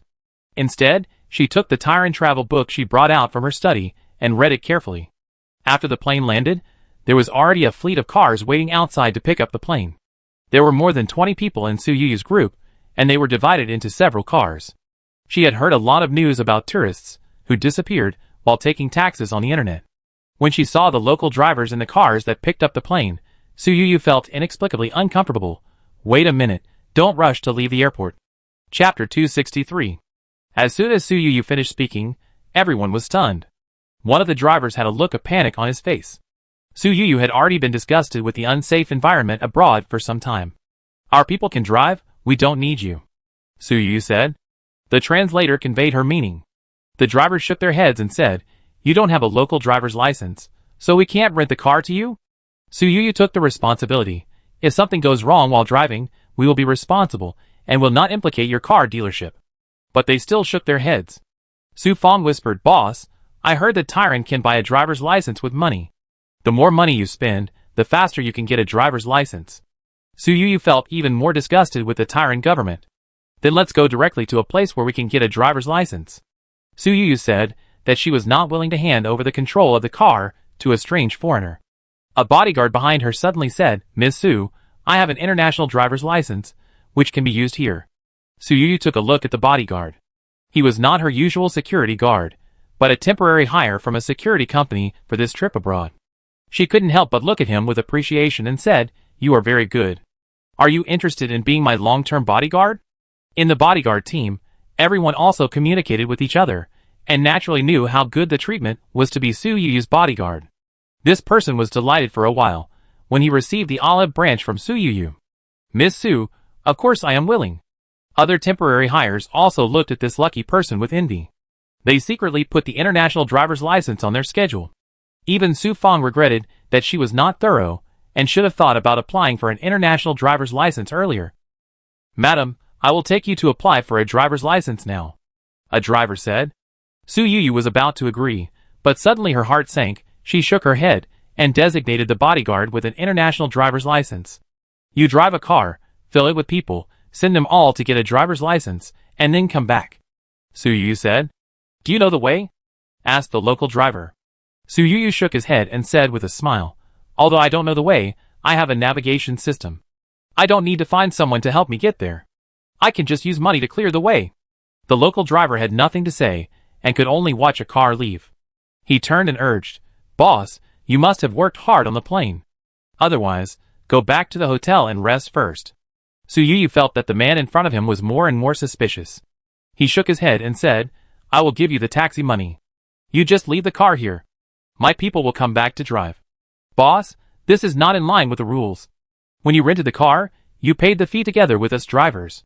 The driver tried his best to stop him. Su Yuyu said, Are you going to force the sale? Don't worry, even if there is a problem with the car, you won't lose a penny. The driver had no way to deal with her, and several people could only take the taxi fare and turn around and leave. Boss, do you suspect that these people have problems? I will arrange someone to check now. Su Fong took the initiative to say. Su Yuyu nodded gently. But the bodyguard captain on the side suddenly said, Boss, I heard from my friends that people here have low incomes, and they can get at least tens of thousands of yuan in commission for taking a customer, so they will betray customers at any time. The person who betrayed the customer may be the driver, or the waiter of a roadside restaurant, or even just a passerby. No one can be sure whether he will suddenly have a brain twitch and want to earn this money. Su Yuyu has not yet entered this place, and she has begun to feel like a pig waiting to be slaughtered. She waited at the airport for nearly 2 hours with peace of mind, and all the people who went to apply for a driver's license came back. As expected, this matter was done without any difficulty, which was really jaw-dropping. Su Fang explained the whole process in a low voice. If we are willing to wait for a few days, it will be about 2,000 yuan per person. This time, because we are in a hurry and there are enough people, the other party asked for a high price, about 5,000 yuan per person, and took the super fast lane and issued us a driver's license in the shortest time. Su Yu nodded gently. She didn't care whether it was 2,000 or 5,000. For her now, it was just a small amount of money. After all the drivers were replaced by their own people, the big stone in her heart settled a little. Su Fang wanted Su Yu to rest after getting off the plane, but Su Yu immediately directed her to drive on the streets of Bangkok. To be honest, the longer they followed Su Yu, the more they could detect the abnormality of Su Yu. However, Su Yu gave enough money, and they were willing to turn a blind eye to these abnormalities. Su Yu guided them all the way, and after a long detour, they finally arrived at the entrance of an alley. The alley was too narrow, and it was not convenient for the car to drive in, so the group of people simply got off the car. Su Yu walked in the front. If she hadn't been surrounded by her own people, she would never have dared to enter such a dark alley. It was not until she reached the bottom of the alley that Su Yu stopped and said pretentiously with a frown, "It should be here." In front of her was a closed door. Su Fang wanted to knock on the door, but was stopped by Su Yu, and a tall bodyguard came forward. After knocking on the door for 3 minutes, there was a movement from inside. A middle-aged man with dark skin, who looked to be in his 40s, and obviously a local, opened the door. When the other party saw Su Yu and his group, his eyes were full of vigilance. "Who are you looking for?" The translator brought by Su Yu from China translated the other party's words. The golden pointer of the system still pointed inside, and Su Yu said with a stiff face, "I'm here to visit." After the translator conveyed the words, the foreign middle-aged man showed a suspicious look on his face, and then said coldly, "You are not welcome here, please leave." After saying this, the other party directly closed the door with force. The bodyguard closest to the door was frustrated, which showed the other party's anger. "You go find someone, I want to know the information here in the shortest time." Su Yu ordered Su Fang. Su Fang nodded, not wondering why Su Yu did these things at all. After being rejected, Su Yu finally agreed to stay in the hotel to rest. Even if she was staying in a high-end hotel in Bangkok, she didn't dare to move in without knowing it, but asked 6 bodyguards to check 3 times respectively. When the bodyguards took the instruments to ensure that there were no surveillance, secret doors, and other messy things inside, Su Yu finally moved in. But the next day, just after getting up, there was a knock on the door. After opening the door, a handsome young man stood outside. "Dear guest, I am Pulley, the hotel room butler." As he spoke, he showed Su Yu an ambiguous smile. Chapter 264. Pulley's beauty is the kind of exotic beauty. Every frown and smile will make people feel particularly fresh. Being stared at by those eyes as bright as stars, one can't help but immerse in it. Well, Su Yu has seen all kinds of handsome men, but the man in front of him is unique. If she met this man in another place, Su Yu would probably chase him and ask if he planned to enter the entertainment industry. Unfortunately, this man is obviously a local. With the increasing risk of national security, Su Yu dare not involve artists of this nationality. Su Fang and the bodyguards, who are familiar with Su Yu, are a little worried that they will not be able to withstand the test of beauty and do something that will make them busy with Lu Jingyao. But Su Yu didn't expect that under the close attack of the other party's beauty, she still remained calm. "I told the hotel that we don't need a room butler," Su Yu said. Pulley's smile remained unchanged, and he said in fluent Mandarin, "Miss Su, you can decide whether you need a housekeeper after meeting me?" As he spoke, he took the initiative to extend his hand. Su Yu looked at the beautiful right hand with slender fingers and distinct joints, but did not shake it. "I have seen it. I don't need it. Please leave now," Su Yu said with a cold face. Pulley was really stunned this time. With this face and fluent Mandarin, he was almost invincible among Chinese guests. Not to mention that female guests could not resist him. Even many male guests were obsessed with him. It was the first time for him to meet someone as stubborn as Su Yu. He wanted to persuade her again. After all, the tips given to him by Chinese guests were particularly generous. However, he was not allowed to continue speaking at all, and the door in front of him was heavily closed. Having hit a snag, Pulley had no choice but to go downstairs. However, he did not return to the lobby on the first floor. Instead, he stopped the elevator at the 3rd floor and walked along the corridor to the guest room at the end. "Why didn't she keep you?" As soon as they saw him, the people in the room questioned him. Pulley shook his head, hesitated for a moment, and asked, Does she not like men? When the people in the room heard this, they refuted on the spot. Impossible. Pulley said confidently. A woman who likes men, whether she has one husband or several husbands, there is nothing I can't get. The people in the room glared at him helplessly. Okay, stop showing off in front of me. Get out.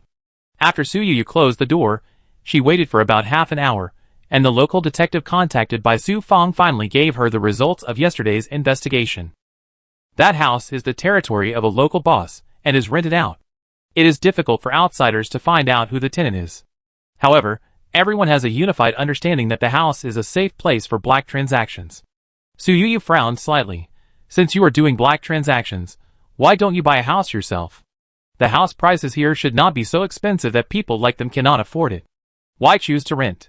The detective quickly answered this question, because in our country, doing such illegal transactions requires someone to protect you.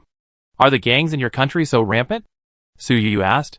The Thai German on the other end of the phone was silent for a moment before he said, They are not gangs, they are warlords. Su Yu thought it was outrageous to be able to buy a driver's license in this country, but he didn't expect that even such a powerful machine would be involved in person. Do you know what kind of transaction the people inside are doing? Su Yu asked. The other party replied quickly. It was drug trading some time ago, and it seems to be population during this period. Su Yu's heartbeat suddenly accelerated. Since they are human beings, they must be on guard against being killed by the other party. Su Yu asked, according to what you said, outsiders cannot break into the places they protect? The detective gave a positive answer. I don't know what you are going to do in that house, but I suggest you go through the proper channels, find a middleman, and negotiate with them. What middleman? Who is qualified to be this middleman? Su Yu asked. Not everyone can be a middleman. He must be able to balance the power of both parties, and ease the emotions of both parties. He must at least be a presentable person. Landlord, the detective said. Su Yu paused after hearing this. She was really not used to the state machinery personally playing the role of broker. In her heart, they should be safe and responsible for protecting everyone. The more time she went abroad, the more Su Yu felt about the security and stability of her country. Now that she had a direction, she naturally did things faster. Su Yu was not surprised that the other party was willing to help, but at the same time, she also made a request that seemed to be taken for granted. They wanted money. Su Yu has not seen who her lucky target is yet, but she has spent nearly 2 million. Ms. Su, we are just helping you negotiate. We are not sure whether the negotiation can be successful, said the agent sent by the landlord. Su Yu said expressionlessly, If the matter is done, I will give you this amount later. Su Yu stretched out a finger. She clearly saw that the breathing of the agent in front of her became visibly rapid. Compared with the income from the rent, Su Yu's generosity was enough to shock him. He once again felt the wealth of the rich Chinese women in his heart, and couldn't help but have some evil thoughts. When he saw the 20 people following Su Yu, who were tall and strong, and had a faint bulge on their waists, he didn't know if there was a gun hidden, and the middleman completely stopped thinking about it. Miss Su, I am also very touched by your sincerity. Our boss also attaches great importance to your matter. Don't worry, I will give you an accurate answer within 5 days, said the agent with a smile. Su Yu shook her head. 5 days is too long. 1 day. The agent said helplessly, Miss Su, you are making it too difficult for me. It can't be done in 1 day, at least 3 days. Su Yu glanced at her countdown and reluctantly accepted the time, but then said, I want to see the goods are safe today. The agent frowned slightly. You want to inspect the goods in person? This is probably unlikely, but don't worry, whether it succeeds or not, we can ensure that they will not transfer the goods within these 3 days. When Su Yu heard this, she felt a little strange in her heart. It was clearly a human transaction, but in the mouths of these people, it became a goods. Su Yu waited for 2.5 days, and the agent sent back a message. They are willing to talk to Ms. Su, but they hope that Ms. Su will talk to them alone. Chapter 265. Su Yu flatly refused. This is impossible. The agent said helplessly, Ms. Su, if you have this attitude, it will be difficult to continue the discussion. Su Yu thought that since the other party was engaged in human trafficking, they were not a well-known figure, and she would not feel guilty even if she stabbed them. Can you help? Su Yu asked the agent. The agent understood what she meant on the spot. She hoped that they, as a local force, could intervene, or even directly intervene, to help Su Yu get the person out. The agent was indeed interested in the reward promised by Su Yu, but still refused, saying, It's safer to be safer. We can't do such a bad reputation. Su Yu was not very impressed by this reason, thinking in her heart that people like them actually care about reputation. Double. Su Yu said. The agent paused for a moment. A hint of hesitation flashed across his eyes, but he still said, Ms. Su, this is not a matter of money. The other party is not an ordinary person. The forces behind him are very complicated. Even we cannot offend him casually. 3 times. Su Yu said. The corners of the agent's mouth trembled slightly, and he did not dare to look at Su Yu. We can't agree to your request immediately, and we are not the kind of people who look at money. 4 times. Miss Su, how can I tell you? This is really not a matter of money. The agent said anxiously. Su Yu stared at him 5 times. The agent swallowed and said, We will think of a way for you. If Su Yu had known that this matter would face such great resistance, she would have retreated long ago, but now that she already knew what business was going on, her target of picking up leaks might be a living person. Knowing that the other party was a living person, she still watched him die without helping him, and Su Yu couldn't get over this hurdle in her heart. I hope you can come up with a solution for me now. After all, my time is precious. Su Yu said. The agent rolled his eyes and said in a low voice, Ms. Su, who do you want to save? Give me the photo, and I promise to hand over the person to you in one piece within 3 days. Su Yu has not seen the target of the mission until now. She has no way to determine who it is. Besides, saving one person is saving, and saving 100 people is also saving. I want to save all those people. Su Yu said firmly. Agent, Ms. Su, you are really embarrassing me. Su Yu looked at him and said, It's just embarrassing, not completely impossible, right? The agent showed an embarrassed look on his face, and said, According to the rules of these people, they usually transfer the goods within 2 days after gathering enough people. No matter how many times Su Yu heard it, she still felt that the word goods was particularly unpleasant. We can't break the rules in the safe point, but we can do it during their transfer, the agent said. Su Yu approved the plan, but had a question. How do we know when we have enough people? The agent said, The number of people is almost enough now. It feels like it will be within 1 or 2 days. Su Yu narrowed her eyes and said, Are you monitoring them? The agent moved his eyes left and right, refusing to look at Su Yu, saying, Our people are only good at collecting information, and they will never monitor customers. Su Yu instinctively didn't trust these people. The agent continued, Ms. Su, you have a lot of people around you, and they seem to be very skilled. You can send 2 people in as insiders. Su Yu refused on the spot. I can't let my people be in danger. Don't mention this matter again. She couldn't put the people around her in for someone she hadn't met yet. The agent just made a suggestion, and when she didn't agree, she let it go. Su Yu stayed in the hotel without any plans to go out. After all, it seemed that the other party could move at any time, so she had to be prepared at all times. In the evening, a bodyguard gave Su Yu a surprise. Miss Su, I feel that it is not safe to be abroad, and what I am going to do this time is also very dangerous, so I asked someone to find a relationship to trade us a batch of guns. The bodyguard's voice was very low, and it was obvious that he did not think this kind of thing was glorious. Su Yu did not expect that her path was getting more and more off-road now. She used to survive in the hail of bullets, but now she has become the hail of bullets. Is the channel reliable? Su Yu asked. When the bodyguard heard her say that, he knew she was interested and hurriedly said, It's reliable, but because we need it urgently, the other party's price is not cheap. Su Yu immediately said, Money is not a problem. The bodyguard also became happy. Since you said so, I will contact them now. Su Yu felt that these temporary bodyguards were really skilled. Since the other party had such skills, she was not stingy in extending an olive branch. Are you interested in being my long-term bodyguard? Su Yu asked. The other party spent a lot of effort to find all the contacts at home and abroad, just for Su Yu's words. Who would want to be hungry and full when they can settle down and eat a full stomach? As soon as this bodyguard left, another bodyguard ran over. Miss Su, I have a brother who has been doing business here for many years. He knows a reliable local gang. They are willing to help, but the price is... Su Yu didn't wait for him to finish, and said directly, Don't worry about the money. As long as you can buy safety, it is more important than anything else. The bodyguard breathed a sigh of relief, and Su Yu also extended an olive branch to him as usual. After fully preparing the manpower, Su Yu felt that the days were like years, and every hour was particularly difficult. She had no plans to go out for fun, and the door of the room was knocked again, and Su Yu felt a little irritated. After Su Fang opened the door, a young girl of 17 or 18 years old was pushing a food cart. Sawadee ka. The girl's voice was as sweet and beautiful as the dew in the spring. Su Yu couldn't help but cheer up after hearing it, and looked over in the direction of the voice. When her eyes fell on the other person's face, her eyes condensed. Beautiful. Incomparable beauty. In addition to her beauty, she also has a pure girlish look that makes people unable to help but be attracted to her. Su Yu sighed again. How could such a beautiful baby not be from her own country? Guest, this is the dinner prepared for you by the hotel. Please enjoy it. The girl smiled, and her face was full of cuteness. Su Yu forced herself to look away and nodded gently. Okay, you can go out. She, a woman, can't stand it, let alone the men present.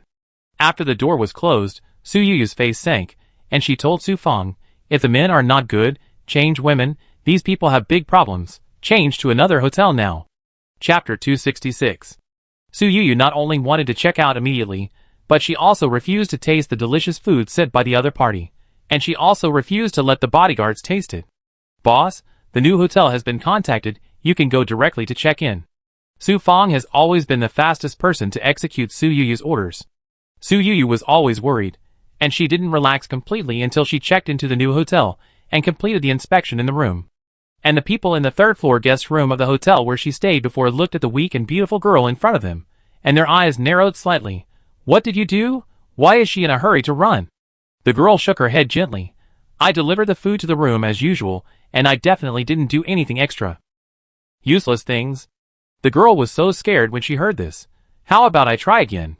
But the man in front of her looked at her coldly, and the girl immediately didn't dare to continue. The man murmured in a low voice, men can't, women can't either, it's really difficult. When Su Yu checked into the new hotel, she informed someone in advance that she didn't need a room manager or room service. They would even handle the hygiene themselves, and asked the cleaners not to get close to the floor reserved by their group. The new hotel immediately agreed, but less than half an hour after Su Yu checked in, another group of people came and specified that they wanted to stay on Su Yu's floor. But after being told by the hotel that the rooms on that floor had been reserved, they turned to look for a room on the floor below Su Yu. Su Yu didn't know that there were a group of uninvited guests in the hotel. She was now anxiously waiting for news from the agent. At 6 o'clock the next morning, Su Yu was gently awakened by Su Fang. Boss, there's news over there. The other party seems to be moving their target. Su Fang said in a low voice. If Su Yu hadn't repeatedly instructed in advance, Su Fang wouldn't have dared to disturb people's sleep so early in the morning. After being woken up, Su Yu was annoyed for a moment, and then calmed down. I get up now, wait for me for 5 minutes. Su Yu knew that time was urgent, so she hurriedly changed her clothes, put on the bulletproof vest she brought from China, gulped a few mouthfuls of mouthwash, wiped her face with wet wipes, and regarded it as having washed. Su Fang's car was still driving very steadily. There were more than 20 people in this group, divided into 6 cars, driving steadily on the streets of Bangkok, which were now extremely quiet. I don't know if these people are reliable. Su Yu muttered in her heart. The translator's mobile phone kept receiving message notifications. He informed Su Yu of the message sent by the agent in real time. The bodyguard, who contacted the local gang for help, was also on the phone at this time. The car drove for about half an hour, and finally arrived at the target location. This place is far away from the prosperous area of Bangkok. It looks shabby and decayed everywhere. It doesn't look like this internationally famous tourist city, but like it is in an unknown village. Boss, the agent sent a message saying that the other party will pass the road ahead in about 5 minutes. The translator said. Although Su Yu brought 20 bodyguards, they were responsible for protecting her. She did not intend to take risks herself, so she had found a place to hide the car and moved a group of people to a nearby high place. Looking down from this position, you can just see the road that the other party must pass. The road is very narrow, about 3 or 4 meters wide. If you meet the car head-on, you seem to have to worry about scratching it. The agent's prediction was very accurate. In less than 5 minutes, a bus appeared far away on the road ahead. The outside of the bus looked quite shabby, and there was a Chinese word such and such tour group written on it. If someone who didn't know the situation saw it, they might think that the Chinese had chartered the car for a trip. Su Fang handed a small telescope to Su Yu. Su Yu looked at her approvingly, picked up the telescope and looked at the car. Through the dirty bus glass, she could clearly see the obvious Chinese face behind the glass. The man looked haggard and desperate. Su Yu also saw a few people holding rifles, standing in the middle of the bus and looking around. Her heart sank. She didn't expect that there were still hot weapons in the car. No wonder no one dared to jump out of the window to escape. The bus stopped quickly. Just like Su Yu's previous experience abroad, those who wanted to stop the bus created accidents in the middle of the road. But this time, the accident was a large rock that collapsed on the side of the road. Su Yu couldn't help thinking in her heart that it was really hard for these people to get a large rock to block the road overnight. The bus didn't stop. The driver was too alert. When he saw the big rock, he didn't even plan to get off to take a look, and directly reversed. But he had just driven back less than 50 meters, and there was suddenly another roadblock on the originally flat road. A group of people with their faces covered but armed with guns appeared at the end of the road. The bus stopped on the road, and about 3 minutes later, a man with a rifle got off. Someone came out here too. Su Yu was far away, and although she could see clearly that the two parties were negotiating, she didn't understand lip reading after all, so she didn't know how they were negotiating for a while. The two sides negotiated for about 10 minutes, and one of them suddenly opened fire, and the gunshots seemed particularly creepy in the empty morning. "Boss, hide behind us, in case these people find us," the bodyguard said. Su Yu didn't move, but although she heard the gunshots, she didn't see anyone injured. It wasn't that she was looking forward to seeing blood, but she couldn't help but feel a little confused. The next second, the two groups suddenly turned their guns together and shot at Su Yu. Su Yu, shocked, she was just about to be thankful that there was a shelter where she was, but she didn't expect that 7 or 8 people with rifles appeared behind her the next second. "Boss, these people are not trustworthy. I drive you away now," Su Fang shouted. Even though Su Fang was scared, she still reached out and pulled Su Yu to run to the car. As Su Yu ran, she was glad that she was wearing bulletproof vests. They also had guns in their hands, and they fought back while retreating. The people over there didn't seem to expect that Su Yu's people actually had their own firepower. What surprised them even more was that a group of masked gangsters suddenly rushed out from the corner to help Su Yu and his team suppress the firepower. Su Yu didn't expect that both of her plans would be used. If she really believed the agent's lies, she would probably be in the bus now. The agent was trembling at this time, and his superior questioned dissatisfiedly, "You told me that there are only 20 bodyguards in this group. Where did so many helpers come from?" Chapter 267. The agent shrank his neck. "General, our people have checked several times, and they really only have 20 bodyguards. Who knows where so many people came from?" The man he called the general said with a cold face, "You didn't mention that they had hot weapons." "Agent, China has always banned guns, and I don't know where they got so many things from." "General, I really don't hide anything." As soon as the agent finished speaking, the general kicked him hard. "Useless thing." The general cursed. Even though the agent felt a sharp pain in his chest, he didn't dare to refute at all. The man on the bus frowned and said, "General, I don't care if you can take down this woman. You have to move the stone first. We must move this batch of goods out today." The general snorted coldly and said, "Why are you in such a hurry?" The transporter frowned slightly. They had dealt with this group of people many times. If it weren't for the people behind them, who could calm them down, they would have been swallowed up by this group of warlords, who eat people without spitting out bones. If they hadn't known the other party's plan early this time, they wouldn't dare to get involved. Now that the other party's plan has failed, the transporter's eyelids are twitching, saying, "The Dragon King is in a hurry to get the goods. If he is unhappy, you can't bear his anger." When the general on the opposite side heard this, a hint of displeasure flashed across his face, but he still said coldly, "Don't worry, it's just dealing with this little sparrow. It won't delay your business." The tempted people cursed the other party for being greedy. Su Yu had promised them 5 times the bounty, but their thoughts were particularly robbers. After all, they had inquired and knew that although Su Yu was Lu Jingyi's girlfriend, she was not his fiancée or wife. More importantly, Su Yu was just an orphan, and such a person had a lot of money. As long as they held her in their hands, her money would be theirs, so why should they care about the 5 times the asking price? But he underestimated Su Yu. He didn't know that Su Yu had made several plans, and he also underestimated the bodyguards that Su Yu brought with him. 20 bodyguards, almost all of them were veterans. Not to mention that everyone had battlefield experience, at least they were very agile in action. They were all people who had held guns, and they cooperated with each other even more tacitly than the regular army here. Even Su Yu, she had martial arts skills, and her evasive movements were very flexible. The bulletproof vest she was wearing was not used, and there was not even a small cut. The gang forces that she paid to help did not drag their feet at all. After the initial panic, Su Yu's people gradually became more comfortable with defense, and even had the strength to fight back. The faces of the general and the courier were all ugly. "General, I can't care so much anymore. Let my people withdraw now and move the stones away." The courier was in a hurry to leave. The general said, "Do you think you can still run away now?" As soon as he finished speaking, there was a commotion from the bus. Originally, there were 8 guards with guns on the bus, 6 of whom came down to support. Although the remaining 2 still had guns in their hands, they had to guard 40 people. The Chinese have never been cowards. They were all deceived, and now they know what fate they will face after the bus arrives at the destination. It was not easy to fight outside. Although they didn't know why, it was definitely a good opportunity for them to leave in the chaos. Among the 40 people, if there were a few who had a little better brains, they would immediately press the 2 guards to the ground and snatch the guns. The battle on Su Yu's side has also come to an end. The armed forces of this country are much weaker than Su Yu imagined. Although the word military was clearly in their names, a group of regular soldiers could not defeat the retired soldiers brought by Su Yu. She even felt a little regretful, and thought she should have done this earlier. The battle took place in a remote area, and few people dared to come over to watch the excitement after hearing the gunshots. After the betrayal, Su Yu's people had already controlled the situation in less than 30 minutes.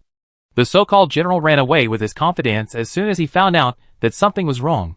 The agent was thrown down, and his legs were shaking with fear at this time. "Miss Su, this matter has nothing to do with me, and it's not what I want to see." Su Yu looked cold and gave the bodyguard a look, and the bodyguard immediately pointed the gun at the agent's head. The agent's legs softened, and he knelt down, and some unknown liquid gradually overflowed from his body.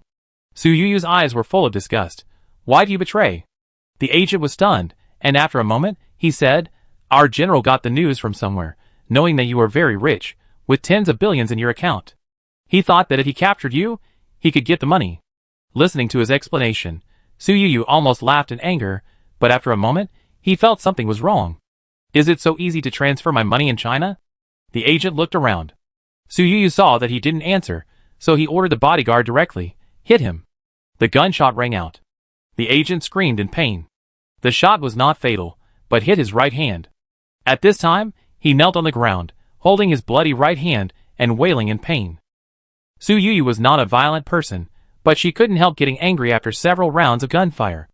Is she particularly easy to bully? One by one, do you think her money is easy to calculate? Can you tell me now? Su Yu said coldly. The agent looked at the gun pointed at him again.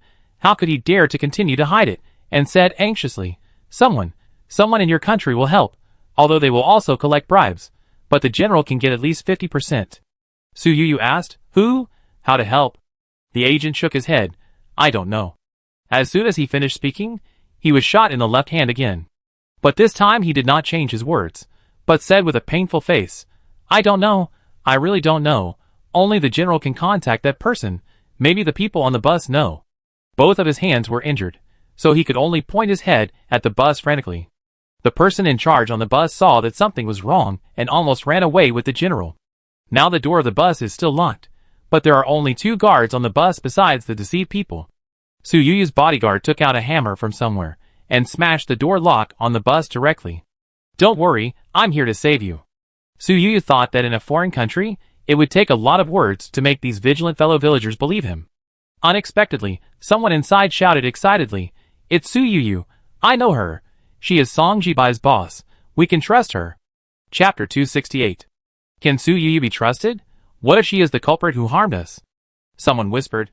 But as soon as these words came out, they were refuted by the person who first recognized Su Yu.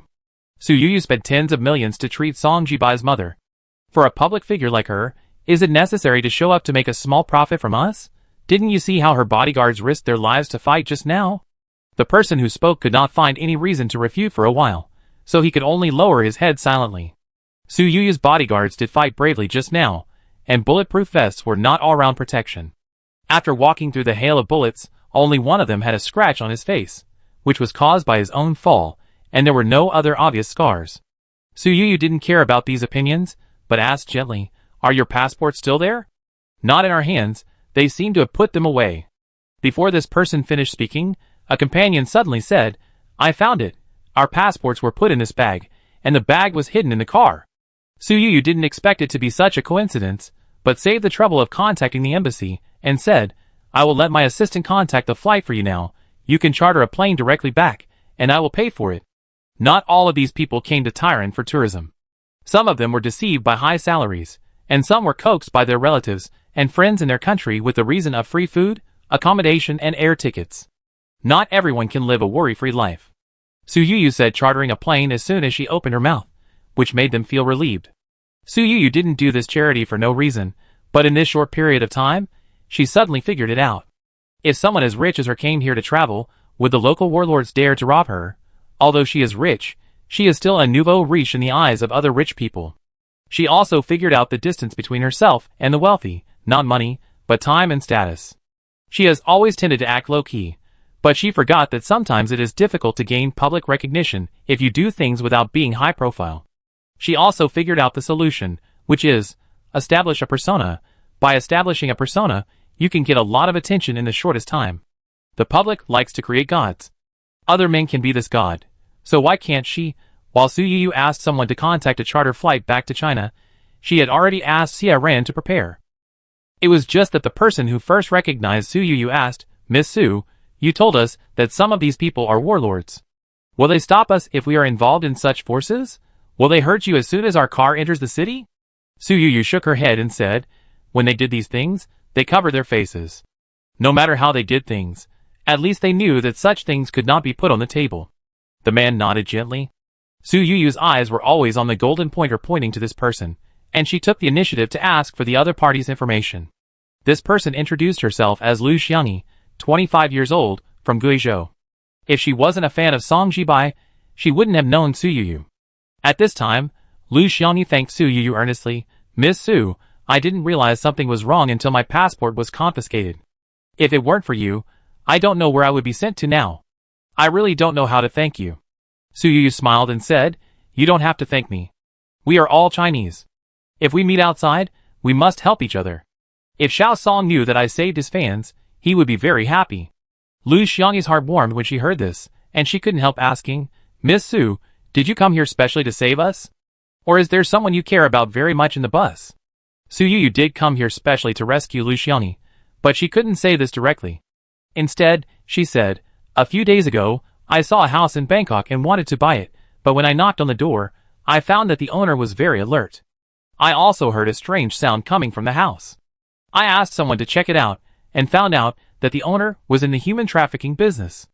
Lu Xiangyi opened her eyes slightly when she heard this, as if she had thought of something incredible. Su Yuyu continued, "If the people who inquired hadn't told me that most of the people in the house were from our country, I wouldn't have planned to take care of this matter." Su Yuyu wanted to establish a persona, but she couldn't let people think that she was a saint who was willing to help everything. Now, this just shows that she rescued her countrymen when she saw them in trouble, rather than saving the world. Lu Xiangyi said, "How can I be so lucky? I was deceived by my college roommate. She said, there are good job opportunities here, and I can earn at least 50,000 yuan a month. She wanted to make money with me, and even paid for my plane ticket, so I came." Su Yuyu said, "How could your roommate who I have been with for several years in college hurt you so much?" Lu Xiangyi sighed and said, "She was very nice to me before. I think she had no choice but to drag me into this. Maybe she is not doing well now." Su Yuyu thought of the fraud posts she had seen on the internet before. If you get involved in pyramid schemes in China, you can at least have enough food. But if you go abroad, you can't have enough food, and your organs are not your own. "Do you want to save her?" Su Yuyu asked. Lu Xiangyi hesitated and said, "If I have the ability, I would definitely want to save her." "You don't blame her?" "Of course I blame her, but I can't watch a living person die in front of me. Unfortunately, I don't have the ability. Now I don't know where she is, and I don't know how to save her." After saying this, Lu Xiangyi looked at Su Yuyu a little embarrassed and said, "Miss Su, just treat me as bragging. After all, I have to rely on others to save me." For some reason, Su Yuyu didn't look down on her because of these words, but felt that she was a very sincere person. But after understanding, Su Yuyu still didn't understand what was so valuable about Lu Xiangyi that the system marked her as an important target for picking up leaks. Ordinary major, ordinary ability, ordinary appearance, make her seem ordinary no matter how you look at her. "I think you are also very interesting. Are you interested in coming to work in my company?" Su Yuyu asked. Lu Xiangyi's eyes lit up, and then, as if she had made a great decision, she shook her head. "Miss Su, thank you for your kindness. I find a job myself." Su Yuyu didn't expect to be rejected by the other party.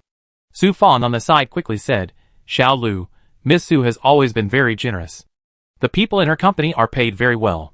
Even the lowest paid receptionist has more than 300,000 yuan a year, and also pays 5 insurances and 1 housing fund.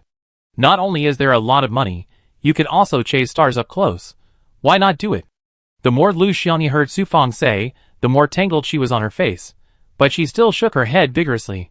I can't go. I really can't go. Chapter 269. Lu Xiangyi kept refusing, which made Su Yu feel more and more strange. Although Su Fang's tone was still gentle, she couldn't help but feel that this person was ungrateful. Xiao Lu, once you miss the opportunity, it will be difficult to meet again. Who is Miss Su? Are you afraid that she will cheat you? Lu Xiangyi shook her head vigorously. Miss Su just saved me, and she is also Teacher Song's boss. Of course I believe her, but... Looking at Lu Xiangyi with a tangled and uncomfortable face in front of her, Su Yu didn't get angry, but asked, Xiao Lu, do you have any unspeakable secrets? Can you tell me? Lu Xiangyi nodded gently, and then explained with a bitter face, Miss Su, I am unlucky, and I am the poison of the company. Company poison? This was the first time Su Yu heard this statement. Wherever company I go to, it will go bankrupt. The longest company lasted only 3 months. I graduated 2 years ago, and my resume already fills up a page of work experience. If I couldn't find a job in China, I wouldn't have come here as soon as my roommate said so. Su Yu was dumbfounded for a moment. So effective? Lu Xiangyi frowned and nodded pitifully. After hearing the whole story, Su Fang hurriedly said to Su Yu, Boss, there are some things we should believe in. Don't go against metaphysics. Su Fang said this because her current super high salary is all pinned on Su Yu. If Su Yu's company has problems, she, as a subordinate, will really be anxious and angry. Su Yu certainly knows that she can't go against metaphysics. Even if she didn't see the metaphysics attack with her own eyes, the metaphysics protection shield was really broken last time, and the system would not lie to her. Even Lu Xiangyi said, Ms. Su, I really appreciate your appreciation for me, but I can't harm anyone but Mr. Song. You treat him very well, and I also hope that he can be prosperous all his life. Su Yu didn't expect that Lu Xiangyi's rejection of her was actually due to Song Jibai. She was looking at the system interface at this time, and the task was still in an unfinished state. There is a difference between unfinished tasks and unsettled tasks. The task in Paris last time was actually completed, but because her troubles were not completely solved, it was in a pending settlement state.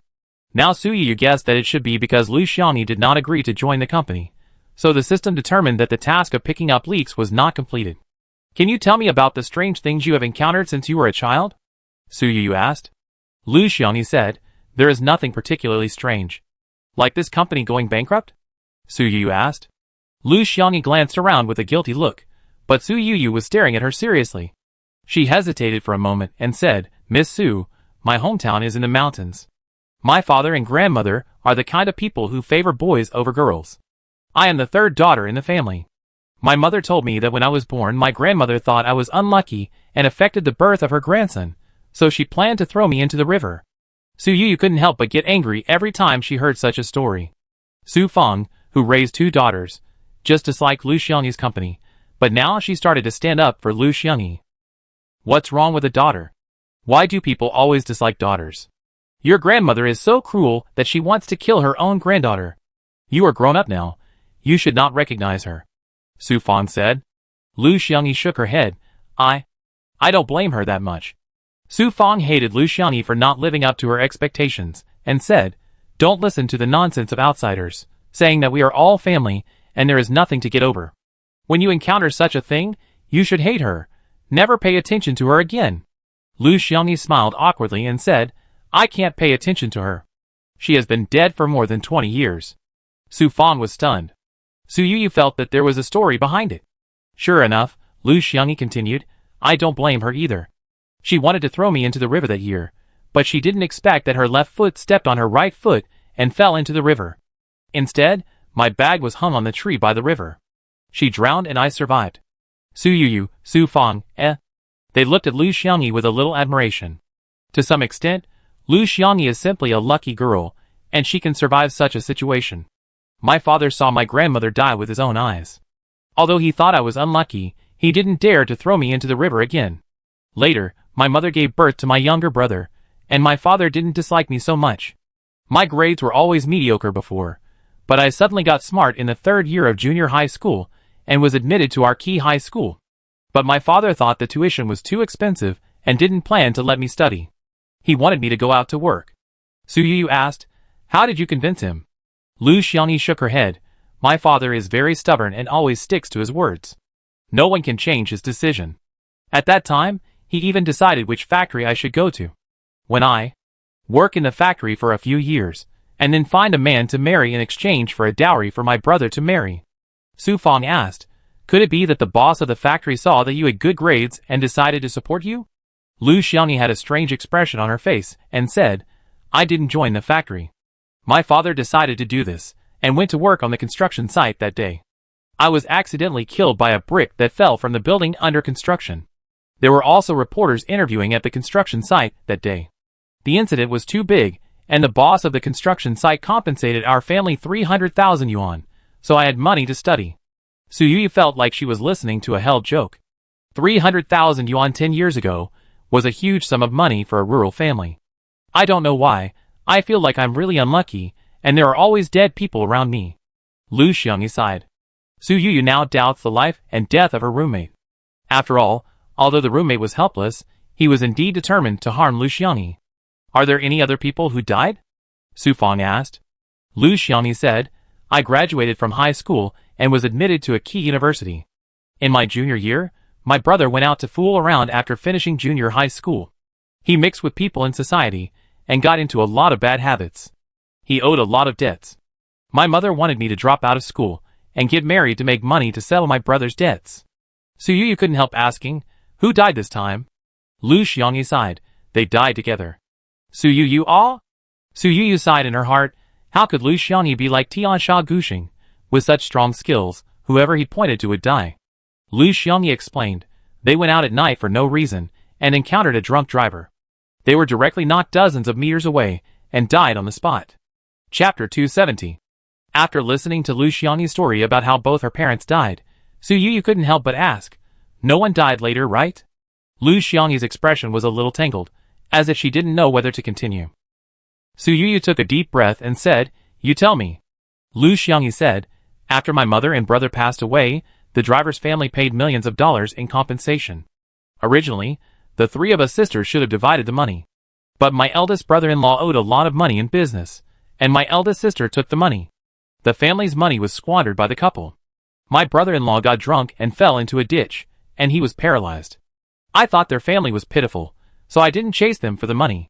Su Yu felt that Lu Xiangyi was more and more poisonous.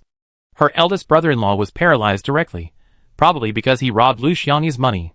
"It seems that they are all your relatives?" Su Yu asked. Lu Xiangyi hesitated again and again, but still did not hide it from Su Yu, saying, "In my junior year, a classmate stole my boyfriend, and then—" Su Yu asked, "Did the mistress die with your boyfriend?" Lu Xiangyi shook her head. "They got married after graduating from college, but my classmate had just given birth to triplets when my boyfriend's family went bankrupt. All the houses were auctioned off, and the family didn't even have a place to live. The couple also owed millions of dollars." Su Yu took a breath of cold air. If the previous generation had owed the debt to a bankrupt family, it would have been better. But the two young people also became dishonest people, and they had to raise 3 hungry sons. What a devastating start, and it seemed to be not much different from dying directly. For Su Yu, a few million is nothing, but for ordinary people, it is a mountain. At least there are many children and grandchildren, so it's not a bad thing. Su Yu said something she didn't believe herself. Lu Xiangyi sighed and said, "Before I went abroad, I saw the couple. They looked so old that I almost didn't recognize them. Fortunately, she stole my boyfriend, otherwise I would have been the one to bear millions of debts after giving birth to triplets." Su Yu didn't take it seriously when she heard this. She felt that although Lu Xiangyi had killed most of her relatives, these people had stopped Lu Xiangyi first. People with such a hard fate are also lucky people to some extent. After all, they rarely have bad luck. Lu Xiangyi was like this. She passed the high school entrance examination and the college entrance examination. Those who stopped her from studying and calculated her money were killed or injured. However, Su Yu couldn't help but murmur in her heart. She was always afraid that such a person favored by fate would attract the sparks of thunder to her. At this time, she couldn't help asking the system, "Will I be affected by her special fate?" The system replied quickly, Of course. Su Yuyu, What if you hesitated for a second? Getting Lu Xiangyi might make Su Yuyu punished by fate, and losing Lu Xiangyi might be punished by the system. Do you want to take back my exemption from the penalty for mission failure? Su Yuyu asked. System, fate may punish or reward. There are many unlucky people in history. For example, women who are destined to kill their husbands are considered to be born with noble fates. Even if they kill their husbands, they will only be considered that their husbands are not noble enough. Therefore, women who are destined to kill their husbands will not have trouble getting married at the beginning, such as Empress Xiaoyu and Wang Zhengjun. Su Yuyu remembered this period of history. Wang Zhengjun, the mother of Emperor Cheng of Han, killed 2 fiancés successively. Although she was not favored after entering the palace, she successfully gave birth to Emperor Cheng of Han. After her husband died, she became the Empress Dowager. After her son, her nephew usurped the power, which was the famous Wang Mang usurped the power. However, Wang Zhengjun had a good end and died at the age of 84. She was a famous long-lived Empress Dowager in history. Lu Xiangyi is destined to kill her husband? Then she should find a husband instead of a company. Su Yuyu said to the system. System, what is the difference between a husband and a company now? Why do you think those companies she worked for went bankrupt? Of course, it was because they were not worthy of her and were mean to her. Do you want to become a company that is invaluable and match this invaluable employee? Su Yuyu immediately said, think about it. Lu Xiangyi was ready to be excluded by Su Yuyu and Su Fang, but Su Yuyu suddenly grabbed her hand and said, I don't believe in these things. I also believe that good companies will not go bankrupt easily. I really want you to join. Please give me a chance. Lu Xiangyi and Su Fang were stunned by such a humble attitude. Su Fang opened her mouth to say something, but after seeing Su Yuyu's eyes, she immediately changed her words and said, Xiao Lu, our boss has always been sincere. Just give her a chance. In the future, you can still chase stars up close. Isn't this a win-win situation? Lu Xiangyi shook her head. I can't repay kindness with enmity. Su Yuyu asked, did your previous company treat you well? Lu Xiangyi joined an unscrupulous company after graduating from college. Her resume was not enough to support her entry into a top company, so the companies she worked for were more exploitative than each other. Look, this kind of unscrupulous company that exploits employees should have closed down. What does it have to do with you? Our company will not exploit employees, you can rest assured. Su Yuyu said. Lu Xiangyi was originally worried about how to work after returning to China. If she didn't want to hurt Su Yuyu, she would have agreed long ago. Now, listening to Su Yuyu's repeated requests, her psychological defenses were gradually broken by Su Yuyu. Okay, I promise you. But Miss Su, if there is a problem with the company's operations, I will resign voluntarily, and will not ask you for compensation.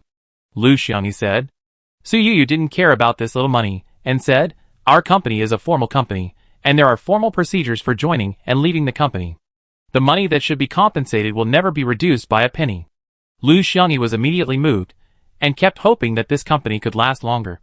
Su Yuyu just had a strange thought. If Lu Xiangyi was really that capable, Xie Ran could have sent her to join the Star Diamond Group. It would probably not take long for Star Diamond to go bankrupt. This would be the fastest way to get revenge. But this thought flashed by, and Su Yuyu repeatedly reminded herself in her heart that she should be a decent person. Su Yuyu didn't even wait to return to China, and directly signed an employment contract with Lu Xiangyi abroad. As the contract was signed and took effect, Su Yuyu finally heard a wonderful system prompt. Ding! Congratulations to the host. The task of picking up leaks has been completed. Just when Su Yuyu thought the system prompt was over, another line of words suddenly appeared on the system interface. Lu Xiangyi, a human-shaped koi, seems ordinary on the surface, but in fact, every time she encounters danger, she can always turn danger into safety. She can find a ray of hope in desperate situations, and she can lead everyone in good times. Chapter 271. Su Yuyu, shocked. The way she looked at Lu Xiangyi now was as if she was looking at a glittering cash cow. The system prompt came at the same time as the news from the company's senior management group. Ex-husband can't is a hit overseas. The platform's revenue is $100 million a day. Su Yuyu didn't know what ex-husband can't was at all, and her eyes were dazed as she looked at the $100 million. Combined with what other people in the group said, she knew that ex-husband can't was a short drama produced by the company. This drama was not a big hit in China, but only a small hit. But who would have thought that after being remade into an overseas version, it would be a big hit? Su Yuyu counted on her fingers how much of this money could be returned to China, but before she could figure it out, Good news came from the group again. Peak Showdown was named the best game of the year and won 5 awards at the TGA Awards. It broke the record in the gaming industry. Su Yu was stunned. This game has been popular from last year to this year, and has made her and Peter a lot of money. Unexpectedly, it suddenly won so many awards. She couldn't remember for a moment whether she had won so many awards in her previous life, but the arrival of the awards might help boost the revenue of the game. Good news came one after another. Xiao Song's TV series broke the ratings record. The ratings broke 8, the biggest hit in the past decade. Now it's like snowflakes to find him for a film contract. Su Yu was stunned. Song Jibai's most recently released TV series was the modern idol drama written by Su Wani. Compared with ancient idol dramas, modern idol dramas have not had a big hit for a long time. The occasional hit TV series are all modern dramas. Song Jibai had previously risen to the top with a costume martial arts drama. Many people did not think he could maintain his position. Now that this hit has come out, the gap between him and other popular young actors is getting bigger and bigger. It is estimated that the popularity of the last 9 of the top 10 popular actors combined cannot compare to his. The current Song Jibai is at least 3 times more popular than the Song Jibai that Su Yu saw in her previous life. While Su Yu was lamenting the lack of traffic for Song Jibai, she couldn't help but feel sorry for Su Wani in her previous life. The success of a TV series is never simply the work of a certain star, but the mutual achievement of the script and the actors. Su Wani's script is naturally indispensable. Su Wani obviously has such a talent, but unfortunately, she wasted her time in marriage in her previous life. Su Yu immediately called Xia Ran again. If your classmate, screenwriter Su, has a new script to shoot, directly set it as the company's key project, increase her voice in the crew, and try to make the project focus on screenwriting. Hearing this, Xia Ran was happy for his old classmate, and couldn't help saying, "Boss, nowadays, basically all TV dramas in China are centered around big stars. It's rare that you think so." Su Yu said, "The script is the foundation of a play. Don't worry about what other companies do. We just need to do what we should do." We also try to reduce cooperation with those stars who are obsessed with playing big names. Hearing what Su Yu said, Xia Ran asked helplessly, "Boss, have you heard something?" Su Yu raised his eyebrows slightly, and did not answer immediately, but said, "Tell me in detail." Xia Ran explained, "There is a star, a top female star, who joined the project of our company because of the suitable role, but after joining, she acted like a big shot and asked the screenwriter to change the script." Su Yu was also very concerned about the new project of her company. When she heard this, a name immediately popped up in her mind. Jung Siyu? How did you deal with it? Xia Ran said, since she violated the contract first, she was asked to leave the crew without paying her liquidated damages. However, she has a lot of fans, and now this matter is being made public on Weibo, and even Xiao Song is involved. Eh? Su Yu listened to Xia Ran's sudden surprise and asked, "What happened? Are her fans still making trouble?" "Don't worry about her. No matter how big the matter is, it can't affect the normal filming of our crew." Xia Ran's tone was somewhat inexplicable. "This is strange. We haven't done anything yet. Why did she collapse first?" Su Yu was stunned. She was reported for tax evasion. The amount involved was 200 million yuan. The official just issued a notice. Fortunately, we asked her out after only 3 days of filming. The impact on us is not big, but it's a pity for the 2 TV series she finished filming but has not been released yet," Xia Ran said. Su Yu couldn't help it, and glanced at Lu Xiangyi, who knew nothing beside him. Is this the power of Koi? Love it. Next time you encounter such a thing, you still deal with it according to this plan. Our company wants to produce fine products. Don't tolerate these pests," Su Yu said. Xia Ran asked again, "Boss, what kind of job do you plan to assign Lu Xiangyi?" Su Yu thought for a while and asked, "What is my current position in the company?" Xia Ran said, "You don't have a specific position, you are the director of the company." The reason why Xia Ran took the initiative to ask about Lu Xiangyi was because Su Yu valued her too much. Her contract was drafted by Su Yu and urged Xia Ran. After signing abroad, Su Yu sent the contract back to China in the shortest time, asking Xia Ran to handle the entry procedures for this person today. It is equivalent to starting to calculate Lu Xiangyi's salary from today. As an ordinary person, Xia Ran saw that his boss valued Lu Xiangyi so much, so he naturally had to find out clearly to determine the degree of getting along with Lu Xiangyi. Su Yu said, "Then let her be the special assistant of the director. You arrange an independent office for her. All kinds of facilities should be complete. Let her stay happily, and let her do any work she can do, and don't tire her." When Xia Ran heard this, His first reaction was, relationship household. Although 25 days have passed this month, Lu Xiangyi's salary is paid according to the full month. I know this is not in line with the company's rules. I will pay her the difference out of my own pocket, Su Yu said. Su Yu's company has a very generous budget. Full month salary is paid for joining in the first half of the month, and half-month salary is paid for joining in the second half of the month. Xie Ren listened to Su Yu's appreciation of Lu Xiangyi, and thought that Su Yu was now abroad. He couldn't help but wonder in his heart, could it be that Lu Xiangyi saved Su Yu's life abroad? She will return to China soon, and the staff dormitory must be arranged for her. Forget it, don't arrange a staff dormitory for her. She will live with me in the house of Thompson Epine. Su Yu almost reminded her of every detail. Xie Ren had a deeper understanding of how much Lu Xiangyi was valued. Lu Xiangyi was moved to tears when she heard this, and she wished she could return to China and start work now. The earliest flight back home was in the afternoon. After lunch, Su Yu planned to send a group of people to the airport. She herself had already planned to return home. But the car had not yet arrived at the airport. Just less than 2 kilometers away from the hotel, Lu Xiangyi suddenly spoke in surprise. Why is she here? Lu Xiangyi's face was full of surprise. Chapter 272. Hearing this, Su Yu looked in the direction of Lu Xiangyi's sight. Their car was not far from the hotel, and was still in a prosperous area. Where Lu Xiangyi's sight converged, there was a lively parade taking place, and the flower carriage was moving forward. In the middle of the area was a huge billboard. The billboard used 3 languages, Chinese, English and Thai, to say the content of the promotion. Freak show, and there was a photo of a woman next to the name. Su Yu frowned slightly. Is this photoshopped? After all, she didn't expect to see a human pig on the street. The woman in the photo had her whole body stuffed in a vase, with only her head exposed, which looked particularly creepy. Someone next to him explained to Su Yu, "Boss, this is a freak show, a modern human pig." The ancients felt suspicious of the torture of human pigs, but they didn't expect modern people to like it. Who would like to watch this kind of thing? Su Yu didn't understand.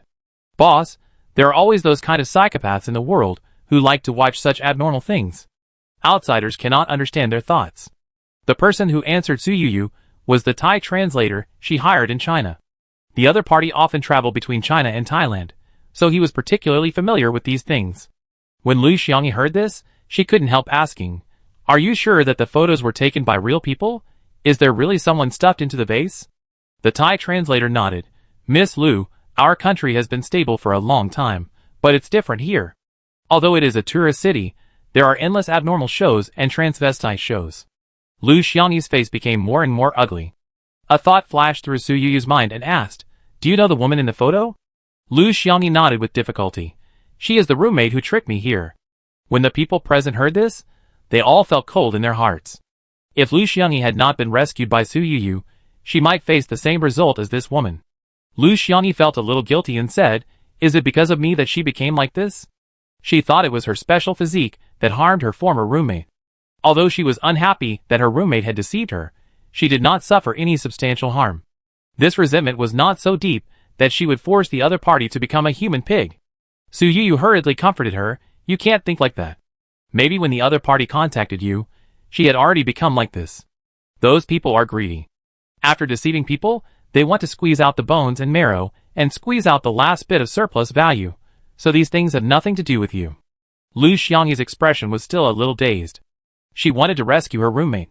She opened her mouth, but she didn't dare to ask Su Yu. She just took a photo with her mobile phone.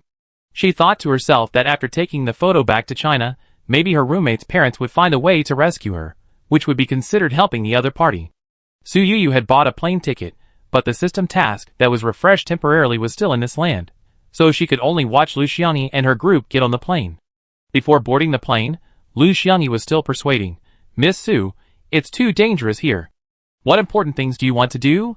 Otherwise, entrust the locals to do it. You just had a conflict with those people this morning. What if they retaliate?"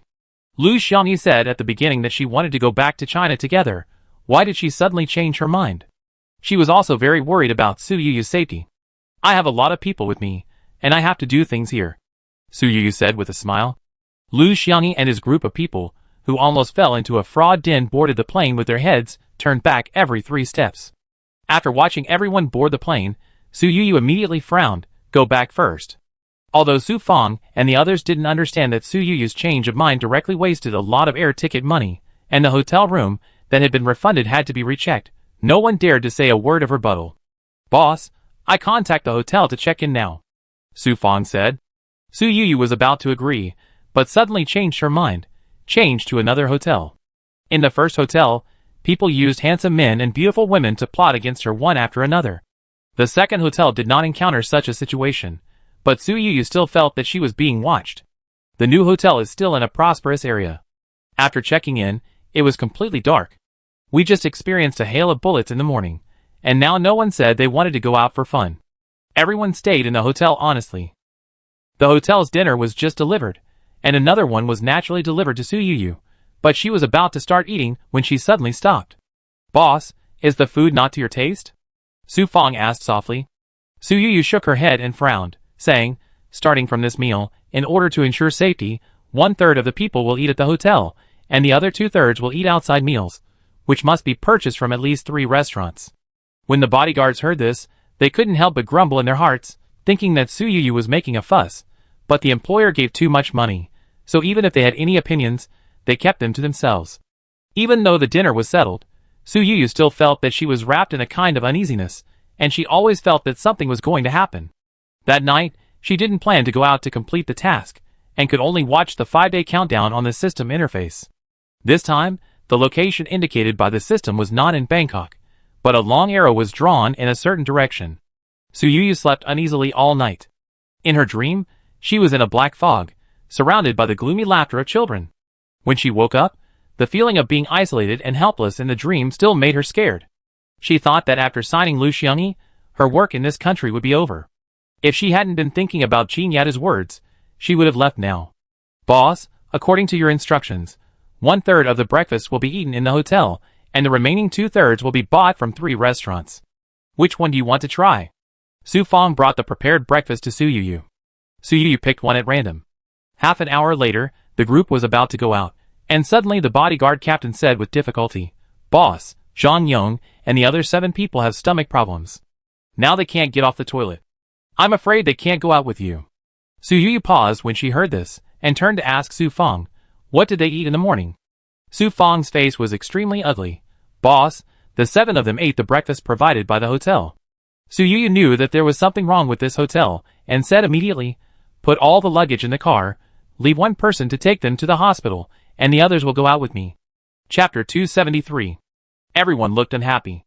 They originally thought that Su Yuyu's precautions against the hotel food were a bit excessive, but now they are all convinced, and glad to follow Su Yuyu's instructions, otherwise everyone would be lying in the hotel now. They packed their luggage quickly, but they were still not as fast as the hotel door was opened. A group of people wearing masks and baseball caps rushed in. The other party thought they would see everyone extremely weak, but they didn't expect that less than 1/3 of Su Yuyu's people had lost their combat effectiveness. "Who are you, and what are you doing here?" Su Fang asked. There were about 10 people in this group. Seeing that there were also more than a dozen tall men on Su Yuyu's side, they were stunned for a moment, and said in the local language, "We went to the wrong door, sorry." These people came and went quickly. After leaving the room, the leader immediately took out his mobile phone and made a call. "Is there something wrong with your medicine?" "I don't know," what the other end of the phone said. After saying a few words, the man hung up the phone angrily. Su Fang was so scared at this time that she couldn't help but said to Su Yuyu, "Boss, it's too chaotic here, let's go back." In broad daylight, the other party can directly break into the hotel room, and he still has the hotel room card in his hand. With such chaotic public security, who dares to stay here? Su Yuyu's face was also very ugly. Even if she remembered Jin Yata's words in her heart, she wanted to give up now. "I give up the task now, do you agree?" Su Yuyu asked the system. "System, host, are you really sure you want to give up? This task is not too difficult, but it is very important to you. I suggest you don't give up." Su Yuyu asked, "Can you tell me more information?" The system was silent for a moment, then said, "Didn't you get some information from Jin Yatu?" Su Yuyu did not immediately choose the option to abandon the task provided by the system, but called Jin Yatu again. "Sister Yuyu, giving up does not mean safety. Sometimes giving up is a precursor to danger." Jin Yatu was still confused. Su Yuyu's face changed several times. After thinking for 10 minutes, she said to Su Fang, "Check out first. We are leaving Bangkok today. She was now more and more certain that there was a pair of eyes staring at her in the dark. But although these eyes were extremely powerful in Bangkok, they were not omnipotent. After all, the other party could not calculate which hotel she would stay in. After she checked in, the other party would have to spend at least one night to arrange it. If not, she would have been infected at dinner yesterday, instead of waiting until today's breakfast. The 7 people who were infected left a car for them, and sent them to the hospital for treatment. Su Yu had no way to let the 7 people, who were almost exhausted, stay in the hospital for treatment. She left an extra bodyguard and hired several escorts in the local hospital before continuing to set off. After leaving Bangkok, the car drove very fast and arrived at the target city, Pattaya, in less than 2 hours. The system's golden pointer pointed to a property in Pattaya. Su Yu learned her lesson this time. Even though time was urgent, she did not rush to knock on the door. Instead, after confirming the target location, she asked Su Fang to find out the specific situation of the house. She directly booked 2 hotels this time. One was a local high-end hotel brand, and the other was an international chain hotel. She first checked in at a local high-end hotel, pretended to take some luggage in, then went out again, and ran to the high-rise building opposite the property. Your good brother has been developing in Bangkok for so many years. Does he have any connections in Pattaya? The price is negotiable. Su Yu asked the bodyguard. This bodyguard was the one who introduced the gangsters before. Boss, he really knows a few reliable ones. If you need them, I will contact them for you now, the bodyguard said. Although the cooperation with Su Yu yesterday was dangerous, the price offered by Su Yu was indeed satisfactory. So his good brother still wanted to cooperate with Su Yu even though he knew that he had provoked the local warlord. Su Yu was also generous. Now is the time to hire people. We will accept as many people as he introduces. After contacting a group of people, Su Yu turned around and continued to stare at the yard. Pattaya is a coastal city, but Su Yu felt that the seawater here seemed not clear enough. It was not the kind of attractive sky blue, but rather a little yellowish. The streets were full of scoundrels, and everyone she met seemed to have tattoos, and she was always uneasy. Boss, there is some bad news. Su Fang hurried back. Su Yu's heart jumped. Su Fang continued, I asked many people about that small yard, and they all advised me not to continue asking, saying that it was very evil. Su Yu felt strange when she heard this. You know, there are many evil arts in this country. Even the locals think that the yard is evil. Obviously, something is wrong, Su Fang said. Su Fang didn't understand why Su Yu wanted to inquire about this yard, and she didn't know what Su Yu was planning, but she didn't want her boss to take risks. Su Yu pondered for a moment, picked up the telescope, and took another look at the yard. There were 4 low houses in the yard, which formed a very strange pattern together. Su Yu stood on a high place and just took a look and felt uncomfortable. Who is the owner of this yard? Su Yu asked. Su Fang looked a little strange when she heard this. It is said that he is a Chinese. Su Yu frowned slightly and asked, Do you have a photo of him? Su Fang shook her head. I spent a lot of money to inquire about it. Most people ran away faster than anyone else when they heard that they were inquiring about that courtyard. I just heard vaguely that many people called her the Queen of Heaven. Su Yu? Su Yu couldn't help thinking now. The Red Dragon King she met before was also like that. Now there is another Queen of Heaven. Don't they feel ashamed to call out such a middle school name? People here are very tight-lipped.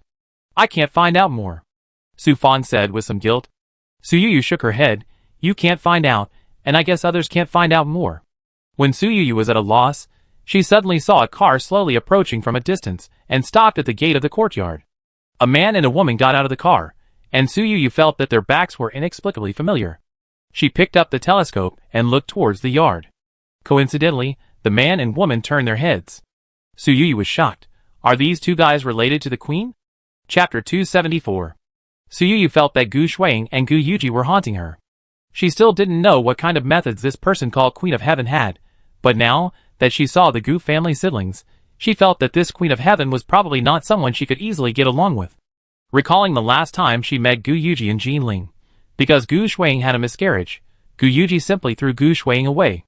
Now that the 2 of them appeared at the same time, could it be that their relationship had eased, or, in other words, reconciled? Then what about Chai Wei, who was seen with Gu Shuang in Europe, and did Gu Yuji know about his sister's relationship with someone else's friend in Europe? Su Yu saw through the telescope that after the siblings knocked on the door, the courtyard door was opened, and a middle-aged man wearing obvious traditional Thai clothes came out. It was unknown what he said to the Gu family siblings, and he invited the 2 in. The two walked through the yard and entered the low house in the middle. Su Yu didn't know what happened inside. At this time, the brother and sister knelt on the futon in the house at the same time. In front of them was a row of fine jade bead curtains. Through the curtains, people outside could not see the specific situation inside. They could only vaguely see the back of a woman. That child will come back again. The woman's voice sounded. A touch of joy flashed across Gu Yuji's face, but Gu Shuang's face turned 3 points pale. As long as you listen to me. The woman's voice was like a layer of waves, sometimes close, and sometimes far away. Gu Yuji immediately said, "Don't worry, I know the rules, and I also brought you a small gift this time." Gu Yuji put down a special box in his hand. The person behind the pearl and jade curtain did not look at him with a high regard for the gift, but asked a somewhat strange question. "Tell me about the person who has been bothering you recently." Gu Yuji said, "This person is my biological sister with the same father and mother. She was accidentally switched with Shuang many years ago. My parents wanted to take her home, but she was unwilling and hated us for this, and often deliberately made trouble." The man was not affected by his words, but said, "Since your sister with the same father and mother can cause trouble for you, it is obvious that she is not living a bad life." Gu Yuji mentioned this matter, and she was also angry. "I don't know what tricks she used to get close to Lu Jingyao, and took advantage of the power of the Lu family to ruin many things in our family. You really don't know how she made her fortune." Gu Yuji frowned slightly. In fact, the Gu family also sent people to investigate Su Yu, but Su Yu seemed to have risen suddenly. She won the lottery inexplicably, and suddenly had a house in Thompson Epine under her name. All of this was too bizarre, so outsiders couldn't figure out Su Yu's whereabouts at all. The person behind the curtain, after listening to Gu Yuji's words, opened her red lips lightly. Interesting. Even though Gu Shuang's accidental miscarriage and Jinling had nothing to do with Su Yu, Gu Yuji still attributed all the reasons to Su Yu. It seems that Su Yu's appearance there was her original sin. "I don't want to see her again." Gu Yuji stated his request. The figure behind the curtain said, "I am very interested in her. If you send her to me, I will solve all your problems."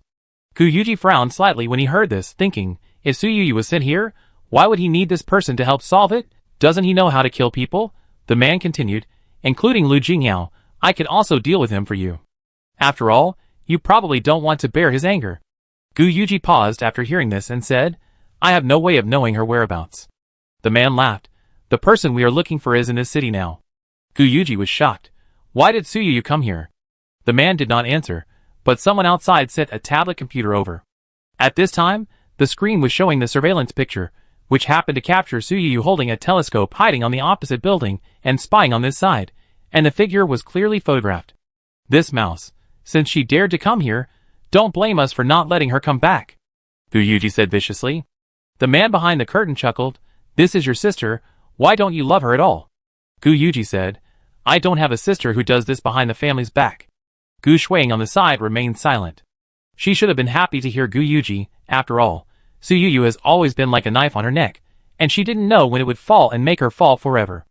Now seeing that Gu Yuji was going to kill Su Yu without any hesitation, Gu Shuang couldn't help but feel sad, as if the daughter of the Gu family was particularly worthless. "Don't forget what you promised to give me." After saying this, the man behind the curtain was no longer willing to pay attention to the Gu family brothers and sisters, urging them to leave. Gu Shuang left the gate of the courtyard in a daze. After getting in the car, she asked, "Brother, are you really going to kill Su Yu?" Gu Yuji said, "This bitch has ruined so many things for us. Even our child was killed by her. Do you still want to forgive her?" Gu Shuang shook her head gently and asked again, "Even if she is here, how can we catch her?" Gu Yuji said, "This is not difficult. Who knows, we can kill 2 birds with 1 stone." Su Yu observed from the high-rise building opposite the courtyard for 2 whole days. From her perspective, the courtyard was always heavily guarded, and there was no opportunity to take advantage of it. Instead, she met the Gu family brothers and sisters in the hotel where she was staying. When the Gu family brothers and sisters saw her, the expressions on their faces were as if they had seen a ghost. Gu Yuji, who has always been mentally unstable, rushed directly to Su Yu and said, "Su Yu, do you have to kill our family?" When Su Yu heard this, she was very confused. "Don't go crazy, who has time to take care of your family?" Gu Yuji's eyes were red, and she said, "Your company is now cooperating with the Lu family, and it is almost bankrupting our Gu family. Do you have to see us living on the streets to be happy?" When Gu Yuji said this, he gave Gu Shuang beside him a look. Even if Gu Shuang didn't want to cooperate, she could only cry and say, the Chai family cancelled the marriage, and the plan to marry into the Star Diamond Group failed. Now no one can save the Gu family. Sister, even if you hate us, there is no need to be so cruel. Su Yuyu vaguely understood that it seemed that Xia Ran and Lu Jingyao were working together to suppress the Gu family. She had not asked about domestic affairs for a long time. She remembered that the last time she contacted Xia Ran, he only talked about dealing with the Star Diamond Group and didn't mention the Gu family at all. Did she miss it? Chapter 275. Su Yuyu resisted the urge to call Xia Ran on the spot, and said coldly to the Gu brothers and sisters, I don't understand what you are talking about, don't bother me. Gu Shuang cried and said, Sister, as long as you are willing to let the Gu family go, I will do anything for you, and I will never fight with you again.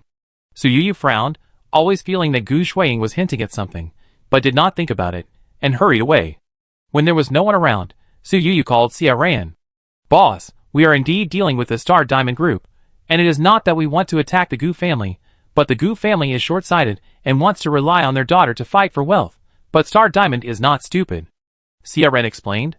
Did Star Diamond deliberately set a trap to harm the Gu family? Su Yuyu asked. Xia Ran said, Boss, it's a bit too much to say that Star Diamond deliberately set a trap. It's just that according to Star Diamond's usual rules of doing things, when they choose a partner company to jointly develop a project, they will firmly grasp the important content in their own hands, and their partners will invest more money and bear more risks. Su Yuyu didn't understand. There are not many fools in business now. Star Diamond has such harsh conditions for cooperation. Who would be willing to cooperate with him? Xia Ran chuckled and said, Star Diamond is a big company. This company is unwilling to cooperate. There will always be another company that is eager to make progress and seek cooperation. In the business world, there is always a saying that if you don't advance, you will retreat. The bigger the business, the harder it is to turn the ship around. The Gu family did not fully trust Star Diamond at the beginning, but Star Diamond had studied how to protect itself to the extreme, and the Gu family could not see the ins and outs of it at all. By the time the Gu family found out that something was wrong, it was too late. Of course, if the project went smoothly, the Gu family, as a small fish that followed in, could also make a lot of money, but the Gu family lost the bet this time. Su Yuyu barely understood what Xia Ran said. Although they were besieging Xingzhuan, the Gu family became the first younger brother to fall because of their close connection with Xingzhuan.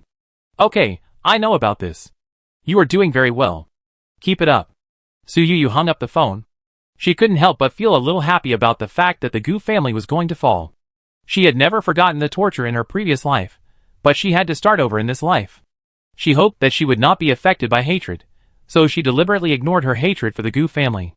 After receiving such good news, she was only happy for half an hour, and then continued to think about how to get the treasure in the small yard with a sad face. She thought of the Gu family brothers and sisters she met today. These two people went in and out of the small yard 5 or 6 times in the past 2 days. Obviously, they had a close relationship with the Queen of Heaven who lived in the yard. In addition to the Gu family brothers and sisters, she had not seen other special people entering and leaving the yard during this period. Do I really have to ask the Gu family brothers and sisters about the situation? Su Yuyu didn't want to bow to the brothers and sisters. She wanted to hear the real news from them, but she didn't know what reward she would have to pay. In desperation, Su Yuyu could only think of a somewhat undignified method and told Su Feng, send someone to keep an eye on the Gu family brothers and sisters. It's best to let them as someone they haven't seen before. If they can hear or see any news, it would be great. After thinking for a while, Su Feng asked a temporary employee in the bodyguard group to take over the task. The temporary bodyguard she chose had an ordinary appearance, the kind that you wouldn't even remember if thrown into a crowd. As for the obvious Chinese appearance, would it stand out in a foreign country? Su Feng was not worried at all. After all, in Pattaya now, there are the most Chinese and Indians, and they are almost more than the locals. An ordinary Chinese face has never attracted anyone's attention. The temporary bodyguard escorted along the way, and seeing other temporary employees' companions win Su Yuyu's favor with their various skills, he was extremely anxious and tried his best to perform well. The Gu siblings wanted to plot against Su Yuyu, so they naturally wouldn't act too much. However, they didn't stay in the hotel that day. They chose a nearby restaurant with good reviews for lunch. After they went in, they ordered a few dishes with a worried look. Gu Shuang took out a small makeup mirror and pretended to touch up her makeup. In fact, she was the temporary bodyguard with his back to them in the booth behind her. Gu Shuang nodded slightly to the opposite side. Gu Yuji then said, The queen is too expensive and too slow. I'm really afraid that our money will be wasted. Gu Shuang said slowly. Brother, we have no other way now. Only the queen is willing to take over our family affairs. I also hope that things will get better as soon as possible. I hope she can pray for Dad tomorrow to get rid of the disaster. Unfortunately, she has something important to do tomorrow and will not be in Pattaya all day. The brother and sister said something else, and then ate a few mouthfuls of food without any appetite, and got up and left. The temporary bodyguard rushed back to Su Yuyu almost non-stop, and told her all the information he overheard during the meal. Su Yuyu couldn't help thinking in her heart that when the queen left Pattaya, she would definitely take away some security forces, so this was a good time for her to break in. Yes, Su Yuyu had no intention of visiting the queen at all. After all, she still remembered the cold reception she had experienced in Bangkok last time. After she fought with a local warlord once, it seemed that she had also unlocked some kind of seal. She wanted to fight with people first. She also saw that this place was too evil, and no one knew what was hidden in the yard. Most likely, like the house in Bangkok, there was someone with a special physique like Lu Xiangyi. After all, the yard where normal people live cannot learn to have extremely compact security forces.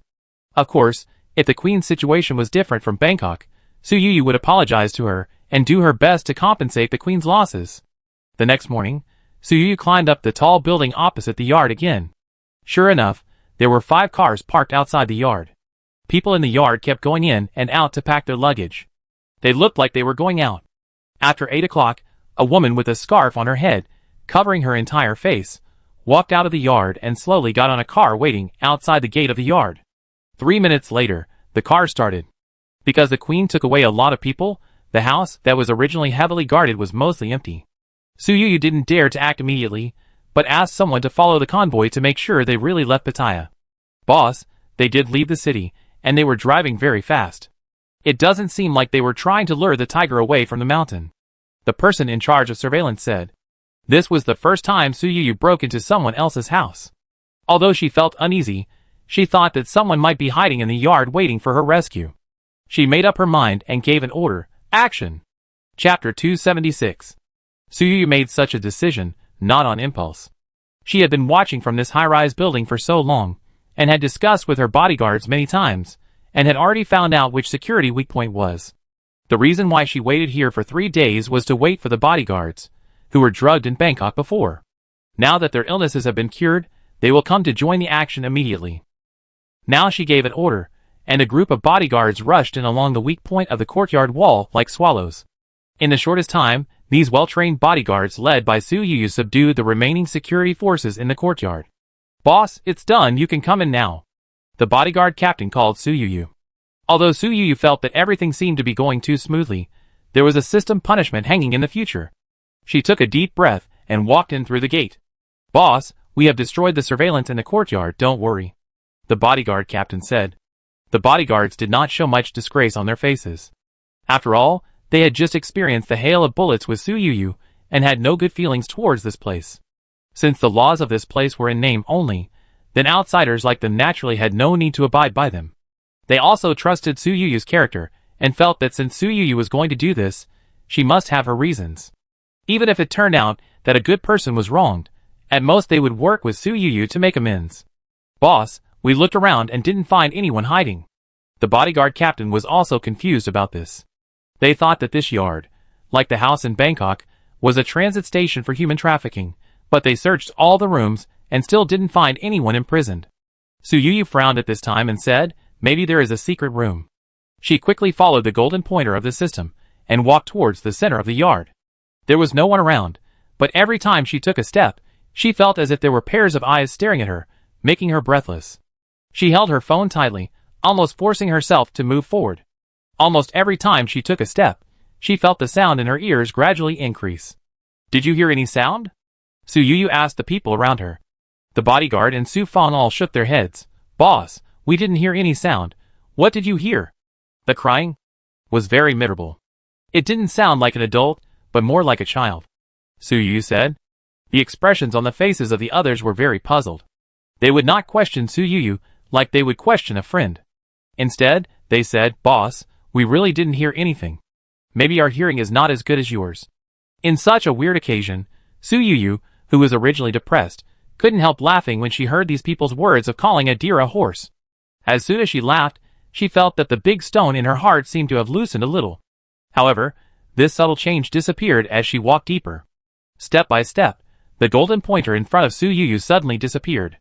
She turned her head and looked around, only to see the gray fog around her, and there was no trace of Su Feng and the bodyguards at all. "Where did you all go?" Su Yuyu raised her voice and asked. But she did not hear the familiar answer, but only heard the faint cry of children. Su Yuyu seemed to be wrapped in great sadness. She remembered many things. She grew up in an orphanage since she was a child. At that time, the conditions in the orphanage were not good. Even if Su's mother tried her best, she could not take good care of every child. There were too many children abandoned in those years, and not every child was healthy, or had disabilities or chronic diseases. What's more, the reason for being abandoned was just because they were girls. While ensuring that every child has enough food, Su's mother has never stopped asking for donations from all walks of life. She wants to help those children with poor physical conditions to cure their illnesses. The children's parents have given up on them, but Su's mother has not. However, it is not so easy to cure the stubborn disease if the parents give up on it. Su's mother always said that if she is successful, she should help the world, but she forgot that she is also a mortal body. Even if she runs around and sells all her houses, she can't fill this huge hole. Su Yuyu recalled the last time she saw Su's mother. At that time, she was lying on the hospital bed. Her body was so thin that only skin and bones were left, and the children were all around her. "Xiaodong, I didn't take good care of you. When you were a child, you were always hungry. Now every time you eat, you try to stuff your mouth. Be good, put it down when you are 80% full, don't hurt your stomach." Even if Su's mother was dying, she didn't forget to remind the children she raised not to overeat. "Xiao Min, when you are in love, you should pay more attention to the man's character. Before marriage, you should pay more attention to his shortcomings.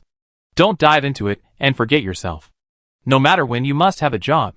Don't be a full-time mother. Yuan, you must remember. Xiao Nua, you have always been." After Su's mother gave all the other children instructions, she finally set her sights on Su Yuyu. "Yuyu, you have always been stubborn and self-reliant. You have your own life. Don't send the money you earn from working to the orphanage. When you are alive, you should find ways to have fun for yourself and don't suppress yourself too much." Su Yuyu's ears were filled with Su's mother's instructions. Tears unconsciously covered her entire face. For a moment, she wished she could go with Su's mother. The scene in front of her eyes was flowing, and suddenly the arrogant faces of the Gu family appeared again. "You are a child who grew up in an orphanage. We, the Gu family, are willing to give you a bite of food. You should be grateful. Remember your identity. You are the adopted daughter of the Gu family. Why do you think you can compete with Ying? You are a wild girl raised in an orphanage. Don't call me mom outside. As long as you donate bone marrow to your eldest brother, we can treat you as a family. When you donate a kidney to Ying, we will tell other people in the circle that you are a member of the Gu family, just like Ying. Su Yuyu, why can't you change the bad habits you developed in the orphanage? We just changed our minds about you. How dare you push Ying down the stairs? We don't have a daughter like you in the Gu family. Get out." Su Yuyu felt a pain in her head, as if it was pierced by a needle. There was a voice asking herself, "Why do you treat me like this? What did I do wrong? Why don't my blood relatives love me?" Su Yuyu lowered her head and saw a simple-looking dagger in her hand. "It's so painful. Will everything end only if she dies?" Chapter 277. On the chair where Su Yuyu had sat in the tall building before, a woman wrapped in black gauze now sat. The woman kept mumbling something, and the people around her kept moving away, as if they were afraid of being infected. The Gu sibling stood in the corner, and Gu Yuji was looking into the house with a telescope. From his perspective, he could see that the whole courtyard was now filled with gray smoke, and there was no movement at all. "Will she die?" Gu Shuang suddenly asked. "Don't worry, she will die without a single bone left," Gu Yuji said sinisterly. Gu Shuang forced a smile. She really hated Su Yuyu, but she couldn't be happy after hearing this. She couldn't help thinking in her heart, Lu Jingyao liked Su Yuyu so much, would he be sad if he knew about this? But this thought only lasted for a moment. Gu Shuang understood better than anyone that only when Su Yuyu died would her life be better. She also hoped that Su Yuyu would die.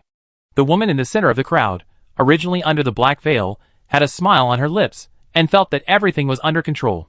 But suddenly, she seemed to feel some inexplicable power. Her forehead tightened instantly, the sound of chanting became faster and faster, and she even picked up a small knife beside her, and wiped a handful of blood from her palm. Guyuji, who was originally smiling, looked at the situation and couldn't help frowning. Such a situation? Can Su-Yu break it? At this time, Su-Yu in the yard felt like there were two villains fighting in her mind. One arrogant villain urged her to act quickly, and the other weak villain kept shouting, "Don't be impulsive." Su-Yu, who has always been calm and rational, raised the dagger in her hand as if she didn't hear the voice of the weak villain, and gradually approached her neck. Ding! The host is in a state of loss of soul. Please restore your sanity as soon as possible and complete the task of picking up leaks as soon as possible. The mechanical sound of the system sounded in Su-Yu's ears for countless times, and Su-Yu's face gradually showed a struggle. Ding, ding, ding! The phone that fell on the ground suddenly rang. After a series of rings, Su-Yu suddenly woke up, gasping for breath. What happened to me? She was in the gray fog, lowered her head, and saw the dagger in her hand with a cold light. She was so scared that she let go of her hand, and the dagger fell to the ground, making a crisp sound. The phone rings still persevere. Su-Yu squatted down, picked up the phone, and looked at the caller displayed on it. Qin Yatu. Do you know that I'm in danger? Su-Yu asked. The voice of Qin Yatu on the other end of the phone was still ethereal, like singing. Sister Yu, I didn't know you were in danger. I just thought I should call you, but I don't know what to say to you when the call is connected. Su-Yu's nose was sour, and she felt that picking up Qin Yatu was the most important task she had completed. Even if Qin Yatu didn't become $1 million up master like now, Su-Yu was willing to support her for life. Sister Yu, goodbye. Qin Yatu was about to hang up the phone. Su-Yu quickly said, thank you. Qin Yatu said, Sister Yu, I did what I should do. After the phone call ended, Su-Yu solemnly said to the system, you saved me again. The system still made an extremely stable mechanical sound. Host, only by living can you see a wider landscape. Please live long and healthily. Su-Yu's heart softened. Host, pick up the dagger. Su-Yu was stunned when she heard this. It was after she took the dagger that she fell into an abnormal state. After hesitating for a moment, she took out a handkerchief and wrapped the dagger. She was alert and waited to throw away the dagger as soon as she noticed something wrong. But she did not fall into that strange state again. The system suddenly spoke and explained, Host, you will not be trapped by the same trap twice. Su-Yu immediately understood that this same trick had worked on her once and produced antibodies, so she was not afraid now. Now that she had come out of that trance, she could finally see clearly what the golden pointer in front of her pointed to. The golden pointer was still in the original place. Su-Yu thought it was pointing to the dagger at first, but now she knew that it was pointing to a wooden box under the dagger. She stepped forward to open the box, and the first thing she saw was a shiny black round sphere, which seemed to be only the size of an adult's fist. She took out the things in the box through the handkerchief. It was very heavy, but as soon as she saw what it was, she wanted to throw it away on the spot. It was a head, a round head, and it looked like a child, with eyes slightly closed, and a very peaceful expression. But this strange thing gave Su-Yu an illusion that it would open its eyes at any time. She recalled the crying of the children she had heard before, and her heart tightened for a moment. Is this a head taken from a child? No. After getting the system's answer, Su-Yu did not relax, and still felt very uncomfortable. Although this thing was not taken from a living person, it contains the resentment of countless babies. Su-Yu wanted to throw it away again, and was so anxious that she almost jumped up. Am I going to take this thing away? Host, sometimes picking up bargains is not about getting, but destroying. After hearing this, Su-Yu didn't even have time to think about it, and couldn't wait to pick up the dagger and stabbed it hard into the head. Suddenly, she heard a sharp cry of a baby, and the sound seemed to penetrate her eardrum. This sound is simply fatal. Su-Yu couldn't help but complain. The system rarely responded. It will indeed be fatal. On the rooftop opposite the courtyard, the black-veiled woman who was performing a magic suddenly spat out a mouthful of blood. Impossible. How could such a perfect magic be destroyed? Guyuji looked at her like this and ran over quickly. Queen of Heaven, Su-Yu is not dead? The woman stared at him with eyes like sharp swords and said, In my dojo, I set up a trap with great effort. How did she solve it? Are you hiding something from me? Guyuji said, Su-Yu has nothing special except that she is lucky. The black-veiled woman glared at him fiercely and said, Something is wrong. There must be something about her that we don't know. No, since the magic has been destroyed by her, we can't let her stay there. Before the black-veiled woman finished her words, her eyes suddenly widened, and she fell to the ground without warning. Chapter 278. No one present expected such a change. The black-veiled woman has always been seen as a powerful being in everyone's eyes. She has fought countless battles with people throughout her life and has never been defeated.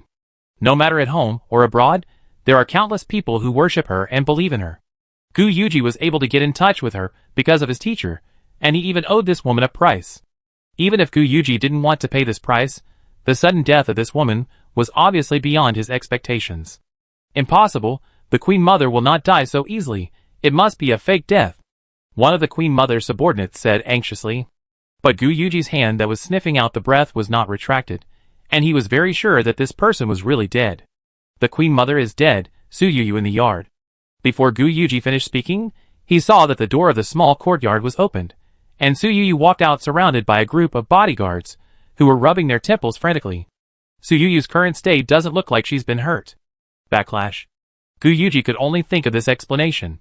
He turned around and looked at the body of the Queen of Heaven impatiently. Useless. Gu Yuji only took Gu Shuang and 2 bodyguards abroad. In this situation, the enemy is outnumbered, and he has no intention of continuing to confront Suyuyu. He took Gu Shuang down the tall building in a dejected manner. Suyuyu left the courtyard and looked at the system task display as completed. The bodyguards and Su Fang didn't know what happened. After all, they just felt that they couldn't remember what happened in the courtyard clearly, like seeing flowers in the fog, like a dream. Boss, the gray fog in there comes and goes quickly. We destroyed their surveillance and broke in by force. Do we need to contact the owner for compensation? The bodyguard asked hesitantly. They didn't remember what happened in the courtyard, but Suyuyu remembered it very clearly. When she thought of that smooth baby's head, Suyuyu still felt a chill. Suyuyu still praised the integrity of the bodyguards, but it was not convenient for her to speak directly about these strange events in metaphysics. I have already compensated, Suyuyu said casually. She then told Su Fang, have you applied for the route? Before leaving today, Suyuyu had already told Su Fang to apply for the route from the airline. Whether the mission succeeded or failed, she was eager to leave here. Su Fang nodded and said, Boss, the international route we applied for will take off from Bangkok at 2:30 p.m. Suyuyu said, return to Bangkok now. This seaside town, no matter how beautiful the scenery is, Suyuyu doesn't want to stay here any longer. She was in a hurry. The car returned to Bangkok, had a quick meal at the airport, and then started boarding. When the plane rose into the sky, watching herself getting farther and farther away from the city, Suyuyu's panic gradually subsided. And even if things didn't go well for the Gu family brothers and sisters, they didn't leave Thailand immediately. How could the Queen of Heaven die? Fighting with others? And involving Suyuyu? This stinky girl is so unlucky. Fortunately, she was not recognized, otherwise our Gu family would have been killed by her. Father Gu on the other end of the phone roared wildly. Gu Yuji silently moved the phone farther away. After his father vented his anger, he asked slowly, Dad, things always need someone to solve them. If there is no Queen of Heaven, there is still the King of Heaven. Isn't there anyone else who can do it? Father Gu was silent for a moment, and said, the feng shui of our Gu family has been destroyed. We must have a real master willing to help us. Now in this industry, the people who are widely recognized are the Queen of Heaven and the Red Dragon King. Although the Gu family did not offend the Red Dragon King before, they had a grudge for various reasons, and they were all well informed. I am afraid that the Red Dragon King would also hear about the Gu family brothers and sisters running abroad to meet the Queen of Heaven from other people. If you want to make the Dragon King change his mind, I'm afraid you have to pay a huge price, but I don't know how much he asked. Gu's father said. Gu Yuji frowned slightly and said, I received news that the Red Dragon King is now in Chiang Mai. I will take Shuang to meet him in person. Whether the matter will succeed or not, we have to talk in person to know. Gu's father gave him detailed instructions on the phone, fearing that his son would get too excited and offend someone. Gu Yuji took his sister to Chiang Mai. Unexpectedly, the Red Dragon King did not refuse the Gu brothers and sisters' request to see him. Before meeting the Red Dragon King, the first person they met was the Master. Lord Dragon King is magnanimous. He is not unaware of your visit to Pattaya to see the Queen of Heaven. Gu Yuji did not look embarrassed at all. Instead, he said, the Queen of Heaven is not worthy of her reputation. Now that she has failed in her battle with others, our Gu family knows who is the real Buddha. When the Master heard this, his mouth slightly raised and he said, many years ago, the Dragon King had dealt with her. At that time, he said that this person was just a show-off. Who knew that she dared to be compared with the Dragon King by bluffing, saying that the Dragon King's reputation was all earned by real swords and guns. How could she be worthy of it? Gu Yuji nodded gently. He really had never seen the real ability of the Queen of Heaven. Anyway, she was dead now. It was nothing to say a few bad words. The master continued, if it weren't for the old friendship with the Gu family, Lord Dragon King wouldn't be willing to see you. Hearing these words of persuasion, Guyuji naturally understood that this time the Red Dragon King might ask for a high price that the Gu family could not accept. Sure enough, after they met, the Red Dragon King said, 3 billion. When Guyuji heard this, his eyebrows jumped. The Gu family is now under siege by the Lu family, and the capital chain is broken, so they can't come up with so much money. The Red Dragon King said, the Gu family may not be able to come up with so much cash, but the Gu family still has a lot of antiques and real estate. My people will give you a good valuation. Guyuji listened to the other party's words that were almost robbery. Even if he didn't care about the family's property, he felt it was too much. It's hard for us to accept your conditions. The Red Dragon King said directly, if I take action, you still have a chance to make a comeback. If I don't take action, you will be doomed. Whether you can agree or not is all up to you. Guyuji's expression kept changing, and he finally chose to call Gu's father in China. After a long silence, Gu's father's voice was full of vicissitudes. Promise him. The Red Dragon King was not surprised at the response of the Gu family. When can we ask the Dragon King to help solve the current difficulties of the Gu family? Guyuji asked. The Red Dragon King laughed and said, don't worry, I haven't finished talking about my conditions yet. You haven't paid the price to the Queen of Heaven yet, just give it to me. Chapter 279. Guyuji's face was extremely ugly when he heard this. He didn't want to pay the price that the Queen of Heaven asked him to pay before, but he didn't expect that after everyone died, another person would ask him for the price. You don't seem to ask what the price is? Guyuji said. The Red Dragon King's answer was very casual. What she wants must not be something mundane, most likely something you can afford but are reluctant to give her. Guyuji's face was extremely ugly. The Red Dragon King looked confident and said, speaking of which, your father was able to rise to prominence with my guidance many years ago. Now that you are paying me this price as a representative of the Gu family, I will certainly not let you down. Guyuji forced a smile and said, I am actually very curious why my father moved to the mainland after making his fortune in Hong Kong. The Red Dragon King, who had been smiling all the time, suddenly frowned when he heard this and said, people are born with the environment. Since he wants to leave Hong Kong, it is naturally because the mainland is more prosperous for him. Although the two reached a cooperation intention, they both had reservations. The Red Dragon King was unwilling to talk more about the past, and Guyuji also deliberately concealed Suyu's role in it when he asked about the details of the queen's death. It's true that the eagle breeder was pecked in the eye by the eagle. Who would have thought that she would actually lose her life because of an ordinary ritual? The Red Dragon King sighed softly. Guyuji immediately said, after all, she is a woman, and she is always a little less thorough in her work. The Red Dragon King agreed with this and said, I will do what she can't do, but you must not forget the price you have to pay. Guyuji was reminded by him again, and his face was extremely ugly. After returning to the hotel, Gu Shuang was about to ask about the result of today's meeting, but Guyuji directly pushed her against the wall. Give me another child, Guyuji said. Gu Shuang's face was pale. She recalled the last time she had a miscarriage without any reason. She felt that her body had not recovered yet. We are wrong. You have never thought of marrying me. Guyuji laughed softly when he heard this. Why, are you not afraid of the secular eyes? You actually want to walk in the sun with me. Aren't you afraid of the pointing fingers of those people in the upper class? Gu Shuang pursed her lips tightly. Of course she was afraid, but she was just dumped by Chai Wei, and the Gu family was also set up by the Star Diamond Group behind Chai Wei. Everyone in the Gu family was angry with Gu Shuang because of this. She was now eager to grab something. I'm not afraid anymore. I just want to be with you for a long time. Gu Shuang raised her little face, and her eyes seemed to be filled with tiny stars. Guyuji suddenly reached out to cover her eyes, leaned close to her ear, and said in a low voice, Little liar, although I know you are not sincere, why do I still want to believe you so much? Gu Shuang didn't know what to say for a while. Give me a child, and when the child is born, we will get married abroad, and I can let you live a rich life for the rest of your life, Guyuji said. When Gu Shuang heard this, she couldn't help but feel a little resentful in her heart. She was indeed afraid of living a hard life, but living a rich life abroad, away from her original circle of wealthy families. What is the difference between this and walking in the night with brocade clothes? She couldn't understand. Why do you have to let me give birth to a child? When Guyuji heard this, he looked at her with strange eyes. Of course, it's because the children we give birth to are very important to them. Who are they? Gu Shuang didn't understand. In the past, It was the Queen Mother who wanted it, and now it is the Red Dragon King who wants it. Gu Yuji explained generously. Gu Shuang's child was not born yet, and she hadn't even been conceived. When she heard this, a sense of fear suddenly arose in her heart. These two people want her child, and they will never do anything good with it. After all, this is our flesh and blood, why do you? Gu Shuang said with red eyes. Gu Yuji's face was full of cruel innocence, and he said casually, there will be more children. I never knew that you have such a kind side. Gu Shuang felt as if she didn't know the person in front of her. Why must it be my child? She felt more and more that Gu Yuji was a devil in human skin.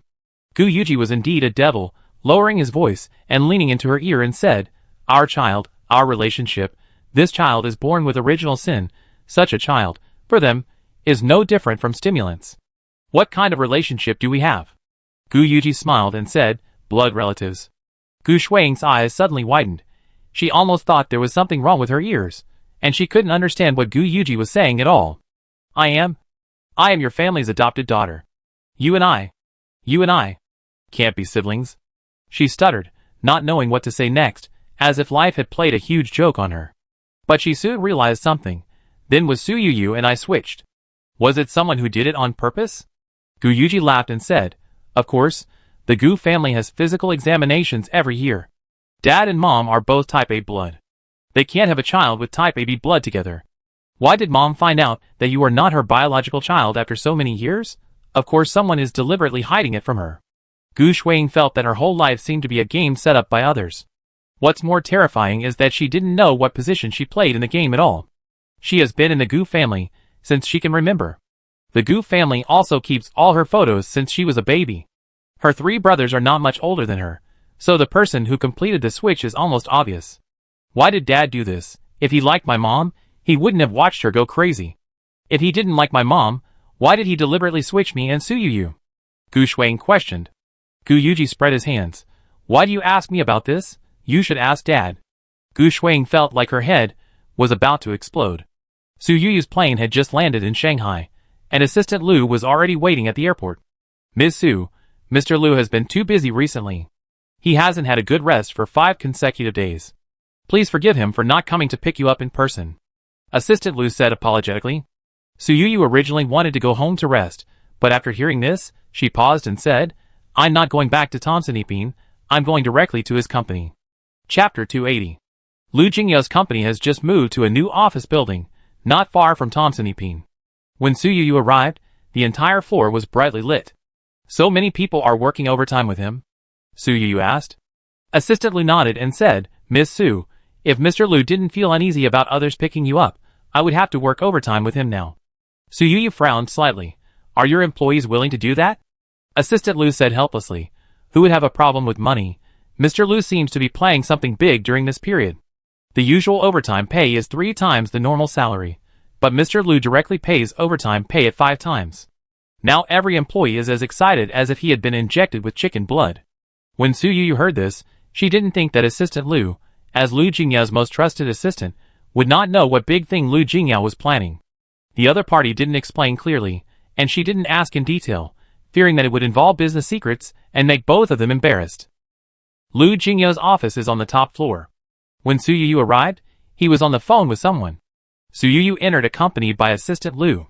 Lu Jingyao's eyes lit up when he saw her, and then he pointed to his mobile phone with an apologetic look on his face. Assistant Lu also thoughtfully brought a glass of water to Su Yu. Su Yu took a sip. The water temperature was 50 degrees, without tea leaves, which was her usual preference. The snacks in front of her were also all in line with her taste. Lu Jingyao's phone call lasted for another 5 minutes before hanging up. He immediately asked Su Yu, did you have a smooth journey? Su Yu didn't dare to mention her distress in Pattaya, and only said the flight was smooth. It was said that there might be a storm, but it turned out that the airline misjudged it. Lu Jingyao breathed a sigh of relief, and then asked, you just came back from abroad, why don't you go back and rest first? Su Yu looked at him and said, I haven't seen you for many days. I want to see you. Lu Jingyao couldn't help but raise his lips, holding Su Yu's hand, and said, I was thinking of going to see you after this busy period, but I didn't expect you to come back first. Don't worry, I can rest for a while and at most half a month. I will accompany you wherever you want to go. Su Yu tilted her head and looked at Lu Jingyao. You seem to be really busy recently, and you seem to have lost several pounds. Lu Jingyao touched his nose awkwardly and forced an explanation. I haven't lost too much weight. Maybe my appetite is not very good recently. Su Yuyu's face sank slightly. Have you been busy with work? Lu Jingyao said helplessly. I can't hide anything from you. Su Yuyu remembered that she was abroad before. Gu Shuang said, and asked, Are you and Xia Ran really planning to encircle and suppress the Star Diamond Group? Lu Jingyao nodded gently. He did not attribute all the reasons to Su Yuyu, but said, This is a business war, and there can be no slackness. The Star Diamond Group not only has a deep hatred with Xia Ran, but they also block my way. Su Yuyu paused after hearing this, and swallowed the words that were originally going to persuade him, and said, Since this matter is so important to you, is there anything I can do to help you? Lu Jingyao hurriedly said, Xia Ran is outstanding in ability. If it weren't for you, I wouldn't have found such a suitable ally, nor would I have found such a suitable opportunity now. You have helped me a lot. Su Yuyu's mouth corners rose slightly. Lu Jingyao looked at his girlfriend's face with a little tiredness, and said softly, It's getting late. You are tired from the journey. Go back and rest first. Su Yuyu shook his head. A moment later, Su Fong walked in with an incubator. I ordered some midnight snacks. You eat with me, and I go home to rest. Su Yuyu said. Lu Jingyao hadn't seen Su Yuyu for more than 10 days, and really missed her. Looking at the dazzling array of midnight snacks on the table, at least several of the dishes were his favorites, and he couldn't help but feel warm in his heart. No matter how busy you are at work, you have to eat well. Su Yuyu said casually. Lu Jingyao always ignores others when he is busy. His last meal today was at noon, and he did not have dinner. After the two of them had a midnight snack together, Su Yuyu did not force herself to stay. After confirming that Lu Jingyao was tired and haggard, but still seemed to be within control, she left. When she returned to her residence, Su Yuyu felt that this place was not pleasing to the eye. She just wanted to stay at home and be a homegirl, and did not want to go to any European or Southeast Asian countries. Host. Su Yuyu, who was taking a bath, heard the voice of the system and instantly tensed up. Do you have a new task? System, not yet. Su Yuyu immediately relaxed. Host, the system training space is now open for a limited time discount. All training projects can be exchanged for 10% off training hours. Su Yuyu. Surprise. She has completed several tasks of picking up leaks during this period, but the rewards she received are no longer large villas or special skills, but all training hours.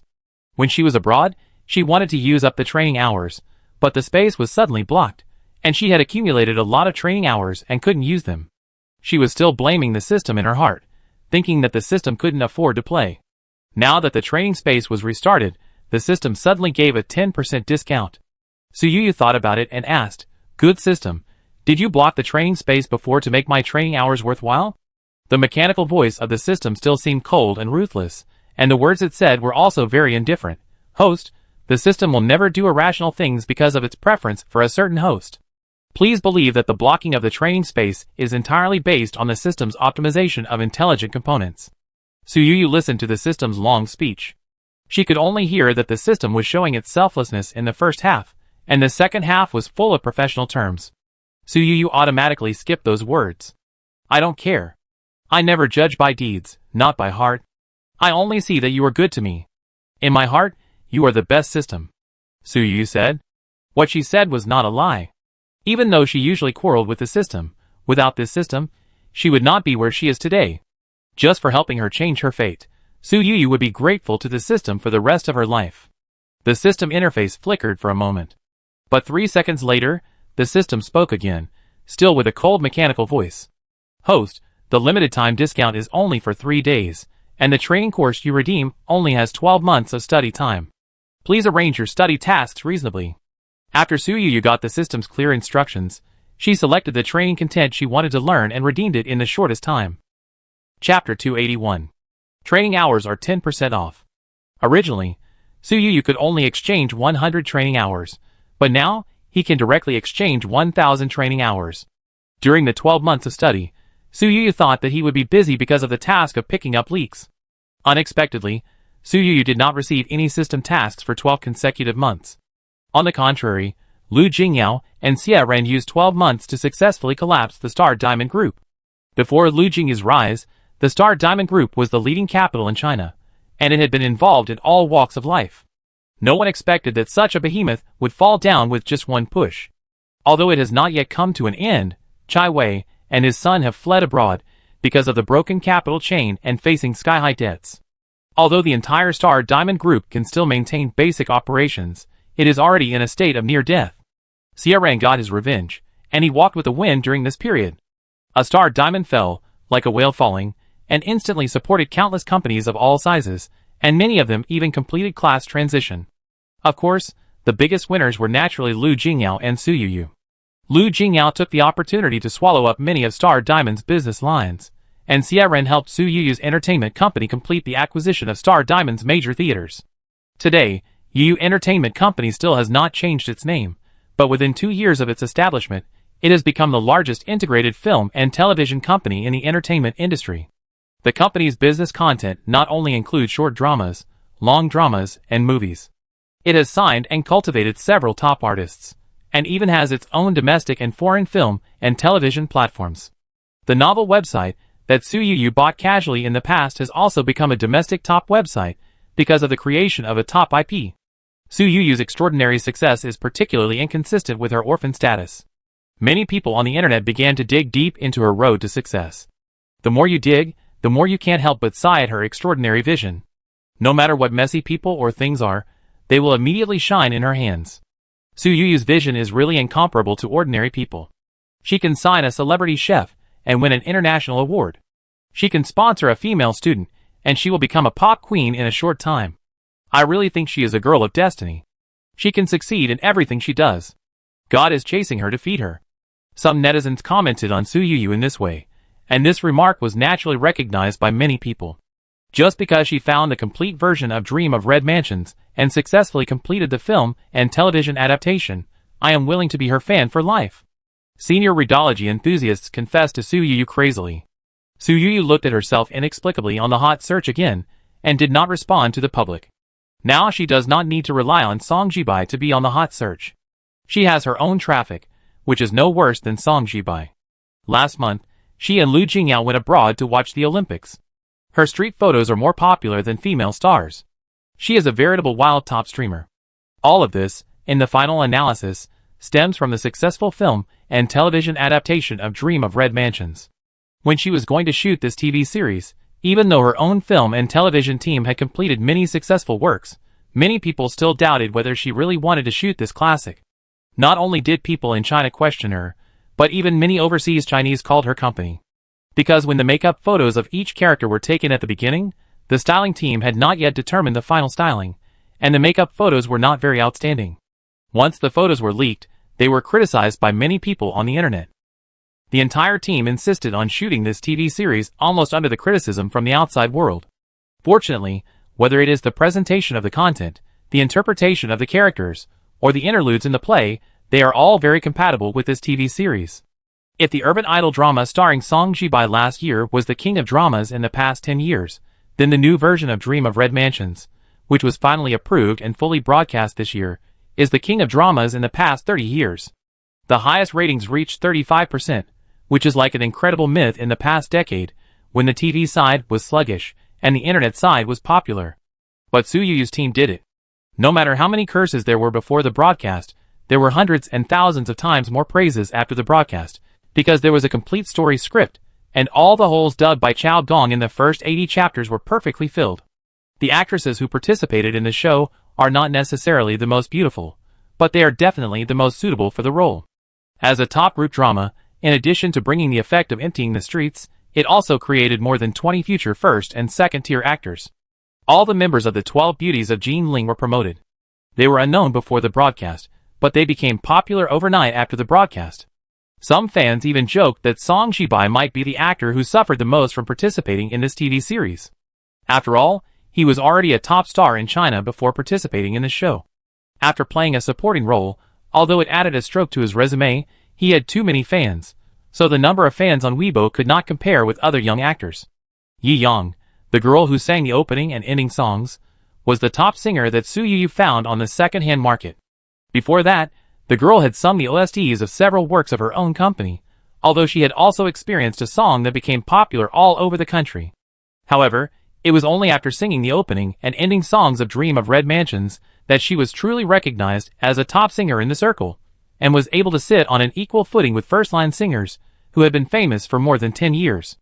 "Boss, although you treat me very, very well, I don't do any work every day, but I get a higher salary than other colleagues. I really feel bad. I want to quit." Su Yuyu received a call from Lu Xiangni and immediately jumped out of bed in a hurry and quickly interrupted her. "Don't quit. I have an important task for you." Lu Xiangni has been working in Su Yuyu's company for a year, and she is passive every day. It's not that she is born lazy, but Xia Ran perfectly executes the task assigned by Su Yuyu. Don't let Lu Xiangni get tired. Because of Xia Ran's unusual attitude towards Lu Xiangni, the people in the company couldn't help but suspect that Lu Xiangni had an extraordinary background, and no one was blind enough to provoke her. Colleagues are very good, work is easy, and you can chase stars up close. In such a perfect working environment, Lu Xiangni feels more and more guilty. She feels that she has taken advantage of Su Yuyu for a year. Unable to bear the inner torment, she finally made up her mind to resign. "Boss, I don't have much ability. I'm really afraid of delaying your big thing," Lu Xiangni said. Su Yuyu now thinks that just for Lu Xiangni's special physique, she is willing to hold her in her palm for a lifetime. In the past year, the company has been smooth sailing. Su Yuyu feels that in addition to the high quality of the works produced by her own company, Lu Xiangni's special physique must also play a role. "I asked the driver to pick you up at the company. Now there are more and more things around me. Your sister Su can't handle it alone, and she is pointing to you to come and help." Chapter 282. Lu Xiangni got in the car, and the person who came to pick her up was Su Fang. Su Fang had been instructed long ago, and when Lu Xiangni asked about the content of the work, she said, "Xiao Lu, you don't know, the work around Miss Su is like this, very busy when busy, and very idle when idle. Miss Su is such a smart person. Since she is willing to offer us such a high salary, it can only be because we deserve it." Su Fang said this because Su Yuyu taught her. Even though she knew that this was Su Yuyu's way of coaxing Lu Xiangni, Su Fang was very happy to hear it. Lu Xiangni was not so calm. After all, in the past year, her work intensity was so low that it was outrageous. She was slacking off almost every day. She was worried several times that she would cause the company to go bankrupt because she was slacking off too much. "Sister Su, can you tell me the truth? Is there so much work to do around the boss now?" Lu Xiangni asked. Su Fang was a little speechless. Last year, she accompanied Su Yuyu to travel around abroad. This year, she spent most of her time in China. She was not like Su Yuyu's all-around assistant, but more like a driver. After only 1 year of working as a driver, she got a very high salary. Su Fang actually felt a little guilty when she thought about it. She calmed down and felt that she could not be led astray by Lu Xiangni. She said, "When Miss Su needs you, you must immediately take over. This requires us to lay a solid foundation when she doesn't need us." "Lay a solid foundation?" Lu Xiangni didn't quite understand. Su Fang smiled and explained, "The boss has a large study room with a lot of books at home. She has always encouraged us subordinates to read more and study more. You will know when you go there." Lu Xiangni nodded as if she understood. It was Lu Xiangni's first time to Su Yuyu's house. Like all those who came to Su Yuyu's house for the first time, she almost forced herself not to show too much surprise when she saw the super large and luxurious house. Although she felt that her eyes were not enough, she didn't dare to look at it too much. Su Yuyu looked at Lu Xiangni's reserved look, and felt as if she saw herself many years ago. She smiled and asked her, "Are you still living in the dormitory arranged by the company? Are you used to it?" Lu Xiangni nodded vigorously and said, "Boss, I think the dormitory arranged by the company is very good. I was arranged a separate 1-bedroom and 1 living room, with complete kitchen and bathroom facilities. If I rent such a house by myself, it would cost 7,000 to 8,000 yuan a month. I would definitely not be willing to do so." The house rented by the company to Lu Xiangni has a good location. It only takes 5 minutes to walk to work. Lu Xiangni is very satisfied. After all, many of her college classmates still have a monthly salary of less than 7,000 or 8,000 yuan, but she lives in a house in Shanghai that costs 7,000 to 8,000 yuan a month. Su Yuyu smiled and said, "There is one thing I have to tell you. We are adjusting your work now. In order to make it more convenient for you to go to work, you may be asked to move here." When Lu Xiangni heard this, her mouth opened wide. "Me? I live with my boss?" Su Yuyu said, "Your job is still an assistant. When I don't need you, you can do what you like, play with your phone or read a book. Just make sure you can come at any time during working hours. I don't ask you to do anything outside of working hours. I'm just a little worried. Will you be uncomfortable living in a different place?" Su Yuyu's attitude towards Lu Xiangyi was as kind as facing her own child. After all, this girl has a special physique, and she is also afraid that if she doesn't do well enough, it will restrain herself. Yes. Lu Xiangyi has always been working 8 hours a week from 9 to 5, with 2 days off on weekends. Counting the 2 hours of rest time given at noon, she actually works only about 30 hours a week. And most of the original 30 hours, she did nothing. Now, after hearing what Su Yuyu said, she actually felt like she was in a daze in a different place. She thought for a moment and said, "Boss, I have no objection to moving to a new place, a house that I dare not even dream of, but you still have to tell me clearly what I have to do." Su Yuyu suddenly felt that the moral burden was too heavy, which was not a good thing sometimes, but she changed her mind and thought that if the person favored by God was a bad person, she would be even more unhappy. Su Fong leaned close to Su Yuyu's ear and lowered her voice to repeat what they said on the road. Su Yuyu thought of the words in the shortest time and said with a smile, "Xiao Lu, I am going to write a book about porcelain identification during this period. I have already set the outline, but there are many specific materials, and which books to quote. I need an assistant to help me organize and compile them. I think you can do this job." Lu Xiangyi had worked for Su Yuyu for a year. This was the first time she heard such a specific and clear work content. She immediately cheered up, "Boss, although I have never done this kind of work, since you have ordered me, I will definitely complete the task with my heart." Su Yuyu's words were not made up casually. She really planned to write a professional book. Nowadays, these appraisers in China have a sense of cherishing their own things. Many people who want to enter the industry don't know where to start if they want to learn. Su Yuyu felt that since she had won the favor of the system, she should do something to benefit the society. This is the outline I have drawn up now. I roughly remember the books I have referred to. You can go through these books first. Su Yuyu handed her manuscript to Lu Xiangyi. Sister Zhang, the housekeeper, led Lu Xiangyi to the study. Although Su Fong didn't understand why Su Yuyu wanted Lu Xiangyi to be her assistant, Su Yuyu also told her that Lu Xiangyi would not affect her status as the first assistant. "Boss, the matter you asked me to check has just received feedback. The Gu family has been on the verge of bankruptcy for this year, but it has not gone bankrupt. About 3 months ago, Hongcheng Capital invested in the Gu family, and now the Gu family has come back to life," Su Fong said. Su Yuyu raised her eyebrows slightly. She didn't expect this result. Xing's had already collapsed, but she didn't expect the Gu family, a small fish, to survive tenaciously. "Hongcheng Capital, what is the source of it? Have you found out?" Su Yuyu asked. Su Fong shook her head and said, "This force in Hong Kong is very mysterious. After searching for a long time, I can only find a name. I vaguely know that this person is from Hong Kong, but I asked people in Hong Kong to help investigate, but I didn't find any results."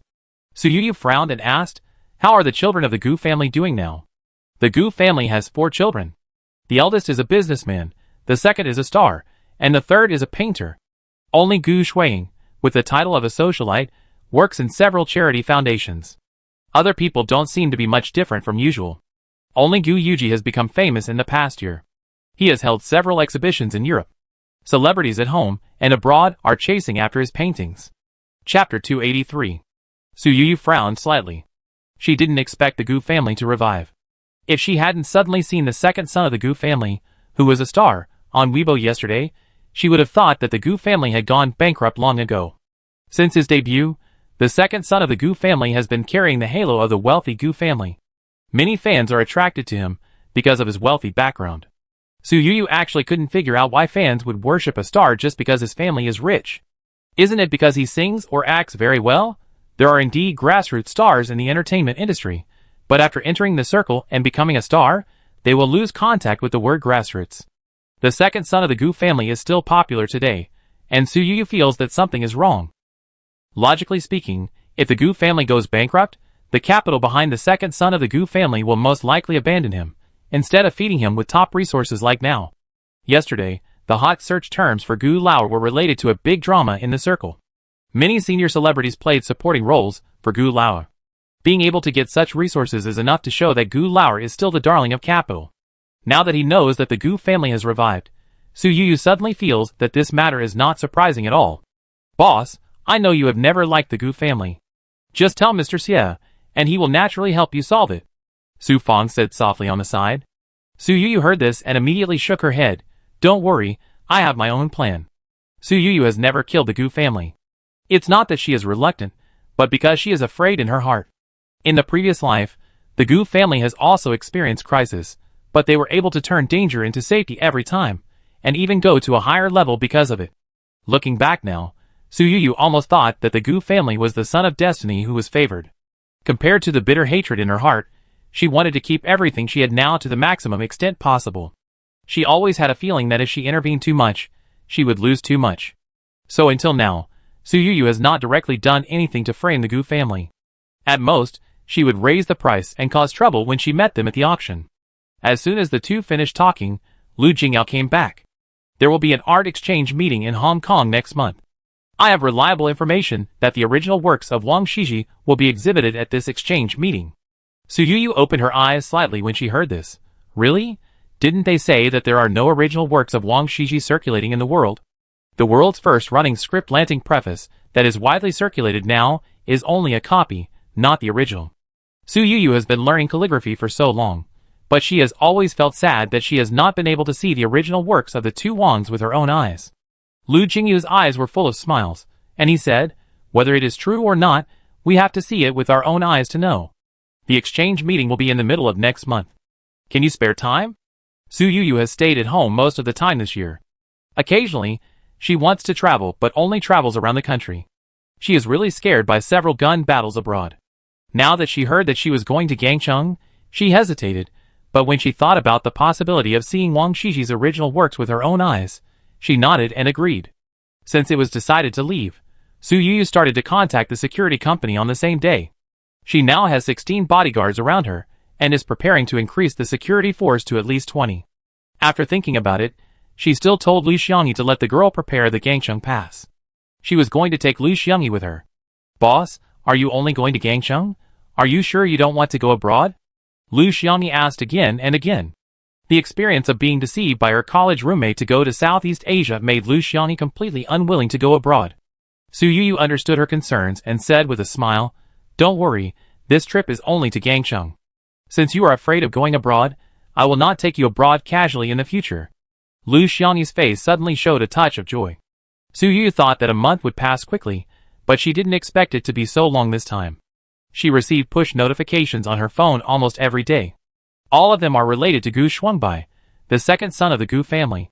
Sometimes Gu Shuangbai's outfit is on the hot search, and sometimes the milk tea in his hand becomes a hit, or a stage performance is so handsome that it blinds everyone's eyes. 800 hot searches are bombarded in a day. Although some passers-by feel aesthetic fatigue, the effect brought by these hot searches is positive. Many products have become hits directly because of the name of Gu Shuangbai. Gu Shuangbai also created the illusion that he and Song Jibai are top stars in the same class in a short period of time. As a top star, Song Jibai's fans are naturally not covered, but there are many small fans who have joined Gu Shuangbai in the past few days. The fans of both sides have been fighting on Weibo, but there is no clear result. No one will report this kind of trivial matter of star quarrels to Su Yuyu.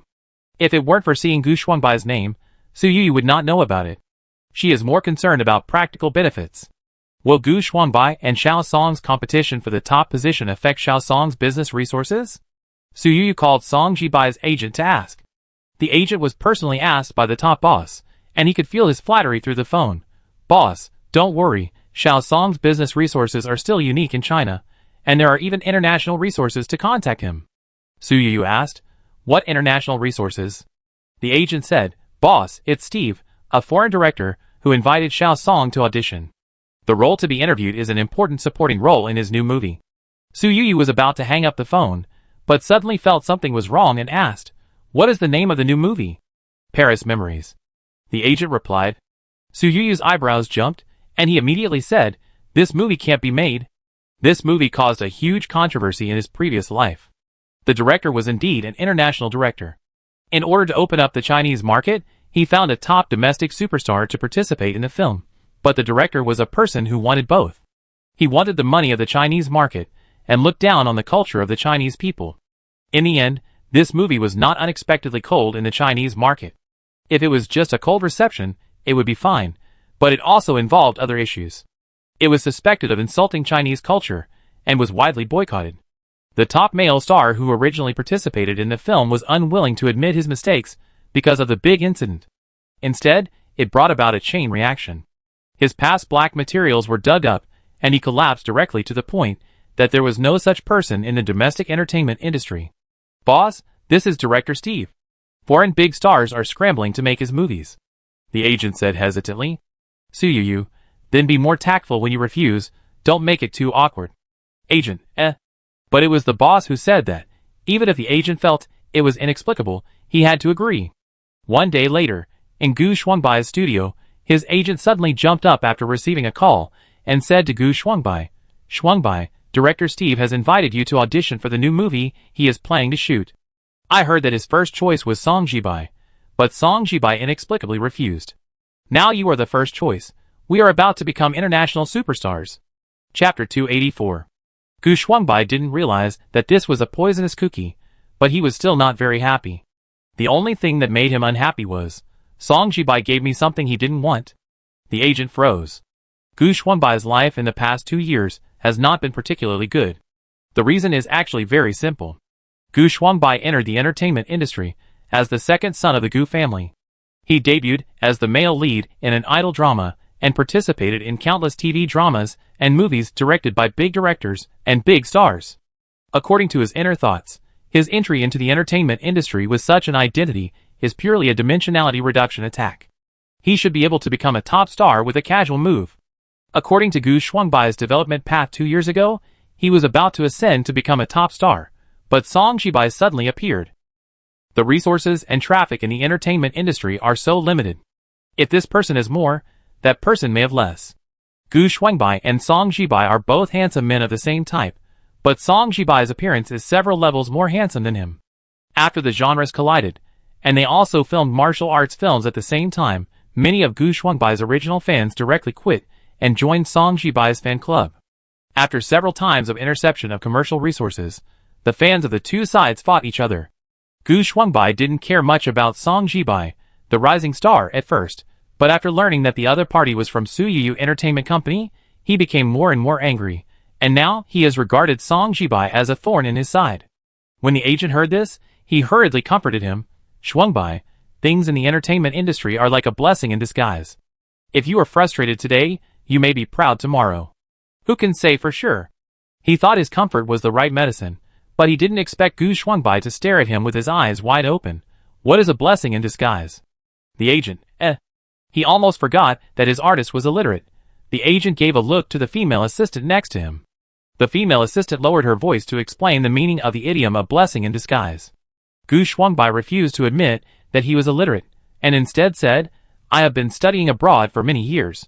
The agent and the female assistant laughed together. Yes, people abroad don't learn idioms. It's normal that you don't know this word. As he was talking, Gu Shuangbai's phone rang. Dear, your agent should have received the call. For this resource, I asked someone to do public relations with Steve's team behind the scenes for a long time. Now Director Steve has spoken. Although there is no interview yet, you are the first choice for this role. The person who called was Gu Shuangbai's former agent and current girlfriend Wu Yu. Wu Yu is no longer the agent of any artist, but is nominally the deputy director of the company. Gu Shuangbai dared to lose his temper with his agent and female assistant, but now he still had to rely on his girlfriend, pretending that the unpleasantness just now did not exist, but smiled and said, Yeah, I have seen too many people's warmth and coldness in the past year, but you are the only one who treats me the best.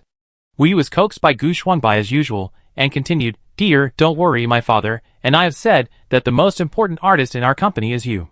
The whole company revolves around you, and all the good resources are yours. Don't you want to endorse top luxury goods? My mother's friend is now the Asia Pacific Regional Director of A. My mother is negotiating with her friend these 2 days.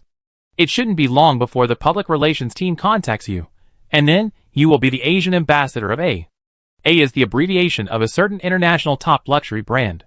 Countless domestic stars, let alone getting the Asian ambassador, even the domestic ambassador is scrambling for it, and even many popular young actors and actresses can only get a domestic brand friend title.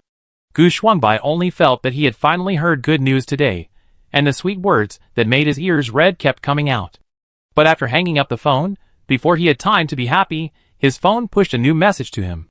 Song Jibai officially announced the global spokesperson of S family. The moment Gu Shuangbai saw this news, he wanted to smash his phone. Although both are top global luxury brands, S is one level higher than A. For luxury brands, the title of spokesperson is greater than that of image ambassador. More importantly, Song Jibai officially announced that he is the global spokesperson. This is the first time that a top luxury brand has chosen a Chinese as its global spokesperson. As Gu Shuangbai expected, the comment section of this news was full of Song Jibai's fans' carnival. He only hated why he was not the one who got such top luxury resources. He has never had a strong fashion expression, unlike Song Jibai, who has always been a darling of the fashion circle. Being able to get the Asian image ambassador of A is actually a huge step forward in the fashion circle for him. But people are always dissatisfied. Compared with Song Jibai, Gu Shuangbai feels like a scavenger.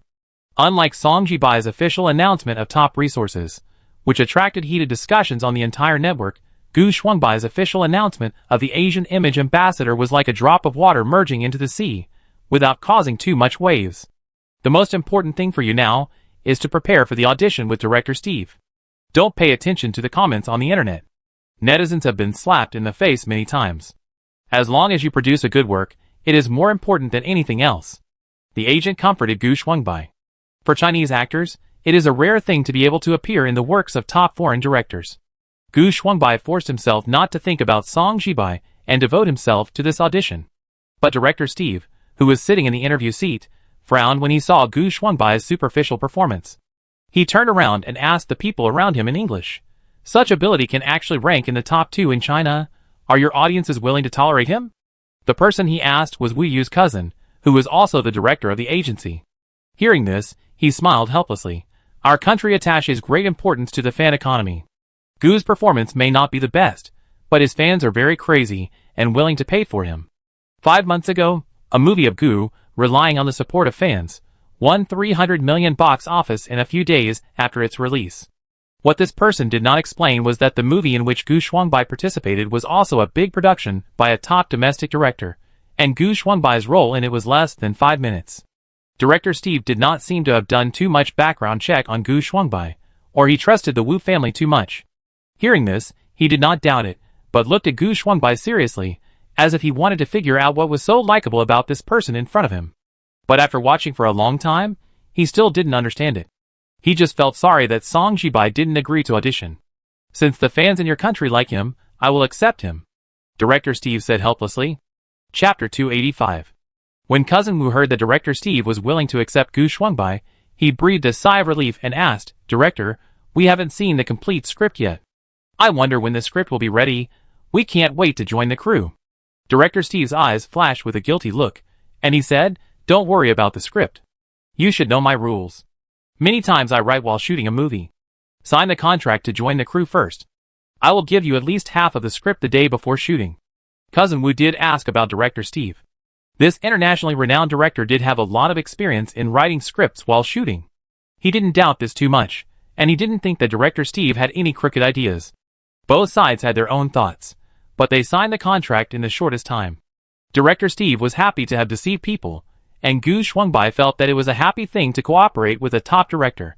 Almost on the day of signing the contract, Gu Shuangbai's agent officially announced the matter on Weibo. When fans received the news, they were overjoyed.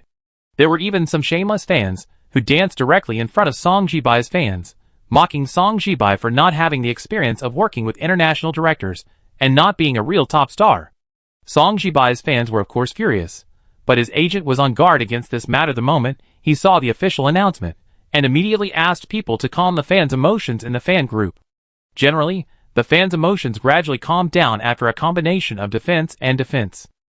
Su Yuyu was watching this situation, and was still watching the show, when suddenly the system interface flickered. Host, you still have unclaimed rewards. Su Yuyu's eyes lit up. There is such a good thing? What rewards have I not claimed? The system interface immediately appeared with a script 2/3.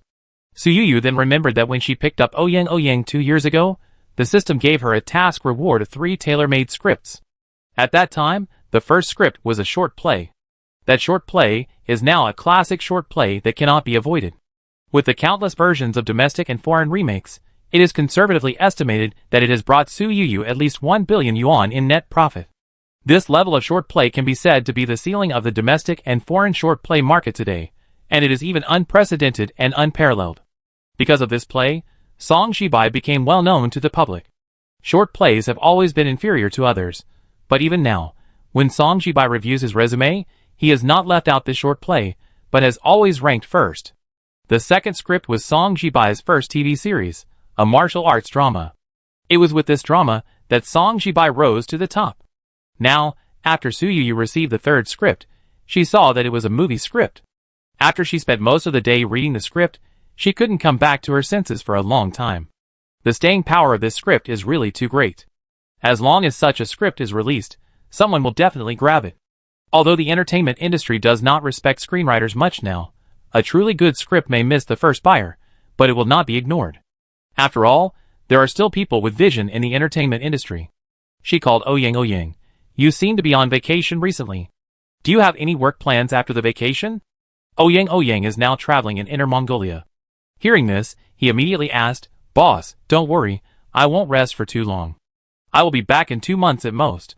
Soo-yu said, I am not urging you to come back to shoot a movie, but I have a good script here. I have asked someone to apply for a patent. I will send it to you later. If you think it is suitable, you can shoot the movie. If you don't want to shoot, I will find someone else in the circle. Yang immediately said, Boss, the script you are interested in must be good. Although he said so, his willingness to shoot was not very strong.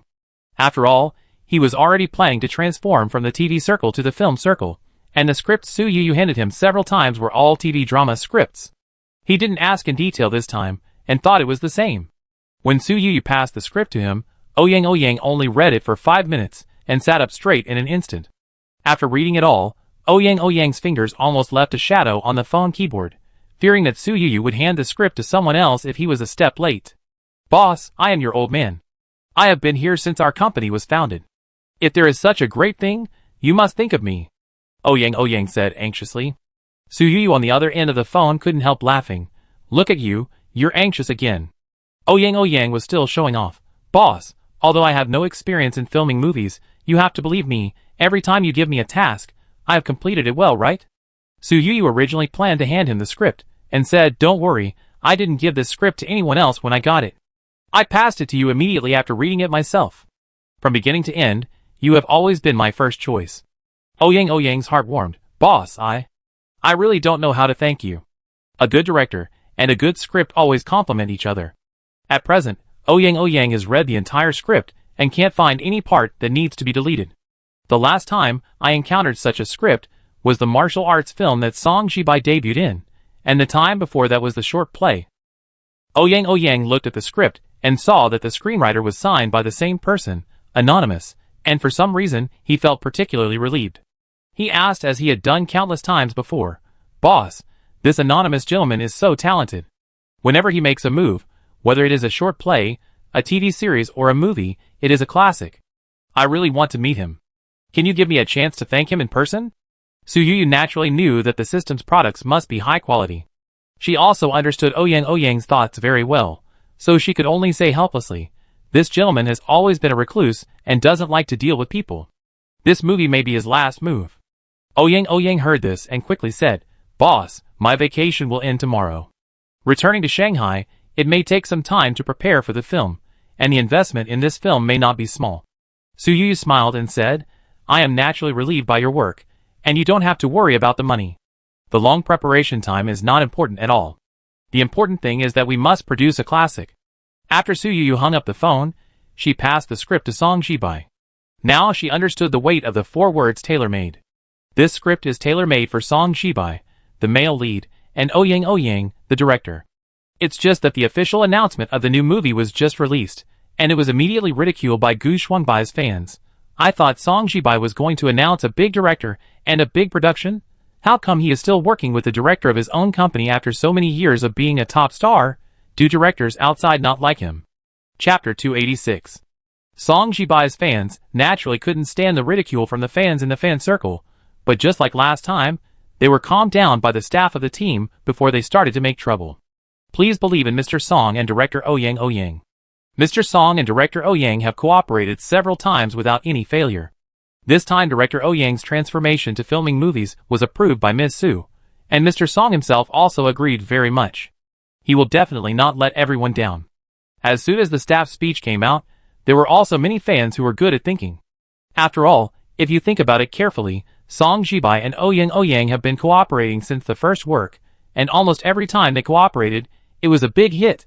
With such a director, actors outside wanted to cooperate, but couldn't get a chance. But they almost lost their composure, and followed the rhythm of the best fans, and went to make trouble with director Ouyang.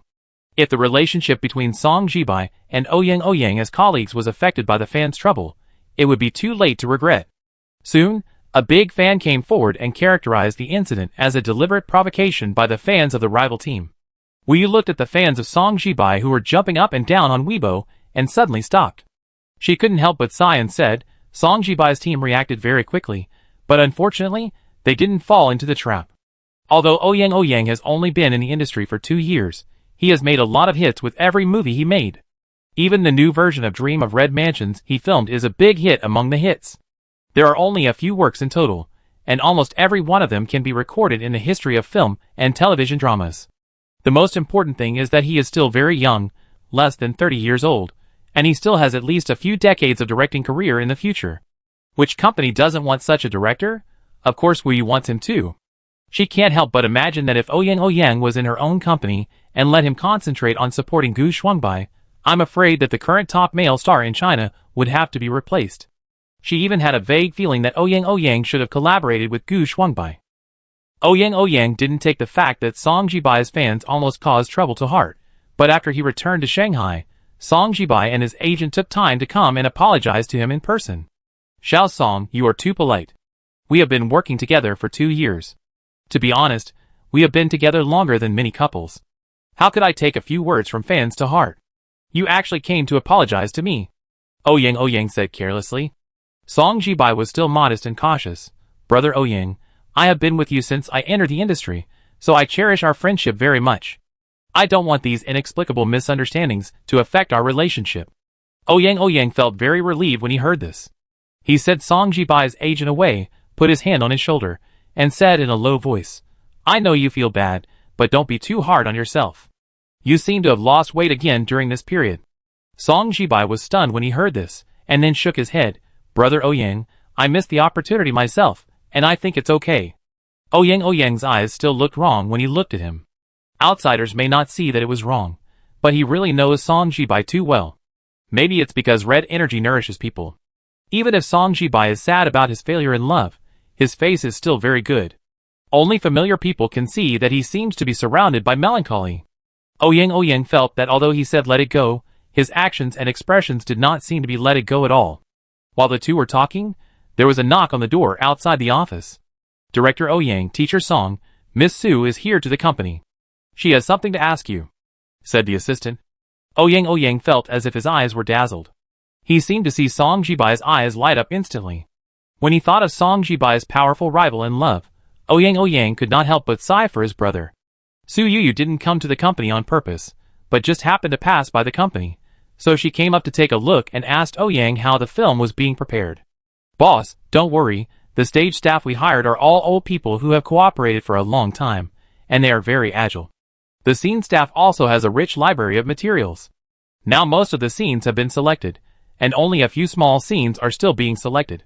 Ouyang attaches great importance to this movie, and he is also particularly concerned about the progress of the project, so when facing Su Yu's questions at this time, he can be said to know everything. Su Yu nodded continuously after listening, and finally looked at Song Jibai again. Teacher Song, I know you are a serious person and an experientialist, but don't be too immersed in emotions, so as not to hurt your body. The role that Song Jibai is going to play this time is a melancholy and gloomy person, and Song Jibai now happens to fit the character state. Song Jibai forced a smile on his face, and said to Su Yu, Don't worry, Miss Su, I know everything. Su Yu looked at her cash cow with heartache, and deliberately left Ouyang behind, admonishing, the movie needs to be filmed, and people need to be taken care of. Xiao Song has always been overthinking. When he joins the crew, you should have someone keep an eye on him, and don't let him get into trouble, because he is too obsessed with the role. Ouyang kept nodding, and couldn't help feeling sorry in his heart. They obviously care about each other, so why don't they get together? If Su Yu knew what he was thinking, she would probably blush with shame. From beginning to end, she didn't have any special feelings for Song Jibai. She always treated Song Jibai as a cash cow. Although it was particularly easy for Song Jibai to become popular, It was rare to see such a top star who made a lot of money every day for several years. She really didn't want Song Jibai to make any mistakes. After meeting Ouyang, she went to find Xia Ran again. I still don't know what project Mission is cooperating with us on. Su Yu complained, half-truthfully. Xia Ran handed the information to Su Yu in silence.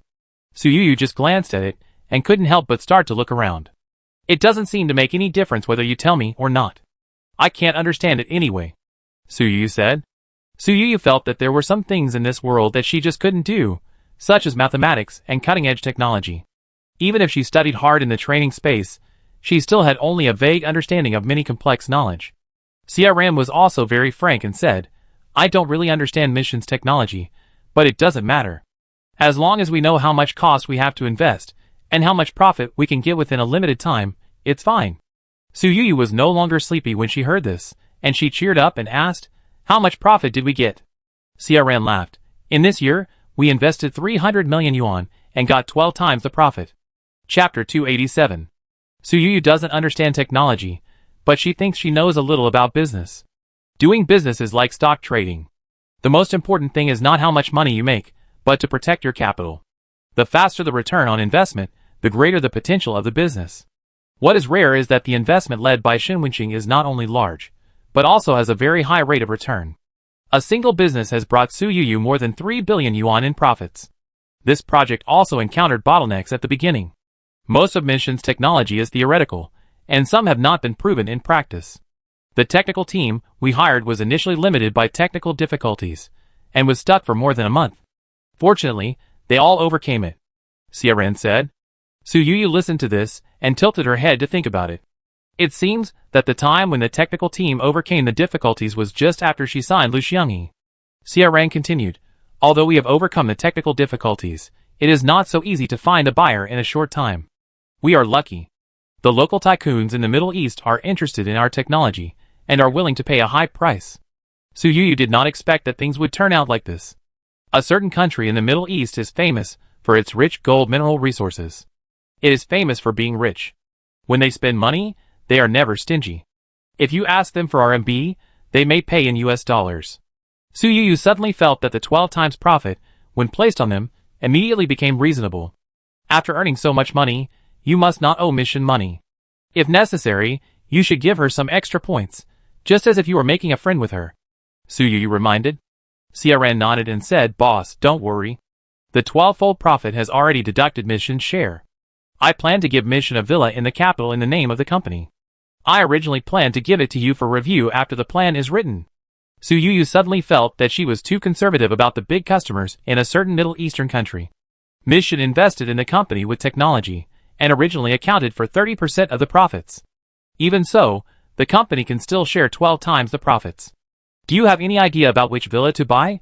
I agree with this plan, but there is one requirement. The price of the villa cannot be less than 300 million. Su Yu said. Although Shin Wenqing returned to China to develop, researchers, like her, only participated in certain specific scientific research projects of the country. The project she cooperated with Su Yu was a scientific and technological project she led and developed when she was in a research studio abroad. It has nothing to do with the current domestic research institutes, so the scientific research patents are in her own hands. Xia Ran once again sighed in his heart that Su Yu, as a boss, was particularly generous. She really didn't have any bad habits of capitalists. She didn't understand technology, but she really understood people's hearts. Only in this way could her path be particularly smooth. Su Yu's wallet is now rich. Sometimes even if she spends a whole day shopping, it doesn't weaken her wallet at all. It's like living on a mountain of gold. Occasionally, she feels like she is drawing a sword and looking around. Anyway, she can't spend all her money in her lifetime. Why not do as Su's mother in the orphanage has always taught her? If you are rich, you should help the world. She didn't want to squeeze out every penny, but some people wanted to pocket every last penny of profit. If the price of down goes up, then change to something else. Why do you have to fill so much? People who buy down jackets can't feel the difference at all. Gu's father finished the call with a dark face. Gu Fengchuan, the eldest son beside him, frowned and said, Dad, our family has not been doing well in the past 2 years. We can raise the price of down jackets, but we must not do things like selling inferior products as good ones, so as not to be caught by competitors.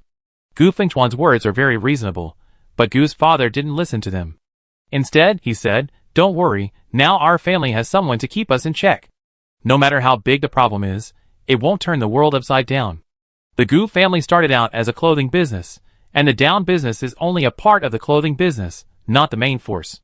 In recent years, the Gu family has been based on the clothing business, and has added real estate and technology businesses across industries. Although it has not reached the top of the industry, before jumping on the big ship of Star Diamond, it is not a big problem to make money steadily. But the collapse of the Star Diamond brought about such a huge chain reaction. If the Gu family had not sent their 2 children abroad to invite the Red Dragon King to perform a ritual, the Gu family would have been reduced to ruins. The Gu family suffered a lot because of this incident. The capital chain of the Gu family is now very tight, and Gu's father is eager to get money from other places. You are right, we still have to raise prices. This year, the price of down jackets will definitely increase, and other brands of down jackets will definitely increase as well. We can't fall behind, Gu's father said confidently. Gu Fengchuan's eyebrows and heart kept beating. He always felt that his father's sudden cost reduction and price increase might bring about an impact that would ruin the Gu family. Dad, why don't we just forget it? Let's think of a solution from other places.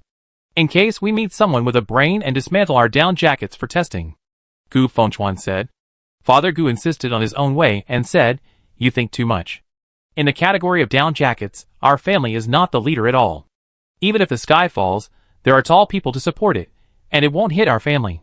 Gu Fengchuan wanted to persuade him again, but Father Gu interrupted him and said directly, you should take care of your health during this period, and don't worry about the company's affairs.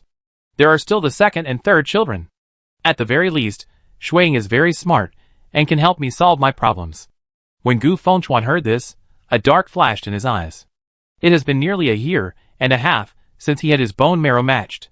Originally, his father taught him as the heir who was set in stone, but in the past year or so, he clearly felt that he seemed to be marginalized in the company. Important company business is not his turn, and his father seems to be on guard against him.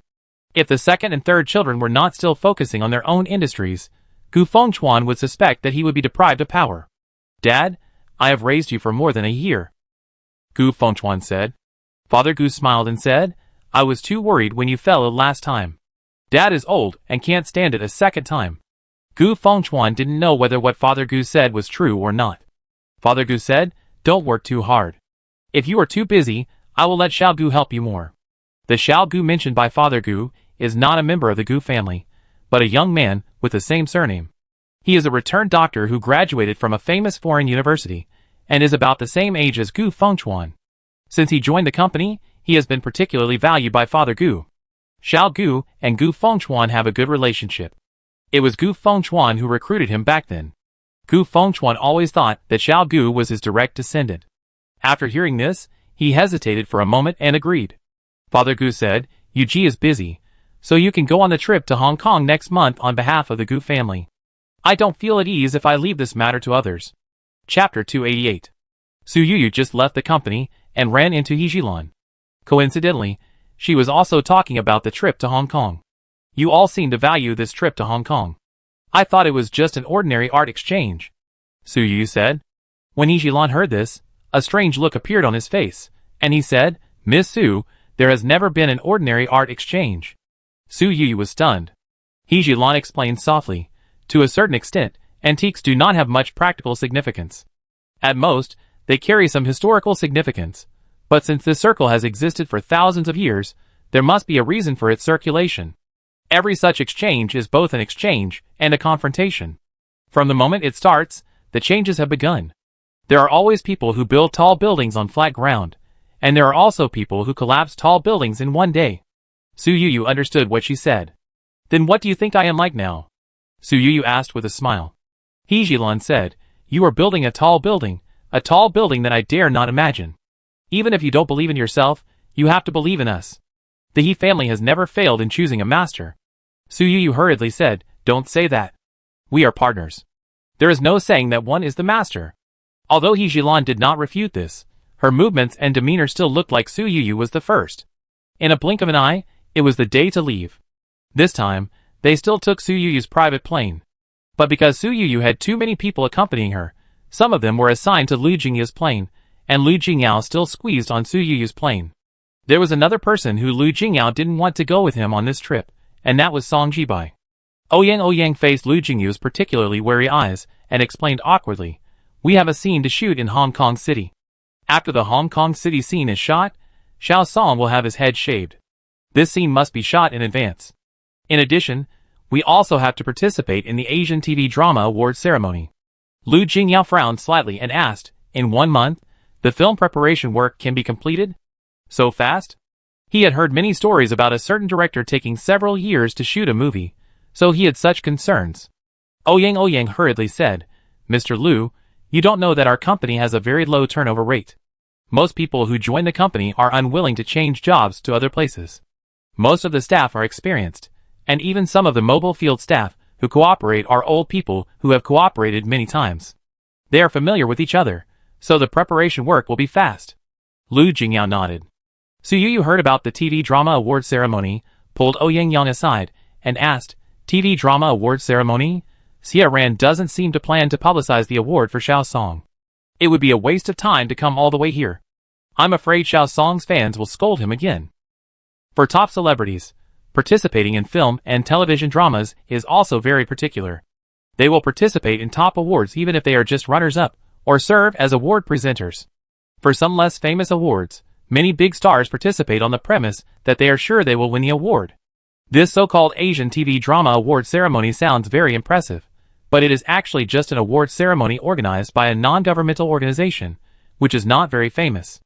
Ouyang lowered his voice and said, "Boss, the organizer hinted that Xiao Song would win the award, so we made this trip." Su Yu nodded after listening. As long as he can win the award, the fans will not make trouble later. Xiao Song has been in the industry for less than 3 years, and he has won the Best Actor award. We have made a profit. His agent has made all the preparations, and even had the press release written in advance, just waiting for Xiao Song to win the award. Ouyang said. Su Yu frowned slightly after hearing this. The press release was bought in advance? Ouyang did not notice anything wrong. After all, this is the way things are done in the entertainment industry. Nowadays, all celebrities and artists have promoters behind them. Basically, as soon as a star achieves a little success, he or she will be on the hot search immediately, in order to expand the influence and enhance the star's personal brand power.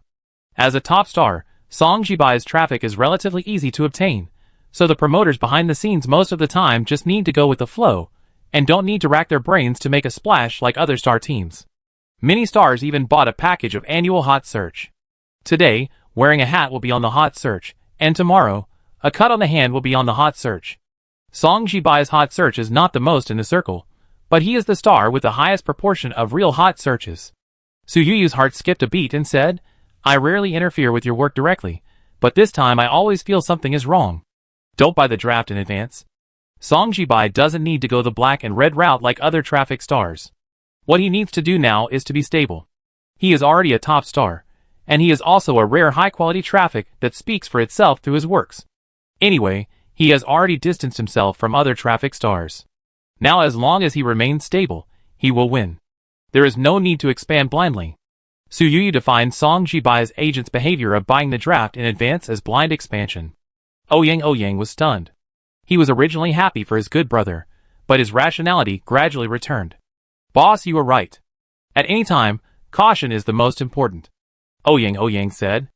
After getting off the plane, Su Yu and Lu Jingyao took the same car to check into the Lu family's house in Gangcheng, while Ouyang and Song Jibai and others checked into a luxury hotel in Gangcheng. Ouyang paid special attention to Su Yu's instructions and immediately found Song Jibai's agent as soon as he entered the hotel. The agent frowned slightly. The boss is too cautious. Basically, he got the hint from the organizer that the award is almost certain. By the press release in advance to avoid cramming at the last minute and missing the first wave of popularity. Ouyang's expression was extremely serious, and he said, Our boss started out as a bargain hunting business. Her vision and decisiveness can be said to be 1 in a million. I suggest you trust her. The agent still felt that it was unnecessary, but said helplessly, She is the boss. Since she has spoken, I can only obey. It's just a pity to call various self-media workers. The studio's deposit has been lost. If the money is not returned, I don't know if the company will reimburse it. Ouyang said, Don't worry, since the boss asked you to cancel it personally, just tell Mr. Xia. He will inform the finance department in advance. You can't go against the boss for such a small matter. If you really make a fool of yourself, the boss will doubt your ability to work. The agent turned around and found his assistant. His assistant was a young man in his early 20s. After listening to his instructions, he immediately disagreed. Brother Wang, the matter has been agreed.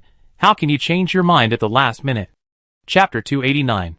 The agent shook his head and said, this matter was personally ordered by Miss Su. She is the boss.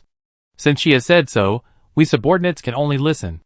The assistant frowned and said, although she is the boss, she is just a young girl in her 20s. Does she understand the entertainment industry? What if the agreed matter is changed at the last minute and offends those self-media studios?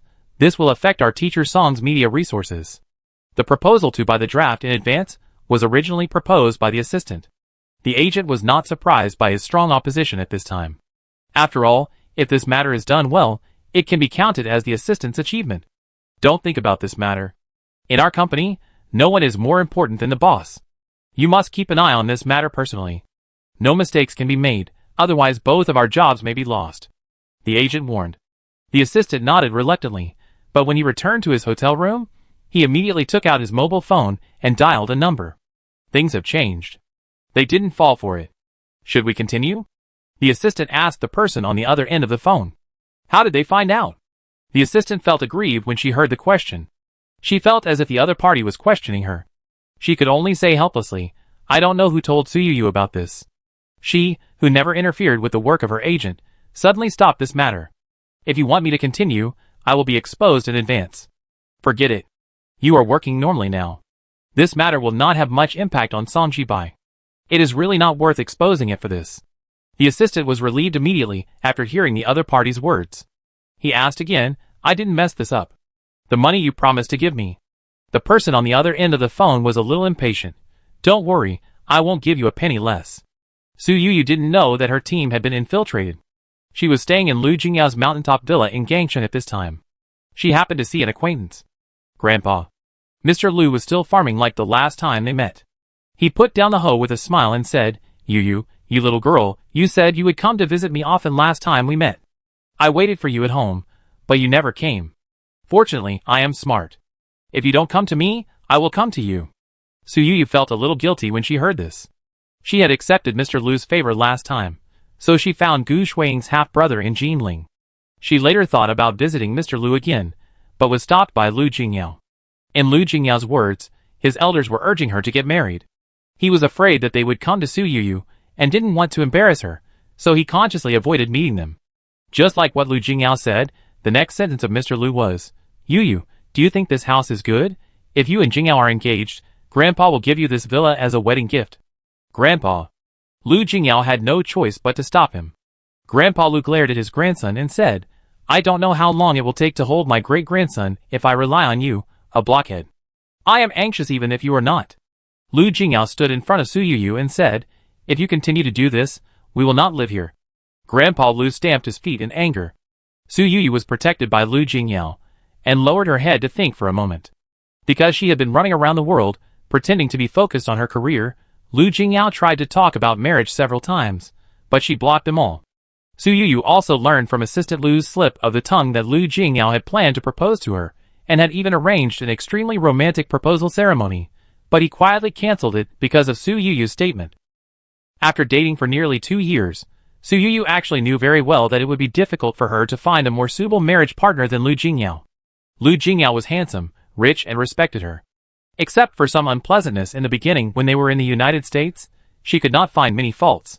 It's not that she has no feelings for Lu Jingyao. Although she likes the children in the orphanage very much, she knows that they are not related to her by blood. She secretly hopes to have a biological child and watch the child grow up.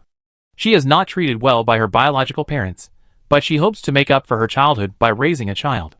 The grandfather and grandson are still arguing in front of her. Suyuyu suddenly sticks her head out and says to Grandpa Lu, Grandpa, I don't want a villa as a gift. I don't lack a house. I want to eat organic vegetables grown by Grandpa every day. The grandfather and grandson were stunned when they heard this. Lu Jingyu's eyes burst into infinite joy. Are you willing to marry me? As soon as the words came out, Lu Jingyao immediately changed his words and said, Don't promise me now. I know that you girls all want a romantic proposal ceremony. I hope you can have what others have. Su Yuyu's heart warmed. Mr. Lu said, no wonder I heard the magpie calling as soon as I got up this morning. It turned out that a happy event was coming. Su Yuyu blushed and glanced at Lu Jingyao, but didn't say anything. When it was time for dinner in the evening, Mr. Lu insisted that the villa's housekeeper take out his collection of wine. I'm happy today, I must drink a glass. My family's money-losing goods have finally been sold, Mr. Lu said loudly. Lu Jingyao was full of black lines on his head and stopped the housekeeper. Grandpa has high blood pressure, you can't give him wine. The housekeeper smiled and nodded. Mr. Lu was so angry that he slammed the table.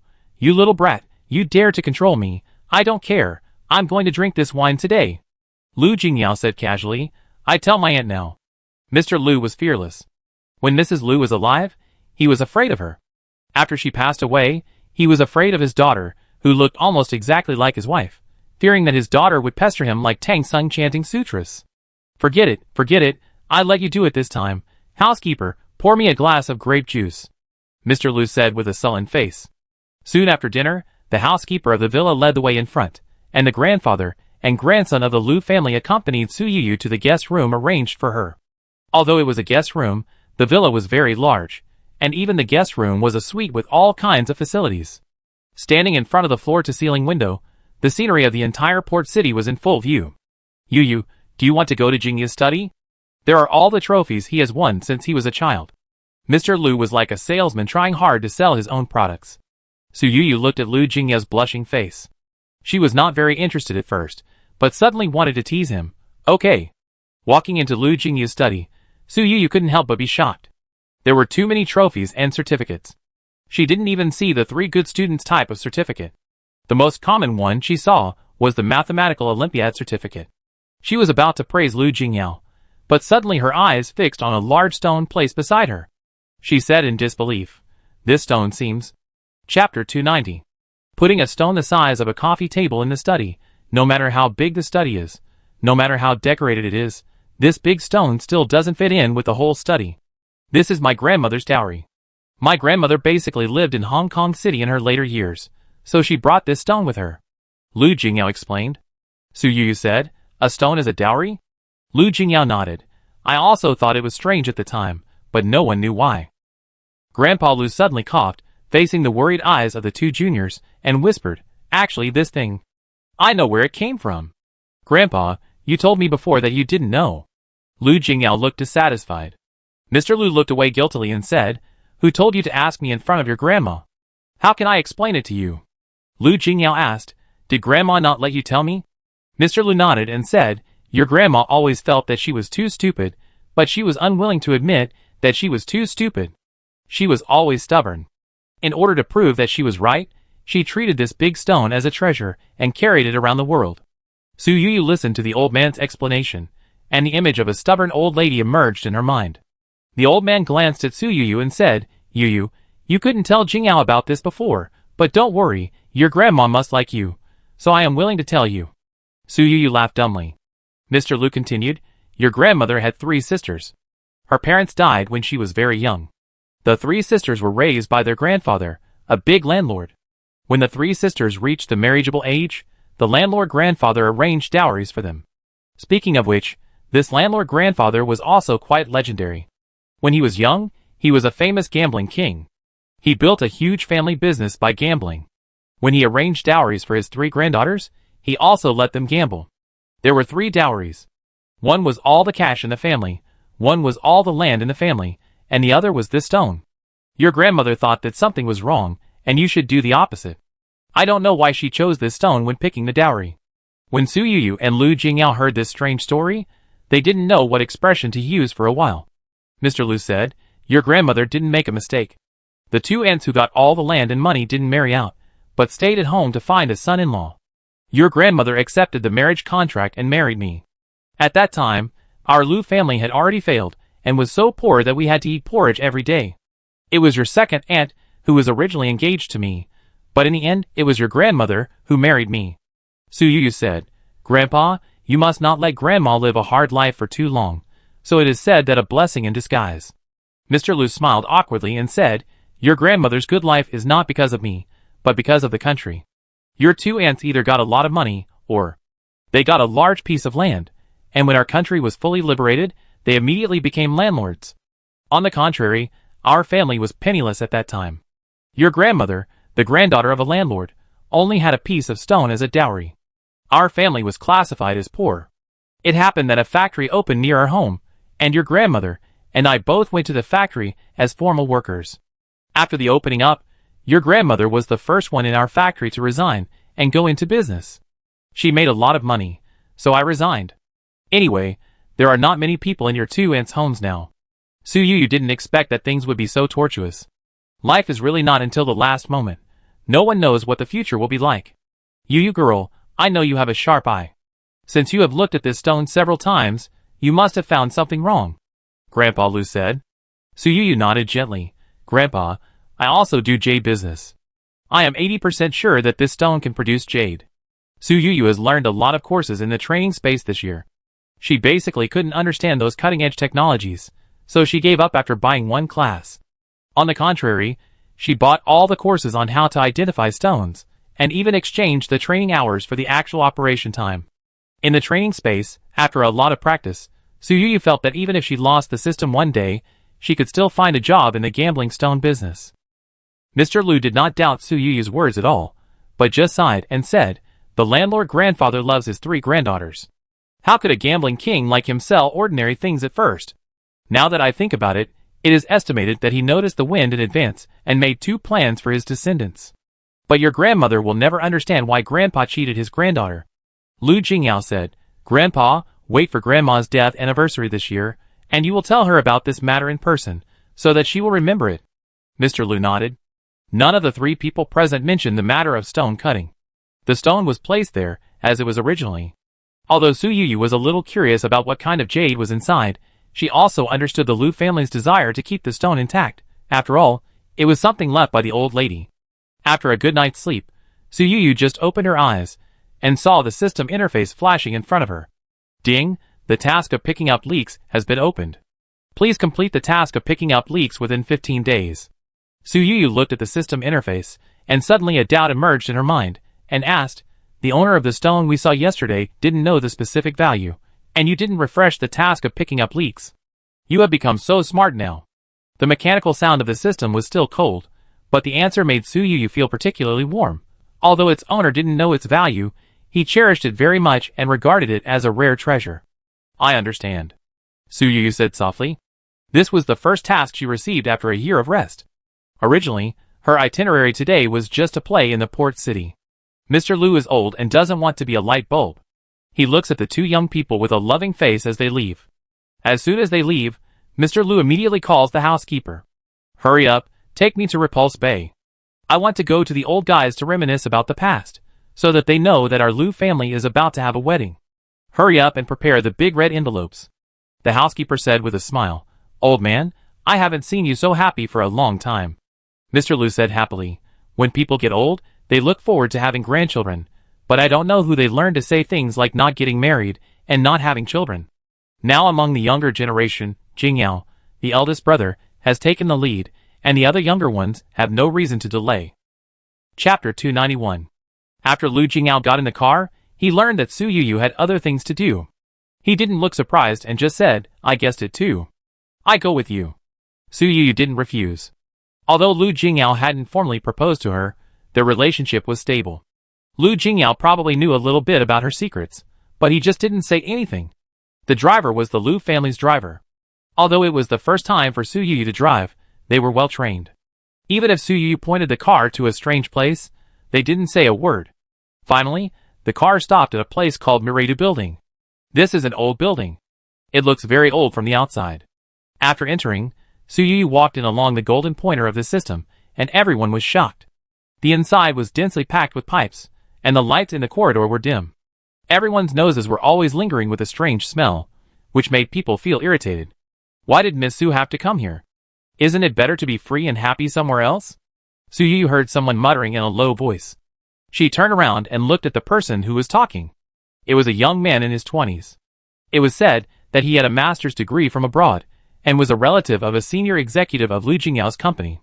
He was stuffed into Lu Jingyao's team for gilding. Lu Jingyao frowned and looked at Assistant Lu.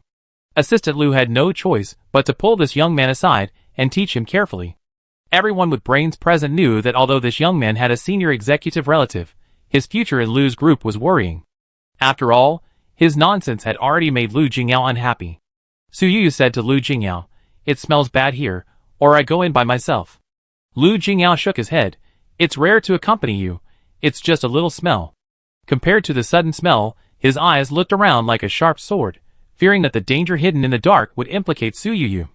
Su Yu felt relieved, and then followed the system's golden pointer, walking through the dilapidated corridor. After 10 minutes, Su Yu finally arrived at her destination. On a gray door, there were all kinds of small advertisements posted outside. Su Yu asked a bodyguard to knock on the door. After knocking for 3 minutes, there was no movement in the house. "Boss, do you want to keep knocking?" the bodyguard asked. Su Yu sighed. After the novice period, the tasks became particularly difficult. Every time he encountered such a house, the door of the room was always difficult to open. "Since there is no one inside, forget it," Su Yu said. The bodyguard was about to leave, but suddenly stopped, and then his ear was close to the door, with a puzzled look on his face. Su Yu looked at his sudden action and stopped as well. About half a minute later, the bodyguard returned to Su Yu and said in a low voice, "Boss, there seems to be someone inside. I heard the sound of dragging a chair. Just now, I felt like I heard the heavy breathing of the person inside when I was close to the door." Su Yu frowned slightly. "There is someone inside, but he doesn't want to see us?" The bodyguard nodded. Su Yu asked him to continue knocking on the door. After knocking for more than half a minute, no one opened the door. Su Yu didn't expect to succeed in going out once. She was used to the fact that the formal tasks took several times to complete. At least this time, after determining the location of the task, Su Yu turned to look at Su Fong. Su Fong and her boss had a tacit understanding and whispered, "Boss, before coming to Hongcheng, I have contacted the detectives in Hongcheng. Now I will send them the address of the house, and let them investigate the specific situation here." Su Yu nodded gently, and looked at Su Fong approvingly. Although Lu Jingyao didn't know why Su Yu wanted to find out the specific situation here, he came over like he had done countless times in the past and said, "If you trust me, let my people check it out as well. Only by doing both can we get results faster." Su Yu's eyes lit up. Since the people in the room didn't plan to come out, they couldn't stay here all the time. But before Su Yu left, she thought for a moment and left 2 bodyguards. "Let's see who is hiding in this room. I also want to see why the other party is hiding from people." Su Yu gave the following reasons. Her bodyguard team is large enough, and the loss of 2 people will not have much impact. About half an hour after they left, the man who was sticking to the door of the house looked at the empty corridor through the cat's eye, thinking about Su Yu's beautiful face, and couldn't help licking his lips. Such a beautiful person, if she closes her eyes, she will definitely be extra well behaved. Now she is too naughty. After saying this, he turned around and changed into a delivery man's uniform, went upstairs from the small staircase in the house, and walked out of the main door upstairs, leaving only the buzzing sound of the refrigerator in the house. The 2 bodyguards that Su Yu left behind did not notice anyone leaving, even though they had been watching the door near the house. Su Yu was worried about this matter, and even when she was traveling with Lu Jingyao, she could not completely let it go. But when she returned to the Lu family villa at night, she saw Mr. Lu sitting in the living room sighing.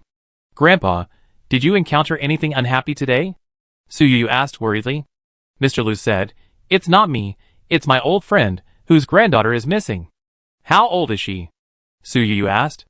Mr. Lu said, "She is about the same as you. She just came back from studying abroad for a master's degree."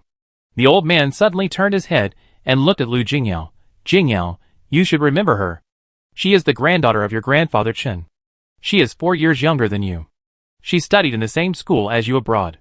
She is also your junior. She has been doing very well since she was young." Su Yu's heart tightened. She thought of her experience abroad last year and asked, did she get lost abroad? Did she travel to Southeast Asia? Mr. Lu shook his head and said, "The girl just came back. She was lost in Hong Kong.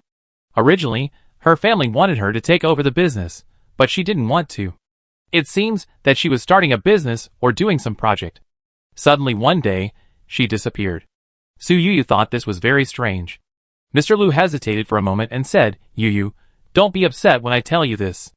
Originally, the Chen family wanted to pair the girl with Jingyao, but before they had time to discuss it, you two became friends, and no one mentioned it." Su Yu was not unhappy to hear this. The Lu family was not a bad person who would break up a couple, and they always respected her. My old friend has a pity. He has only 3 grandchildren. His favorite is the eldest granddaughter. He has spent countless efforts on this child. Now she is missing. It has been almost 2 weeks. A reward of hundreds of millions of Hong Kong dollars has been offered, but there is still no news. If I hadn't gone to see him today, I would still be in the dark about this. Chapter 292. Mr. Lu is getting older and more nostalgic. Su Yuyu and Lu Jingyao were a little worried, fearing that the old man's emotions would affect his health. After a sad moment, Mr. Lu held Lu Jingyu's hand tightly. The Chin family has been in contact with our family for so many years. If something happens to them, we can't help but help. Lu Jingyao hurriedly nodded. Grandpa, don't worry, I will ask someone to help find her, and notify Grandpa Chin as soon as I have any news. Su Yuyu also said on the side, Miss Chin is lucky, she will definitely be found, don't worry, Grandpa. Grandpa Lu nodded, and then looked at the two of them and said, you two should also pay more attention, like now, you go out with a large number of bodyguards, this is the right way. Like other girls in the Chin family, she didn't study enough abroad, and she doesn't like bodyguards following her.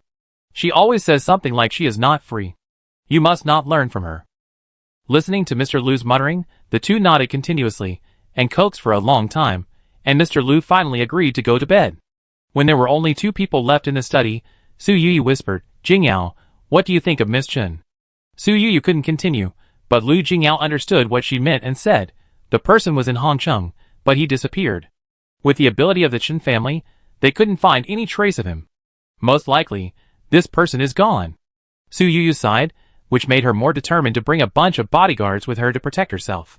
The next morning, the 2 bodyguards in charge of surveillance sent a message saying that no one entered or left the house all day and all night. Su Yuyu thought it was strange. Even if there was food stored at home, there might not be fresh vegetables. Doesn't the person hiding in the house need to supplement vitamins? And the detective Su Fong found also sent information about the house. Boss, according to what they found out, the original owner of this house was an elderly man in his 60s. It is said that he rented it to a young man, but the neighbors on both sides have never seen the young man's appearance. It is said that every time he appeared in front of the neighbors, he wore a mask and a baseball cap. Su Yuyu couldn't help but frown when she heard this. He was wearing a mask and a baseball cap to cover his eyes. How could this person sound like an antisocial person? When was the last time he appeared in front of the neighbors? Su Yuyu asked. Su Fong, it is said that it was last Friday, and it has been 5 days since then. Haven't gone out for 5 days? Su Yuyu frowned even more deeply. For a moment, she couldn't figure out whether the tenant was really not in the house, or was just a social phobia persona. Where is the owner of the house? Can we contact him? Su Yuyu asked. Su Fong shook her head and said, the old man doesn't seem to live in Hong Kong. He has always lived on an island outside. He doesn't like to come to Hong Kong very much, and he doesn't like to contact people. It is said that he has a strange temper. A few years ago, he had a quarrel with a telecommunications company and directly unplugged the phone line, making it even more difficult for outsiders to contact him. Su Yuyu felt that this matter was even more strange and asked, do you have the specific address of the landlord on the island? Su Fong nodded. The landlord lives in Lama Island, and there is a specific address. Su Yuyu made a prompt decision and asked 2 smarter bodyguards to go to Lama Island. When you go there this time, you must meet the landlord and say that I intend to buy his house in Mirador Mansion at a high price. Come back in 12 days at the latest. When the 2 bodyguards heard what Su Yuyu said, they also understood that she attached great importance to this matter, and did not dare to slack off. After packing their clothes in the shortest time, they set off. The person Lu Jingyao had found also had the results of the investigation. It was rare for Lu Jingyao to be able to help Su Yuyu. He had just listened to Su Fong's investigation and told his people to dig up as much other information as possible. At this time, they actually brought back some new information. The owner of this house is an old landlord in Hong Kong City. He had been disposing of properties in various places in the early years. He had a total of 5 houses in Mirador Mansion, and 8 other properties in other parts of Hong Kong City. The old man originally had 2 children. His son went to the UK and never came back. His daughter committed suicide for love. He has been living in Lama Island for retirement these years. He has a bad temper, and other relatives ignore him. Only one nephew is still in contact with him. Su Yuyu asked, is the nephew also on Lama Island? Lu Jingyao shook his head and said, his nephew's registered residence is in Sai Kung, but he usually stays in Hong Kong. It seems that he has lent a house to his nephew, which seems to be the house in Taikoo Shing. Su Yuyu did not hesitate too much, and immediately asked the driver to prepare the car, and the group hurried to Taikoo Shing. Taikoo Shing is also one of the old communities in Hong Kong, and all kinds of equipment and facilities are a bit old. Su Yuyu and others went through a lot of trouble, and just arrived at the door of the landlord's house in Taikoo Shing. There was a layer of dust on the door, and the doormat was dirty. I don't know how long it has not been cleaned. Su Yuyu still asked the bodyguard to knock on the door. This time, no one opened the door, but the bodyguard lay on it and listened for a long time, turned around and said helplessly, "It seems that there is really no one inside." As he spoke, the neighbor's door opened, and a middle-aged woman in her 40s came out. When the middle-aged woman saw the huge group of people, she immediately looked alert. "Who are you? What are you doing here?"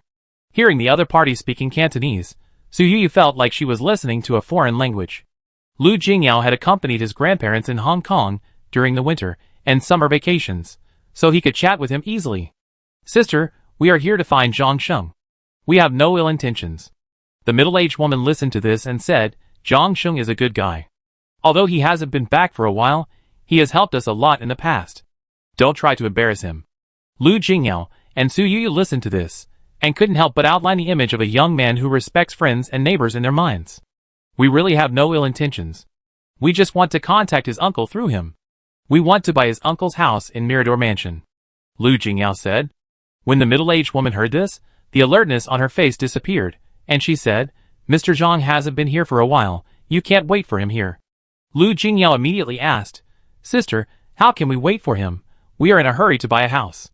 The middle-aged woman waved her hand. "I don't have his phone number, and I don't know how to contact him. If you are in a hurry, can't you just go to Lama Island to find her mother-in-law? He only comes to the house here once a month." "Once a month? Then when was he last here?" Lu Jingyao asked. The middle-aged woman tilted her head and thought, "The last time he came here, my daughter came back. It seems to have been more than 3 weeks. How many days exactly?" She suddenly brightened her eyes and looked at the person walking out of the stairs. "Mr. Zhang, you're back." Chapter 293. Su Yuyu and others followed the woman's line of sight and saw the young man walking out of the stairs. The man was wearing a black baseball cap and a black mask on his face. In an instant, Su Yuyu's mind suddenly emerged with the investigation of the tenant of the house in Mirador Mansion. The young man, wearing a baseball cap and a mask. The two figures overlapped in imagination. Su Yuyu turned around and looked at Lu Jingyao. It was obvious that they had the same idea in their minds. Zhang Sheng frowned slightly, and did not speak when he saw this group of people. Su Fang walked up. "Hello, Mr. Zhang, we have something to ask you for help." Zhang Sheng ignored it, but took out the key to open the door and enter the room where he lived, and then closed the door heavily, blocking this group of people outside. Su Yuyu glanced at the middle-aged woman in confusion. The middle-aged woman spread her hands and said, "Mr. Zhang is like this. He doesn't like dealing with strangers. If we hadn't known him long ago, he wouldn't have paid any attention to us." Su Yuyu asked, "Is there any way to talk to him?" The middle-aged woman shook her head. "He didn't like you at first sight, so he won't talk to you anymore. There's nothing we can do about it." Su Yuyu felt that this matter was particularly tricky. Although Mr. Zhang was unkind, he was such a person, and they couldn't force their way in just because he didn't like to talk. After knocking on the door several times, and no one answered, they could only return home in defeat. She didn't have any intention of playing, but she kept thinking about Mr. Zhang in her heart. She always felt that there seemed to be something about him that she had overlooked. "I asked someone to investigate Mr. Zhang. He currently has no formal job. He is a registered driver and makes a living by delivering food," said to Lu Jingyao. Su Yuyu was confused. "I basically didn't see any delivery men on the streets of Gangcheng. I thought people here didn't like to order takeout."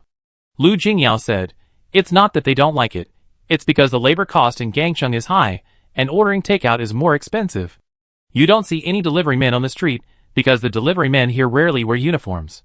Su Yuyu nodded and said, "Logically speaking, his uncle is a big rent collector, so he shouldn't be uneducated. As a local of Hongcheng, with a similar education, he should be able to find a high-paying job, and he doesn't have to deliver food." Lu Jingyao continued, "This Zhang Sheng does have a bachelor's degree, but he made a mistake in his first job and stayed in jail for 3 years. What kind of job would put him in jail?" Su Yuyu was puzzled. "Finance?" Su Yuyu suddenly felt that it was not so difficult to understand. Lu Jingyao said, Speaking of it, his first job was not bad on the surface. It was a subsidiary of the Parkview Group, which is one of the top groups in Hong Kong, with generous salary and benefits. Su Yu couldn't help sighing when she thought of the person who had a bright future, but took a wrong turn and became the silent person now. But now is not the time for her to sigh. The most important thing is to get the house. She still didn't know what was in the house, but now she was sure that the person living in the house in Mirador Mansion might also be Zhang Sheng. But she couldn't figure out why Zhang Sheng occupied two houses when he clearly had a house to live in. What kind of person is Zhang Boyuan? Su Yu suddenly asked. Zhang Boyuan is the landlord and Zhang Sheng's uncle. Lu Jingyao picked up the page of information about Zhang Boyuan again, and his expression paused. Zhang Boyuan seems to be a person who loves money like his life. The reason why he unplugged the phone line and quarreled with the communication company was because he felt that the communication company charged him randomly and took his money. His son went to the UK and never came back because he didn't agree with his son marrying a girl from an ordinary family. He felt that the girl's family of 5 was squeezed into an old house and was from a poor family. His daughter was forced to commit suicide by him because she fell in love with a poor man. Lu Jingyao and Su Yi realized at the same time that something was wrong with this matter. Zhang Boyuan may indeed generously provide a property to his nephew because he is old and has no other relatives around him, and he is afraid that no one will take care of him in his old age, but he will never give his nephew 2 houses at once. More importantly, before last year, it is said that the rent of these houses was collected by him personally, instead of by his nephew as it is now. Do you think this old Mr. Zhang will? Su Yu said hesitantly. Lu Jingyao nodded gently. Ask the bodyguards you sent to Lama Island if they have seen the old man himself. The bodyguards naturally did not see Mr. Zhang himself. The result of their investigation on Lama Island was that Mr. Zhang lived alone in a small villa on the island, with a single door and a courtyard. Although there were other neighbors around, they only used the houses on the island as vacation homes, and not many people really lived here. According to the investigation of the bodyguards, Mr. Zhang's nephew was very filial. He would come back every week and bring a lot of supplies in, saying that he bought them for his uncle. With his frequent delivery of supplies, it became normal for Mr. Zhang not to go out to buy things.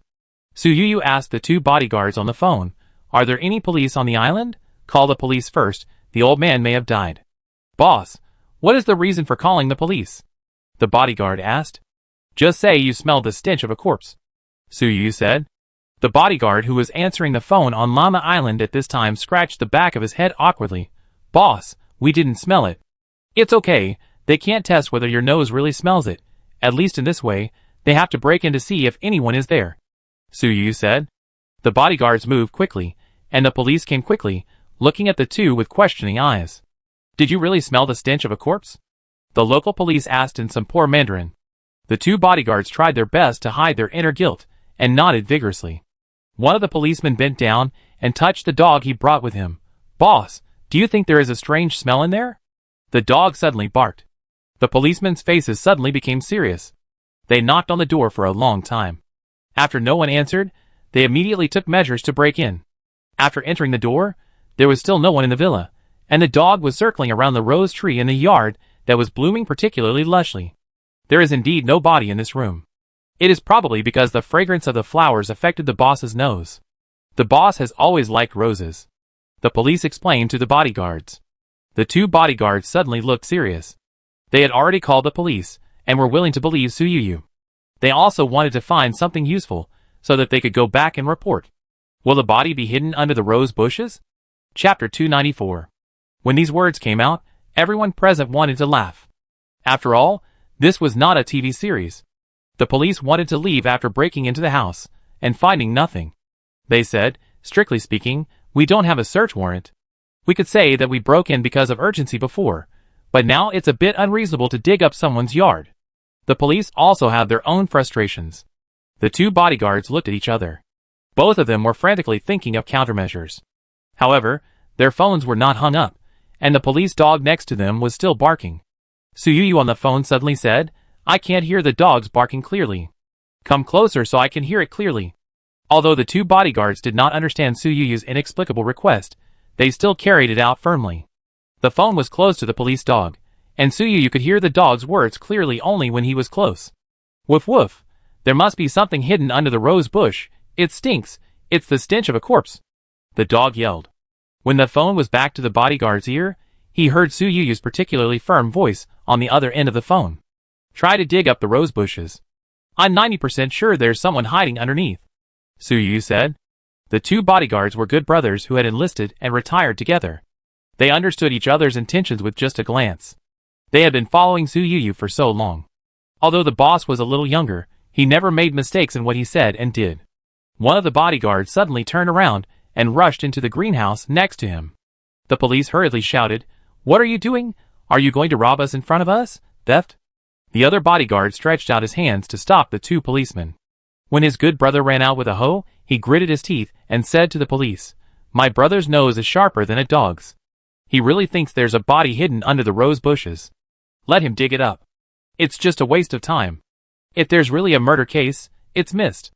Wouldn't it be a wrongful death for the dead soul?" The two policemen saw that the bodyguard with the hoe really just dug up the rose bushes and did not do anything else. After thinking for a while, they did not stop him. Instead, they turned their heads away silently and pretended to enjoy the scenery. The bodyguard dug down with the hoe and touched the soft soil, and the digging work was particularly easy. In less than 20 minutes, the hoe touched an unusual object. "Dig it out!" the bodyguard shouted. The police surrounded it immediately. It was a body wrapped in waterproof cloth. It didn't seem to have been buried for a particularly long time, and it was vaguely visible that it was an old man. "This seems to be Zhang Buiyuan, the owner of this house. I have seen him wearing this clothes in the past," one of the policemen said. Zhang Buiyuan was stingy by nature and had a strange temper. He lived on Lama Island all year round. The whole island was so small, and there were only so many people coming and going. The reason why the policeman who spoke remembered it so clearly was because he handled a dispute between Zhang Buiyuan and the owner of a grocery store on the island at that time. Zhang Buiyuan, the stubborn old man, left a particularly deep impression on the police. But there are still signs of recent life in the house. The body has been dead for at least a week, another policeman said. The bodyguard who dug out the things immediately said, "Is there any surveillance or entry and exit records on the island? We can check who has entered the house recently and who deliberately forged the living traces." The police nodded, and the two bodyguards were taken to the police station to take a statement. Although their behavior was a bit strange, their entry and exit records were very clear. They insisted that it was because of their sensitive noses and their righteous nature. They also showed their discharge certificates, which immediately eliminated the strange marks on them. Although a hidden murder case was brought to light, Su Yu was not very happy. After all, her original purpose was to buy a house. The original owner of the house died, and now the heir of the house is the owner's son who is far away in the UK. By the time the police contacted the person would come back from abroad to complete the property inheritance. I am afraid that the system's task time limit has long been exceeded. More importantly, until now, Su Yu knew nothing about the target of the bargain. She really wanted to break into the house in Mirador Mansion and take down the target of the bargain. But she couldn't. Soon, Lu Jingyao brought her a new message. "Mr. Zhang ran away, the police can't contact him, and we are the last people to see him," Lu Jingyao said. Su Yu raised his eyebrows. Could it be that Mr. Zhang killed his uncle? Lu Jingyao nodded gently. The police do suspect so. The police now summoned Su Yu's people to take a statement in order to inquire about the details of the last meeting with Mr. Zhang. Su Yu has always told the truth, but when taking the statement, she suddenly had an idea and mentioned Mirador Mansion. "I originally wanted to buy the house owned by Zhang Buiyuan in Mirador Mansion. We knocked on the door for a long time and noticed someone in the house, but the other party did not open the door. Now that we think about it, we reasonably suspect that the person in the house is Zhang Sheng, and there may be some clues inside," Su Yu said. When the police heard this, they immediately marked the house in Mirador Mansion. That afternoon, a group of people opened the house in Mirador Mansion with a search warrant. With the intention of looking for clues, they did not expect to find another body. In the house in Mirador Mansion, a female corpse was hidden in the freezer. The corpse was not a stranger, but the granddaughter of Mr. Chen. When Mr. Chen received the news, he immediately fainted in anxiety. Mr. Lu also sighed. How could it be? Who would have thought? Miss Chen had just returned from her studies, and had not had time to show her skills. How could? Poor old Chen sent off the young man. Su Yu did not expect that she had just said a sentence casually, and actually completed the task of picking up the leak directly. Lu Xiangyi, who had seldom spoken since coming to Hong Kong City, suddenly spoke up. "Boss, You knew early on that this man was a murderer? That's why you kept chasing him? Suyuyu recalled that she had chased Zhang Sheng from Mirador Mansion to Taikushing, and asked her bodyguards to chase him to Lama Island. It really looked like she was chasing Zhang Sheng. If she hadn't insisted on buying the property in Mirador Mansion and tried every means to contact Zhang Buiyuan, she was just afraid that Zhang Sheng would still pretend to be a normal person and pretend to help his uncle manage the property, and the murder would have been fooled. But Suyuyu set her eyes on Lu Xiangyi. It was not so easy for her to do the task of picking up leaks in the past. If there was any difference this time, it was purely because she brought Lu Xiangyi with her. Chapter 295. Lu Xiangyi didn't know that she had helped Suyuyu a lot without realizing it. She was still saying at this time, "This is also thanks to Sister Su." The investigation data was fast and good, and the bodyguards executed it well. Otherwise, Miss Chen would still be locked in the dark freezer. Suyuyu thought of what she accidentally saw on Lu Xiangyi's mobile phone interface. Lu Xiangyi looked at a big brand bag again and again, but because she was saving money to buy a house, she had never made up her mind to buy it. Suyuyu waved her hand and led a group of people to Harbor City. She pretended to be crazy about shopping and went shopping crazily. When she returned, she took out 2 bags of similar value and handed one to Su Fang and the other to Lu Xiangyi. "Take it and play with it. Just think of it as a small gift from me to you. You have worked hard these days," Suyuyu said. Lu Xiangyi looked at the beautiful logo on the packaging bag. It was her favorite brand, but she didn't open it to see it, and immediately refused. "Boss, it's too expensive. I can't accept it." Suyuyu glanced at Su Fang. Su Fang immediately pulled Lu Xiangyi and said, "Xiao Lu, just accept what the boss gave you. The boss is always generous. He gave us these little things to make us happy. We just accept them happily." Lu Xiangyi looked at Suyuyu's expression and saw that Suyuyu was smiling and encouraging. She followed Su Fang and said thank you and accepted the things. After shopping that day, Suyuyu didn't go out again. After Lu Xiangyi returned to her room, she opened the exquisitely packaged luxury box. Wrapped in layers inside was the bag that she had seen many times, but still hadn't made up her mind to buy. "Ah!" Lu Xiangyi jumped around the room excitedly for a few times, and then picked up her phone and posted a new note on Xiaoxu. "I've been so lucky recently. I wanted to buy a certain bag, but was reluctant to spend the money. Unexpectedly, when I accompanied my boss shopping, she gave me this bag as a gift with picture." Lu Xiangyi's account has had good traffic recently, mainly because she posted her experience of escaping death abroad, and there was domestic news to prove that she was one of the people who returned to China from the Tyrant fraud group. Soon someone responded below, and one comment received thousands of likes within an hour. "I was defrauded abroad and didn't make a profit, but I got into a big company and became an assistant to a top rich woman. Now I get a bag worth 80,000 yuan without doing anything. I'm standing on the rooftop now. Blogger, I beg you to delete this note. Seeing you so lucky is more painful than killing me." The following are all netizens who like to watch the fun and say, +1. Lu Xiangyi replied, "I didn't dare to accept it, but the senior assistant sister urged me to accept it, saying that the boss would be unhappy if I didn't accept it." The comments became lively again because of her reply, such as, "Is it too late for me to go to Tyrant to be deceived now? If I was defrauded, can I get a rich boss as compensation immediately?" Lu Xiangyi didn't expect that a note she casually posted would be popular, and even many people from Xiaoyu Company came forward to share their experiences. Ms. Su is very generous. You can tell from the turnover rate of her company that basically everyone doesn't want to leave after joining. Last year, several sisters got pregnant and chose to resign because they didn't want to delay their work, but they were retained by Ms. Su. Ms. Su said that they could take maternity leave normally according to the company's rules and regulations.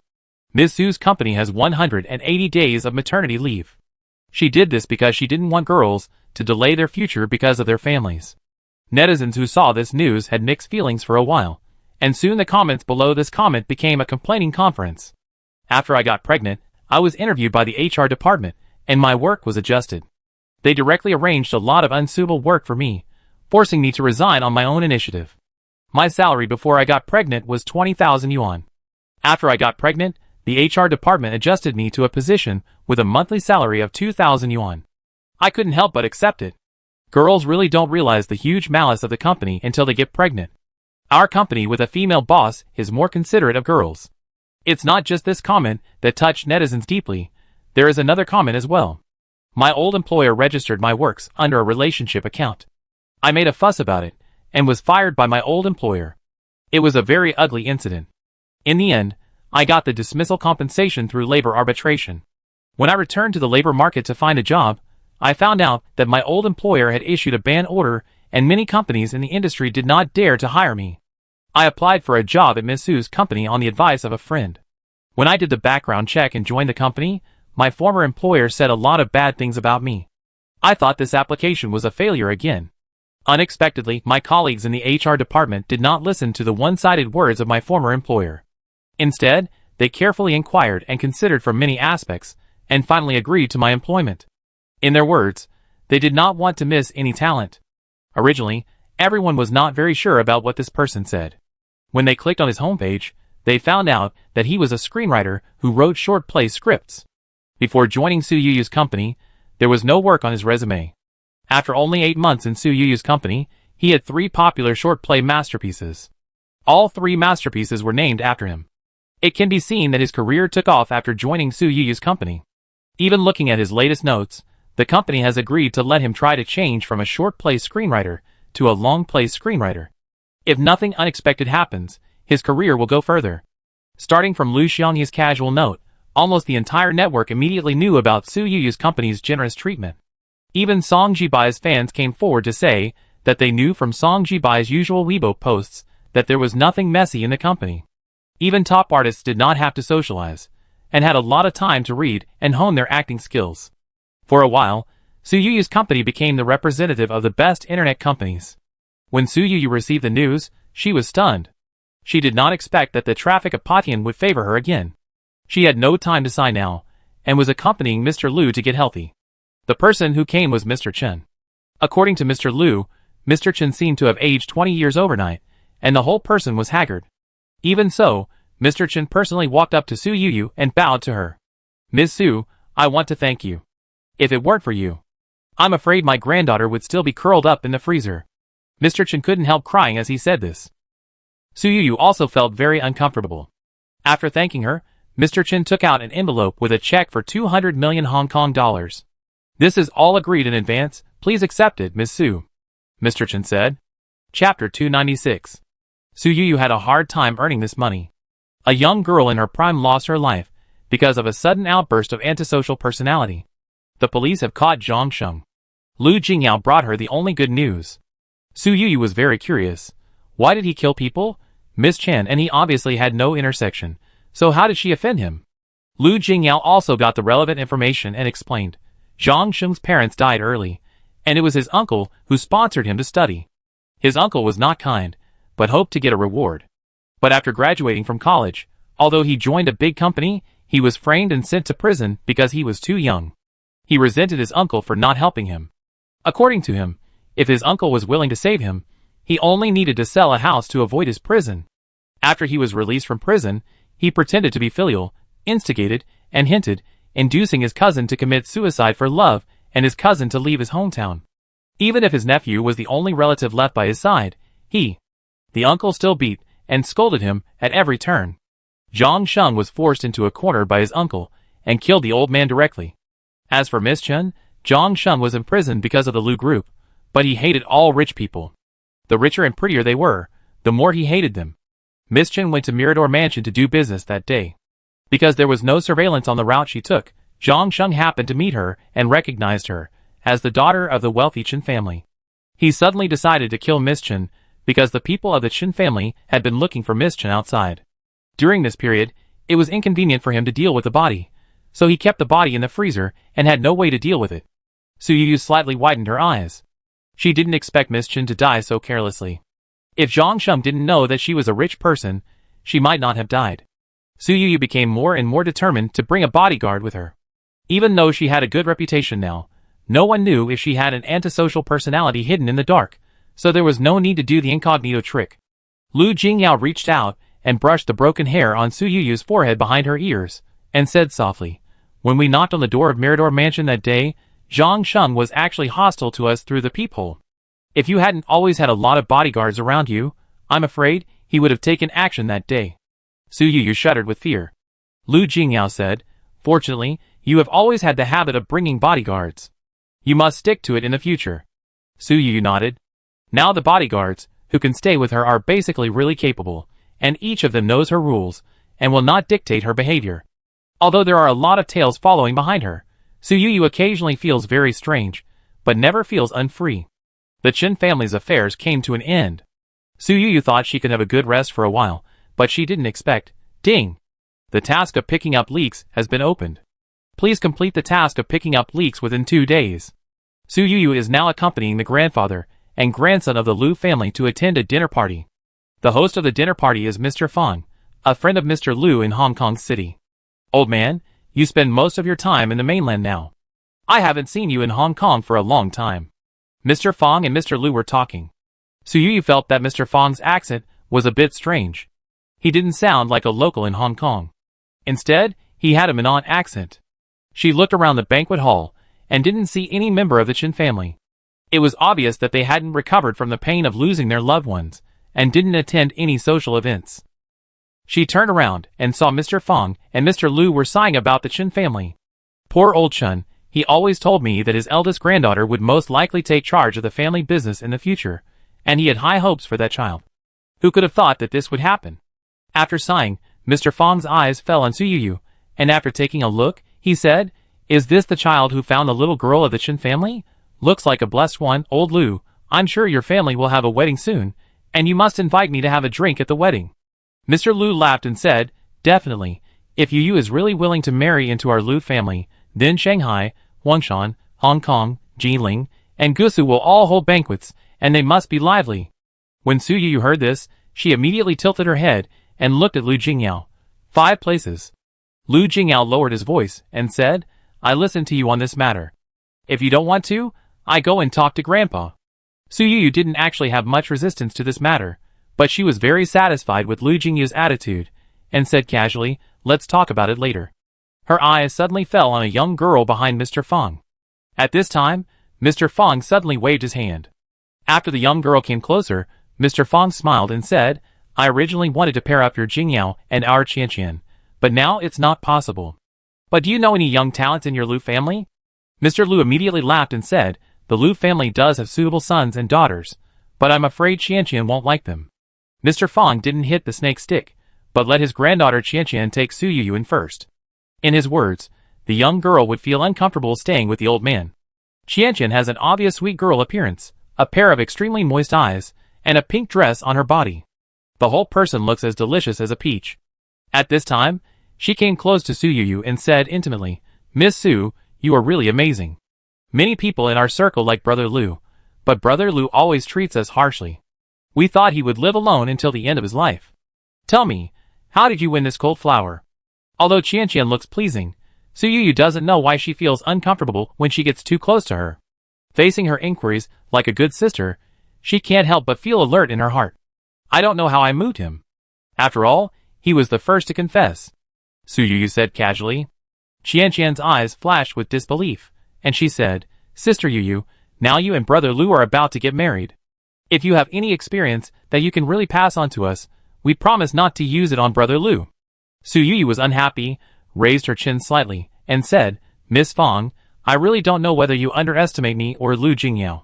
If Lu Jingyao hadn't insisted again and again, he and I wouldn't have come this far.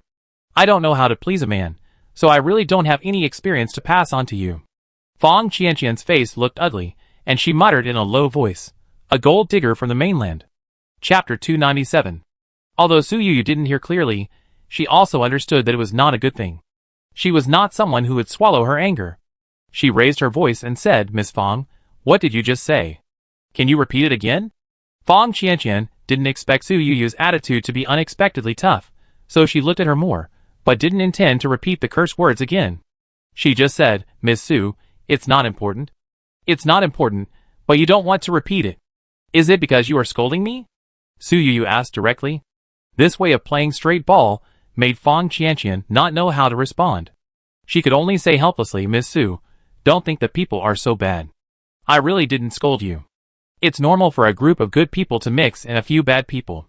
Miss Fong, don't worry, I'm not the kind of person who is ignorant of the world, so what did Miss Fong just say?"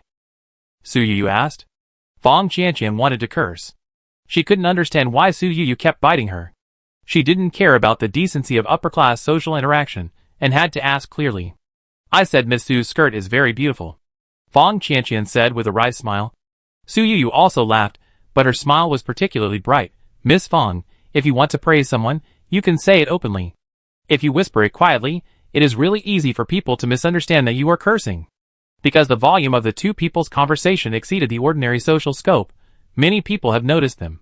Fong Qianqian acted extremely aggrieved and said, I didn't expect that Miss Su was such a fussy person. She would chase people and ask questions if she didn't hear a word clearly. It's almost scary. Fong Qianqian used to do this, and many people bought it. But today is her grandfather's birthday dinner, not a party she held for all young people. Almost everyone here is smart. A middle-aged man seemed to recognize Su Yuyu, holding up his glass and smiling, saying, Fong girl, Miss Su is also a businessman. Only when businessmen understand everything clearly can they expand their business. Fong Qianqian didn't expect that this man would speak for Su Yuyu. Su Yuyu had never officially attended social occasions in Hong Kong's upper-class society, so why would someone help her? The middle-aged man immediately took advantage of the opportunity to hand his business card to Su Yuyu. Miss Su, my surname is Ma, and I am the person in charge of Huanjin Entertainment. I have always been looking forward to the opportunity to cooperate with Miss Su's Yuyu Entertainment and Director Ouyang. Su Yuyu paused. Huanjin Entertainment is not a small company, but one of the two major entertainment companies in Hong Kong. In recent years, they have also cooperated with film and television companies in the mainland. However, looking around, there are many failures. The joint ventures are not ideal, and even affect its stock price. During this period, General Manager Ma is also actively seeking breakthroughs. Although Su Yuyu is young, she can't stand the fact that Yuyu Entertainment has achieved two good results. There are almost no flopped works, and everyone wants to catch the opportunity. Su Yuyu took the business card handed over by the other party with both hands. She did not completely reject the olive branch thrown by the other party. Although the language habits of Hong Kong actors are different, they are famous for their good acting skills. Ms. Su, I heard that Director Ouyang is now in Hong Kong City. Everyone has time tomorrow. It's just right to meet and sit down to discuss cooperation in detail, Mr. Ma said. Su Yuyu heard this and looked at the other party seriously. She couldn't help thinking now that she thought she was sitting at the card table, but she didn't expect these people still think she is young and easy to bully. It is the other party who wants to seek cooperation. According to reason, he should wait for her to arrange the meeting time, instead of the other party taking charge of the time and place like now. Mr. Ma, you are too impatient. Whether there is time or whether we can meet, even I, as the boss, can't decide for Director Ouyang. This is up to him to decide. Su Yuyu said. Mr. Ma forced a smile on his face, and his figure seemed to be 3 points shorter, not as confident as before. Yes, Miss Su is right. Miss Su respects talents. I was rude. Fong Qianqian watched the two of them go back and forth, and suddenly realized that Su Yuyu was not one of those young girls who accompanied the rich children to the party that she used to suppress. Su Yuyu was the one sitting at the card table, and seemed to be playing cards with her father, or even grandfather. Mr. Ma in front of him was one of the children of the Ma family. The most valuable industry he was allocated was Huanjin Entertainment, with a market value of tens of billions. Fong Qianqian was just one of the 15 granddaughters and grandsons of her grandfather. When she got married, she didn't know whether she could get a value of 1 billion. She hesitated for a moment, but still searched. Yuyu Entertainment, and soon a lot of entries popped up, as well as the outside world's evaluation of Su Yuyu's worth. A billionaire. Fong Qianqian's eyes suddenly widened. She might still struggle when facing a girl who is also a daughter of a wealthy family, but the other party's assets and net worth are still on the rise, and she is young, so she has unlimited development potential in the future. More importantly, Su Yuyu's fiancé is Lu Jingyao. Such a strong marriage, the two of them joining forces. No, Fong Qianqian shook her head. She felt that it might not be necessary for the two of them to join forces. Just Su Yuyu alone could cause a huge impact on her Fong family's industry. Thinking of the recent incident of the Chen family, she was unlucky and met an antisocial personality and lost her life. The Su Yuyu in front of her was obviously a person with a bad temper. What if she was really young and wanted to go against the Fong family? Fong Qianqian thought of this and made a prompt decision. Sorry, Miss Su, I was rude just now. I won't do this again in the future. Please forgive me, Miss Su. Fong Qianqian apologized so quickly that Su Yuyu almost thought she had misheard and looked at her strangely. Fong Qianqian was so scrutinized by the other party that she almost burst into tears and said, "Miss Su, I know my behavior is not appropriate. I beg Miss Su to give me a chance to make amends." Su Yuyu suddenly cheered up after hearing this and said, "There is really something I hope Miss Fong can help you with." Fong Qianqian immediately straightened her back. "Miss Su, as long as you ask, I will help you immediately if it is not too much." Su Yuyu shook her head. "Don't worry, I won't make it difficult for you." Fong Qianqian breathed a sigh of relief. But she followed behind Su Yuyu and looked at the woman in thin strap high heels and a black long skirt. She was so familiar with it that she arrived at her garage without taking any detours, just like she was at home. She still felt it was too fantastic. "I want to buy this car. Can Miss Fong help me?" Su Yuyu pointed to the antique car in the Fong family garage and asked. Chapter 298. It is not too much to say that the car pointed by Su Yuyu is an antique car. It is a Lamborghini Countach that was manufactured more than 30 years ago and was a limited edition for the 25th anniversary at that time. Su Yuyu actually didn't know what she was going to find until she arrived at the scene. Her eyes were full of admiration at this time, as if she was a person who particularly loved cars. But in fact, she only knew the bull logo on the front of the car. Fong Qianqian's face showed embarrassment and said, "Miss Su, this car belongs to my cousin, I can't make the decision." Su Yuyu immediately said, "Miss Fong, I am not asking you for this car. If it is convenient, can you be an introducer? I am willing to give your cousin a suitable price." Fong Qianqian was relieved when she heard her say this, and immediately said, "Miss Su, my cousin is here today, I will ask him to come over now." Fong Qianqian's cousin Fong Rui came quite quickly. The young man looked good, but his temperament was like that of a dandy boy raised by a wealthy family. This man did not disappoint Su Yuyu's first impression of him. After coming down, his eyes lit up immediately when he saw Su Yuyu for the first time. "Pretty girl, do you want to buy my car? This car is my treasure. I won't sell it to ordinary people. In fact, you don't have to buy it. My co-pilot welcomes you at any time." Fong Qianqian heard her cousin's disrespectful words without any hesitation and stepped heavily. Fong Rui was kicked by a stiletto high-heeled shoe. She stood on one leg in pain and held her other foot with a grimacing look. "Fong Qianqian, are you sick? I'm going to complain to my second uncle. You bullied me." Fong Rui shouted loudly. Fong Qianqian said to Su Yuyu, "Excuse me for a moment," then stretched out her hand to pull her unlucky cousin aside, and said something in a low voice. Su Yuyu only saw Fong Rui's expression change visibly. When the brother and sister came back to Su Yuyu again, the unlucky brother had lost his initial arrogance and instead looked a bit like a quail. "Miss Su, I didn't mean anything by what I said just now. I just wanted to praise your beauty. You are such a respectable person. You will not complain to my grandfather for such a small matter, right?" Fong Rui said. Fong Qianqian raised her hand to cover her forehead. She really wanted to draw a line with her stupid brother on the spot. Who would ask such a stupid question in person? Su Yuyu raised her mouth slightly. She suddenly felt that it was easier to deal with stupid people. She said, "I really like your car too. You know, I won't complain about my business partners. If you are willing to sell this car to me, I will be happy to treat you as a business partner." Fong Rui's face was a little tangled when he heard this. He originally wanted to give the car directly to Su Yuyu, but his family has been strict recently, and he is short of money. This car was bought not long ago, so he was a little reluctant. Fong Qianqian coughed lightly to remind her stupid brother. Fong Rui was still afraid that he would be blamed by his grandfather for provoking someone who should not be provoked. He was afraid that Su Yuyu would take his words as teasing, and then offend Lu Jingyao, which would be more trouble than gain. The Lu family used to be similar to the Fong family, but the Lu family was stronger from generation to generation. In the Fong family, even if more than a dozen grandchildren raised Gu together, they could not raise a grandchildren who was better than Lu Jingyao. "Miss Su, I bought it last week and spent 10 million Hong Kong dollars. Since you want it, I can give you a 20% discount." "No, 10% discount," Fong Rui said reluctantly. Su Yuyu knew that buying a car was forcing someone, but she had reasons to buy it. Seeing that the other party was reluctant, she would not continue to make the other party uncomfortable on the issue of money. She said, "You bought this car because you like it too much, just like me. I will not let people who like you suffer. You have only driven it for a week, and you should not have driven it many times. How about this? I will buy it for 30 million Hong Kong dollars. Fong Rui, who was originally reluctant, immediately cheered up after hearing this.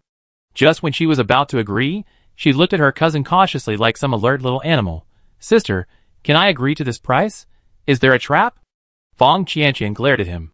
She spoke so loudly that Su Yu could hear it clearly. Isn't this saying bad things in front of others? Take care of your own business, Fong Qianqian said. Su Yu smiled and said, Master Fong, if you feel that the price is too high and you are worried, I will ask my lawyer to draft a professional contract and send it to you. You can ask the Fong family's lawyer to take a look. I believe there are professionals in the banquet hall now. Please forgive me for my impatience as a car lover. I really want to drive this car away today. Fong Rui heard this and looked at Fong Qianqian for help again. Fong Qianqian said, Ms. Su has considered everything.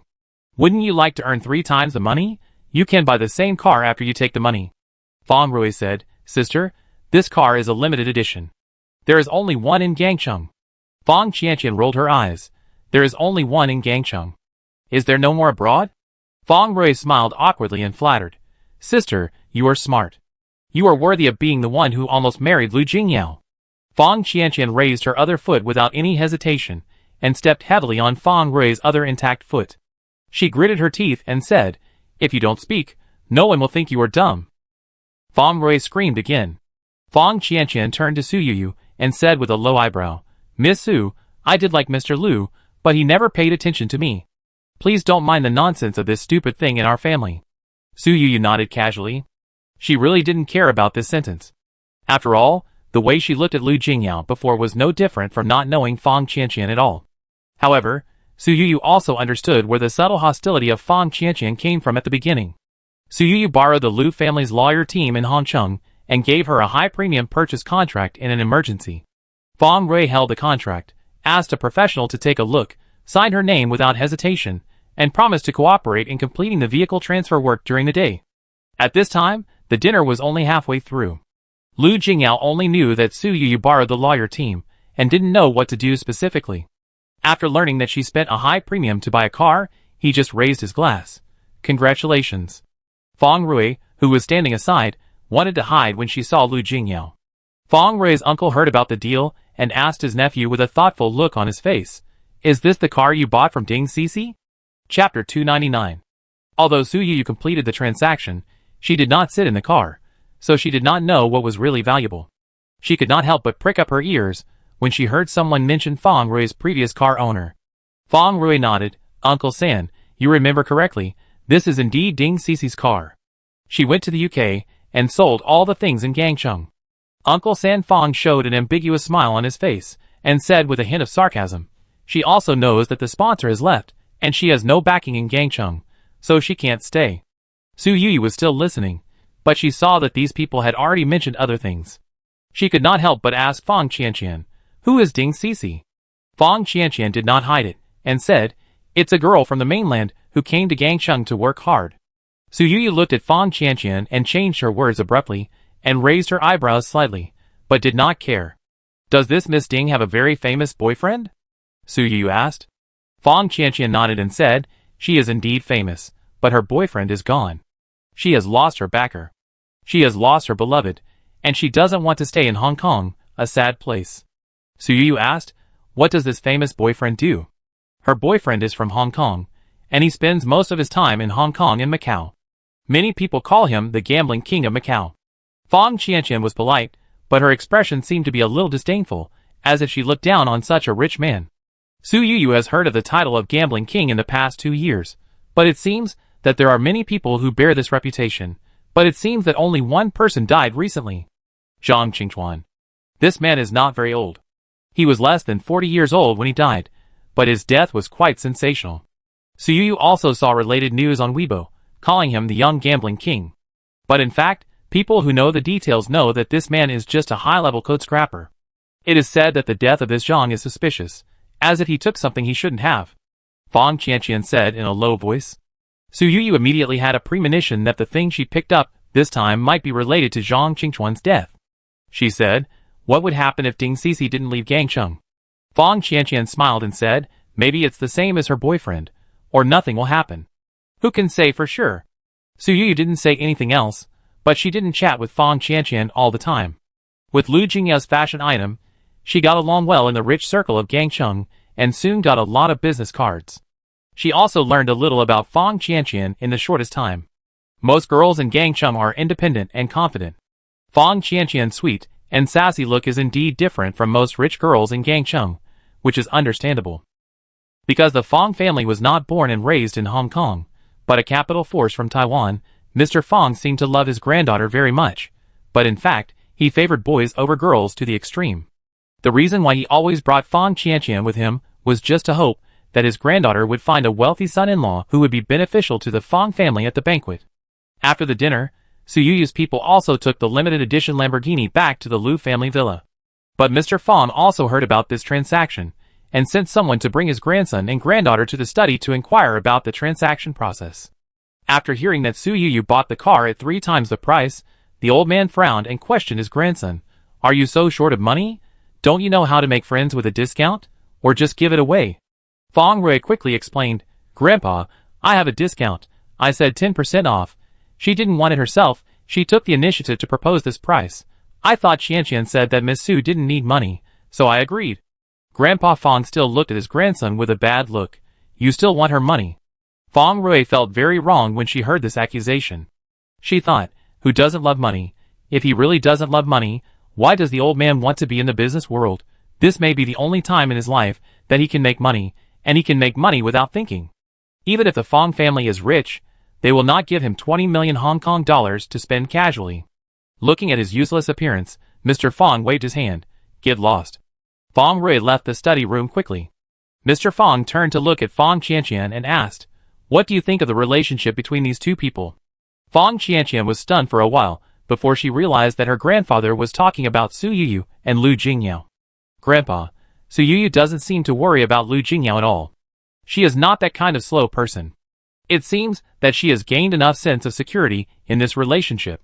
Fong Qianqian noticed that after she said this, she saw a hint of disappointment in Mr. Fong's eyes. She didn't intend to face failure alone, but continued, "There were many young talents who approached her at the banquet, including the 5th cousin, who is the most handsome young master in our Fong family, but Su Yuyu was not interested at all." Old Master Fong sighed lightly. What a pity. Nowadays, in the wealthy circle of Hong Kong City, it can be said that no one wants Su Yuyu to marry Lu Jingyao. The Lu family is already in its heyday. But Lu Jingyao did not play any Cinderella drama, but found a powerful woman worth hundreds of billions.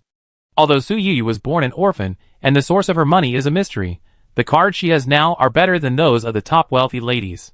After all, the support of the wealthy ladies is their family, and Su Yuyu's confidence comes from herself. No matter how she got rich, the fact that she can control so much wealth now is enough to show how powerful she is. Such a strong alliance is destined to help the Lu family move to a higher level. Such a perfect match. The people in the wealthy circle wanted to separate the two and try every means to get one of them. It's a pity that the two of them are so close that Grandpa Fong's 2 attempts were all in vain. Forget it, the antique exchange will be held in a few days. There will be many young talents from the mainland by then. You can get in touch with them, Grandpa Fong said. Fong Qianqian was a little reluctant. She was willing to contact Lu Jingyao because he was worth a lot of money and was already the owner of wealth, and because Lu Jingyao could be considered half a Hong Kong person. Now that she was asked to meet young talents from the mainland, she was instinctively reluctant. Grandpa never liked mainlanders before. Why do you want to please the mainland now? If you really want to marry, you can also find a consortium in Sakura country. Grandpa Fong glared at his granddaughter. What do you know? It's not 30 years ago now. The economic situation has changed a long time ago. Our family is one step behind the Chen family, and we couldn't expand our business to the mainland earlier, so we are like this now. Fong Qianqian didn't dare to speak. Grandpa Fong said again, the eldest son of the Gu family in Shanghai is said to be handsome. Although the Gu family is a little worse than ours, they have extended an olive branch to cooperate with our family. Don't show your reluctance. Marrying the heir of the Gu family is better than marrying the youngest son of the Hong Kong family. Chapter 300. It is indeed a classic model. No wonder you like it so much. Lu Jingyao found it funny to see Su Yuyu circling around the car. Su Yuyu couldn't let her family get rid of her, so she could only continue to pretend to like it very much. She acted so much that she actually liked the car a little more. After all, she spent 30 million Hong Kong dollars to buy this car, and it was indeed beautiful in appearance. It's a pity that Su Yuyu didn't have a driver's license. Even if she liked it, she couldn't drive it. Lu Jingyao asked softly, do you want to learn to drive? Su Yuyu looked a little hesitant. After all, she had seen a post about learning to drive on the internet. A lot of people complained crazily below, making it seem as painful as ancient Corvée service. You can learn to drive an automatic transmission, which is easier. Then you can hire a private instructor and let him teach you slowly. But if you want to drive this car, you still have to learn manual transmission. Lu Jingyao said. Su Yuyu said with a bitter face. I saw people say online that learning to drive a manual transmission is a hassle. Lu Jingyao was amused by her and said, if you think life is easy, you can challenge yourself in this kind of thing. If you think manual transmission is too difficult, you can switch to automatic transmission later. For some reason, Su Yuyu felt that the president was too down-to-earth when he tried to introduce the difference between learning to drive to her. Let's talk about it later. I won't start the car now. I just sit in it and feel it.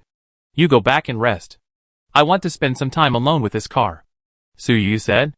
Lu Jingyao nodded, but he was not at ease. He was afraid that Su Yuyu, who didn't have a driver's license, would suddenly start the car. He was not afraid that the car would bump into something, but he was afraid that Su Yuyu would hurt himself, so he looked at Assistant Lu. Assistant Lu turned around and whispered to Su Fong in a low voice. Everyone else in the garage left, and Su Fong stayed. Boss, if you want to drive the car out for a few laps, I can take you. Su Fong said. Su Yuyu shook her head. Don't worry about me, I just take a look in the car. Su Fong still had no intention of leaving. Su Yuyu recalled that Su Fong and Assistant Lu had just whispered together and asked, Did Lu Jingyao ask you to keep an eye on me? Su Fong shook her head quickly.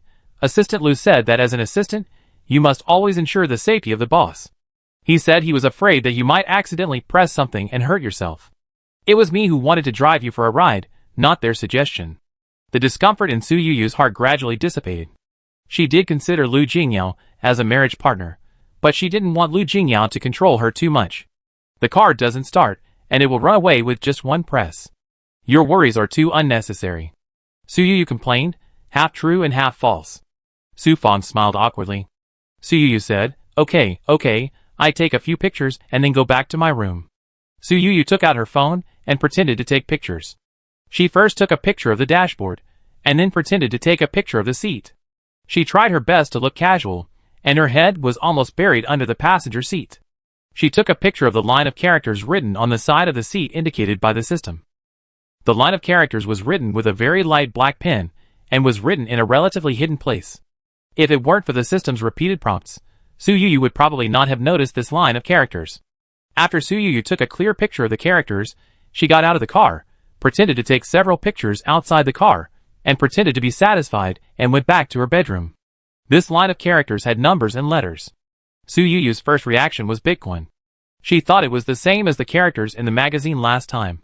This was also a line of keys. But she didn't expect that this line of characters would not find any results when entered into Bitcoin-related websites. What is this? Su Yuyu asked the system. The system's response was much slower than before. It's not the time to tell you now, just pretend you know nothing. Su Yuyu, ?